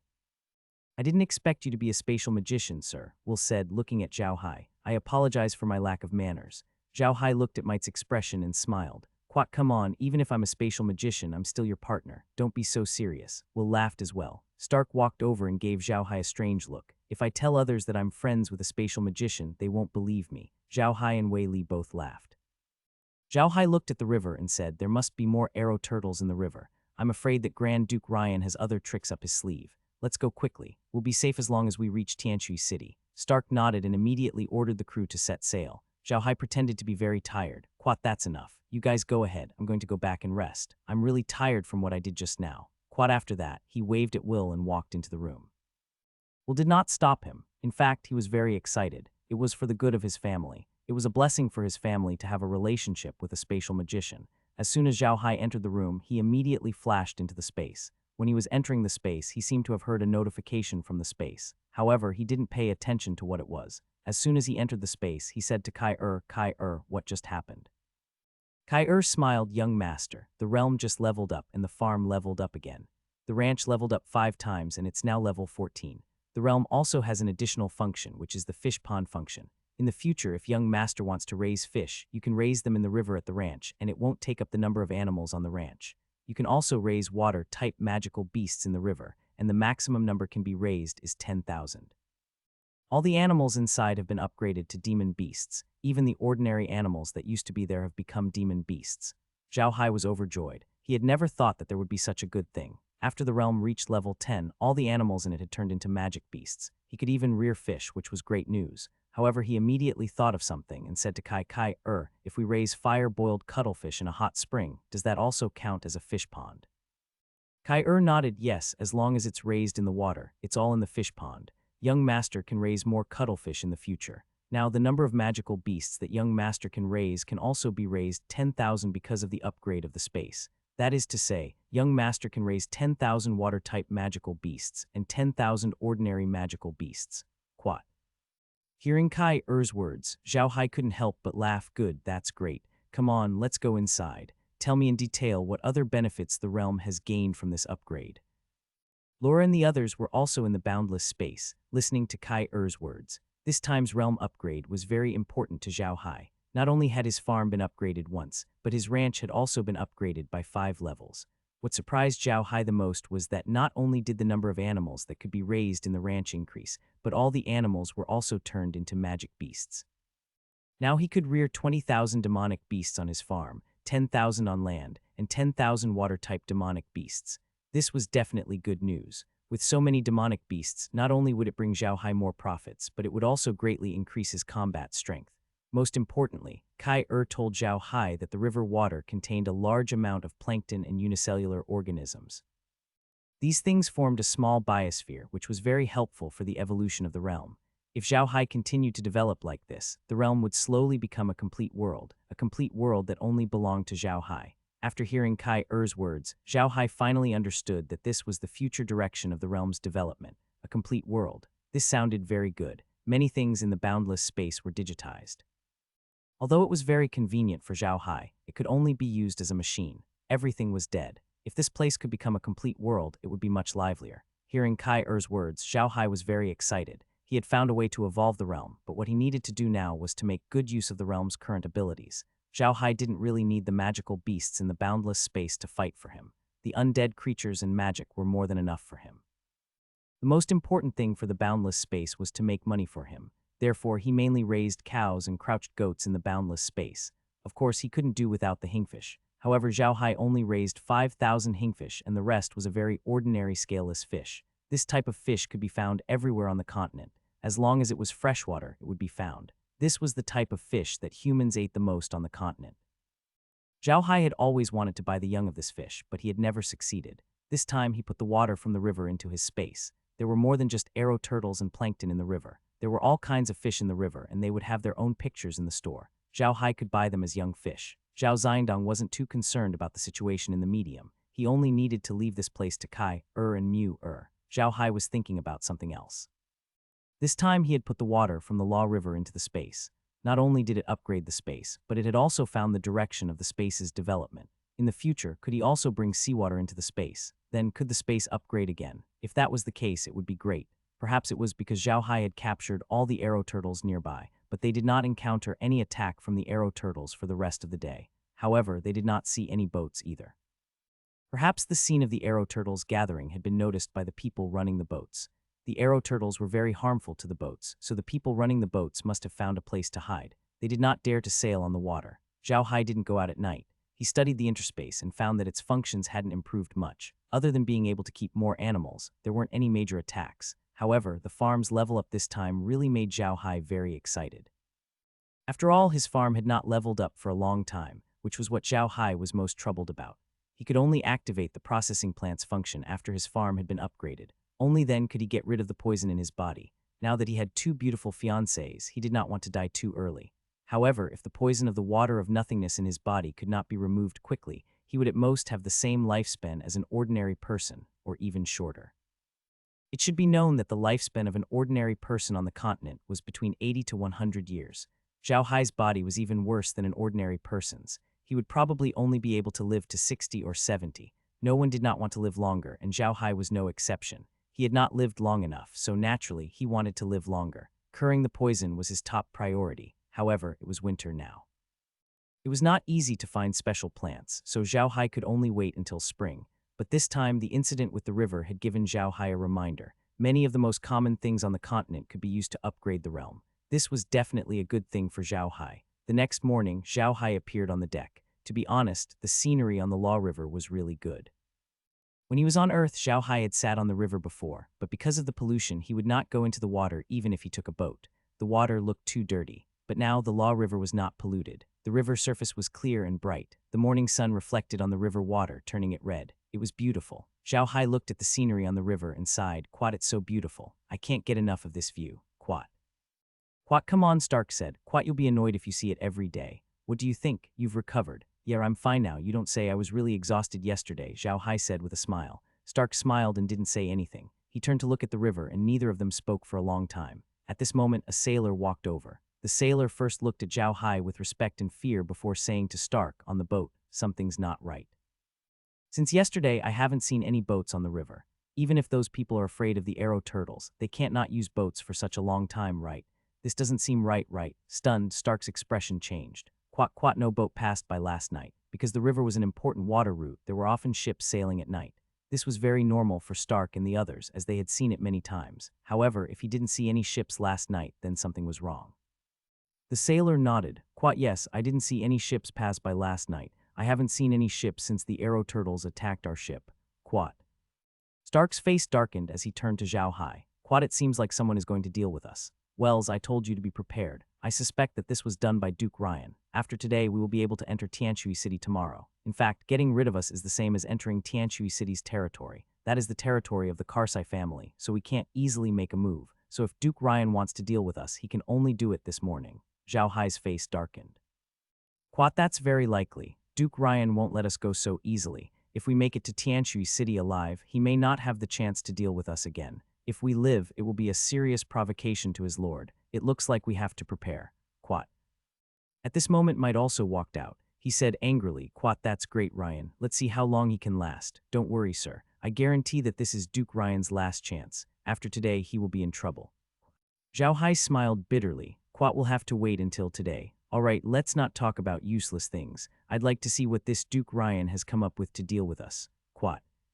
Just as they were talking, they saw a small boat coming from afar. This small boat was very small, and one look was enough to tell that it was a lifeboat on a big ship. It was not usually used. There were 5 people on the boat. They were all wearing sky blue magic robes and holding magic staffs. They didn't need to row the boat, and there were no sails, but the boat was very fast. Will looked at the small boat and said, a water magus. What a good plan.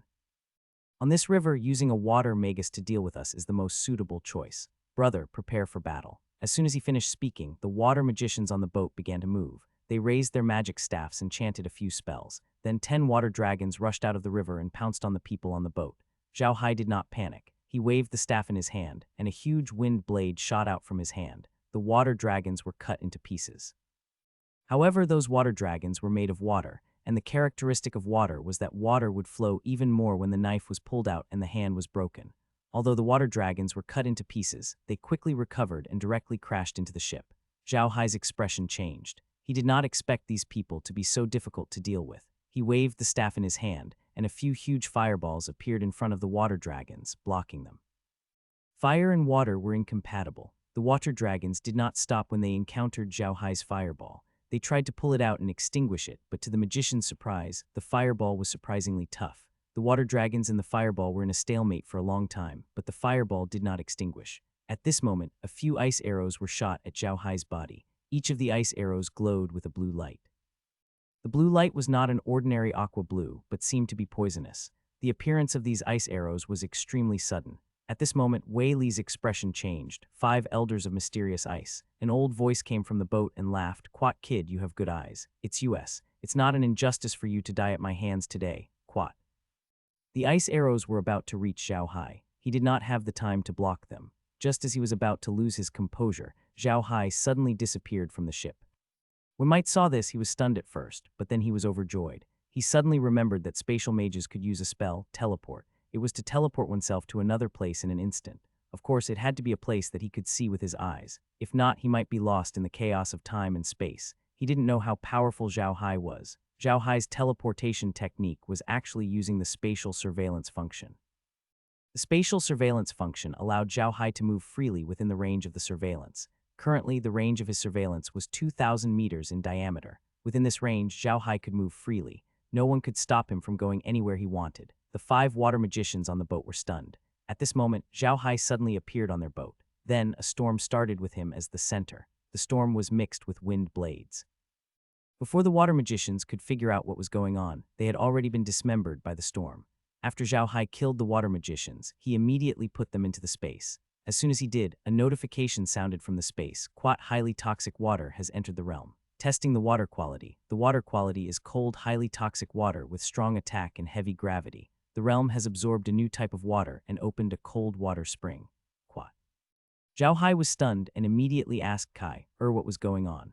Kai told Zhao Hai that these water mages were carrying a kind of cold and poisonous water. This kind of water was very poisonous, and its attack power was also very strong. Because this kind of water could increase the attack power of the space, it was specially attracted to the space, and a cold spring of water appeared. The water quality of this spring was the same as the poisonous water. Zhao Hai was stunned. He quickly turned the water mages into high-level undead creatures and asked them what was going on. The water mages didn't hide anything from him. It turned out that this water was the most precious treasure of water mages that they had accidentally found. It was called dark ice liquid. This water was poisonous and extremely cold, even colder than hard ice. However, the strange thing was that even though it was colder than hard ice, it still remained in the state of water and didn't freeze. However, as long as this dark ice liquid touched something, it would immediately freeze it into ice. It could be said that if a water magician got their hands on this thing, their attack power would increase by at least 50. Furthermore, these 5 water element mages were all at the 7th rank. With the help of the profound ice liquid, they had made a name for themselves on the continent. They were the 5 profound ice elders that Might had mentioned earlier. They had turned to Duke Ryan a few years ago. This time they had received orders from Duke Ryan to deal with Zhao Hai. They knew that Zhao Hai was not weak. In order to ensure that they could complete their mission, they had brought their own magic treasure, the dark ice liquid. They did not expect that Zhao Hai would benefit from it. In the end, he even gave them a dark ice spring. Zhao Hai was overjoyed. In a flash, he appeared on the Shunjiang Hao. Wei Li and the rest were looking at Zhao Hai with a dumbfounded expression. When they saw the way he looked at them, they couldn't help but smile. Quat, don't worry. The 5 elders of mysterious ice won't bother us anymore. Let's move forward. There's another ship of Duke Ryan waiting for us. Quat. Might and Stark didn't ask any more questions. The Shunjiang slowly sailed forward, and soon they saw a huge warship. It wasn't much bigger than the Shunjiang, and it looked like it had a displacement of about 5,000 tons. However, this ship wasn't mainly for cargo, but for combat. It carried a large number of magic cannons and bed armor, as well as about 5,000 soldiers. On the main mast of the ship was a flag with a fierce swordfish painted on it. When Will saw the ship, he was stunned. Then his expression changed. The swordfish. Isn't that the famous swordfish in the Rossen Empire? Why was he here? Has Grand Duke Ryan gone crazy? At that moment, Zhao Hai noticed that the magic cannon on the swordfish had turned to the Shunjiang. It was about to fire. Of course, Zhao Hai couldn't allow the magic cannons to fire. If they did, the Shunjiang Hao would be finished. With a wave of Zhao Hai's hand, a large number of undead creatures appeared on the swordfish. The soldiers on the swordfish were killed by the undead creatures before they could even figure out what was going on. After taking care of the people on the ship, Zhao Hai kept the ship into his dimension. To Wei Li and the others, Zhao Hai waved his hand and a huge spatial crack appeared, swallowing the swordfish. After Zhao Hai put away the swordfish, he stumbled a few steps. Wei Li rushed forward to help him up, but Zhao Hai shook his head. Quad, I'm fine. I just overused my strength. I'll go back and take a rest. I'll leave this place to you. Quad, after saying that, he staggered towards the cabin. Of course, Zhao Hai wasn't tired. He just wanted to go back to the realm to see how much he had gained. He had made a huge profit this time. He didn't expect Duke Ryan to be so generous and send him a warship. This was too important to him. This warship was obviously not used in the river, but in the sea. It was only because the Law River was about to reach the sea and the water volume was huge that this warship could be driven in. Otherwise, it would be impossible to enter the Law River. The soldiers on the ship had also been turned into undead by Zhao Hai. Now, not only did he have the warship, but he also had the sailors on board. Most importantly, Zhao Hai had learned water magic and obtained the dark ice spring. Back in the origin space, Zhao Hai and the others went to check out the mystic ice spring. It was right next to the spring of life fluid and the hot spring. The spring of life fluid was extremely clear. Although there was nothing in the water, it gave people a feeling of vitality. The hot spring was covered with mist and the temperature was not low. However, this profound ice spring was completely different. It was blue, a very deep blue, like a pool of dead water, giving people a feeling of deathly stillness. Zhao Hai casually used a wooden stick to reach into the dark ice spring. As soon as the wooden stick entered the water, a layer of frost immediately formed on it. In an instant, the wooden stick became a popsicle. Zhao Hai quickly took the wooden stick out of the water. With a light touch, the wooden stick immediately shattered into ice shards. Zhao Hai was stunned and said, I didn't expect this profound ice spring to be so powerful. It's too powerful. Laura and the others also nodded.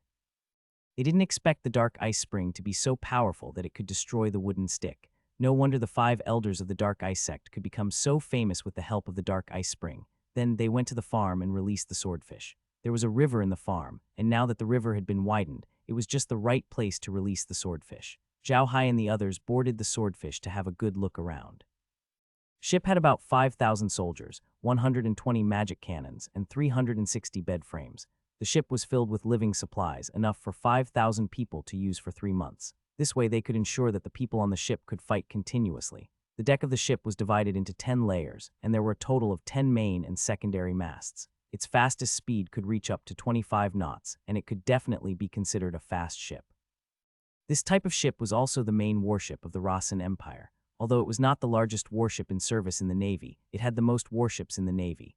Zhao Hai nodded his head. This ship was not bad. Most importantly, in order to sail for a long time, the wood used was also of good quality. The deck was very thick, as expected of a military product. Zhao Hai stayed in the origin space for the entire morning and only came out after lunch.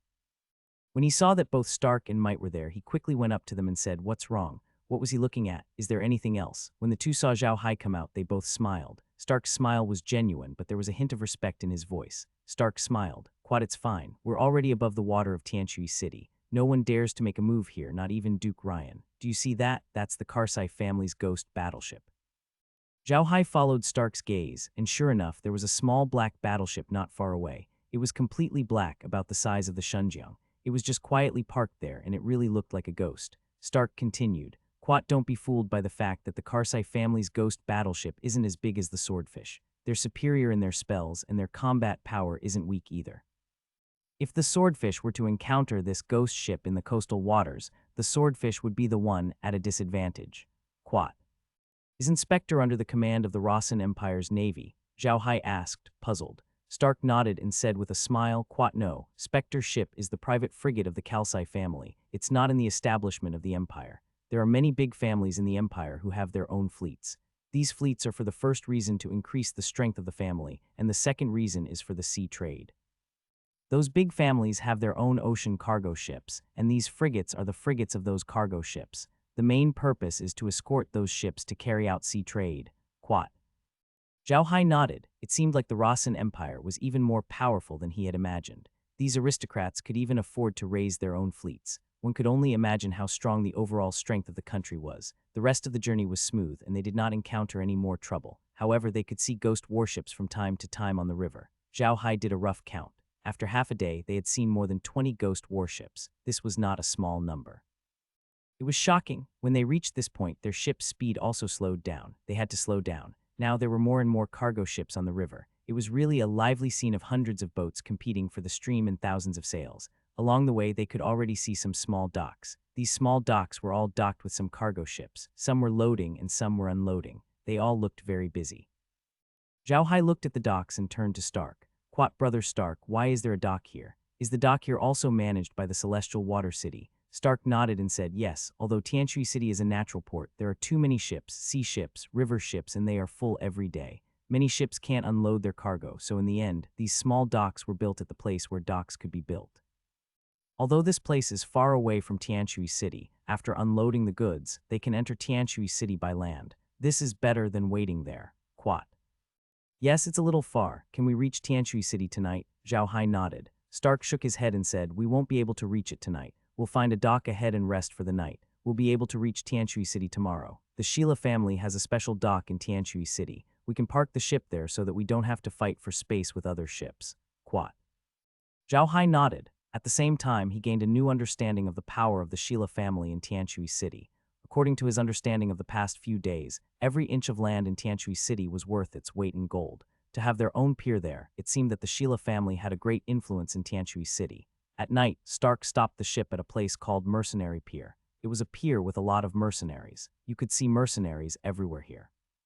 Some of them were guards for cargo ships, and some were actually coolies. Mercenaries as coolies. This might sound ridiculous, but it was not. Who were these mercenaries? Many of these mercenaries were ordinary civilians who had lost their land for various reasons. In order to live, in order not to become slaves, they could only become mercenaries. Even so, this kind of mission wasn't available every day. What could he do if he couldn't get such a mission? They could only do some hard work, so sometimes it was really difficult to distinguish between mercenaries and hard work. As such a wharf was in the periphery of Tianui City, the Kalsai clan didn't have a strong management on it. Additionally, these mercenaries came from all walks of life. Therefore, such wharves were always chaotic, very chaotic, very chaotic. Therefore, when the ship was about to stop at the dock, Stark told Zhao Hai that it was best not to go out. Although Zhao Hai was very strong, he couldn't afford to offend him. Zhao Hai didn't want to go to the dock. There was nothing to see on such a small dock. Besides, the mercenaries were all rough. If they saw the beauties, they might say something. Zhao Hai didn't want that to happen. They didn't have to worry about the mercenaries on the ship. To the mercenaries, the people on the ship were their parents. Ordinary people wouldn't come on the ship to cause trouble. After a night's rest on the ship, Zhao Hai and the others set off in the direction of Tianui City the next morning. After another 2 hours of sailing, they could already faintly see the city walls of Tianui City. The closer they got to the Celestial Water City, the more surprised Zhao Hai became. He had never thought that the Celestial Water City would be so big, even bigger than the Rule River City. The Rule River City was a large city with a population of over 1 million, and the Celestial Water City was at least 3 times bigger than the Rule River City. In other words, the population of the Celestial Water City might have exceeded 3 million. It was shocking that there was such a big city in a place like the Ark Continent. It was even more shocking that the Karsai family could control such a big city, and even the king of the Rossan Empire could not interfere. Now Zhao Hai had a very direct understanding of the power of the Karsai family. Zhao Hai didn't believe that the Church of Light didn't know about the black magician in the Karsai family. The Church of Light knew, but they couldn't do anything to the Karsai family. This was the strength of the Karsai family. No wonder the Karsai family could organize the Black Magician Alliance. They did have the strength. Soon, Shunjianghao slowly drove into a small wharf beside Tianui City. This wharf was not large. At most 5-6 ships like Shunjianghao could hold it. It was definitely a small wharf. However, its power told Zhao Hai that although it was built by Sheila's clan, they had to pay almost 1 million gold coins for the use of land each year. Otherwise, the Kalsai clan would take back this wharf. Such a big wharf could collect 1 million gold coins a year. It could be seen how big Tianui City was as a treasure bowl. However, the Kalsai family could control Tianui City all the time, which required a great power. When the Shunjianghao stopped at the dock, Zhao Hai had already noticed that there were people waiting there. Many of them were wearing the most common silk clothes worn by merchants, which was very eye-catching. Will looked at them and turned to Zhao Hai with a smile. He's here to pick us up. The family has already said that in the future we have to treat you as a distinguished guest. Zhao Hai was stunned for a moment before shaking his head. Quat, that's too much of an honor. I'm not worthy of it. Might smiled. Quat, you deserve it. With your milk wine and the hardships you've gone through for the Sheila family, you deserve it. Come on, let's go down. Quat. Zhao Hai didn't say anything. He followed Wei Li to the Shunjiang. Naturally, someone escorted their ox cart and the giant and barbaric bulls off the ship. As soon as the two of them walked onto the ship, a few people dressed as merchants immediately came forward to welcome them. One of them, who looked fat and was in his 40s, walked in front. He smiled before he spoke and bowed to Zhao Hai and Wei Li. The person in charge of the Sheila Hotel in Tianui City, Wanhao, greets Mr. Wells and Captain Might.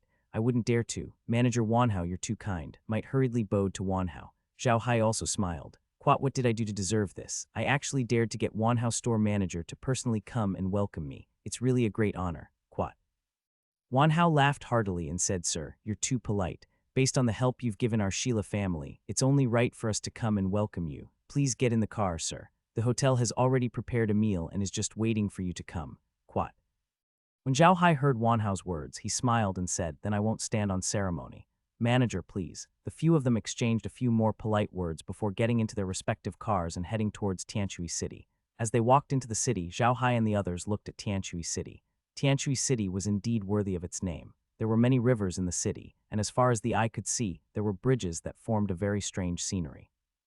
The city was bustling with traffic and pedestrians. Although there were many rivers in the city, the streets were very wide. There were shops on both sides of the street. All kinds of carriages and pedestrians were coming and going in and out of the shops. It could be seen that the business was very good. From time to time, Zhao Hai and the others could see some people in standard leather armor and double-handed swords walking in a line on the street.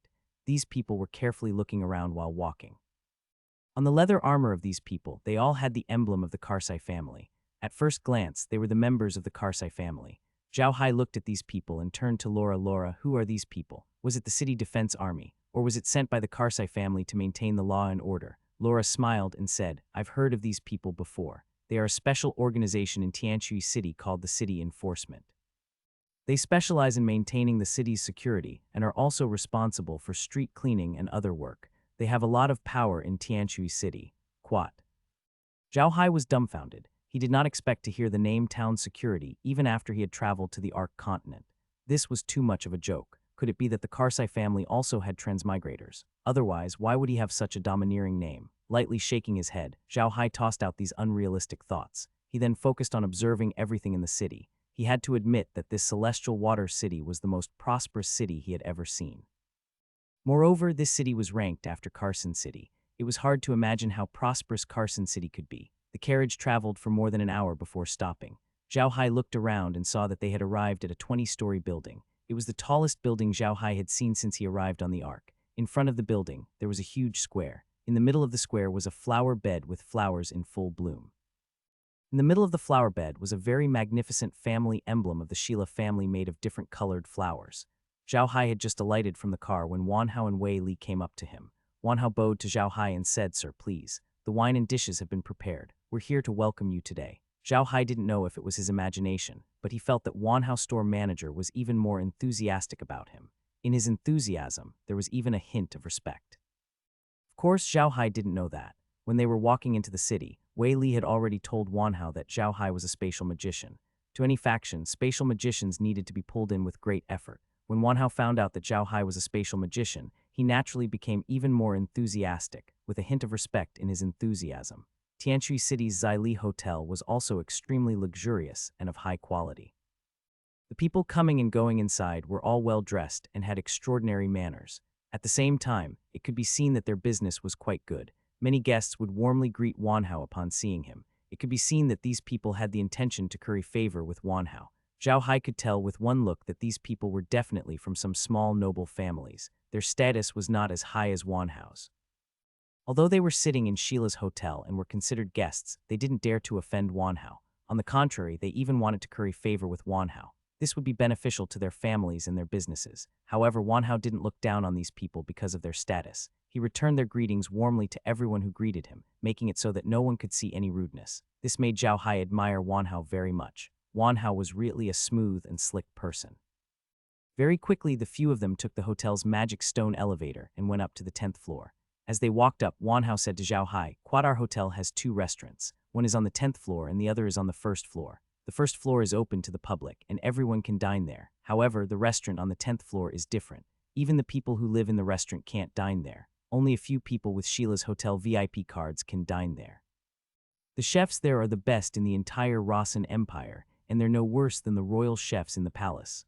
Quat. Zhao Hai smiled. Quat, it's indeed extraordinary for Sheila Hotel to be able to open its branches all over the continent. It's no wonder that their business is so good to have a manager like you. Quat.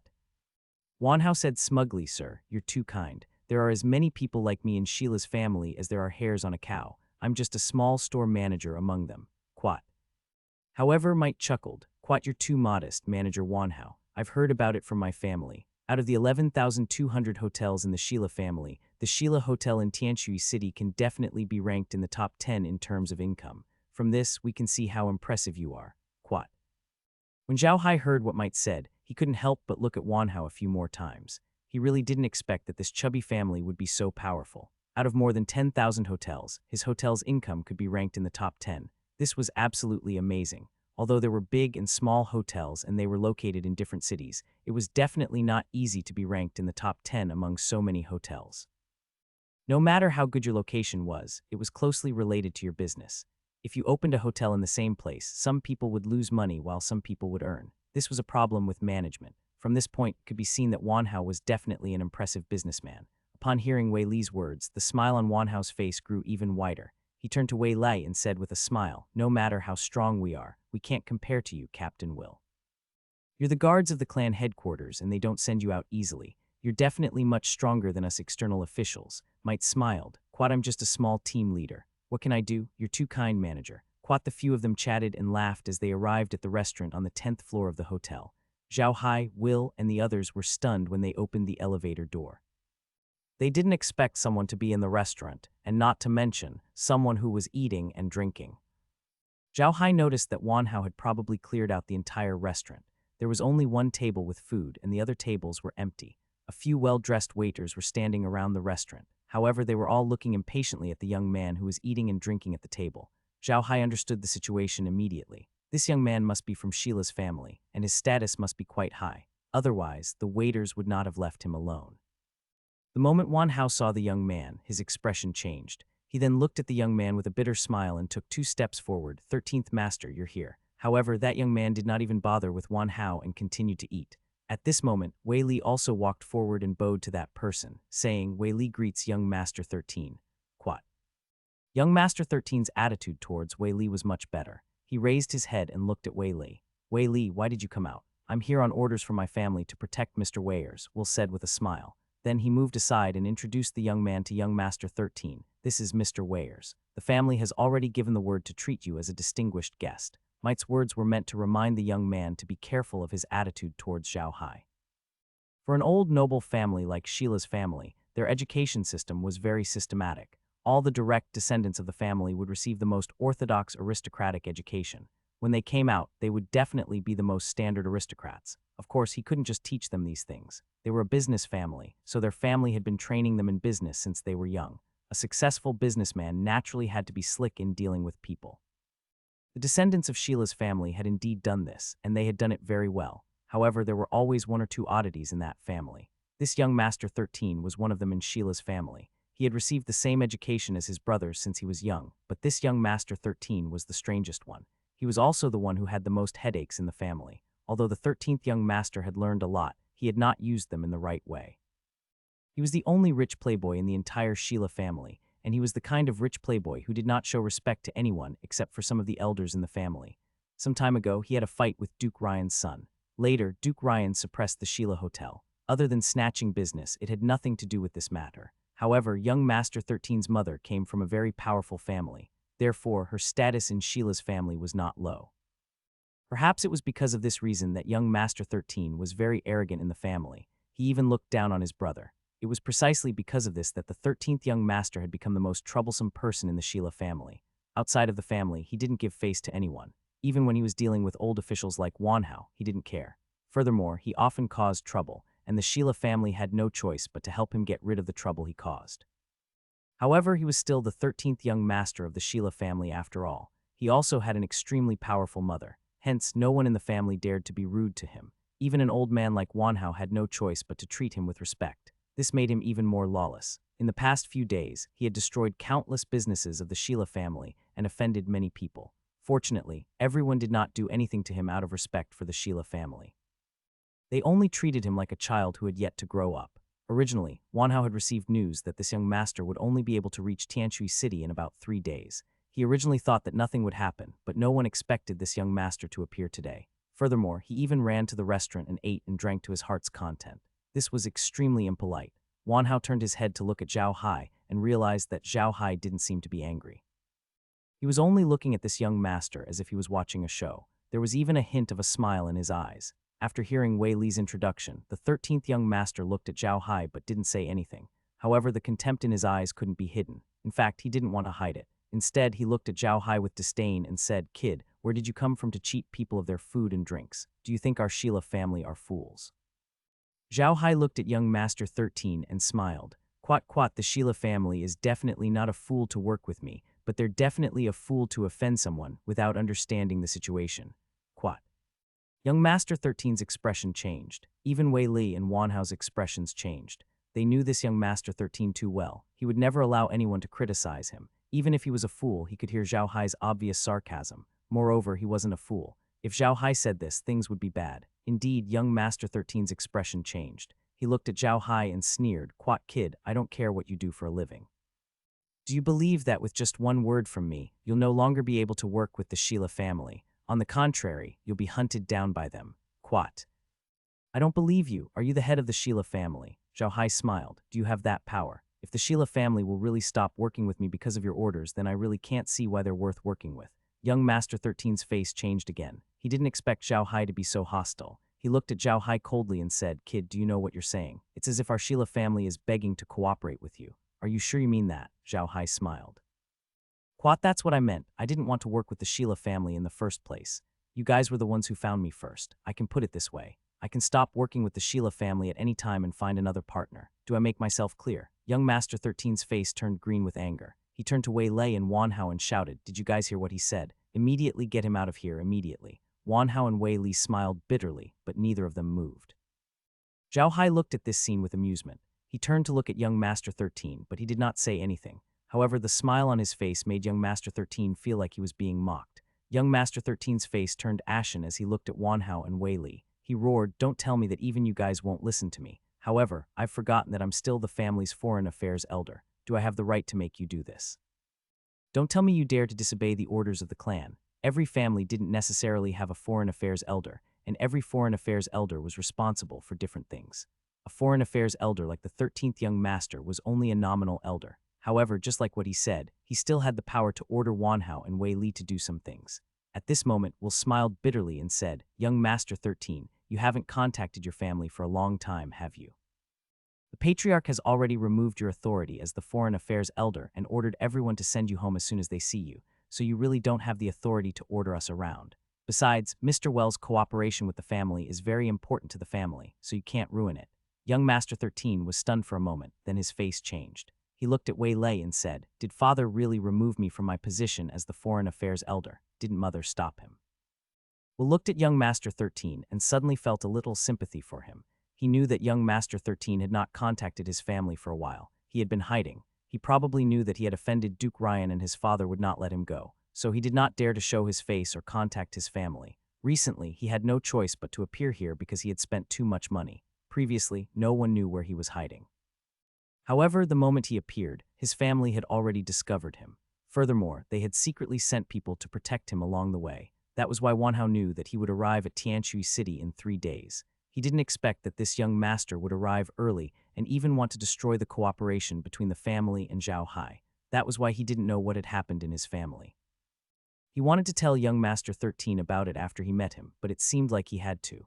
Young Master 13 knew his temper very well. If he didn't tell him, young Master 13 might lose his temper on the spot. If that happened, Zhao Hai might really stop working with the Sheila family in a fit of anger. They would be in big trouble then. Quat young Master 13 might sighed. Quat, you should go home. You'll know everything when you get home. Quat Wei Li said this because he wanted to keep his dirty laundry a secret. He wanted young Master 13 to back off. Seeing this situation, young Master 13's best option was to not ask anything and wait until they were alone before asking. However, young Master 13 was not in the mood for that. He shouted at Wei Li, I told you to say it, why? I'm not the foreign affairs elder and you dare to disobey me. Don't forget, you're just a slave, a dog raised by the Sheila family. Mite's face changed. Although he was a servant of the Sheila family, even the head of the family wouldn't say that to him. He looked at young Master 13 with a pale face and said, Quat young Master 13 asked, and I told him that your mother was sent by her family to destroy the Sheila family. She was involved in the destruction of the family's business. Your mother deliberately lured you into the war with Duke Ryan. Your mother's family has already joined forces with Duke Ryan's family to deal with the Sheila family, but now your mother's family has been destroyed by the family, and your mother is dead. The reason why the family didn't deal with the Ryan family before was because they wanted to get rid of your mother's family. Now that your mother's family has been taken care of, only the Ryan family is left. There is one more thing. Because of your mother's actions and what you have done for so many years, the family has removed you from the family. The order of the family is to bring you back to the family and imprison you. 13th young master, do I make myself clear? Young Master 13's face was ashen. He looked at Wei Li in a daze and mumbled, they know, the family actually knows. How is that possible? This is impossible. All these years I've been very successful in my acting, but no one has ever discovered it. Why is that? Hearing young Master 13's words, Wei Li sneered. Quat, that means that young Master 13 already knew about this. Very well, I will report this to the family so that young Master 13 won't be interrogated again. What are you guys waiting for? Take young Master 13 away. Quat. The situation had taken a turn for the better. Zhao Hai thought that the collaboration with Sheila's family would be ruined after what he had said about the 13th young master. He did not expect such a dramatic turn of events. It was beyond his expectations. Wanhao glanced at Zhao Hai, who was still in a daze, and smiled, Quat, I'm sorry, sir. I've ruined your mood. Please wait a moment. I'll get them to prepare it immediately. Quat, after saying that, he gently waved his hand, and someone immediately came up to drag young Master 13 away. At the same time, the waiters immediately came to clean the table, and everything in the dining room was restored to normal. Laura and the others beside Zhao Hai were also stunned. They did not expect things to turn out this way. It was beyond their expectations. Wanhao was used to big scenes and naturally did not have any objections. He just smiled and said, I was rude. Please forgive me, sir. After saying that, he waved his hand and a waiter immediately came over to take them to rest. Zhao Hai didn't want Laura and the others to stand behind them while they were eating. This made Zhao Hai feel bad, so he sent them away. Other than Zhao Hai and the other two, there were only the waiters left in the restaurant. Sir, you weren't angry just now, were you? I won't. In fact, it's not worth my anger, Zhao Hai said with a smile. Zhao Hai smiled. Quad, as long as one's brain isn't damaged, no one would touch a giant like Sheila's family. Such a large family has a deep foundation. How can we touch them so easily? A trace of pride appeared on Wanhao's face, but it was quickly concealed. He smiled bitterly and said, Quat, to be honest, the family is really in danger this time. We didn't expect that in order to deal with us, they would marry a woman into our family, wait for the woman to give birth, and then let the child destroy the family business. The whole plan has been going on for decades. It's too ruthless. Quat. It wasn't just Wanhao. Even Zhao Hai felt a chill down his spine after hearing Wei Li's words. To think that the family of young Master 13's mother would go to such an extent just to destroy Sheila's family. This was just too awesome. The people in this world were really crazy. We'll turn to Zhao Hai and said, Mr. Wells, are you here to work with the Cassa family? Mr. Wells, I treat you as a friend, so allow me to say something that you don't like to hear. With your current strength, you are not qualified to cooperate with the Karch family. Their family's threshold is very high. Zhao Hai smiled and said, in fact, I came to Tianui City this time just to visit the Cassa family. At the same time, a friend gave me a letter from the Cassa family, asking them to take care of me. I offended some people in the Arca's empire, and I can't stay there anymore, so I can only come here. Quat. Wei Li and Wan Hao didn't say anything. This was a very normal situation. After offending the person in power in a country and not being able to resist, they could only hide in another country. This wasn't uncommon on the mainland, so the two of them didn't find it strange. Mr. Weyers, may I know who you've offended? Wei Li asked. If it's possible, our Sheila family is willing to step in and help you resolve this matter. Zhao Hai looked at Might with a profound look and smiled. Quat, since we're already partners, I don't want to hide it from you for too long. In fact, the person I offended was the southern king of the Arca's empire. Quat. Wei Li and Wan Hao looked at each other and saw a hint of understanding in each other's eyes. Before this, they could not find any information about Zhao Hai. They only knew that he had suddenly appeared and received a title of nobility from Grand Duke Ivan. Before this, they had no information about him at all, which made them very confused. However, as they investigated further, they had no choice but to link Zhao Hai with the black magician Zhao Hai who had appeared in the Duchy of Versailles. Although Zhao Hai had never used black magic in front of anyone, they still made the connection. This time, Wei Li asked Zhao Hai who his enemy was because he wanted to find out more about Zhao Hai's background. At the same time, he also wanted to see if Zhao Hai was sincere in cooperating with them. For a big family like theirs, it was not easy to find a partner. They had to know the background of the partner, otherwise it would be very dangerous.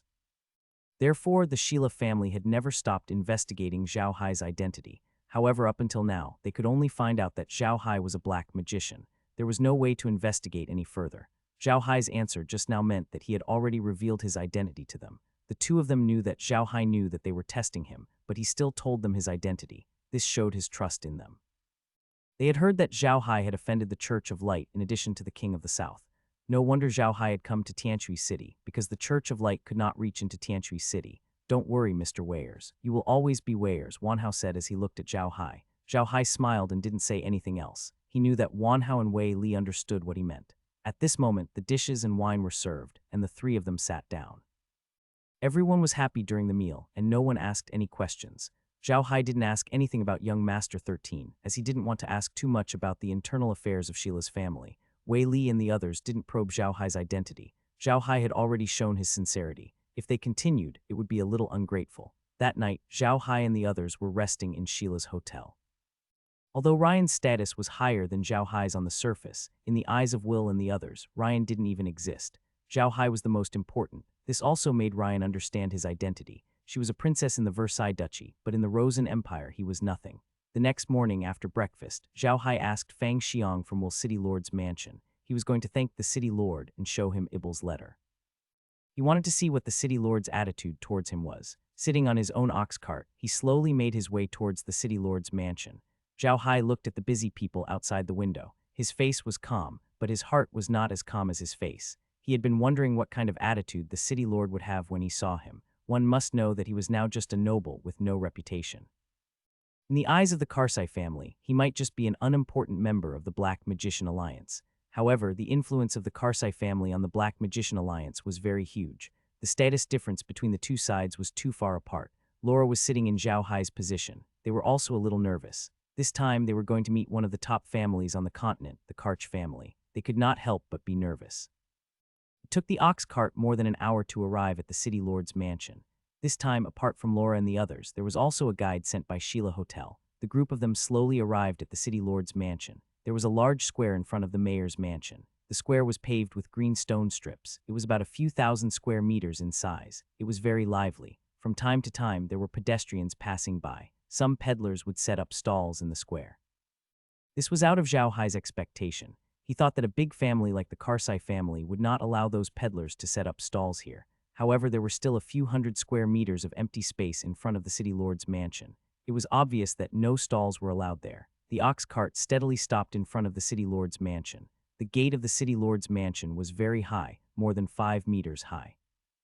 There was a huge plaque hanging in front of it, on which were 3 big words City Lord's Mansion. On the top of the plaque there was a badge engraved. It was the badge of the Kalchai family, a magic staff blocked by the clouds. This badge was very simple, but it was very famous on the continent because the magic staff engraved on the badge was the Karch family's heirloom, the Scepter of Darkness. Just hearing the name made one feel that it was very imposing, and this magic staff was indeed very powerful. This magic staff was a treasure of a black magician. It could increase the power of black magic by 50 and increase the casting speed of black magic by 50. From these two functions, one could see how powerful this magic staff was. In a battle between mages, speed was very important. If your magic was 1 second faster than the enemy, it meant that you could attack the other party first, which meant that you had the initiative. Therefore, the Staff of Darkness was very famous on the mainland. Back then, the ancestors of the Karsai family had made great contributions to the Rossan Empire with the Staff of Darkness, and had taken down the huge family property of the Karsai family. After the ox cart came to a stop, Zhao Hai and the others got down from the cart. There were only 2 guards standing in front of the city lord's mansion. The 2 of them were wearing heavy infantry armors, and even their faces were covered. They stood there without moving, as if there were 2 sets of armor placed there. There were a total of 20 steps from the ground of the square to the gate of the city lord's mansion. As Zhao Hai slowly walked towards the gate, he attracted the attention of many people. Those who were strolling or doing business in the square all looked at Zhao Hai. Zhao Hai didn't care about the gazes of those people. When he walked to the gate of the city lord's mansion, the 2 guards didn't move at all, as if they didn't see Zhao Hai. This made Zhao Hai very confused, but he still reached out and knocked on the door ring. He tapped on the door knocker twice and stopped. At this moment, the door opened, and a man in a manservant's uniform walked out. He looked to be in his 30s and had an ordinary face. He glanced at Zhao Hai and bowed. "What's the matter, sir? A friend asked me to deliver this letter to the city lord. Please pass it on," Zhao Hai said with a smile. Then he took out the letter written by Iber. The servant took the letter and glanced at it. Then his expression changed. He opened the door and said, "Sir, please come to the reception room and have a seat. I will immediately send the letter in." Then he led Zhao Hai into the reception room. As soon as Zhao Hai entered the mansion, he realized how big it was. There was a row of houses as soon as he entered. This row of houses was the reception area for visitors. Behind this row of houses was a martial arts field, but there was no one there at the moment. After passing the martial arts field, there was another row of houses. There was a sign hanging on the house that said business room. Quaddick couldn't be seen any further in, but the part he could see was already very big. It was about the same size as the square outside. Zhao Hai walked into a reception room. The reception room was quite good. There was a set of sofas and some calligraphy and paintings on the wall. After he entered, a servant immediately brought Kia to him. Then the servant quietly retreated out of the door. Everything seemed so well behaved. At the sight of this situation, Zhao Hai couldn't help but nod inside. From the performance of these manservants, he could tell that the members of the Karch family were very well behaved and had taught their subordinates well. They were indeed one of the top aristocrats on the continent. Zhao Hai was not in a hurry. He sat in the reception and quietly drank his coke. When he arrived at the city lord's mansion, he did not feel that uneasy anymore. Anyway, he had done what he needed to do. The rest would depend on the attitude of the Karsai family. When Zhao Hai started to drink his second cup of Kia, footsteps came from outside the door. The servant who opened the door for Zhao Hai pushed open the door of the reception room again. Behind the servant was an old man who looked to be in his 60s or 70s, as he was dressed in a silk steward's uniform without a single wrinkle. His hair was neatly combed, as if every strand had been carefully taken care of. He had a very serious face. Perhaps it was because he always had a sullen face, but his face was full of vertical wrinkles and his hair was a little gray. However, his eyes were bright and full of spirit, giving people a feeling of a bright light.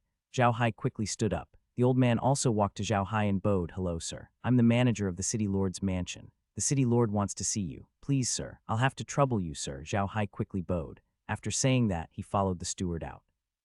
After the 2 of them walked out of the reception room, Zhao Hai saw the manservant walking towards the gate of the mansion. Therefore, Zhao Hai became reassured. It seemed that the manservant had gone to make arrangements for Laura and the others. The steward was obviously a very serious person. He didn't say a word to Zhao Hai along the way. The 2 of them just walked silently into the city lord's mansion. Zhao Hai also took the opportunity to size up the city lord's mansion. The closest house to the mansion was the reception room. After walking in, they passed a martial arts field, which was the affairs department. After that, they passed another martial arts field. However, there were people practicing martial arts in this martial arts field. After passing this martial arts field, there was another row of houses with a sign on it. The sign said management office. After passing through the administration office, they arrived at the second gate of the mansion.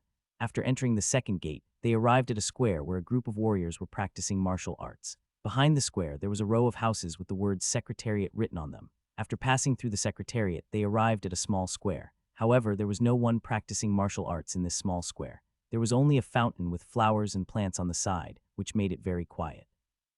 There was a small building behind the small square. The small building only had 2 floors and looked like a small villa. It was very beautiful. The old man didn't stop and brought Zhao Hai into the small building. There was a large office on the first floor. The office was divided into 2 areas. One area was for office use, and the other area seemed to be for receiving guests. A middle-aged man was standing in the reception area. The middle-aged man wasn't tall and looked a little thin. However, he looked very imposing. Yes, imposing. This person had a head of black hair, white skin, and a square face. His face wasn't big, but it was very square. His facial features were regular, and there was a kind of superior aura between his brows. Just by standing there, people would feel that he was full of vigor and extraordinary.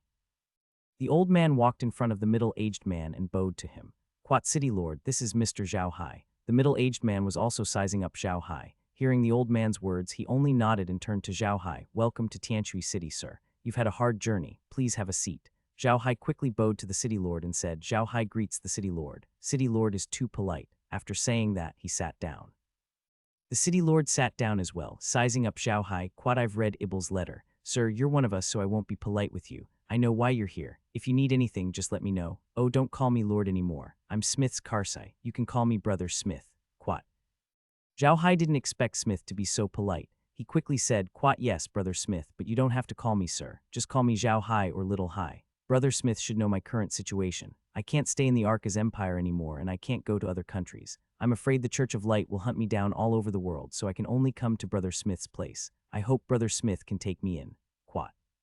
Smith couldn't help but laugh when he heard Zhao Hai's words.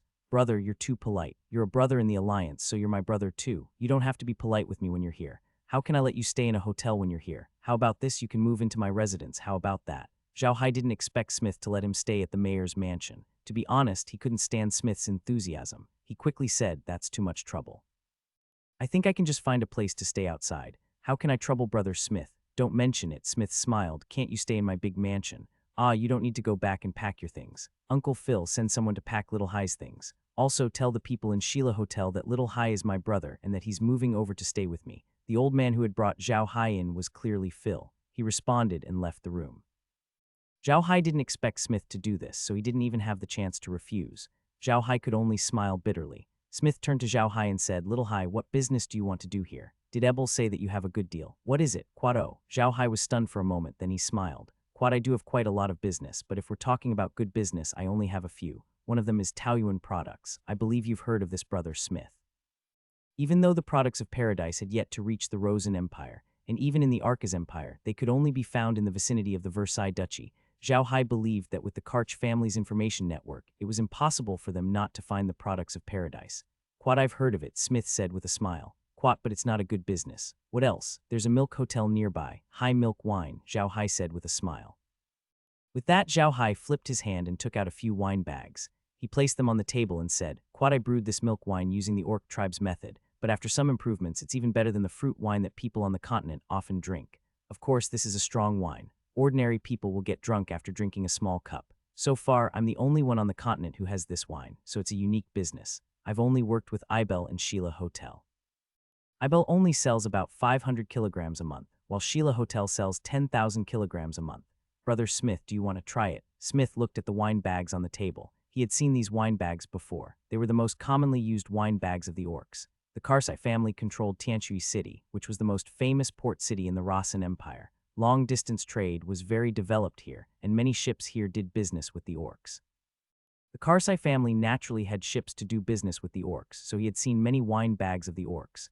Zhao Hai looked at Smith calmly. He took out the milk wine to test Smith. He wanted to see if Smith dared to drink the wine. From the moment Zhao Hai saw Smith, Smith had been too friendly. Although he was friendly, Zhao Hai still had his suspicions. Although Smith had allowed Zhao Hai to live in the city lord's mansion, the mansion was Smith's territory. Letting Zhao Hai live in the mansion could be said to be to protect Zhao Hai, but it could also be said to be to monitor him. If Smith didn't suspect him at all, he would have drunk the wine that Zhao Hai had brought out. If Smith suspected him, he wouldn't have drunk the wine. Smith picked up a wine bag and looked at it carefully. He nodded and said, "It's the craft of the Orcs. Little Hai, do you have business with the Orcs?" As he said that, he opened the wine bag and poured a mouthful of wine into his mouth. When Zhao Hai saw that Smith had drunk, he couldn't help but feel relieved. It seemed that Smith really believed him. However, when he saw the wine bag in Smith's hand, he knew that it was going to break. He immediately dodged to the side. Fortunately, Zhao Hai was fast enough. As soon as Smith poured the wine into his mouth, he felt as if his mouth was on fire. With a puff, he spat the wine out again. If Zhao Hai did not dodge, he would have vomited all over him. This was also the reason why Zhao Hai avoided Smith. He saw that Smith was holding the wine bag with the highest alcohol content, which was milk wine. Smith held the wine bag and coughed repeatedly. He had never thought that the wine would be so strong. Once it entered his mouth, it was like putting charcoal in his mouth. It was too strong. Zhao Hai quickly picked up the Kia pot on the table and poured Smith a cup of Kia. He reached out and took the wine bag from Smith. Smith didn't stand on ceremony and quickly drank the Kia. Only then did he feel better. When he finally caught his breath, he looked at the wine bag in Zhao Hai's hand in horror and said, "I say, little Hai, is this really wine? It's not poison." Zhao Hai laughed out loud. "Quat, Brother Smith, you can't drink my wine like this. It's very strong. Even the beastmen who are famous for their good wine can't drink much. You have to take small sips. The bag you're drinking is the strongest one. None of the other bags are as strong as this one. Do you want to try it?" Zhao Hai would never talk to someone he met for the first time like that. However, the strange thing was that there was no sense of unfamiliarity between him and Smith. The two seemed to have known each other for a long time. Ever since Smith drank Zhao Hai's wine, Zhao Hai had sincerely treated Smith as a friend. That was why he spoke to Smith like that. When Zhao Hai heard Smith's words, he couldn't help but feel touched. He didn't have a sales network or a storefront in his hands, but Smith had offered to help him solve these two problems. How could he not be touched? However, Zhao Hai also knew how many things he had. He shook his head and said, "Quat, there's no need for that now. Although this wine is good, the production isn't very high. After a while, it should be able to be sold on a large scale." Quat. Smith nodded and said, "Anything else? If you have something to say it together. I'll see if I can help you." Zhao Hai nodded and said, "There is also the war food business. This war food is the dried mutton that the orcs eat during wartime. I plan to bring this mutton to the mainland and sell it to the mercenaries. Brother Smith, do you think this is feasible?" Smith was stunned for a moment. He knew about war provisions. The Cassa family had been in contact with the orcs for a long time, and there would be wars with the orcs almost every day. When there was a war, the orcs would prepare some war provisions, so he was very familiar with war provisions. He just didn't expect Zhao Hai to want to sell war provisions to the humans. However, Zhao Hai's method was worth a try. The mercenaries' food supply was very simple. If he could sell war provisions to them, it might really work, but Smith still frowned. Quat, little Hai, war provisions are usually made of coiled sheep, and coiled sheep are very popular in our human continent. Isn't it a pity to make them into war provisions? Zhao Hai smiled. Quat, in fact, a large part of my food is not made of lamb. Although I do business with the orcs, I don't have that many lamb. Most of my lamb is made of blue-eyed rabbit meat. As you know, blue-eyed rabbit meat can't be sold for a good price on the mainland, so I made it into war food. Quat. Blue-eyed rabbit? Smith was stunned. This was a little novel. Didn't most people use blue-eyed rabbits to make canned food? You didn't do it, Zhao Hai smiled. Quat, I did, but I have a lot of blue-eyed rabbits. They can't use them just to make canned food, so I made them into war provisions. I don't really want to sell the blue-eyed rabbits to others, so I can make the war provisions myself. That way I can get the blue-eyed rabbit skin. Quat. Smith laughed. Quat, you're really good at scheming. This is good too. Selling this kind of war food can make those mercenaries remember us. It will be very helpful to both you and our Cassa family. Quat. Zhao Hai nodded. Quat, but then there's another problem. We have to get rid of the rabbit skins, and I still have some wool that need to be processed. What do you think, Brother Smith? Smith waved his hand and said, "You don't have to worry about these things. I'm here, okay, that's all. After a while, you can count your business and see which ones can be taken out to do immediately. If you need any help, just let me know. Don't stand on ceremony with me." Quat, I will, Zhao Hai said with a smile. Quat, but Brother Smith, I'm really curious. Why are you so nice to me when we've only just met? Smith looked at Zhao Hai and sighed, I'm good to you because you're worth it. Our Black Magician Alliance has been at a disadvantage in the fight against the Church of Light these days, especially in recent years. We're at a complete disadvantage in the fight against the Church of Light. It's difficult for us to get any information about them. The information you provided to the Alliance a while ago is very important to the Alliance. In addition, you've dealt with the Church of Light a lot, and you've helped us vent our anger. Of course, I'm happy. Zhao Hai knew the reason now. No wonder Smith was so polite to him and treated him so well. This was the reason. From Smith's words, Zhao Hai could tell that the Cassa family really regarded the Black Magician Alliance as their own family. They loved the Alliance very much, which was why they were like this.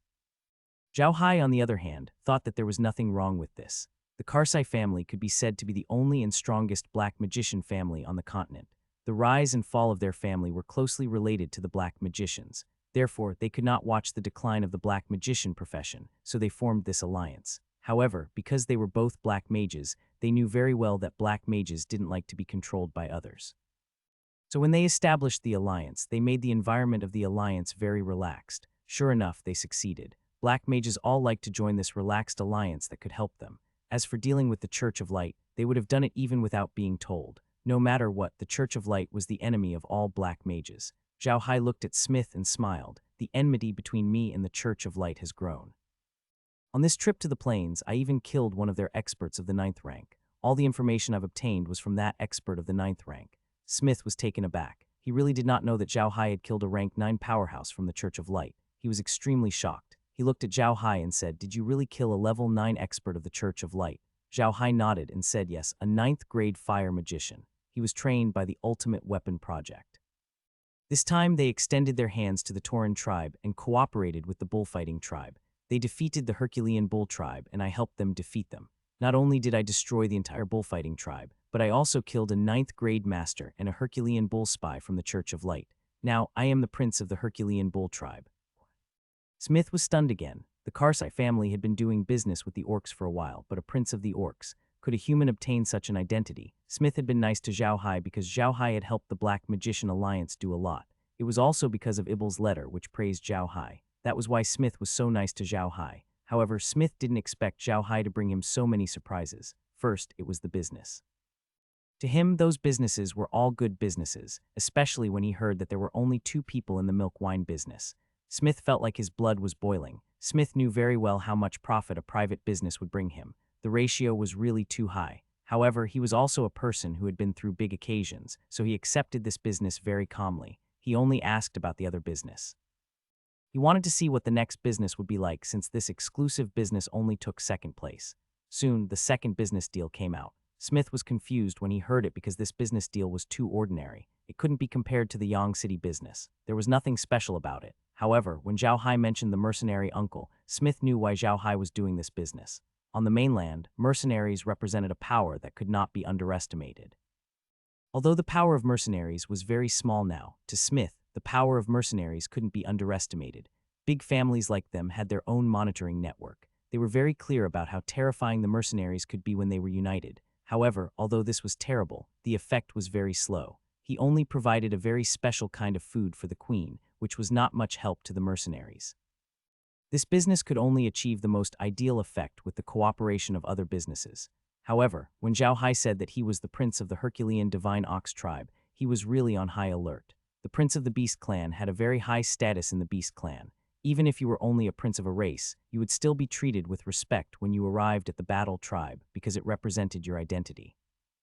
As for the humans, they couldn't even join a tribe of the orcs, let alone the princes. The orcs didn't trust humans and they wouldn't let humans join their tribe. Smith didn't even need to think to know what an orc prince could do in the orc race. He looked at Zhao Hai and didn't know what to say. Zhao Hai looked at Smith and knew what he was thinking. He smiled and said, "Brother Smith, I'll tell you the truth.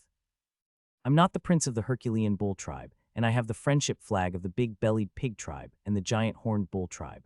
Do you see the magical beast that was helping me? That's the relative of the giant horned wild ox tribe, and I still have the relative of the wild ox tribe and the relative of the Herculean divine ox tribe. On the Beastman prairies, I can be said to not be attacked by any beastman, heh." Smith looked at Zhao Hai in a daze. This news was explosive. They didn't expect Zhao Hai to have the ability to not be attacked by the orcs. It was a dream for human merchants. After a while, Smith came back to his senses and told Zhao Hai, "Brother, can I know what the friendship flag you mentioned is?" Hearing Smith's words, Zhao Hai remembered that Smith and the others didn't know what the friendship flag was. The orcs wouldn't give friendship flags to humans. However, he didn't want to hide it from Smith, so he explained the friendship flag to him.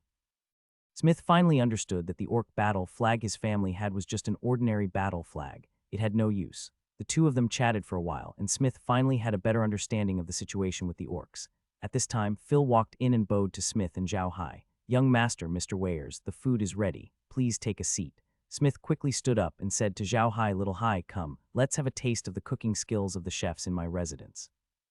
"Uncle Phil, have you brought Little Hai's luggage?" Phil bowed. "Quad, I've already brought it over. I've arranged for it to be placed in the Plum Fragrance Court. The servants have also sent it to the Plum Fragrance Court. Quat." Smith then nodded and said to Zhao Hai, "From now on, you will be resting in the Maxiang courtyard. Your servant has already been sent to the Maxiang courtyard. It is an independent courtyard, right at the very end of the city lord's mansion. You have the final say there, so you can live there as much as you want. If there's anything that you need Big Brother for, you can tell me or Uncle Phil. Uncle Phil has watched me grow up and is my most trusted person. You just have to tell him. He will be able to satisfy you with everything you need." "All right, I'll remember that. Don't worry, Big Brother," Zhao Hai said with a smile. Then he followed Smith to the restaurant in the city lord's castle. The restaurant was in the middle of the 3 courtyards. The house was very big, and one was for ordinary clansmen to eat, one was for direct descendants to eat, one was for elders and above to eat, and the last was for guests to eat. The room that Zhao Hai and the others were in was a place for the guests to eat. It could be said to be a private room, and they could order from there. The ordinary clansmen had the same food every day. After the two of them had their meal in the dining hall, Phil brought Zhao Hai to the Maxiang courtyard where Zhao Hai lived. The Maxiang courtyard got its name because of the plum courtyard behind it. There were all kinds of plum blossoms in that courtyard. As it was the season when the plum blossoms bloomed, the courtyard was filled with their fragrance. Although Zhao Hai had moved into Maxiang Court, Ruyan did not move in. He was still staying at Sheila Hotel. However, the hotel still took great care of her because of Zhao Hai. When Zhao Hai returned to Maxiang Courtyard after lunch, Laura and the other girls were already waiting for him in the house. In addition to the plum courtyard at the back and the martial arts field at the front, there was also a courtyard-like house. The entire courtyard seemed to be able to accommodate nearly 100 people. It was not a small courtyard. As soon as he entered the house, he saw Laura and the others sitting inside. However, they all had worried expressions on their faces. As soon as they saw Zhao Hai enter, Laura and the others immediately stood up. Laura even said, "Big brother Hai, what's going on? Why did you send us here?" Zhao Hai knew what Laura was worried about with one look. He smiled and said, "Don't worry, it'll be fine. We'll be living here from now on. It's Brother Smith's idea." Then he told Laura about how he met Smith today. Hearing Zhao Hai's words, Laura and the others were stunned. However, Laura did not seem to be happy. She only looked at Zhao Hai and said, "Big brother Hai, aren't you worried? Didn't Smith arrange for us to be here to monitor us? Isn't it good to monitor us?" Zhao Hai smiled. "This way we can make him feel more at ease. If we work with him, he won't think too much. This is very beneficial to us." Hearing Zhao Hai's words, Laura was stunned for a moment. However, she immediately understood what Zhao Hai meant. She said embarrassedly, "So that's what you mean, big brother Hai. Hee, I understand." Zhao Hai smiled. "Quite all right, don't do anything else for the next 2 days. Just do a quick calculation of the business we can do. Forget about the grain and vegetables, but count the milk, wine, and war food. Then, inform Grandpa Jessen to work hard on the production. I'll go and check on Ryan's situation. As soon as Uncle Ivan sends someone, I'll send Ryan to the ship." Quat. Laura smiled and said, "Sending Ryan to the ship can be considered a relief for us. Brother Hai, it's winter now. There are very few people doing business with the orcs. Should we go to the other empires to take a look?" Zhao Hai smiled. "Quat, I would like to, but not now. It's best if we can decide on the business here first. It's not good to expand our business too much now." Quat. "Quat, all right," Lola nodded. "Quat, in the next 2 days, we'll calculate the current business and production to facilitate our operation." Quat.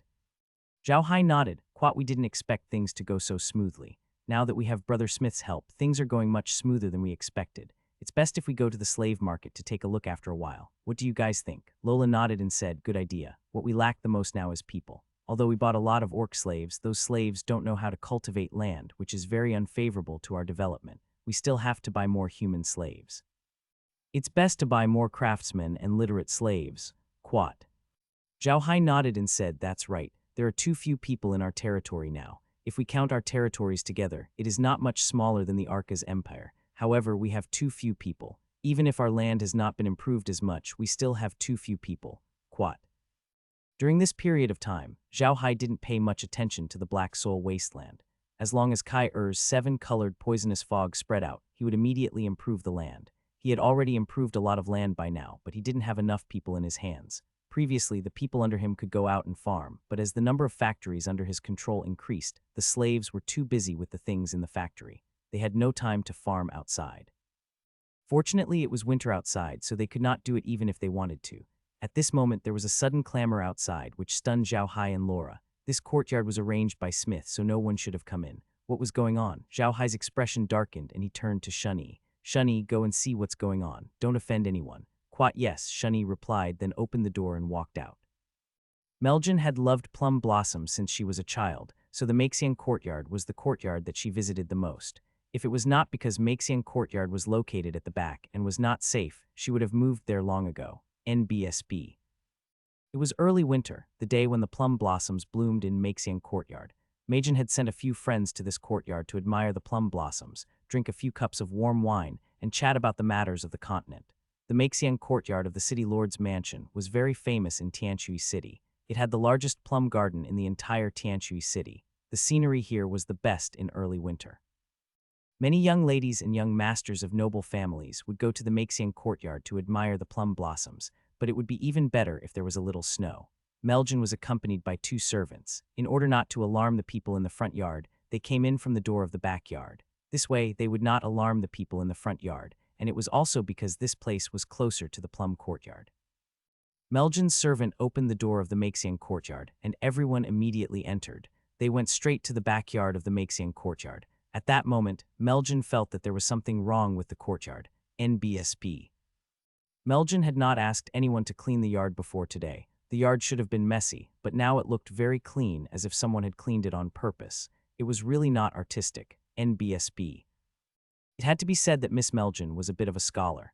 In her opinion, a plum garden like this should have a blooming plum blossom in the backyard and some withered branches and leaves in the front yard.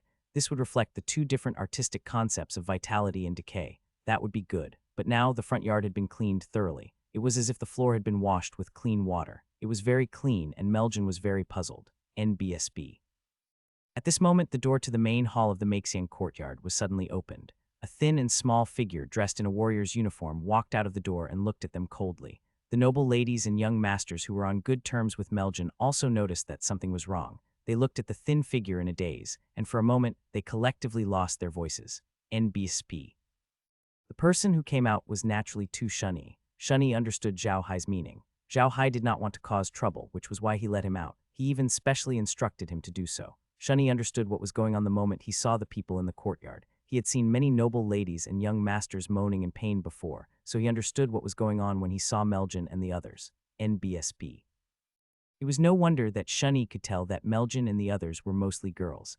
Most of the girls were holding handheld stoves, while the men were dressed in high-grade animal skin cotton clothes. They were all gorgeously dressed. There were many servants following behind them. Some of the servants were holding food boxes, and some were holding charcoal stoves. It was very lively. When Shunny saw this situation, he knew that this must be the city lord's child. He had invited some of the nobles in the city to play in the courtyard. Shunny was not surprised by this at all, because once he arrived at this courtyard, he had already scouted the surroundings of the courtyard. Naturally, he would not miss the plum courtyard behind the courtyard. There was a small courtyard in the middle of the plum courtyard, and it was obvious that it was used to admire the plum blossoms. Shunny naturally paid attention to it. When he saw Meljan and the others, he said, Shunny naturally knew what was going on. Shunny's words were very beautiful, but he had also told the whole story. He wanted to tell Meljan that they were invited by the castellan to have a seat. They did not break in. At the same time, he dared to tell Meljan and the others that they could leave. NBSB. Meljan was stunned. Then she looked at Shunny in puzzlement and said, Are you really my father's guest? I don't dare to hide it from you, young miss. The city lord's guest is my young master, and I'm only his servant, Shunny hurriedly replied. As soon as he finished speaking, Zhao Hai's voice was heard. Quite all right, Shunny, let's not talk about that. We're only disturbing the young miss and the others. Please help yourself to the young miss. Shunny responded and turned to Meljan. Quat, please forgive us, young lady. Please help yourself. We just need to rest in the house. Quat. Shunny's humble attitude made Meljan embarrassed. The noble ladies and young masters who followed Meljan here also felt very embarrassed. Meljan quickly said, Since that's the case, we won't disturb Mister's rest any longer. We'll take our leave. Just as he was about to leave, a female voice said, Miss, please wait. After saying that, Laura slowly walked out of the room. Shunny bowed to her and retreated behind her. Laura bowed to Meljan and said, Miss, you don't have to be like this. The young master said that we have disturbed the castellan too much. How can he let you leave? Miss, please go to the plum garden to admire the plum blossoms. We will definitely not disturb you. Quat. Meljan was really embarrassed to leave when she heard what Laura said. She quickly said, Wouldn't this disturb your young master's rest? Laura smiled and said, It's my young master who should be disturbing you, young lady. Please feel free to enjoy the plum blossoms. This is a hard liquor that my young master gave you. You can drink it warm and enjoy it more. Quat. After saying that, he took out a wine bag and handed it to Shunny. Shunny handed it to Meljan's servant and turned to leave. After he gave the wine to the servant, he went back to stand behind Laura. Laura bowed to Meljan and said, Then we won't disturb young lady's elegance. After he finished speaking, he returned to the room with Meljan in a flash. Naturally, Shunny followed her back. NBSP. Meljan and the others were stunned when they saw the situation. They were not important branch family descendants in their families, or they were not valued by the main family descendants. Therefore, they did not have the opportunity to go out and gain experience. They had never experienced such a situation before, so they did not know what to do for a while. NBSP. It took a while for Meljan to react. She looked at the tightly shut door, gritted her teeth, and turned to the person who came with her. Let's go to Merlin. Those people glanced at Meljan as if they did not quite understand what she meant. In their opinion, if there were people in the courtyard, they should leave. This was the basic courtesy of a noble. Meljan glanced at those people and said with a smile, That gentleman has already given us a bag of wine. We can't let him down, can we? Let's go to Merlin. When those people heard Meljan's words, they were stunned for a moment. Then they cheered and followed Meljan into the plum forest. Now, they really did not look like they were going to admire the plum blossoms. When Zhao Hai heard Meljan and the others' cheers, he smiled and did not say anything. He picked up the milk tea on the table and took a sip. Zhao Hai liked the taste of milk tea. It was similar to the tea that Zhao Hai liked to drink. It was lighter than cocoa, but because there was milk in it, it was a little smooth. Zhao Hai liked it very much. Laura looked at Zhao Hai and couldn't help but smile. Big brother Hai, will you be fine if you give them the wine? That's 10 caddies of hard liquor. Isn't it better for them to drink too much? Zhao Hai smiled. It's a good opportunity for us to do some publicity. Laura and the others laughed even harder because they knew that this promotion was not a good thing. It was obviously to make fun of those people. Meljan and the others arrived at Merlin's small courtyard. Servants immediately surrounded the small courtyard with cloth, leaving only one exit. Then a charcoal stove was lit inside. Some servants even placed the water stove used to warm wine on the charcoal stove. It was specially used to warm wine. At the same time, there were a few side dishes on the table. However, it was obvious that these side dishes were used for decoration. No one would eat them. However, it was obvious that the people who came with Meljan were not in the mood to admire the plum flowers. They were all looking at the wine bag in the servant's hand. These people were not in contact with any business in their families, so many of them had never seen the orcs' wine bags. Therefore, when they saw the servant holding a leather bag, they were very curious. Meljan knew that. She glanced at the leather bag in the servant's hand and nodded. This should be the milk wine of the human-beast hybrid clan. It seems that we can try something new today. Warm wine. The servant immediately responded and carefully poured the wine into the pot. Then he sat on the water stove. Meljan was stunned. She looked at the pot of wine and asked in confusion, "Quat, this doesn't seem right. I remember that milk wine was milky white. Why is this wine transparent?" The girl beside her nodded and said, "Quat, yeah, I've had milk wine at home before. It was milky white and looked like goat's milk, but this wine looks like water. Is this water?" However, it was obvious that no one believed her words because the fragrance of the wine in the pot had already spread out. A few boys who often drank in the courtyard couldn't help but sniffle. One of them said, "This wine smells really good. It's the first time I've smelled such a fragrant wine. I just don't know how it will taste." The others also nodded. They could also smell that the wine was really fragrant. Here, a strange scene appeared in the courtyard. Everyone was looking at the pot of wine, and no one noticed the blooming plum blossoms outside. After a while, the wine was warmed, and the servant immediately poured a cup for everyone. Everyone impatiently took a sip, and with this sip, whether it was a boy or a girl, they couldn't stop coughing, and at the same time, their faces were red from choking. When the crowd had finally caught their breath, the girls couldn't help but put down their glasses and look at the wine with lingering fear. The boys, on the other hand, didn't put down their glasses. Those who were experienced in drinking also took a small sip of the wine in their glasses. It was fine to take a sip, but they couldn't stop. The wine was too fragrant, especially in the winter. Drinking a cup of warm wine, the taste was indescribable. The boys couldn't stand drinking too much. At the sight of the boys, the girls also felt a bit greedy. Finally, they made up their minds and drank like the boys. After a short while, they had drunk up. High alcohol had a special characteristic. After drinking it, one would feel hot all over. Meljan and the others felt hot from the inside out after drinking this glass of wine. Although the weather was still very cold, they had already started to sweat. Another characteristic of high alcohol content was that the more you drank, the more you wanted to drink. The feeling of dizziness and floating was really magical. The servant had already noticed that something was wrong. These young masters and young mistresses seemed to have turned into drunkards. They kept drinking wine. In a short while, they had actually drunk 10 gin of wine. When he looked at those young masters and young mistresses, their faces were all red and they looked dizzy. That servant immediately helped them all back home.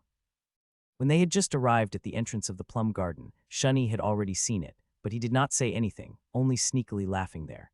Shunny was well aware of the power of this wine. Even the old drunkards on the Ark continent would get drunk after drinking some of it, let alone the young masters and young mistresses who could not drink much. The alcohol content of the wine was not given for nothing. Su Weiniang walked over and looked at Shunny. "How is it?" "Quat, I'm drunk," Shunny chuckled. "Quat, looks like the publicity young master mentioned is done. These people will be the best publicity when they return home." Quat, the two of them laughed sinisterly. The next morning, Meljan opened her eyes and looked around. She realized that she was in her room. She was stunned. Then she sat up and looked at her body in confusion. She was wearing her pajamas. There was nothing strange about her, but she felt that something was wrong. Just as he was puzzled, he suddenly saw a person lying under his bed. This person was his maidservant. The maidservant was dressed very neatly and was sleeping soundly.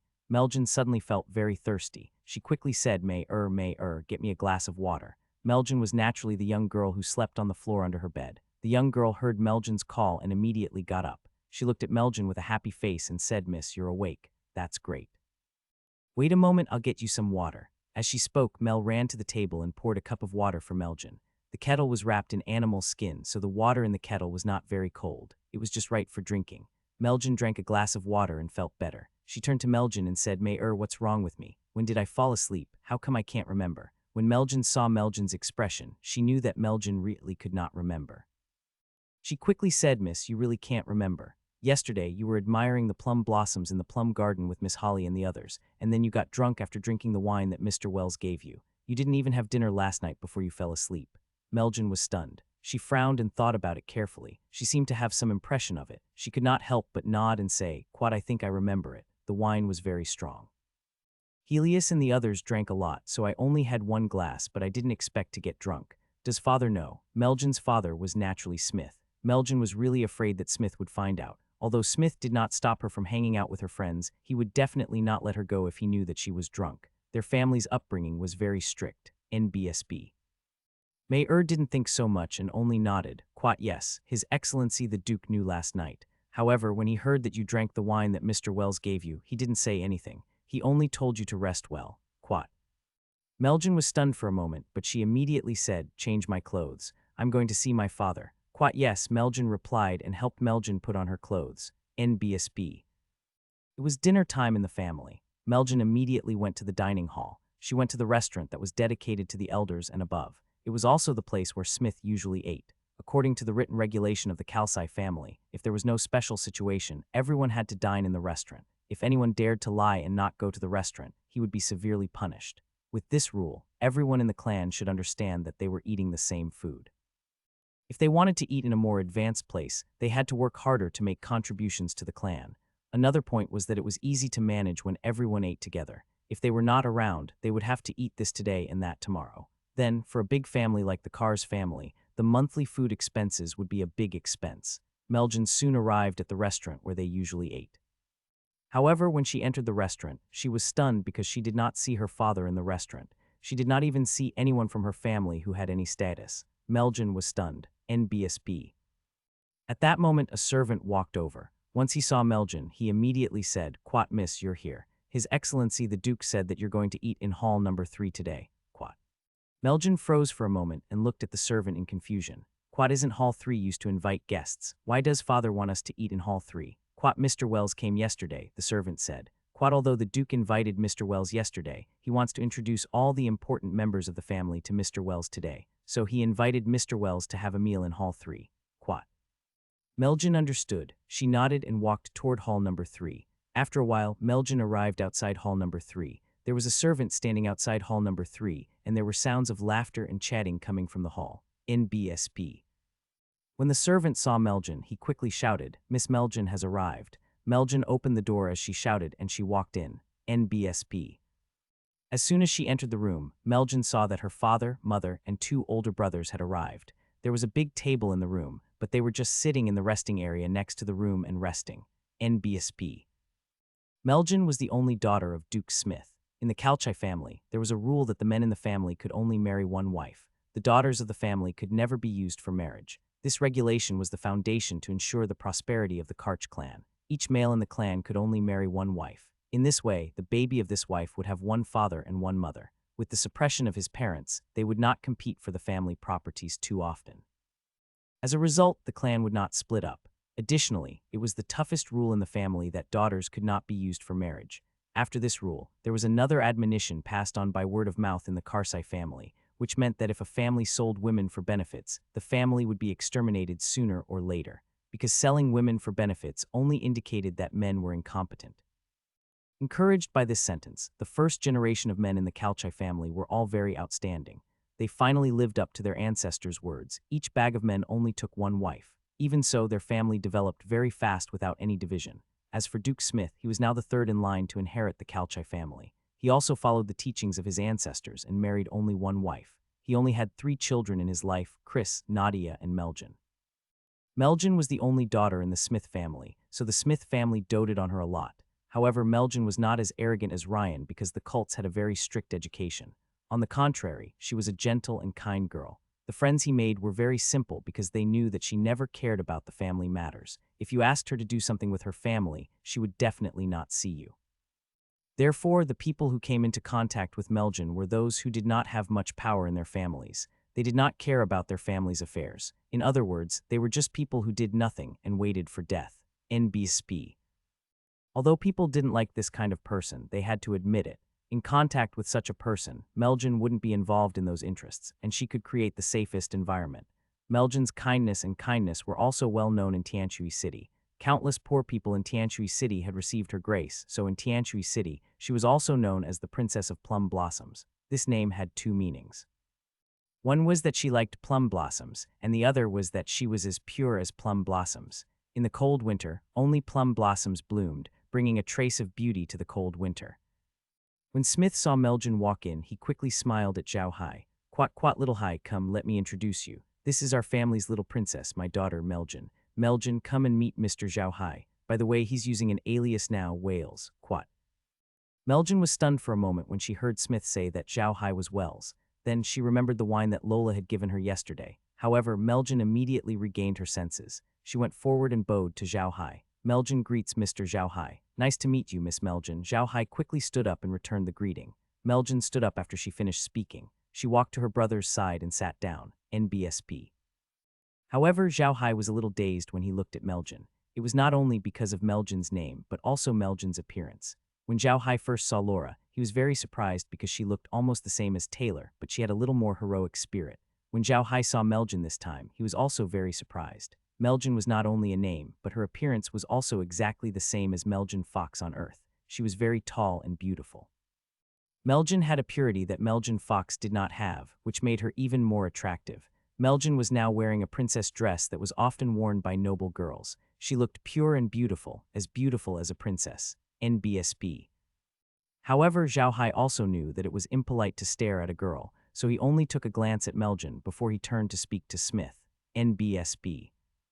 Chris and Nadia were also sitting on the side, quietly listening to their conversation. Although they looked about the same age as Zhao Hai, they couldn't help but feel uneasy in front of him. This wasn't because Zhao Hai's aura was strong, but because Zhao Hai was now on the same level as Smith, which gave them a lot of pressure. At this time, the dishes on the table were also laid out. Because it was breakfast, the dishes on the table were not complicated, but each dish was very well made. Smith invited Zhao Hai and the others to the table. He already knew that Laura and Meg were Zhao Hai's fiancées, so he invited them to the table as well. After arriving at Tianui City, Laura and Meg no longer had to pretend to be Zhao Hai's maids. Now Zhao Hai was introducing them as his fiancées. At the table, Smith introduced Laura and Meg to Meljan. Both of them were about the same age as Meljan, so Smith naturally hoped that Laura could become friends with Meljan. After breakfast, Zhao Hai asked Laura, Meg, and Meljan to go to Tianui City to play. He took a carriage alone to see Ryan at Sheila's hotel, and at the same time, he also saw Wanhao and the others. No matter what, the cooperation between him and the Sheila family had to start. The ox cart soon arrived in front of Sheila's hotel. As soon as his cart arrived in front of the shop, the waiters in the shop immediately came out to welcome him. At the same time, another waiter quickly informed Wanhao and Might of the news.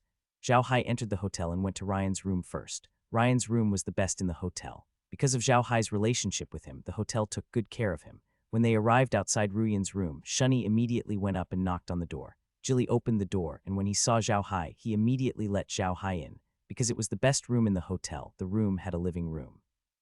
After Zhao Hai and Shunny entered the room and sat down, Jilly brought a kia to Zhao Hai. Zhao Hai glanced at the silent Ruyan and said calmly, "Quat your highness, I'm the cause of this trouble. I've already made it clear to the Grand Duke. He'll send a ship to pick you up after a while. You can stay in Sheila's hotel for the time being. You can also go out and take a walk. You'll be safe in Tianui City." Quat. Zhao Hai wasn't used to Ryan's sudden politeness. He shook his head and said, "Quat, speaking of trouble, most of the trouble we encountered on the way was caused by me. I should be the one saying sorry. This time I caused you to lose so many guards and didn't make it to school. I'm really sorry. In the future, if you have any problems, you can come to me. As long as it's within my power, I will definitely help." Quat. Zhao Hai saw that Ryan obviously didn't want to have any more contact with him, so he didn't say anything. He stood up and said, "Quat, in that case, I won't disturb your highness any further. Please rest well, your highness. I'll take my leave." Quat. Zhao Hai led Shunny out of the room and saw Wanhao and Wei Li standing outside the door. Zhao Hai couldn't help but be taken aback. He then laughed out loud and said, "I say, what are you two doing here? Are you listening to the wall? Wanhao and Wei Wei could not help but look at each other and smile bitterly. Of course, they were not here to eavesdrop on their conversation. They were here to see Zhao Hai. Before Zhao Hai visited Mayor Smith, they thought it was just a normal visit. After all, the difference in status between Zhao Hai and Smith was too great. However, who would have thought that after Zhao Hai entered the city lord's mansion, the city lord would send someone to tell them that Zhao Hai would be staying in the city lord's mansion from now on and that he had come to retrieve something from them. They didn't dare to refuse. In Tianui City, the Cassa family was very powerful. They had to give all of Zhao Hai's things to the people of the city lord's mansion. However, this made them even more worried. They didn't expect Zhao Hai and Smith to have such a good relationship. If Zhao Hai really started a cooperation with the Cassa family, would he also cooperate with them? This became a problem. After all, the Cassa family was more powerful than their Sheila family. Last night, both of them were worried that Zhao Hai would no longer work with the Sheila family. If that were the case, their losses would be huge. Although 10,000 pounds of milk wine a month was nothing to the Sheila family, the key was Zhao Hai. Zhao Hai was a spatial magician. It would be beneficial for the Sheila family if they could get close to him. So when the waiter reported that Zhao Hai was here, the two of them couldn't sit still. They immediately ran to Ruyan's door to block Zhao Hai. However, Zhao Hai was joking with them. It didn't seem like he had any intention of not cooperating with them. This made the two of them feel relieved. Wanhao immediately smiled and said, "How can I let you go just like that since you're here? Come, let's go to my place. Let's have a drink or two." Zhao Hai did not decline and followed Wanhao to his room. After the three of them sat down, a waiter poured a cup of fruit wine for each of them. Then the waiter left, leaving only the three of them and Shunyi in the room. Seeing that Zhao Hai had no intention of letting Shunyi leave, Wanhao knew that Shunyi was Zhao Hai's trusted aide. He did not hold back and said to Zhao Hai, "Wares, are you close to Mayor Smith?" "It's all right," Zhao Hai said with a smile. "It's just that the city lord is too friendly and insisted that I stay at his place. It's the Maxian courtyard in his backyard. To be honest, I really don't like living there. It's too unruly. I'd rather live outside." Wanhao laughed bitterly. If Zhao Hai's words were heard by others, they would definitely think that he was being pretentious. In Tianui City, the fact that you could stay in the city lord's mansion was a clear indication of your identity. Furthermore, this was the Maxian courtyard in the city lord's mansion, which was one of the best courtyards in the city lord's mansion. All right, Might laughed. Don't act like you've already gotten the upper hand. By the way, are you planning to work with Mayor Smith? Zhao Hai nodded and said, "Cooperation is a given. We're also working on milk wine and other things, so I can't increase the monthly supply of grandma wine here for the time being. I can only wait until the production of milk wine at my side increases and then slowly increase the supply. What do you think?" Wei Li and Wanhao both heaved a sigh of relief, as though a huge weight had been lifted off their shoulders. What they were afraid of now was Zhao Hai not cooperating with them. As long as Zhao Hai continued to cooperate with them, it would be fine. "Sure, we'll talk about it when your production is higher in the future," Wanhao immediately replied. Zhao Hai looked at Wanhao and smiled, "But I still have a few things I want to work with you on. I wonder if you'll agree." Wanhao was stunned for a moment, then said happily, "What cooperation? Tell me." Zhao Hai smiled slightly. With a wave of his hand, a pile of items appeared on the floor of the house.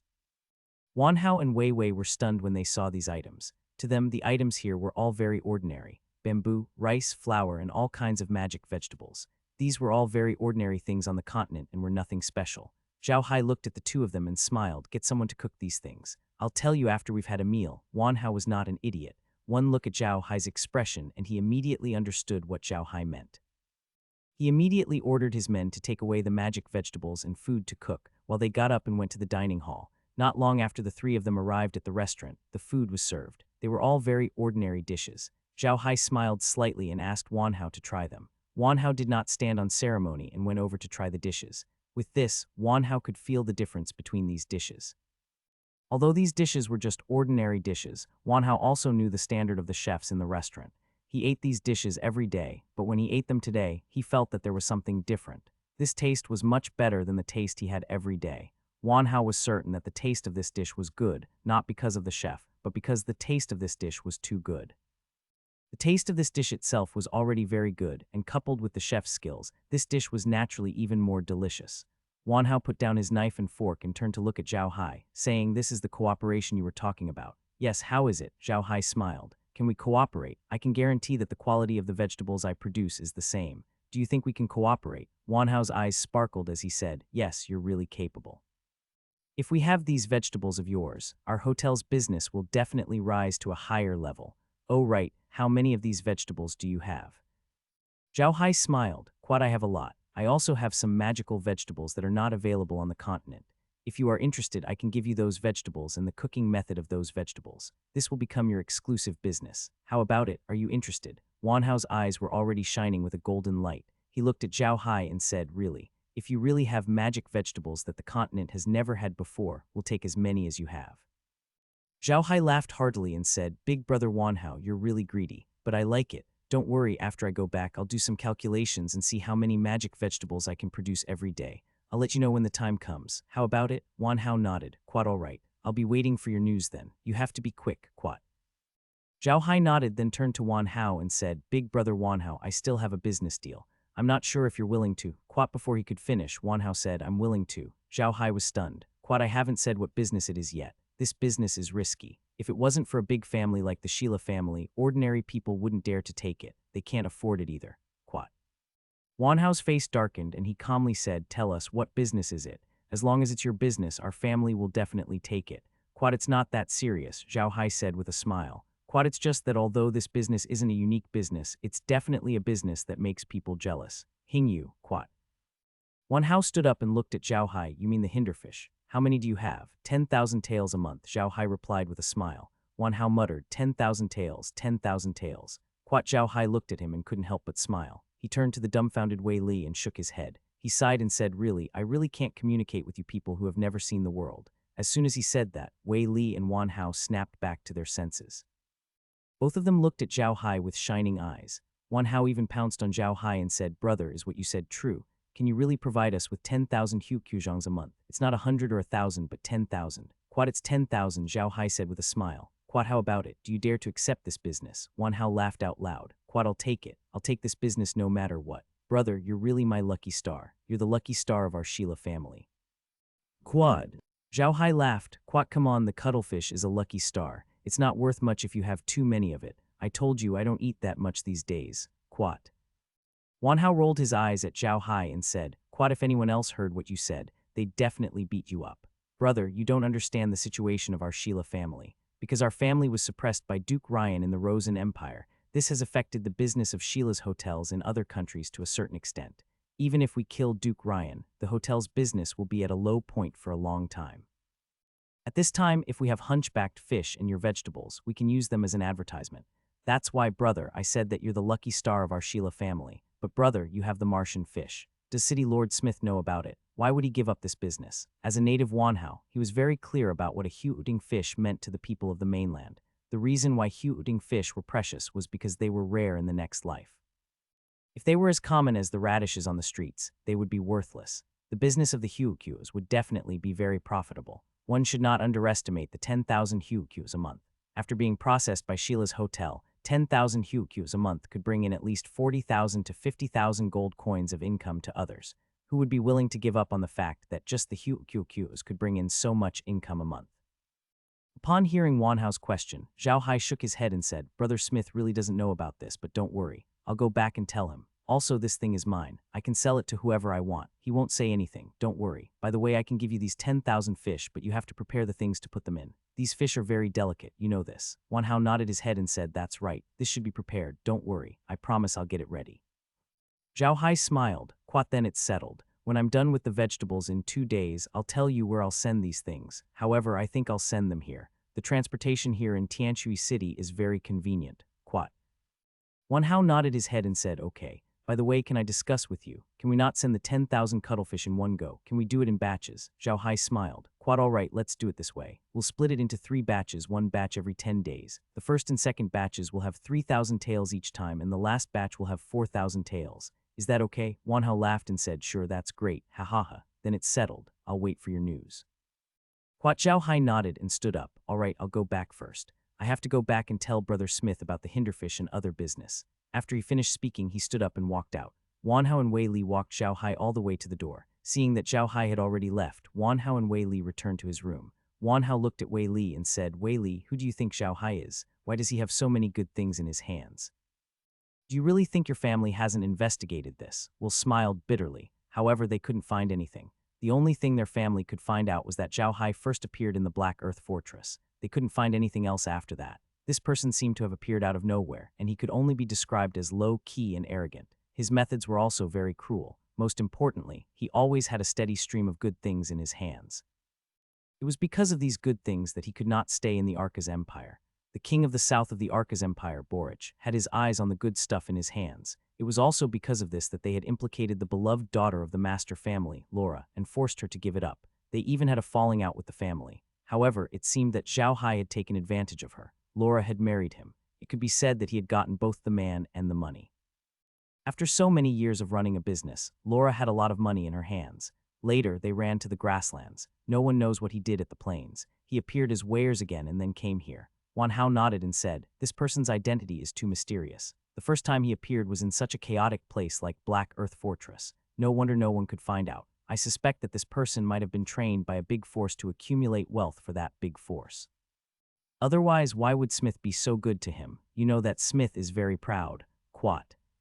Quat, this is indeed a little strange," Might nodded. Quat, if he really had such a relationship with Smith, he should have come to the Rosen Empire from the start.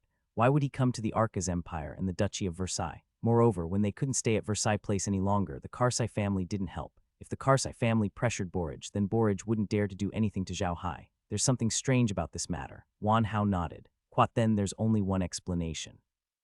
Zhao Hai only had the chance to get close to Smith after that incident. But what I'm curious about is, how did he get close to Smith, and why does Smith value him so much? Quat, Smith isn't stupid, Might laughed bitterly. Quat, he's just a spatial magician. It'd be strange if he didn't take him seriously. Quat. Wan Hao smacked his head and said, I almost forgot about that, but we're really lucky. We actually managed to get in touch with Zhao Hai just like that. Oh right, do you think we can buy 2 invisible storage equipment from him? Might laughed. Quat, will ask him when we have the chance. It's always good to have a connection with a spatial magician. Maybe we can get some spatial equipment to play with in the future. Quat, after saying that, the two of them laughed. Zhao Hai was already in the carriage. He was going back to the Plum Garden. He would go to the Plum Garden, check out the realm, and then return to the Iron Mountain Castle. He would ask Green and the others to count how many things they could sell. After they had counted all the things, they could start working with the Smith family and the Sheila family. Today, neither Laura nor Meg was around. They had gone to play with Meljin. This was also Zhao Hai's intention. Zhao Hai wanted to give them a break. The two of them had followed Zhao Hai for a long time. If they were not in the cold wind on the grassland, they would be traveling or fighting. They had never had a good break. Now that they were in Tianui City, and Meljin, the princess of Tianui City, was accompanying them, their safety would definitely not be a problem. So Zhao Hai wanted to give them a good vacation so that they could have some fun. Laura and the others were also very happy. It had been a long time since they had come out to play. Unlike Zhao Hai, who was a typical otaku, they were not otakus. They also liked to shop like other girls. Unfortunately, they did not have the ability to do so before. Now that they had the opportunity, they naturally wanted to shop. Meljin was also very happy. After all, the girls were about the same age. Because Laura had been in business for a long time, she knew how to get along with people. Meg was as gentle as water, so the three of them got along very well. But Meljin did not quite understand why beauties like Meg and Laura would like Zhao Hai. She really could not see what was so good about Zhao Hai. Meljin was only 17 years old today. She was at the age where she liked to fantasize. In her opinion, her lover must be tall, handsome, gentle, and gentle. However, Zhao Hai obviously did not fulfill these criteria. She could not understand why excellent girls like Laura and Meg would like Zhao Hai. Yes, in Meljin's eyes, Meg and Lola were both very outstanding. Even Near, who had never had much of a presence, was a very good girl in Meljin's eyes. NBSP. However, these 3 girls were all Zhao Hai's. Meljin could not understand. She had seen Zhao Hai before. He was not as tall as Laura and he looked ordinary. What kind of person was he? He was average and looked a little boring. How could such a good-for-nothing man be liked by excellent girls like Meg and Laura? It was too unreasonable. Although Meljin thought so in her heart, she did not say it out loud. No matter what, she was not close enough to talk about this with Meg and Laura. Tianui City was a shopping paradise for women. Here, you could buy anything from anywhere on the continent. There were all kinds of shops. The 3 of them and a few guards kept going in and out of those shops. The guards' hands were full of things. What was even more exaggerated was that not far behind the guards, there was a carriage that was also full of things. Women went shopping just like men drank. Many women didn't understand why men liked to drink so much. They drank when they were happy and drank when they were unhappy, just like men didn't understand why women liked to go shopping so much. They had to go shopping when they were buying things. Sometimes they didn't buy anything, but they still went shopping. It was really confusing. Su Weiniang had been following Laura and Meg the whole time. He didn't follow Zhao Hai today, as he had been sent to follow Laura. With him around, Laura and the others wouldn't have to worry even if they encountered any trouble. In order to ensure the safety of Laura and the others, Zhao Hai gave them the evil spirit staff. This way, if anything happened, Zhao Hai would be able to rush to their side immediately. They shopped until it was almost noon. Meljin saw that it was getting late, so she turned around and said to Lola, "Quat, sister Lola, let's go rest and eat something." Quat. Laura looked at the sky and nodded, "Sure, I'm a little hungry. Let's go." Meljin said with a smile, "We'll walk outside today. We'll go to the east of the city. There's a seafood restaurant there. The seafood there is very good. It's very famous in Tianui City." Quat. Laura and Meg naturally didn't object. It was a rare opportunity for them to come out and play, so of course they wanted to have fun. After the few of them got in the car, they quickly arrived in front of a shop called Home of the Ocean. This shop was very large and had 7 floors. It had the best seafood in the entire Tianui City and the most complete variety of seafood. Today, Laura and the others were riding Meljin's carriage.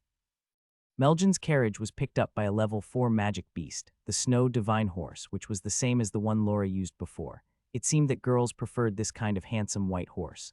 As soon as the carriage stopped in front of the House of Ocean, a man walked out of the shop. He was dressed in a merchant's suit and looked very ordinary, but he had a smile on his face, which gave people a sense of familiarity. When the man saw Meljin getting out of the car, he immediately went up to her, bowed, and said, "Quat nice to meet you, Miss Meljin. It's a great honor for our store to have you here today." Quat. Meljin maintained her polite smile and said, "Quat, you're too kind, manager. I'm only bringing 2 friends here to try the seafood. Please arrange a seat for them." Quat. The store manager immediately replied, "Quat, it's already been prepared for Miss. It's in the sea brand room on the 6th floor. Not only can you eat there, but you can also have a view of the sea. It's the best room we have here." Quat. Meljin said with a smile, "Then I'll have to trouble you, manager. Please." NBSB, the store manager, quickly made an inviting gesture and invited Meljin and the others in. The store manager personally sent Meljin up the elevator and went up to the 6th floor. They arrived at the sea brand room. The room was really good. It was more than 40 square meters, and there was a dining table and a resting area. The resting area faced the window. There was glass on the window, and the sea could be seen from the window. NBSB. On the blue ocean, ships were docked. From time to time, islands would fly across the ships. The scenery was really beautiful. Because Tianui City was close to the sea, it was still much warmer here than other places, even though it was winter. In addition, the sky was very good today, and the sun was very bright. Although there was no magic furnace in the house, the temperature was not low, neither hot nor cold, just right for people to sit inside. Once Meljin and the others were invited into the room, the store manager bowed to Meljin and said, "Miss, please sit here for a moment. I'll have them serve the dishes immediately." Laura looked at the back of the store manager and said with a smile, "Quat, this store manager is very interesting and knows how to conduct himself. Do you know him?" Meljin smiled. "Quat, I don't really know him. He's from Count James' family in the city. Count James has a pretty good relationship with our family." Quat, it turns out that the businesses in this city are all controlled by those noble families, Lola said. Quat, then what are the businesses you have? Meljin shook her head. Quat, I don't know either. I never care about these things. However, all of our family's business ships have family emblems. It should be easy to recognize. Lola nodded and said with a smile, "So I saw more than 100 of your family's businesses in the city today. Amazing, really amazing. There are so many." Quat. Meljin was stunned for a moment and said, "Is there that many? How come I didn't notice? I didn't expect you to remember this. Why, you want to seize our family's property?" Lola rolled her eyes at her and said, "I'm afraid that even if I exhaust myself to death, I won't be able to get your family's property. I just want to see what kind of business your family has. You know, Brother Hai is preparing to start a business here, and it's a cooperation with your family, so I have to understand what your family mainly operates." Quat. Meljin looked at Lola and said, "Aren't you too attentive? Don't tell me your fiancé wants you to do these things. He's not doing anything." Lola smiled bitterly. "Quat, he has more things to do and his health isn't very good. I don't want him to work too hard." "Why, you seem to have a problem with him." Meljin smiled and said, "I don't have any opinions about him. I just don't understand why a beautiful girl like you would like such an ordinary man. He's not even as tall as you." Quat. When Lola heard Meljin say that, she could not help but smile and said, "Quat, we have a long story. You can't imagine how good Brother Hai is. Meljin, you have to know that whether a boy is good or not has nothing to do with his height or his looks. If a girl wants to get married, she has to marry someone who is good to her and not anything else. All those assets and abilities are fake. Even if they are the richest people in the world, even if they are the most capable people, they are not good to you. You won't be happy either." Meljin looked at Lola thoughtfully and said, "Does that mean he's very good to you? But if he really loves you and treats you very well, why did he get engaged to Sister Meg?" Laura smiled and said, "Brother Hai and Meg grew up together. They have a very deep relationship. Besides, if Brother Hai really gives up on Meg because he likes me, I'll be worried. He can even give up on the relationship that we have had for so many years. Wouldn't he be able to give up on me at any time?" Young Meljin, sometimes it's not a bad thing for a man to be sentimental. On the contrary, it's a good thing for a man. Meg looked at Meljin and smiled. "What's wrong?" Meljan, do you also have someone you like? Do you want to bring him here for us to see? Meljan blushed and rolled her eyes at her. Quat, of course not. Don't talk nonsense. I don't even like those few people in the city. Quat. The few of them laughed and joked around. At this time, a voice came from outside the door. Miss, Sir James is here to see you. Meljan was stunned. She then nodded and said, please invite Dun in. As soon as the door was pushed open, a young master in his 20s walked in. This young master had a head of soft, flowing golden hair. He was more than 1.8 meters tall and had regular facial features like a sculpture. His lips were red and his teeth were white. Coupled with his well-tailored warrior suit, he was really handsome. Meljan stood up and bowed to Duin. Quat, greetings, young Master Duin. How come you have time to come here today? After Duin returned Meljan's greeting, he smiled and said, Quat, I heard that the beautiful Miss Meljan has arrived. Of course, I have to come and say hello. No matter what, I'm in charge of this store now. Quat. Meljan smiled slightly. Quat, young Master Duin, you're too polite. I'm just here for a meal with my friends. It's nothing big. Young Master Duin, you don't have to come all the way here. Quat. Duin said with a smile, I'm already very happy that Miss Meljan can come to my small shop for a meal. Today's meal is on me. Please don't decline it, Miss Meljan. Quat. Meljan shook her head and said, there's no need for that, young Master Duin. Today I'm treating my friend to a meal. If you're treating us to this meal, it will become you treating us to a meal. Then it would seem like I'm letting my friend down. When there's a chance, we'll come again and you'll treat us. Quat.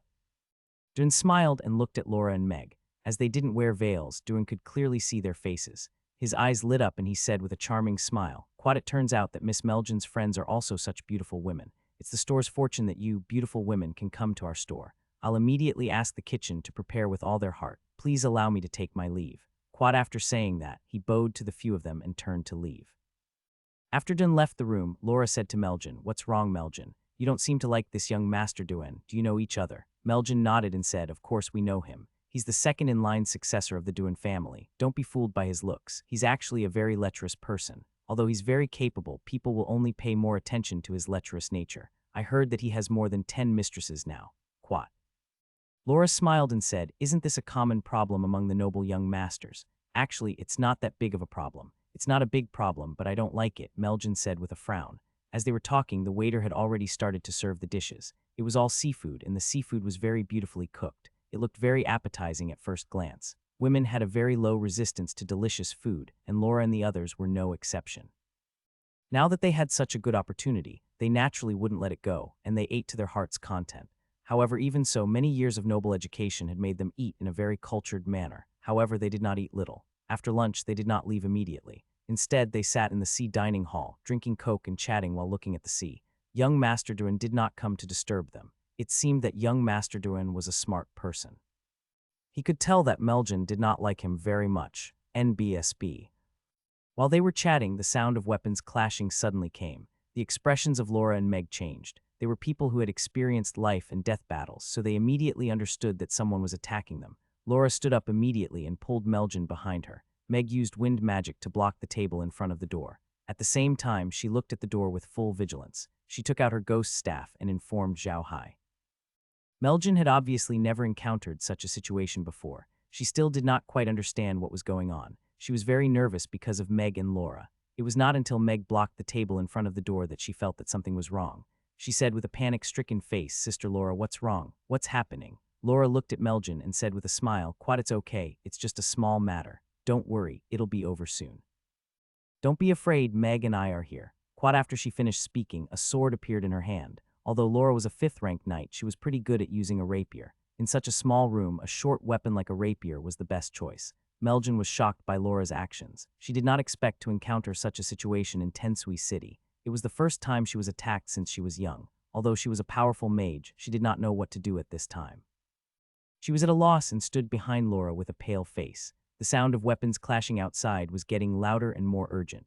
At this time, the streets outside were in chaos. Large groups of enforcement officers were rushing over. At the same time, groups of soldiers were also coming over. It was obvious that someone knew what had happened and who was here. As soon as Laura saw this situation, she could not help but feel relieved.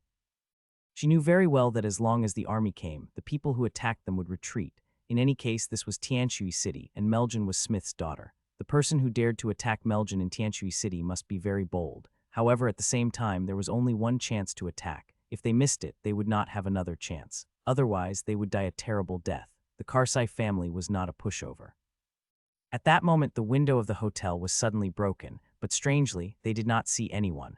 The broken window was the window closest to Meljan, NBSP. Zhao Hai's voice suddenly reached Meg's ears. Be careful, a death warrior. He's behind Meljan and their target is Meljan. Just as Zhao Hai finished speaking, the evil spirit staff in Meg's hand had already cast a few wind magic spells and they went straight behind Meljan. Meg also reacted at this time and she immediately shouted, Quat, be careful, Laura. There are men of sacrifice behind Meljan and their target is Meljan. Quat.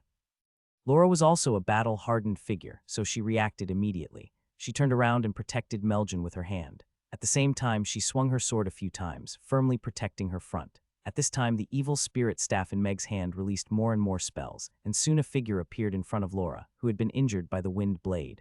Laura naturally wouldn't let go of this opportunity. Her attacks became even more violent. As a knight, Laura's fencing skills were still very strong. With a rapier in her hand, she constantly changed her moves, each one fatal. That death warrior could do it in secret, but he was not good at fighting head-on. Let alone Laura's fencing skills, even Meg's magic gave him a headache. The spell that Meg was casting was not her own, but Zhao Hai's evil spirit staff. It was fast and of high quality, almost at the level of a 7th-tier magician. In the end, the death warrior didn't last long. Under the joint attack of Laura and Meg, he was stabbed to death by Laura. The moment he was stabbed to death, a cloud of black mist floated out of the evil spirit staff, and the death warrior disappeared.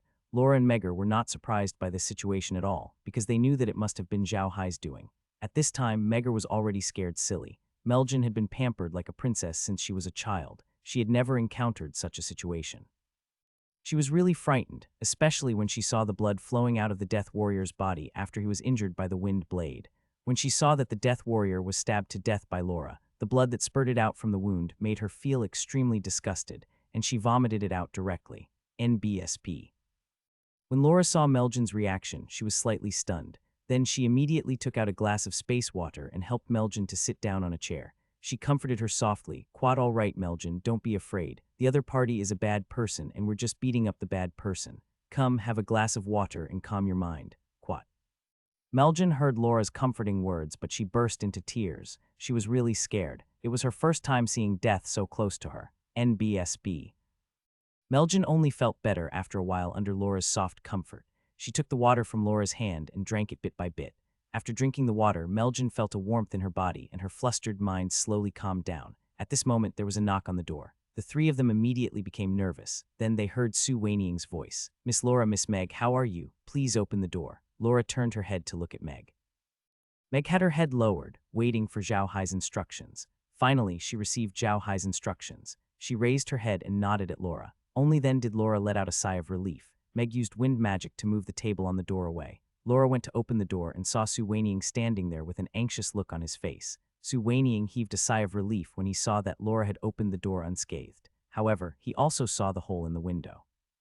He couldn't help but become serious. He bowed to Laura and said, I'm sorry to have frightened you, miss. Please punish me. Lola waved her hand. Quad, it's okay. We're not injured. Have you taken care of the enemy? Su Weining immediately nodded. Quad, it's been taken care of. The people from the Kalchai family are here. It's absolutely safe here now. But miss, those who attacked us have committed suicide. Quat. Lola smiled and said, will suicide help? They've forgotten that the Karsai family is also a family of black magicians, and they have ways to get information out of the dead. Su Weining nodded. At that moment, a group of soldiers in armor, led by a young man, walked over quickly. Su Weining glanced at the young man and moved aside because he knew the young man. He was Meljan's brother, Chris. It was obvious that Chris's heart ached for Meljan. He did not care about the etiquette of nobles anymore and rushed over quickly. When he saw Su Weining standing in front of the door and Laura standing in the door, he was relieved. He wiped the cold sweat from his head and said to Laura, Quat, Miss Laura, is Meljan all right? Quat, I'm fine, Laura said with a smile. Quat, I was just scared. I feel much better now. Quat, as he spoke, he opened the door and invited Chris into the C-class private room. In the private room, Meg was sitting next to Meljan, comforting her softly. Chris entered the private room and quickly looked around. When he saw the window that had been broken from the outside, his expression changed. He thought Meljan had not been attacked in the room, but it did not seem like it. Someone had broken the window and rushed into the room to attack them. Meljan immediately stood up when she saw Chris come in. She ran into Chris's arms, hugged him, and cried, Quat, big brother, I'm so scared. Some bad guy jumped in from the window to kill me. Quat. Chris quickly hugged her and comforted her. Quat, it's okay. Meljan is not afraid. You have your brother here. You don't have to worry. Quat. Chris comforted Meljan for a while before she calmed down. Suddenly, a voice came from outside the door. Quat young master Dun requests an audience. Chris's face darkened, and he said coldly, let him in. After a while, Dun walked in. He no longer had the gentlemanly look he had just now. He was so nervous that his head was covered in sweat. When he came in and saw that Meljan and the others were fine, he heaved a sigh of relief. However, when he saw the broken window, he could not help but feel nervous again. Dun immediately walked up to Chris and bowed. Quat Dean greets young Master Chris. It's all because of the lack of protection of the store today. Miss Meljan has been frightened. Please forgive me, young master. I'll definitely visit the Duke and ask for his forgiveness another day. Quat. Chris's face was cold as he looked at Duan and said, Quat Duan, it's a good thing that nothing happened to my sister this time. Otherwise, I wouldn't have let you off. You'd better give me an explanation for this. Otherwise, don't blame me for being rude. Quat Meljan, let's go, Meljan said. Quat, come home with me. Father is worried about you. Quat then, he ignored Chris and left with Meljan. Of course, Chris did not forget to greet Laura and Meg when he left. He knew very well that Meljan had never experienced such a thing. The reason why she was safe and sound now must be because of the relationship between Meg and Laura. Moreover, Meg and Laura were his guests, so he would not forget to greet them. As soon as they left the Seaborn house, Duan's expression immediately turned ugly. He shouted, men, come. A warrior immediately ran in and stood in front of Duan. He bowed and said, young master, what can I do for you? Quat, investigate. Quat Dun said coldly, Quat, you must find out who did it. If you find out, I'll tear him into pieces. Quat Dun didn't express any dissatisfaction with Chris's attitude. He knew very well that in Tianui City, Chris's status was similar to that of a prince. Today, Chris was already being polite. If it had been Nordia, she would have probably flipped out on the spot. Dun also had a lot of contact with the Karsai family, and he had even more contact with the Smith family. So he was very clear about Meljan's status in the Smith family. She was really higher than Chris. At the thought of this, Dun broke out in a cold sweat. He believed that if something really happened to Meljan here, Smith would definitely anger their family, and in the end, their family would not be able to live in peace. Everyone in Tianui City knew Smith's power in Tianui City. Now, someone had attacked Smith's daughter in Tianui City. Everyone who heard this news felt that a storm was coming in Tianui City. All the forces in Tianui City would have to suffer Smith's anger. No matter whether you had anything to do with this matter or not, you would have to suffer Smith's anger, because this was Tianui City and Smith was the city lord. Chris and the others returned to the Castellan's mansion in no time. As soon as they entered the second gate of the Castellan's mansion, they saw Smith waiting there. When Meljan saw her father, she naturally started to complain tearfully, and Smith naturally consoled her for a long time. NBSB. Then they went to the living room of the city lord's mansion. At this time, Zhao Hai had also arrived. Zhao Hai asked about Laura and the others' situation in a soft voice. As he had not arrived at the scene just now, he was still a little worried. At this time, Meljan was also fine. Smith's wife was comforting her. Laura and Meg also told her about the situation at the House of the Sea. They even told her about the Death Warrior who came in through the window. Then, Meg released the Death Warrior. There was no need to explain, and Smith didn't ask much. He just thought that she had a spatial equipment on her. There was nothing special about the corpse of this Death Warrior. It looked no different from an ordinary Death Warrior. Now, the face cloth of this Death Warrior had been taken off, and he looked very ordinary. Smith looked at the corpse, and the more he looked, the angrier he became. He said in a deep voice, men, drag him out and show him to the public for 3 days, then throw him into the sea to feed the fish. Quat, hold on, Brother Smith, Zhao Hai quickly said. Quat, don't be in such a hurry. I still want to know some things from him. Quat, do you want to? Smith looked at Zhao Hai. Smith was a black magician, so he naturally understood what Zhao Hai meant. Zhao Hai didn't hide anything from him and nodded. Quat, yes, turn him into a high-level undead creature, and we'll know who they are and why they dared to come to Tianui City to attack Meljan. However, Smith didn't think of using this method because it was very dangerous for a black mage to turn a corpse into a high-level undead creature. Smith didn't expect Zhao Hai to do this. Smith looked at Zhao Hai and said, brother, I'll take it. It's too dangerous to do this and it will affect you a lot. Don't worry, with the power of the Karsai family, I will definitely find out who did it. Quat.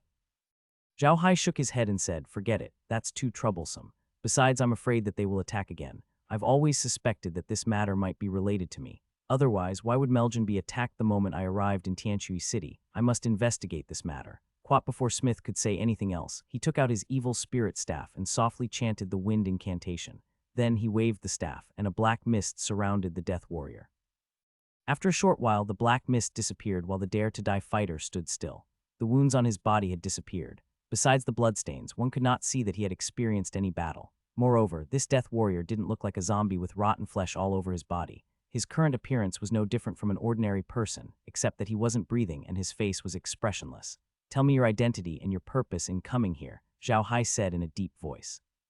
The Death Warrior immediately said, "Yes, Master. My name is Assassin 23. I don't have a name. I'm a member of the Death Warrior team under Grand Duke Ryan. This time I came to Tianui City with only one purpose, which is to capture Miss Meljan and use her to force Duke Smith to drive you out of Tianui City." Assassin 23's words were very simple, but he revealed his identity, the people behind him, and his purpose in coming to Tianui City.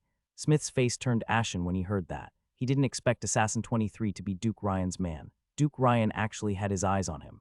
Zhao Hai smiled bitterly and turned to Smith. "I'm sorry, Brother Smith. I didn't expect this to really happen because of me. I've frightened Meljan." Smith waved his hand and said, "Brother, don't say that.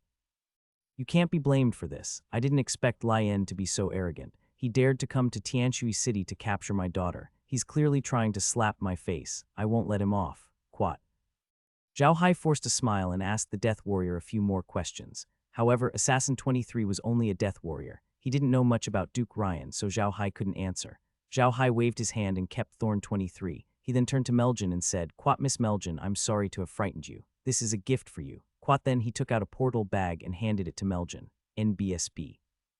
Meljan had completely calmed down by then. She looked at the portal bag in Zhao Hai's hand with a puzzled expression and said, "Sir, what is this?" Zhao Hai smiled. "Quat, this is an interspatial bag. It has a volume of 10 cubic meters and can be used to store things of 10 cubic meters. It's very simple to use. You just need to open the mouth of the bag and point the mouth of the bag toward the thing you want to store."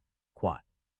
When Zhao Hai said that, Smith and the others were stunned. They did not expect Zhao Hai to give Meljan a spatial equipment. Spatial equipment was extremely precious on the mainland. This gift was too valuable. Smith looked at Zhao Hai. "Quat, no, brother, this gift is too expensive. We can't accept it." Quat.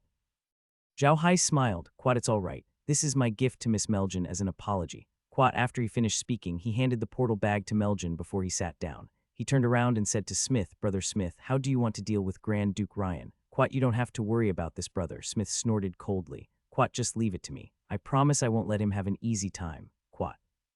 Zhao Hai smiled. "Quat, Brother Smith, I just wanted to tell you that you're not the only enemy of Duke Ryan. There's someone else who hates him more than you do, and they're ready to make a move. Maybe we can work with them." Quat. When Smith heard Zhao Hai say that, he was stunned for a moment. Then he immediately reacted. He looked at Zhao Hai and said, "Brother, are you talking about the Sheila family?" The entire Rossan Empire knew about Duke Ryan's suppression of the Sheila family. Naturally, Smith knew about it as well. Hence, he immediately reacted when he heard Zhao Hai's words. Zhao Hai nodded. "Quat, that's right, it's the Sheila family. Some time ago, Duke Ryan suppressed the Sheila family, and the family had wanted to deal with them for a long time. However, something happened in the Cheryl family and they couldn't split up. I was also implicated because of this. The reason why Duke Ryan attacked me was that I had cooperated with the Cheryl family before. I even ignored their warning and stayed in the Sheila Hotel. So I was chased by Duke Ryan's men along the way.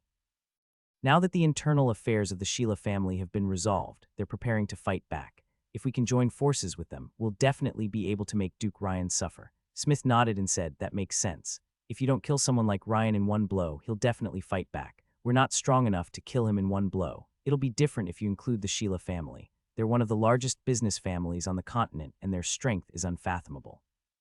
If you have their help, it'll be easy to deal with Ryan. I agree to do this. I'll need you to come forward and make peace with this matter." Quat. Zhao Hai smiled. "Quat, that's not a problem. I'm sure the Sheila family would be very willing to work with you. Don't worry, Brother Smith." "Oh right, Brother Smith, there's something I forgot to tell you yesterday. This time it's also a business matter. I wonder if Brother Smith is interested in the Hinderfish business." Quat. Smith's eyes lit up when he heard Zhao Hai's words. "Brother, tell me more about it." Zhao Hai smiled. "Quat, I've come to an agreement with Sheila's family. I can give them 10,000 hunkfish a month. If Big Brother is interested, I can also provide 20,000 hunkfish a month for Big Brother. I don't care how you deal with it. I'm just selling the hunkfish to you." Smith's eyes glowed as he looked at Zhao Hai. "Brother, can you guarantee 20,000 fish a month?" Zhao Hai smiled. "Quat, I can definitely guarantee it. Don't worry, Big Brother, it's alive." Quat. Smith slapped the table and said, "Okay, it's settled then. 20,000 a month. You can name the price. Just make sure you get 20,000 a month." Quat. Zhao Hai smiled and said, "That's good. It's settled then. I'll go back and make some preparations. I'll go to Sheila Hotel tomorrow and tell them about the cooperation. I'll take my leave first." Quat. After saying that, he stood up and bowed to Smith. Then he turned around and left with Laura and the others. As soon as he saw Zhao Hai leave, Chris turned to Smith and said, "Father, Zhao Hai has so many secrets. Why do you still trust him so much?" Smith glared at Chris and said, "Who in this world doesn't have secrets? What's there to be afraid of if he has secrets? It's fine as long as he's not a threat to us.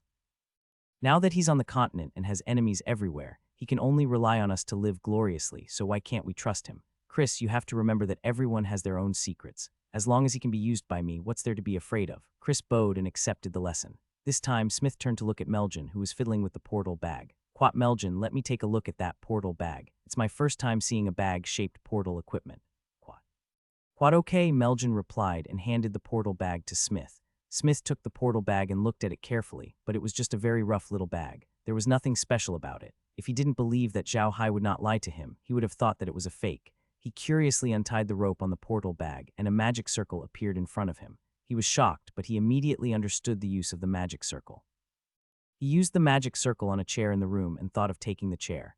Then the chair disappeared. When he focused his attention on the portal bag, he immediately saw the chair sitting quietly in the portal bag. He wanted to put it down again, but the good chair immediately appeared in its original position. Smith couldn't help but look at the small bag in surprise. This small bag that was not much bigger than his palm was so magical. However, he did not take much.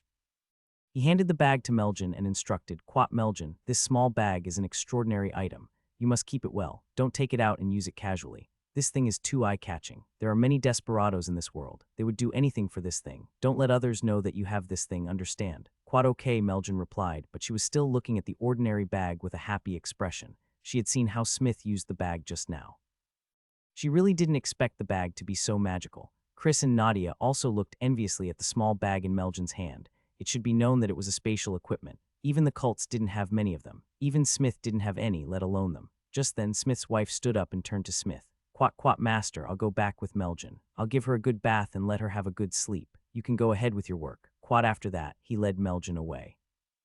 At this moment, Nadia looked at Smith and said, Father, how do you want to deal with that bastard Lien? Will the Sheila family cooperate with us? Smith sneered, all these years, our Karsai family has been very low-key. Those people have already forgotten the consequences of offending us. Send this matter back to the family as fast as possible. Also, don't ask me stupid questions. How could they not agree to this kind of cooperation that only benefits the Sheila family? Go on. Quat. Chris and Nadia bowed and left.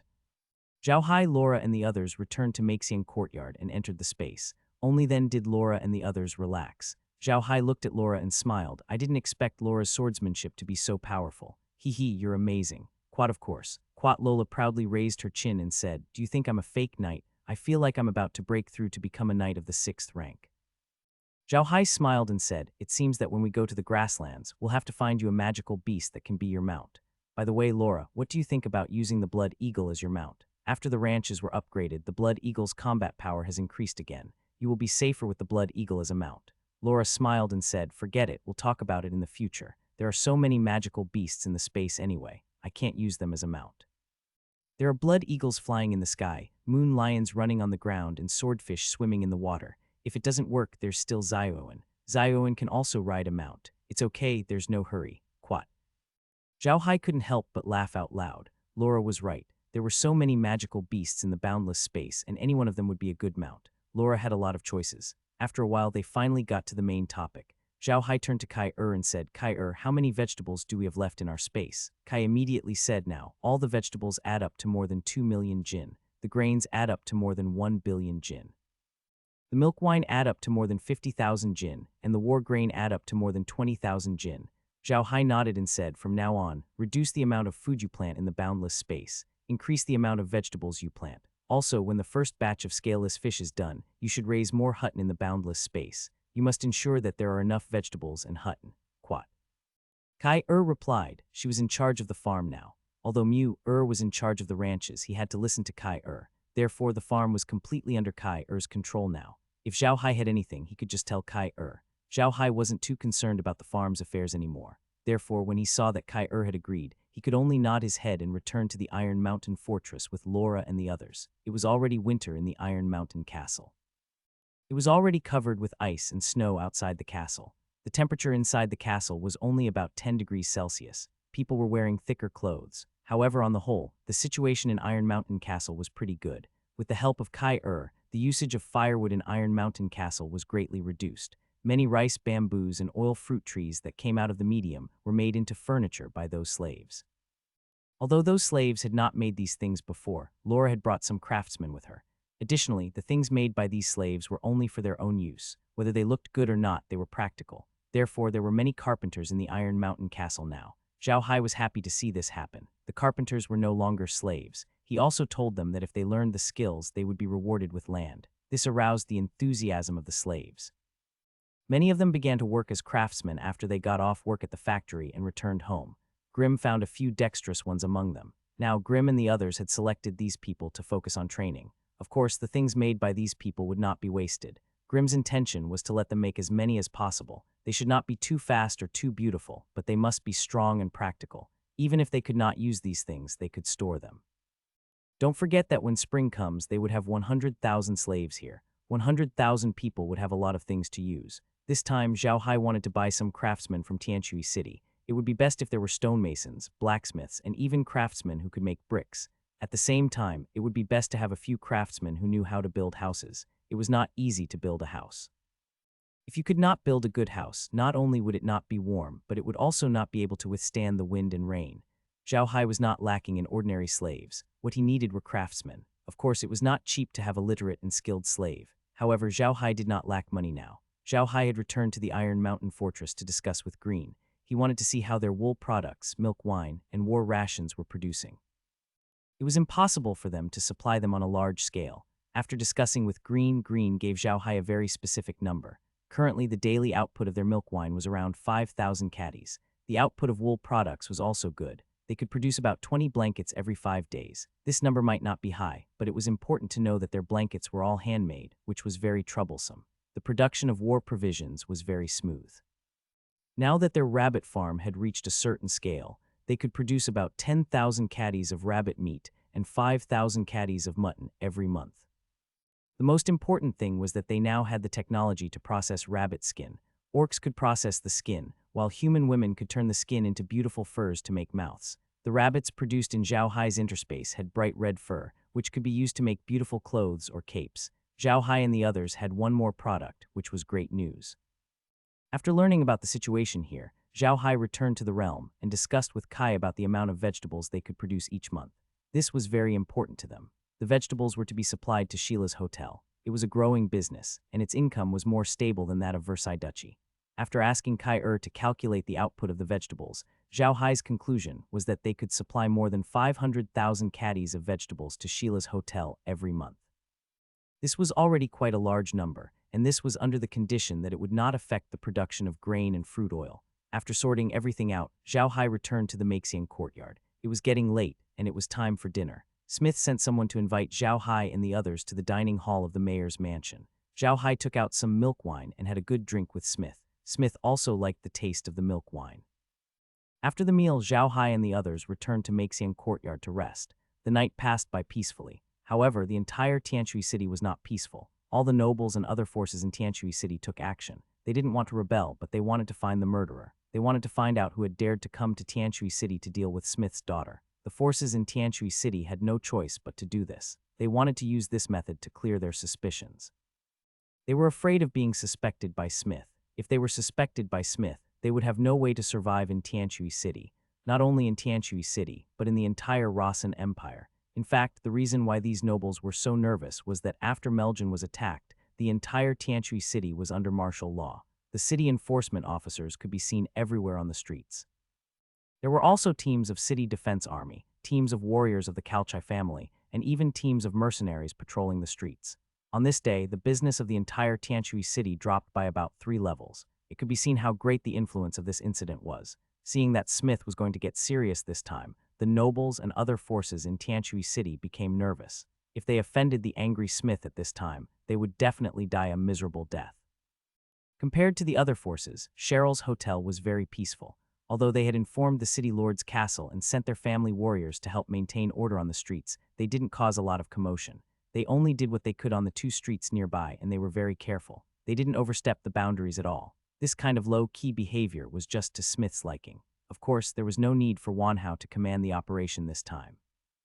In fact, even Might didn't command it. The 2 of them were hiding in the hotel room and discussing this matter.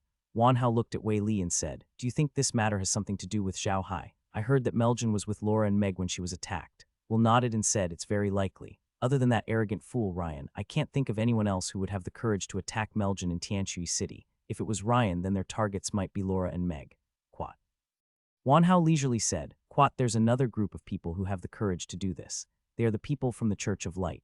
The strength of the Church of Light has developed very fast in recent years. Moreover, they are not on good terms with the Karsai family and have a grudge with Zhao Hai. They are likely to do this. Whether the attack this time is successful or not, they can use a trick to frame Zhao Hai. They can say that they want to attack Zhao Hai and Meljan will only be implicated.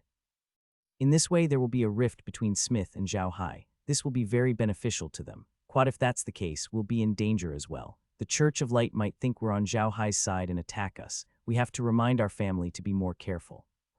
Wanhao smiled and said, do you think that the people in the family didn't think of this? They've thought of it long ago. However, Zhao Hai has a lot of benefits on him. In addition, the Church of Light has not had any relationship with us for many years. They've also done many things to steal our business. That's why the family decided to cooperate with Zhao Hai. Now, I only hope that Smith will not anger Zhao Hai because of this. If that happens, Zhao Hai will lose Smith as his backer. It's not good for him or us. Might nodded. Quad, I hope so, but I think Zhao Hai will come here to talk business with us in the next 2 days. We'll see his attitude then. But if Ryan really did this, he's really stupid. He offended our family and the Karsai family at the same time. Does he think he's dying too slowly? Wanhao smiled and said, I feel that the current Grand Duke Ryan is a bit like the Buddha family of the Arcas Empire. They are actually a sword in the hands of the King of the Rasen Empire. This matter might have the shadow of the King of the Rasen Empire behind it. However, the King of the Rasen Empire might not have thought that the sword in his hands is now a little out of his control and has started to become arrogant. Quat. Well, sneered, Duke Ryan doesn't even have the right to be part of the Buddha family. If it wasn't for the sudden death of the old king, the Buddha family wouldn't have fallen. They are very obedient and low-key. Their heir Adam is said to be very good for nothing. I think that the Buddha family did it on purpose so that no one would suspect their ambitions. No one would pay attention to a good-for-nothing heir. Perhaps it was because of Adam's Popinjay personality that he was able to keep his life. Buddha family had proven to be very successful. When he was under the old king's command, he was not suspected at all. The old king trusted them very much. After their family fell, Adam escaped with his life. Although he was sent away, the Buddha family was preserved. As for Duke Ryan's son, he was a martial arts genius with little talent and never came into contact with the affairs of the family. He's very famous in the noble circles of the empire, and this has attracted people's attention. This may not be a good thing for Duke Ryan. Wanhao smiled and said, in every kingdom now, those old noble families have conflicts with the royal families. All the royal families are thinking about how to deal with those old noble families. In fact, the root cause of this is that those old noble families are too strong. The reason why our Sheila family is not in such danger is because we are a business family. Furthermore, we are not as strong as the Majidera family, so no one will pay attention to us. Quad. Might laughed and said, you're absolutely right, but the Makil family is really unlucky. For the sake of the products of paradise, they actually forced Laura to turn against them. In turn, it benefited Zhao Hai. Hahaha, speaking of Zhao Hai, he's really amazing. Laura is really a beauty, and she's even taller than Zhao Hai. No matter how I look at it, Zhao Hai doesn't match up to Laura. However, Laura likes him and is willing to fall out with her family for him. I'm really impressed. Quat. Wanhao looked at Wei Li's appearance and could not help but laugh out loud. How is it? Do you want Zhao Hai to teach you? But I think it'll be hard for you to learn it. Zhao Hai is a spatial magician. Quat, forget it. I don't have that kind of power, Might said with a smile. Quat, but speaking of which, Duke Ryan made a mistake by angering Zhao Hai. Not only did Zhao Hai kill so many people, but he also made a lot of mistakes. I don't think they'll have much time left. Quat. Wanhao snorted coldly. Quat, even if he wants to be in the limelight, we have to agree first. Now that the family members are already in place, the operation is about to begin. It's impossible for him to be in the limelight anymore. Quat. Zhao Hai sat calmly in the car as the ox cart headed towards Sheila Hotel. When the ox cart arrived at the hotel, the people in the hotel immediately recognized Zhao Hai's car. It could not be helped. Zhao Hai's car was so special that it was hard not to recognize it. The hotel's waiter immediately came out to welcome Zhao Hai into the hotel, while the other waiter immediately ran off to report to Wanhao. These waiters were extremely clear about Zhao Hai's position in Wanhao's heart, so they naturally did not dare to slight Zhao Hai in the slightest. When Wanhao received the report, he was a little stunned. He did not expect Zhao Hai to come to his place at this time. Now that Meljan had just gotten into trouble, he should not have come at this time. However, Wanhao immediately invited Zhao Hai to sit down in the living room of his room. At the same time, he also invited Wei Li over. After the three of them sat down, Wanhao looked at Zhao Hai and said, Little Hai, what's the matter? After a few interactions, they could be considered acquaintances now. Wanhao also automatically changed the way he addressed Zhao Hai to Little Hai in order to bring their relationship closer. Zhao Hai didn't think much of the title. He just smiled and said, "Have you forgotten what I told you yesterday? I've already calculated the output of the vegetables." Upon hearing that Zhao Hai was here to discuss business, Wanhao heaved a sigh of relief. He was really afraid that Zhao Hai had fallen out with Smith and came to him for help. Although he would still help Zhao Hai, the benefits that the Sheila family would receive would be much smaller. They wouldn't be able to use Zhao Hai to build a good relationship with Smith. Wanhao hurriedly smiled and said, "All right, tell me. Actually, I'm also very anxious from waiting." Quat. Zhao Hai smiled. "Quat, from now on I can provide you with about 500,000 caddies of various vegetables, 10,000 hunklings, grains, and fruit oil every month. I'll give you as much as you want. How about it? Is this enough?" Wanhao really did not expect that there would be so much. He said with an excited look, "Quat, it's enough, it's more than enough. Don't worry, the price won't be bad for you." Quat. Zhao Hai smiled. "Quat, I'm not afraid that you'll treat me unfairly. Those things are mine. If you dare to cut my price, I won't sell them to you. Hehe." Quat. Wanhao and Wei Li chuckled as well. Then Wei Li looked at Zhao Hai and said, "Brother Zhao Hai, can I ask you about the attack on Miss Meljin yesterday?" Wei Li also realized that Zhao Hai was a very straightforward person. If you wanted to know something from him, it was best to be direct. Zhao Hai's temper was a little like a warrior's. He liked to be straightforward, which was why he asked so directly. Zhao Hai smiled. "Quat, Brother Smith has already investigated that matter. Even if you didn't ask me, I would have told you. The second reason I'm here today is to talk to you about this." Quat. Wanhao and Wei Wei were both stunned. Then they looked at Zhao Hai excitedly. They could already guess what Zhao Hai was going to tell them. Zhao Hai looked at the two of them and smiled. "Quat, you're right. This time the people who attacked Meljin were Duke Ryan's men. They wanted to catch Meljin and then ask Duke Smith to drive me out of Tianui City. Unfortunately, they did not succeed. So Duke Smith was very angry and was ready to take revenge on Duke Ryan. I told him that you also had a grudge against Duke Ryan and were preparing to deal with him. I wanted him to cooperate with you. What do you think? Do you guys agree?" Although Wanhao might have guessed what Zhao Hai was going to say, they were still very excited when they heard that Zhao Hai had confirmed their suspicions. They really did not expect Zhao Hai to have such a high position in Smith's heart. Smith did not blame Zhao Hai for causing trouble and putting Meljin in danger. NBSB. However, this was definitely a good thing for the Sheila family. Although they were currently preparing to deal with Duke Ryan, it would not be easy to deal with him in the Rasen Empire. They would have to pay a considerable price. However, it would be completely different if the Karsai family joined. The Karsai family itself was an old noble family in the Rasen Empire. Their influence in the Rasen Empire was very huge. With their help, it would be much easier for them to deal with Grand Duke Ryan. The match between the Sheila family and Duke Ryan had also exposed the shortcomings of the Sheila family. Although they were a powerful business family, they were not a legitimate noble family after all. Therefore, in terms of bloodline and power, they were much worse than the legitimate nobles. Even the old nobles like Duke Ryan, who were not strong, dared to suppress them because they did not have much power in various countries. Moreover, because their business was too big, they had businesses in various countries, so they had no sense of belonging to any country. All the countries treated them as outsiders, which naturally made it inconvenient for them to deal with many things. This time they were going to deal with Grand Duke Ryan because the Rasen Empire did not treat them as one of their own. If they did not pay the corresponding price and make some connections, it would cause dissatisfaction among the nobles of the Rasen Empire. At that time, they would definitely join forces to deal with them, and they would be in big trouble. However, with the addition of the Karsai family, the situation was completely different. The Karsai family was a powerful family in the Rasen Empire. Even the royal family was not willing to provoke them. However, the style of the Karsai family was very low-key. Therefore, even if the royal family of the Rasen Empire regarded those old aristocrats as a thorn in their eyes, they did not have too much resentment against the Karsai family. Just as Wanhao and the others had thought, Grand Duke Ryan was indeed a chess piece that the Rasen Empire's royal family wanted to use to deal with the old noble families. However, this chess piece was not very obedient and was too arrogant.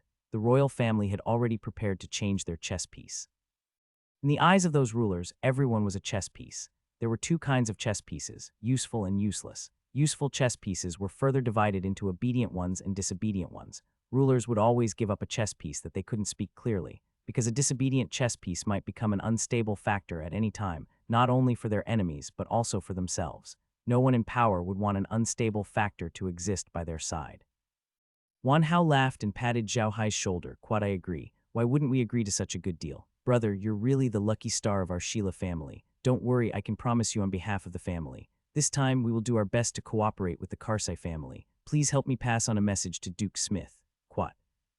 Zhao Hai smiled. Quite good, it's good that you agree. I'll go back and let Duke Smith know. By the way, I'll have people send the vegetables over in a few days. How about 100,000 caddies first? Wan Hao nodded and said, all right, do you want me to send it here directly? Do you have a boat? Don't worry, it won't affect your plans, Zhao Hai said with a smile. After saying that, he stood up, turned around, and walked out.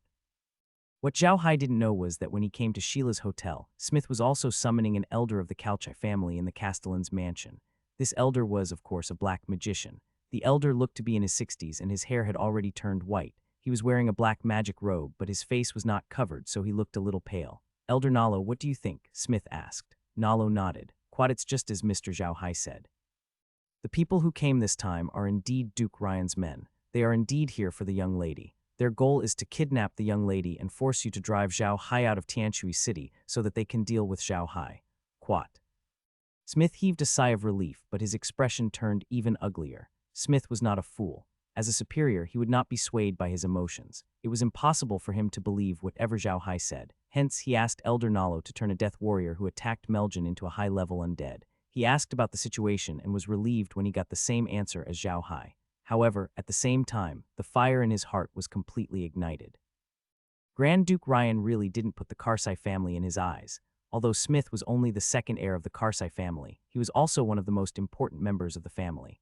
Otherwise, the family wouldn't have sent him to Tianui City to take charge. It should be known that Tianui City was the purse of the Karsai family. Another thing was Meljin. Although Meljin was Smith's daughter, Meljin also had another identity. She was the most doted little princess of the Calchai family.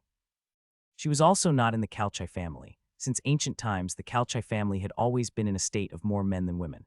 There were very few girls in their first generation, but there were many boys. It was even more so in Meljin's generation. The entire Calchai family, including Meljin, only had 3 girls in total. One of them died young. The other was a famous dissolute woman who was really not welcomed in the family. Meljin was the best. Not only was she beautiful, but she was also quiet and obedient. She was as pure as a piece of white paper. She was the treasure of the Calchai family. Meljin's status was comparable to that of the princess of the Rosen Empire. She was as rich as a princess. However, Grand Duke Ryan had dared to touch her. This made Smith, who loved Meljin, extremely angry. However, he was still very calm and did not immediately make a move on Grand Duke Ryan. As a citizen of the Rosen Empire, he knew more about the situation in the empire than Wan Hao. Therefore, he knew that the identity of Grand Duke Ryan was very sensitive. It was best not to touch him easily. Otherwise, it would cause the royal family of the Rosen Empire to pay attention to the Karsai family. This was not worth it. After all, in the face of the interests of the family, one had to give in even if one loved a person. However, when it came to Zhao Hai, Grand Duke Smith was completely at ease. Zhao Hai did not lie to him about this matter. Even after Meljin was attacked, he immediately thought that he might be the cause of this matter. He did not try to hide it. Instead, he told Smith about it clearly. This made Smith's impression of Zhao Hai even better. An honest man, a man who was willing to take responsibility. This was Smith's price for Zhao Hai. After Zhao Hai proposed to work together with Sheila's family, Smith added another sentence to Zhao Hai's comment: the general manager is a good person. Quat. Being good at taking advantage of all the conditions that were beneficial to oneself was not something that only businessmen would do. In fact, if any noble family wanted to develop, this condition was necessary. However, there were very few people who could really do this, and those who could do this had already become a figure. Smith's admiration for Zhao Hai grew. He believed that it was the Black Magician Alliance's fortune to have such a person. Another reason Smith valued Zhao Hai was that he was ruthless. Smith knew what Zhao Hai had done all along the way. In the Rosen Empire, the Calchai family was very powerful. If they wanted to investigate a person, that person would have no more secrets. Smith had also asked people to investigate what Zhao Hai had done. However, after checking, Smith was extremely surprised because Zhao Hai had already killed thousands of Duke Ryan's men along the way. A few thousand people. What kind of concept was that? In the Rosen Empire, a small town or village would not even have a few thousand people. Yet, Zhao Hai had killed off a few thousand of Duke Ryan's men. Most people would have gone soft from killing, but Zhao Hai did not show any mercy. He then checked again and discovered that the number of people who had died by his hands since he had entered the Rosen Empire from the sea had already exceeded 10,000. One man killing 10,000. What kind of concept was that? Could someone who wasn't cruel and merciless do something like this? However, Zhao Hai had done it, which made Smith admire him even more. As a superior, it was impossible not to be ruthless. If you were not ruthless, it would be easy for you to let go of your enemies, and it would be difficult to control your subordinates. This was 10 times disadvantageous for a superior. Smith then found out about what Zhao Hai had done to the bandits at Lifeline Canyon. He admired Zhao Hai even more because he knew that Zhao Hai wasn't a killer. He knew how to handle things. People couldn't just kill without thinking. People like him couldn't be a leader. Zhao Hai's outstanding performance should have made Smith a little worried. Zhao Hai was now a member of the Black Magician Alliance. His outstanding performance would be disadvantageous to the Kalchai family's control of the Black Magician Alliance. However, in the current situation, the Black Magician Alliance was too loose. Even the Karsai family's control over the Black Magician Alliance was limited. Therefore, Smith did not believe that Zhao Hai could completely control the Black Magician Alliance, and he did not believe that he would cause any trouble for the Karsai family. On the contrary, they all knew about Zhao Hai's enmity with the Church of Light. The Church of Light wanted to get rid of Zhao Hai as soon as possible. Under such circumstances, Zhao Hai could only think for the Black Magician Alliance. This was not only for the Black Magician Alliance, but also for himself. Therefore, Smith was naturally happy to have someone like Zhao Hai join the Black Magician Alliance. If an alliance wanted to develop, it couldn't do without talents, especially those senior management talents, who were needed by the development of various organizations. The reason why the Church of Light had developed so quickly was that, in addition to the power of religion, they had pulled a large number of talents from various countries to their camp. They had also established relations with the high-level figures of various countries. Those high-level figures were all outstanding people. This naturally allowed the management of the Church of Light to have no shortage of manpower, and they did not have to worry about talents. It was because of these people's participation that the Church of Light could develop in such a short time. In comparison, the Black Magician Alliance was far inferior. Very few people on the mainland knew about the Black Magician Alliance. Furthermore, the Black Magician Alliance could not use religion to attract people like the Church of Light. After all, not many people liked to believe in the devil. Therefore, when Smith and the others saw Zhao Hai suddenly appear in the Black Magician Alliance, they felt that Zhao Hai was definitely the kind of talent that the Black Magician Alliance needed. He was powerful, had an irreconcilable feud with the Church of Light, was popular with the orcs, was capable, and was ruthless. Most importantly, he treated his own people well. Smith also knew that Zhao Hai had gone to Sheila's hotel today, so he was waiting to see what news Zhao Hai would bring back. As expected, Zhao Hai returned to the city lord's mansion in a short while and came looking for him. Smith had ordered that if Zhao Hai came looking for him, no matter what he was doing, Zhao Hai must be brought to him immediately. So when Zhao Hai said that he was looking for Smith, Phil immediately brought Zhao Hai to Smith's study. When Smith saw Zhao Hai enter, he immediately smiled and said, "Ha ha ha, brother, you're here. How was it?" Zhao Hai knew that he couldn't hide his whereabouts in Tianui City from Smith, and he didn't want to hide it from Smith. So when Smith asked, he immediately understood what he was talking about. He smiled and said, "Quite excellent. The Sheila family has agreed. They said that they will do their best to cooperate with us. Now we'll discuss the specifics of the cooperation. I won't bother with these matters. You can find a time to discuss it." Quat. Smith hurriedly said, "Don't, little Hai. You're the middleman in this matter. How can you not participate? You must definitely participate in this matter. How about this? I'll send someone to invite Wanhao and Wei Li over later. We'll have a good discussion and then inform our families. After all, this matter still needs to be decided by our families." Quat. In BSB, Zhao Hai laughed. "I think you should discuss this among yourselves. I don't know much about your situation, so it's pointless to listen. But if you need me to do anything, just let me know and I promise to do it well. How about it?" Smith saw that Zhao Hai really didn't want to get involved in this matter, so he didn't force it. He nodded and said, "Quat, all right then. But when it comes to dealing with Ryan, you have to put in some effort." Quat. "Quat, don't worry," Zhao Hai said with a smile. "Quat, I've been hunted down by him for so long. I've wanted to deal with him for a long time. Now that I have such an opportunity, how can I let it go? As long as you want to deal with him, you just have to tell me." Quat. Smith nodded and Zhao Hai left. He didn't talk to Smith about business. Smith was busy dealing with Duke Ryan, so he didn't have the time to talk about business. When he returned to the Maxian courtyard, he found that Meljan was also there in addition to Laura and the others. However, they were not in the house, but in the small hall of the Maxian courtyard. There were only girls there, and one of them was a girl Zhao Hai wasn't very close to. Naturally, he wouldn't disturb them. After Zhao Hai returned to his room, he immediately entered the origin space. He wanted to rest for a while, and at the same time he wanted to see if Smith was really planning to invite Wanhao over. Although the mayor's mansion was huge, it wasn't large enough to exceed the surveillance camera's range. He was still in the mayor's mansion, so he could naturally see what Smith and the others were doing. The reason why Zhao Hai had chosen to hide here and not accept Smith's invitation was because he didn't want Smith to be suspicious of him. Smith and Wanhao discussed how to deal with Grand Duke Ryan. They would definitely talk about how to cooperate. It was inevitable that they would talk about the strength of the two families. Both of them should have some understanding of each other. Moreover, they were working together as a family, so they had less scruples. On the other hand, Zhao Hai was an outsider, the kind that had no ties to anyone. Under such circumstances, it was hard to say whether Smith and Wanhao would want to guard against him. If Smith and Wanhao really wanted to guard against Zhao Hai, Smith's invitation just now was just for show. If he had attended, Smith would have suspected him. Although he didn't know what Smith was thinking, Zhao Hai felt that it was better for him not to participate in their discussion. He was here to watch the same thing anyway, so why would he go there and cause trouble? As expected, Smith immediately sent someone to invite Wanhao over. He also wanted to confirm this matter as soon as possible and deal with Grand Duke Ryan as soon as possible. Otherwise, if they gave Grand Duke Ryan too much time to prepare, their losses would be huge. This time, Grand Duke Ryan's kidnapping of Meljan had failed. He would be more careful.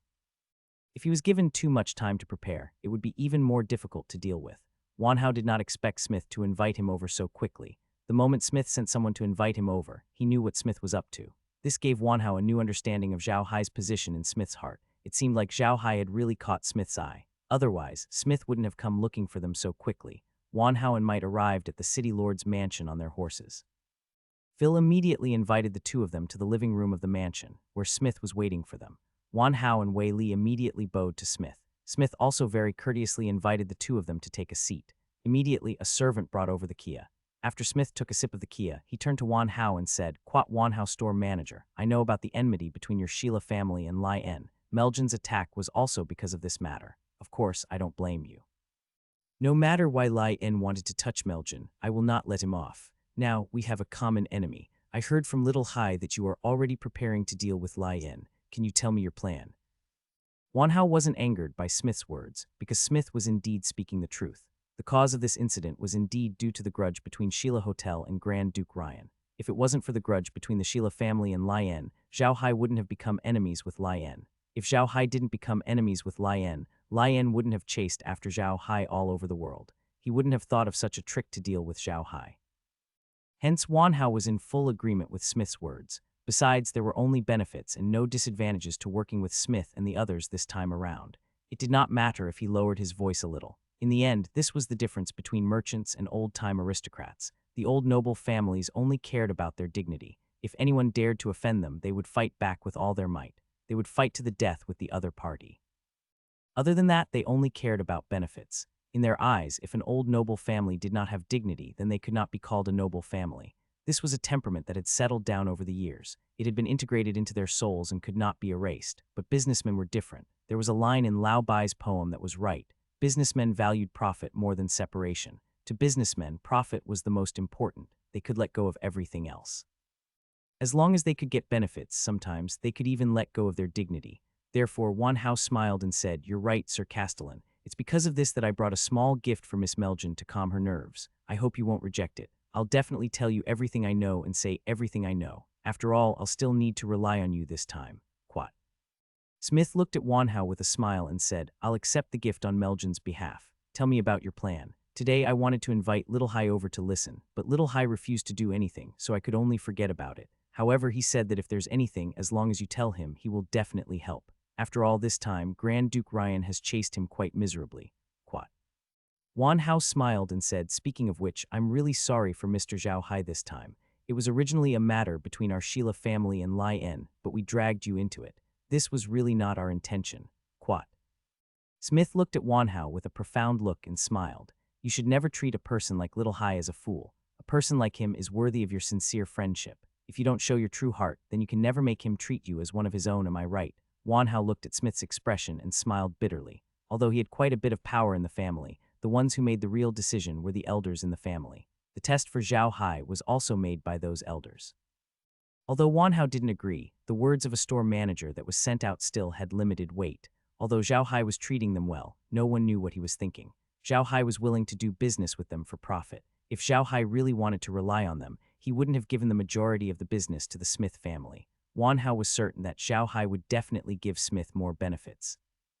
If it wasn't for the previous incident, Zhao Hai might have given their family even more benefits. For Sheila's family, they would be able to soar once again in the future. It was a pity that they had missed this opportunity. When Smith saw Wanhao's expression, he understood what was going on. Actually, the family's attitude towards Zhao Hai was not as good as Smith's. It was just that Smith admired Zhao Hai more, which was why he treated Zhao Hai so well. From the looks of it now, Zhao Hai's return to him was really generous. Wanhao took a deep breath and did not continue on this topic. Instead, he told Smith about how his family was going to deal with Grand Duke Ryan. If the Sheila family wanted to deal with Duke Ryan, they would have to get the approval of the Rosen Empire's royal family and the other old nobles. Duke Ryan's arrogant behavior had caused dissatisfaction in the royal family. The Sheila family took advantage of this opportunity to move the royal family with benefits so that they would no longer interfere in Duke Ryan's affairs. This was equivalent to taking away Duke Ryan's biggest backer. Duke Ryan had become a duckweed without roots. It would be much easier for them to deal with Grand Duke Ryan. After dealing with the Rossen royal family, of course, there were also the nobles who were close to Ryan. Ryan was not a fool. He did not become an isolated official just because of the favor of the Rossen royal family. He also made friends with many big nobles, which was also what the Rossen royal family was dissatisfied with. They were almost done with the first stage of the plan. Now, they just needed to find an opportunity to make things difficult for Duke Ryan. They couldn't just start a war with Duke Ryan. They needed to find an excuse so that the Rosen Empire wouldn't help Duke Ryan openly. For example, Duke Ryan had committed an unforgivable crime. In this way, the Rosen Empire could openly abandon Duke Ryan without anyone saying anything. Originally, the Leon family had wanted to spend a large amount of money to hire a noble to sue Duke Ryan. This way, the other nobles and the royal family of the Rossen Empire would have an excuse. But now it seemed that Grand Duke Ryan didn't need to waste that effort. With the addition of the Karsai family itself was a big noble family. As long as they came forward to criticize Grand Duke Ryan, the royal family and the other big nobles of the Rossen Empire would not say anything. Although the Karsai family had been low-key in recent years, no one dared to look down on this Millennium family. Their power was still very scary.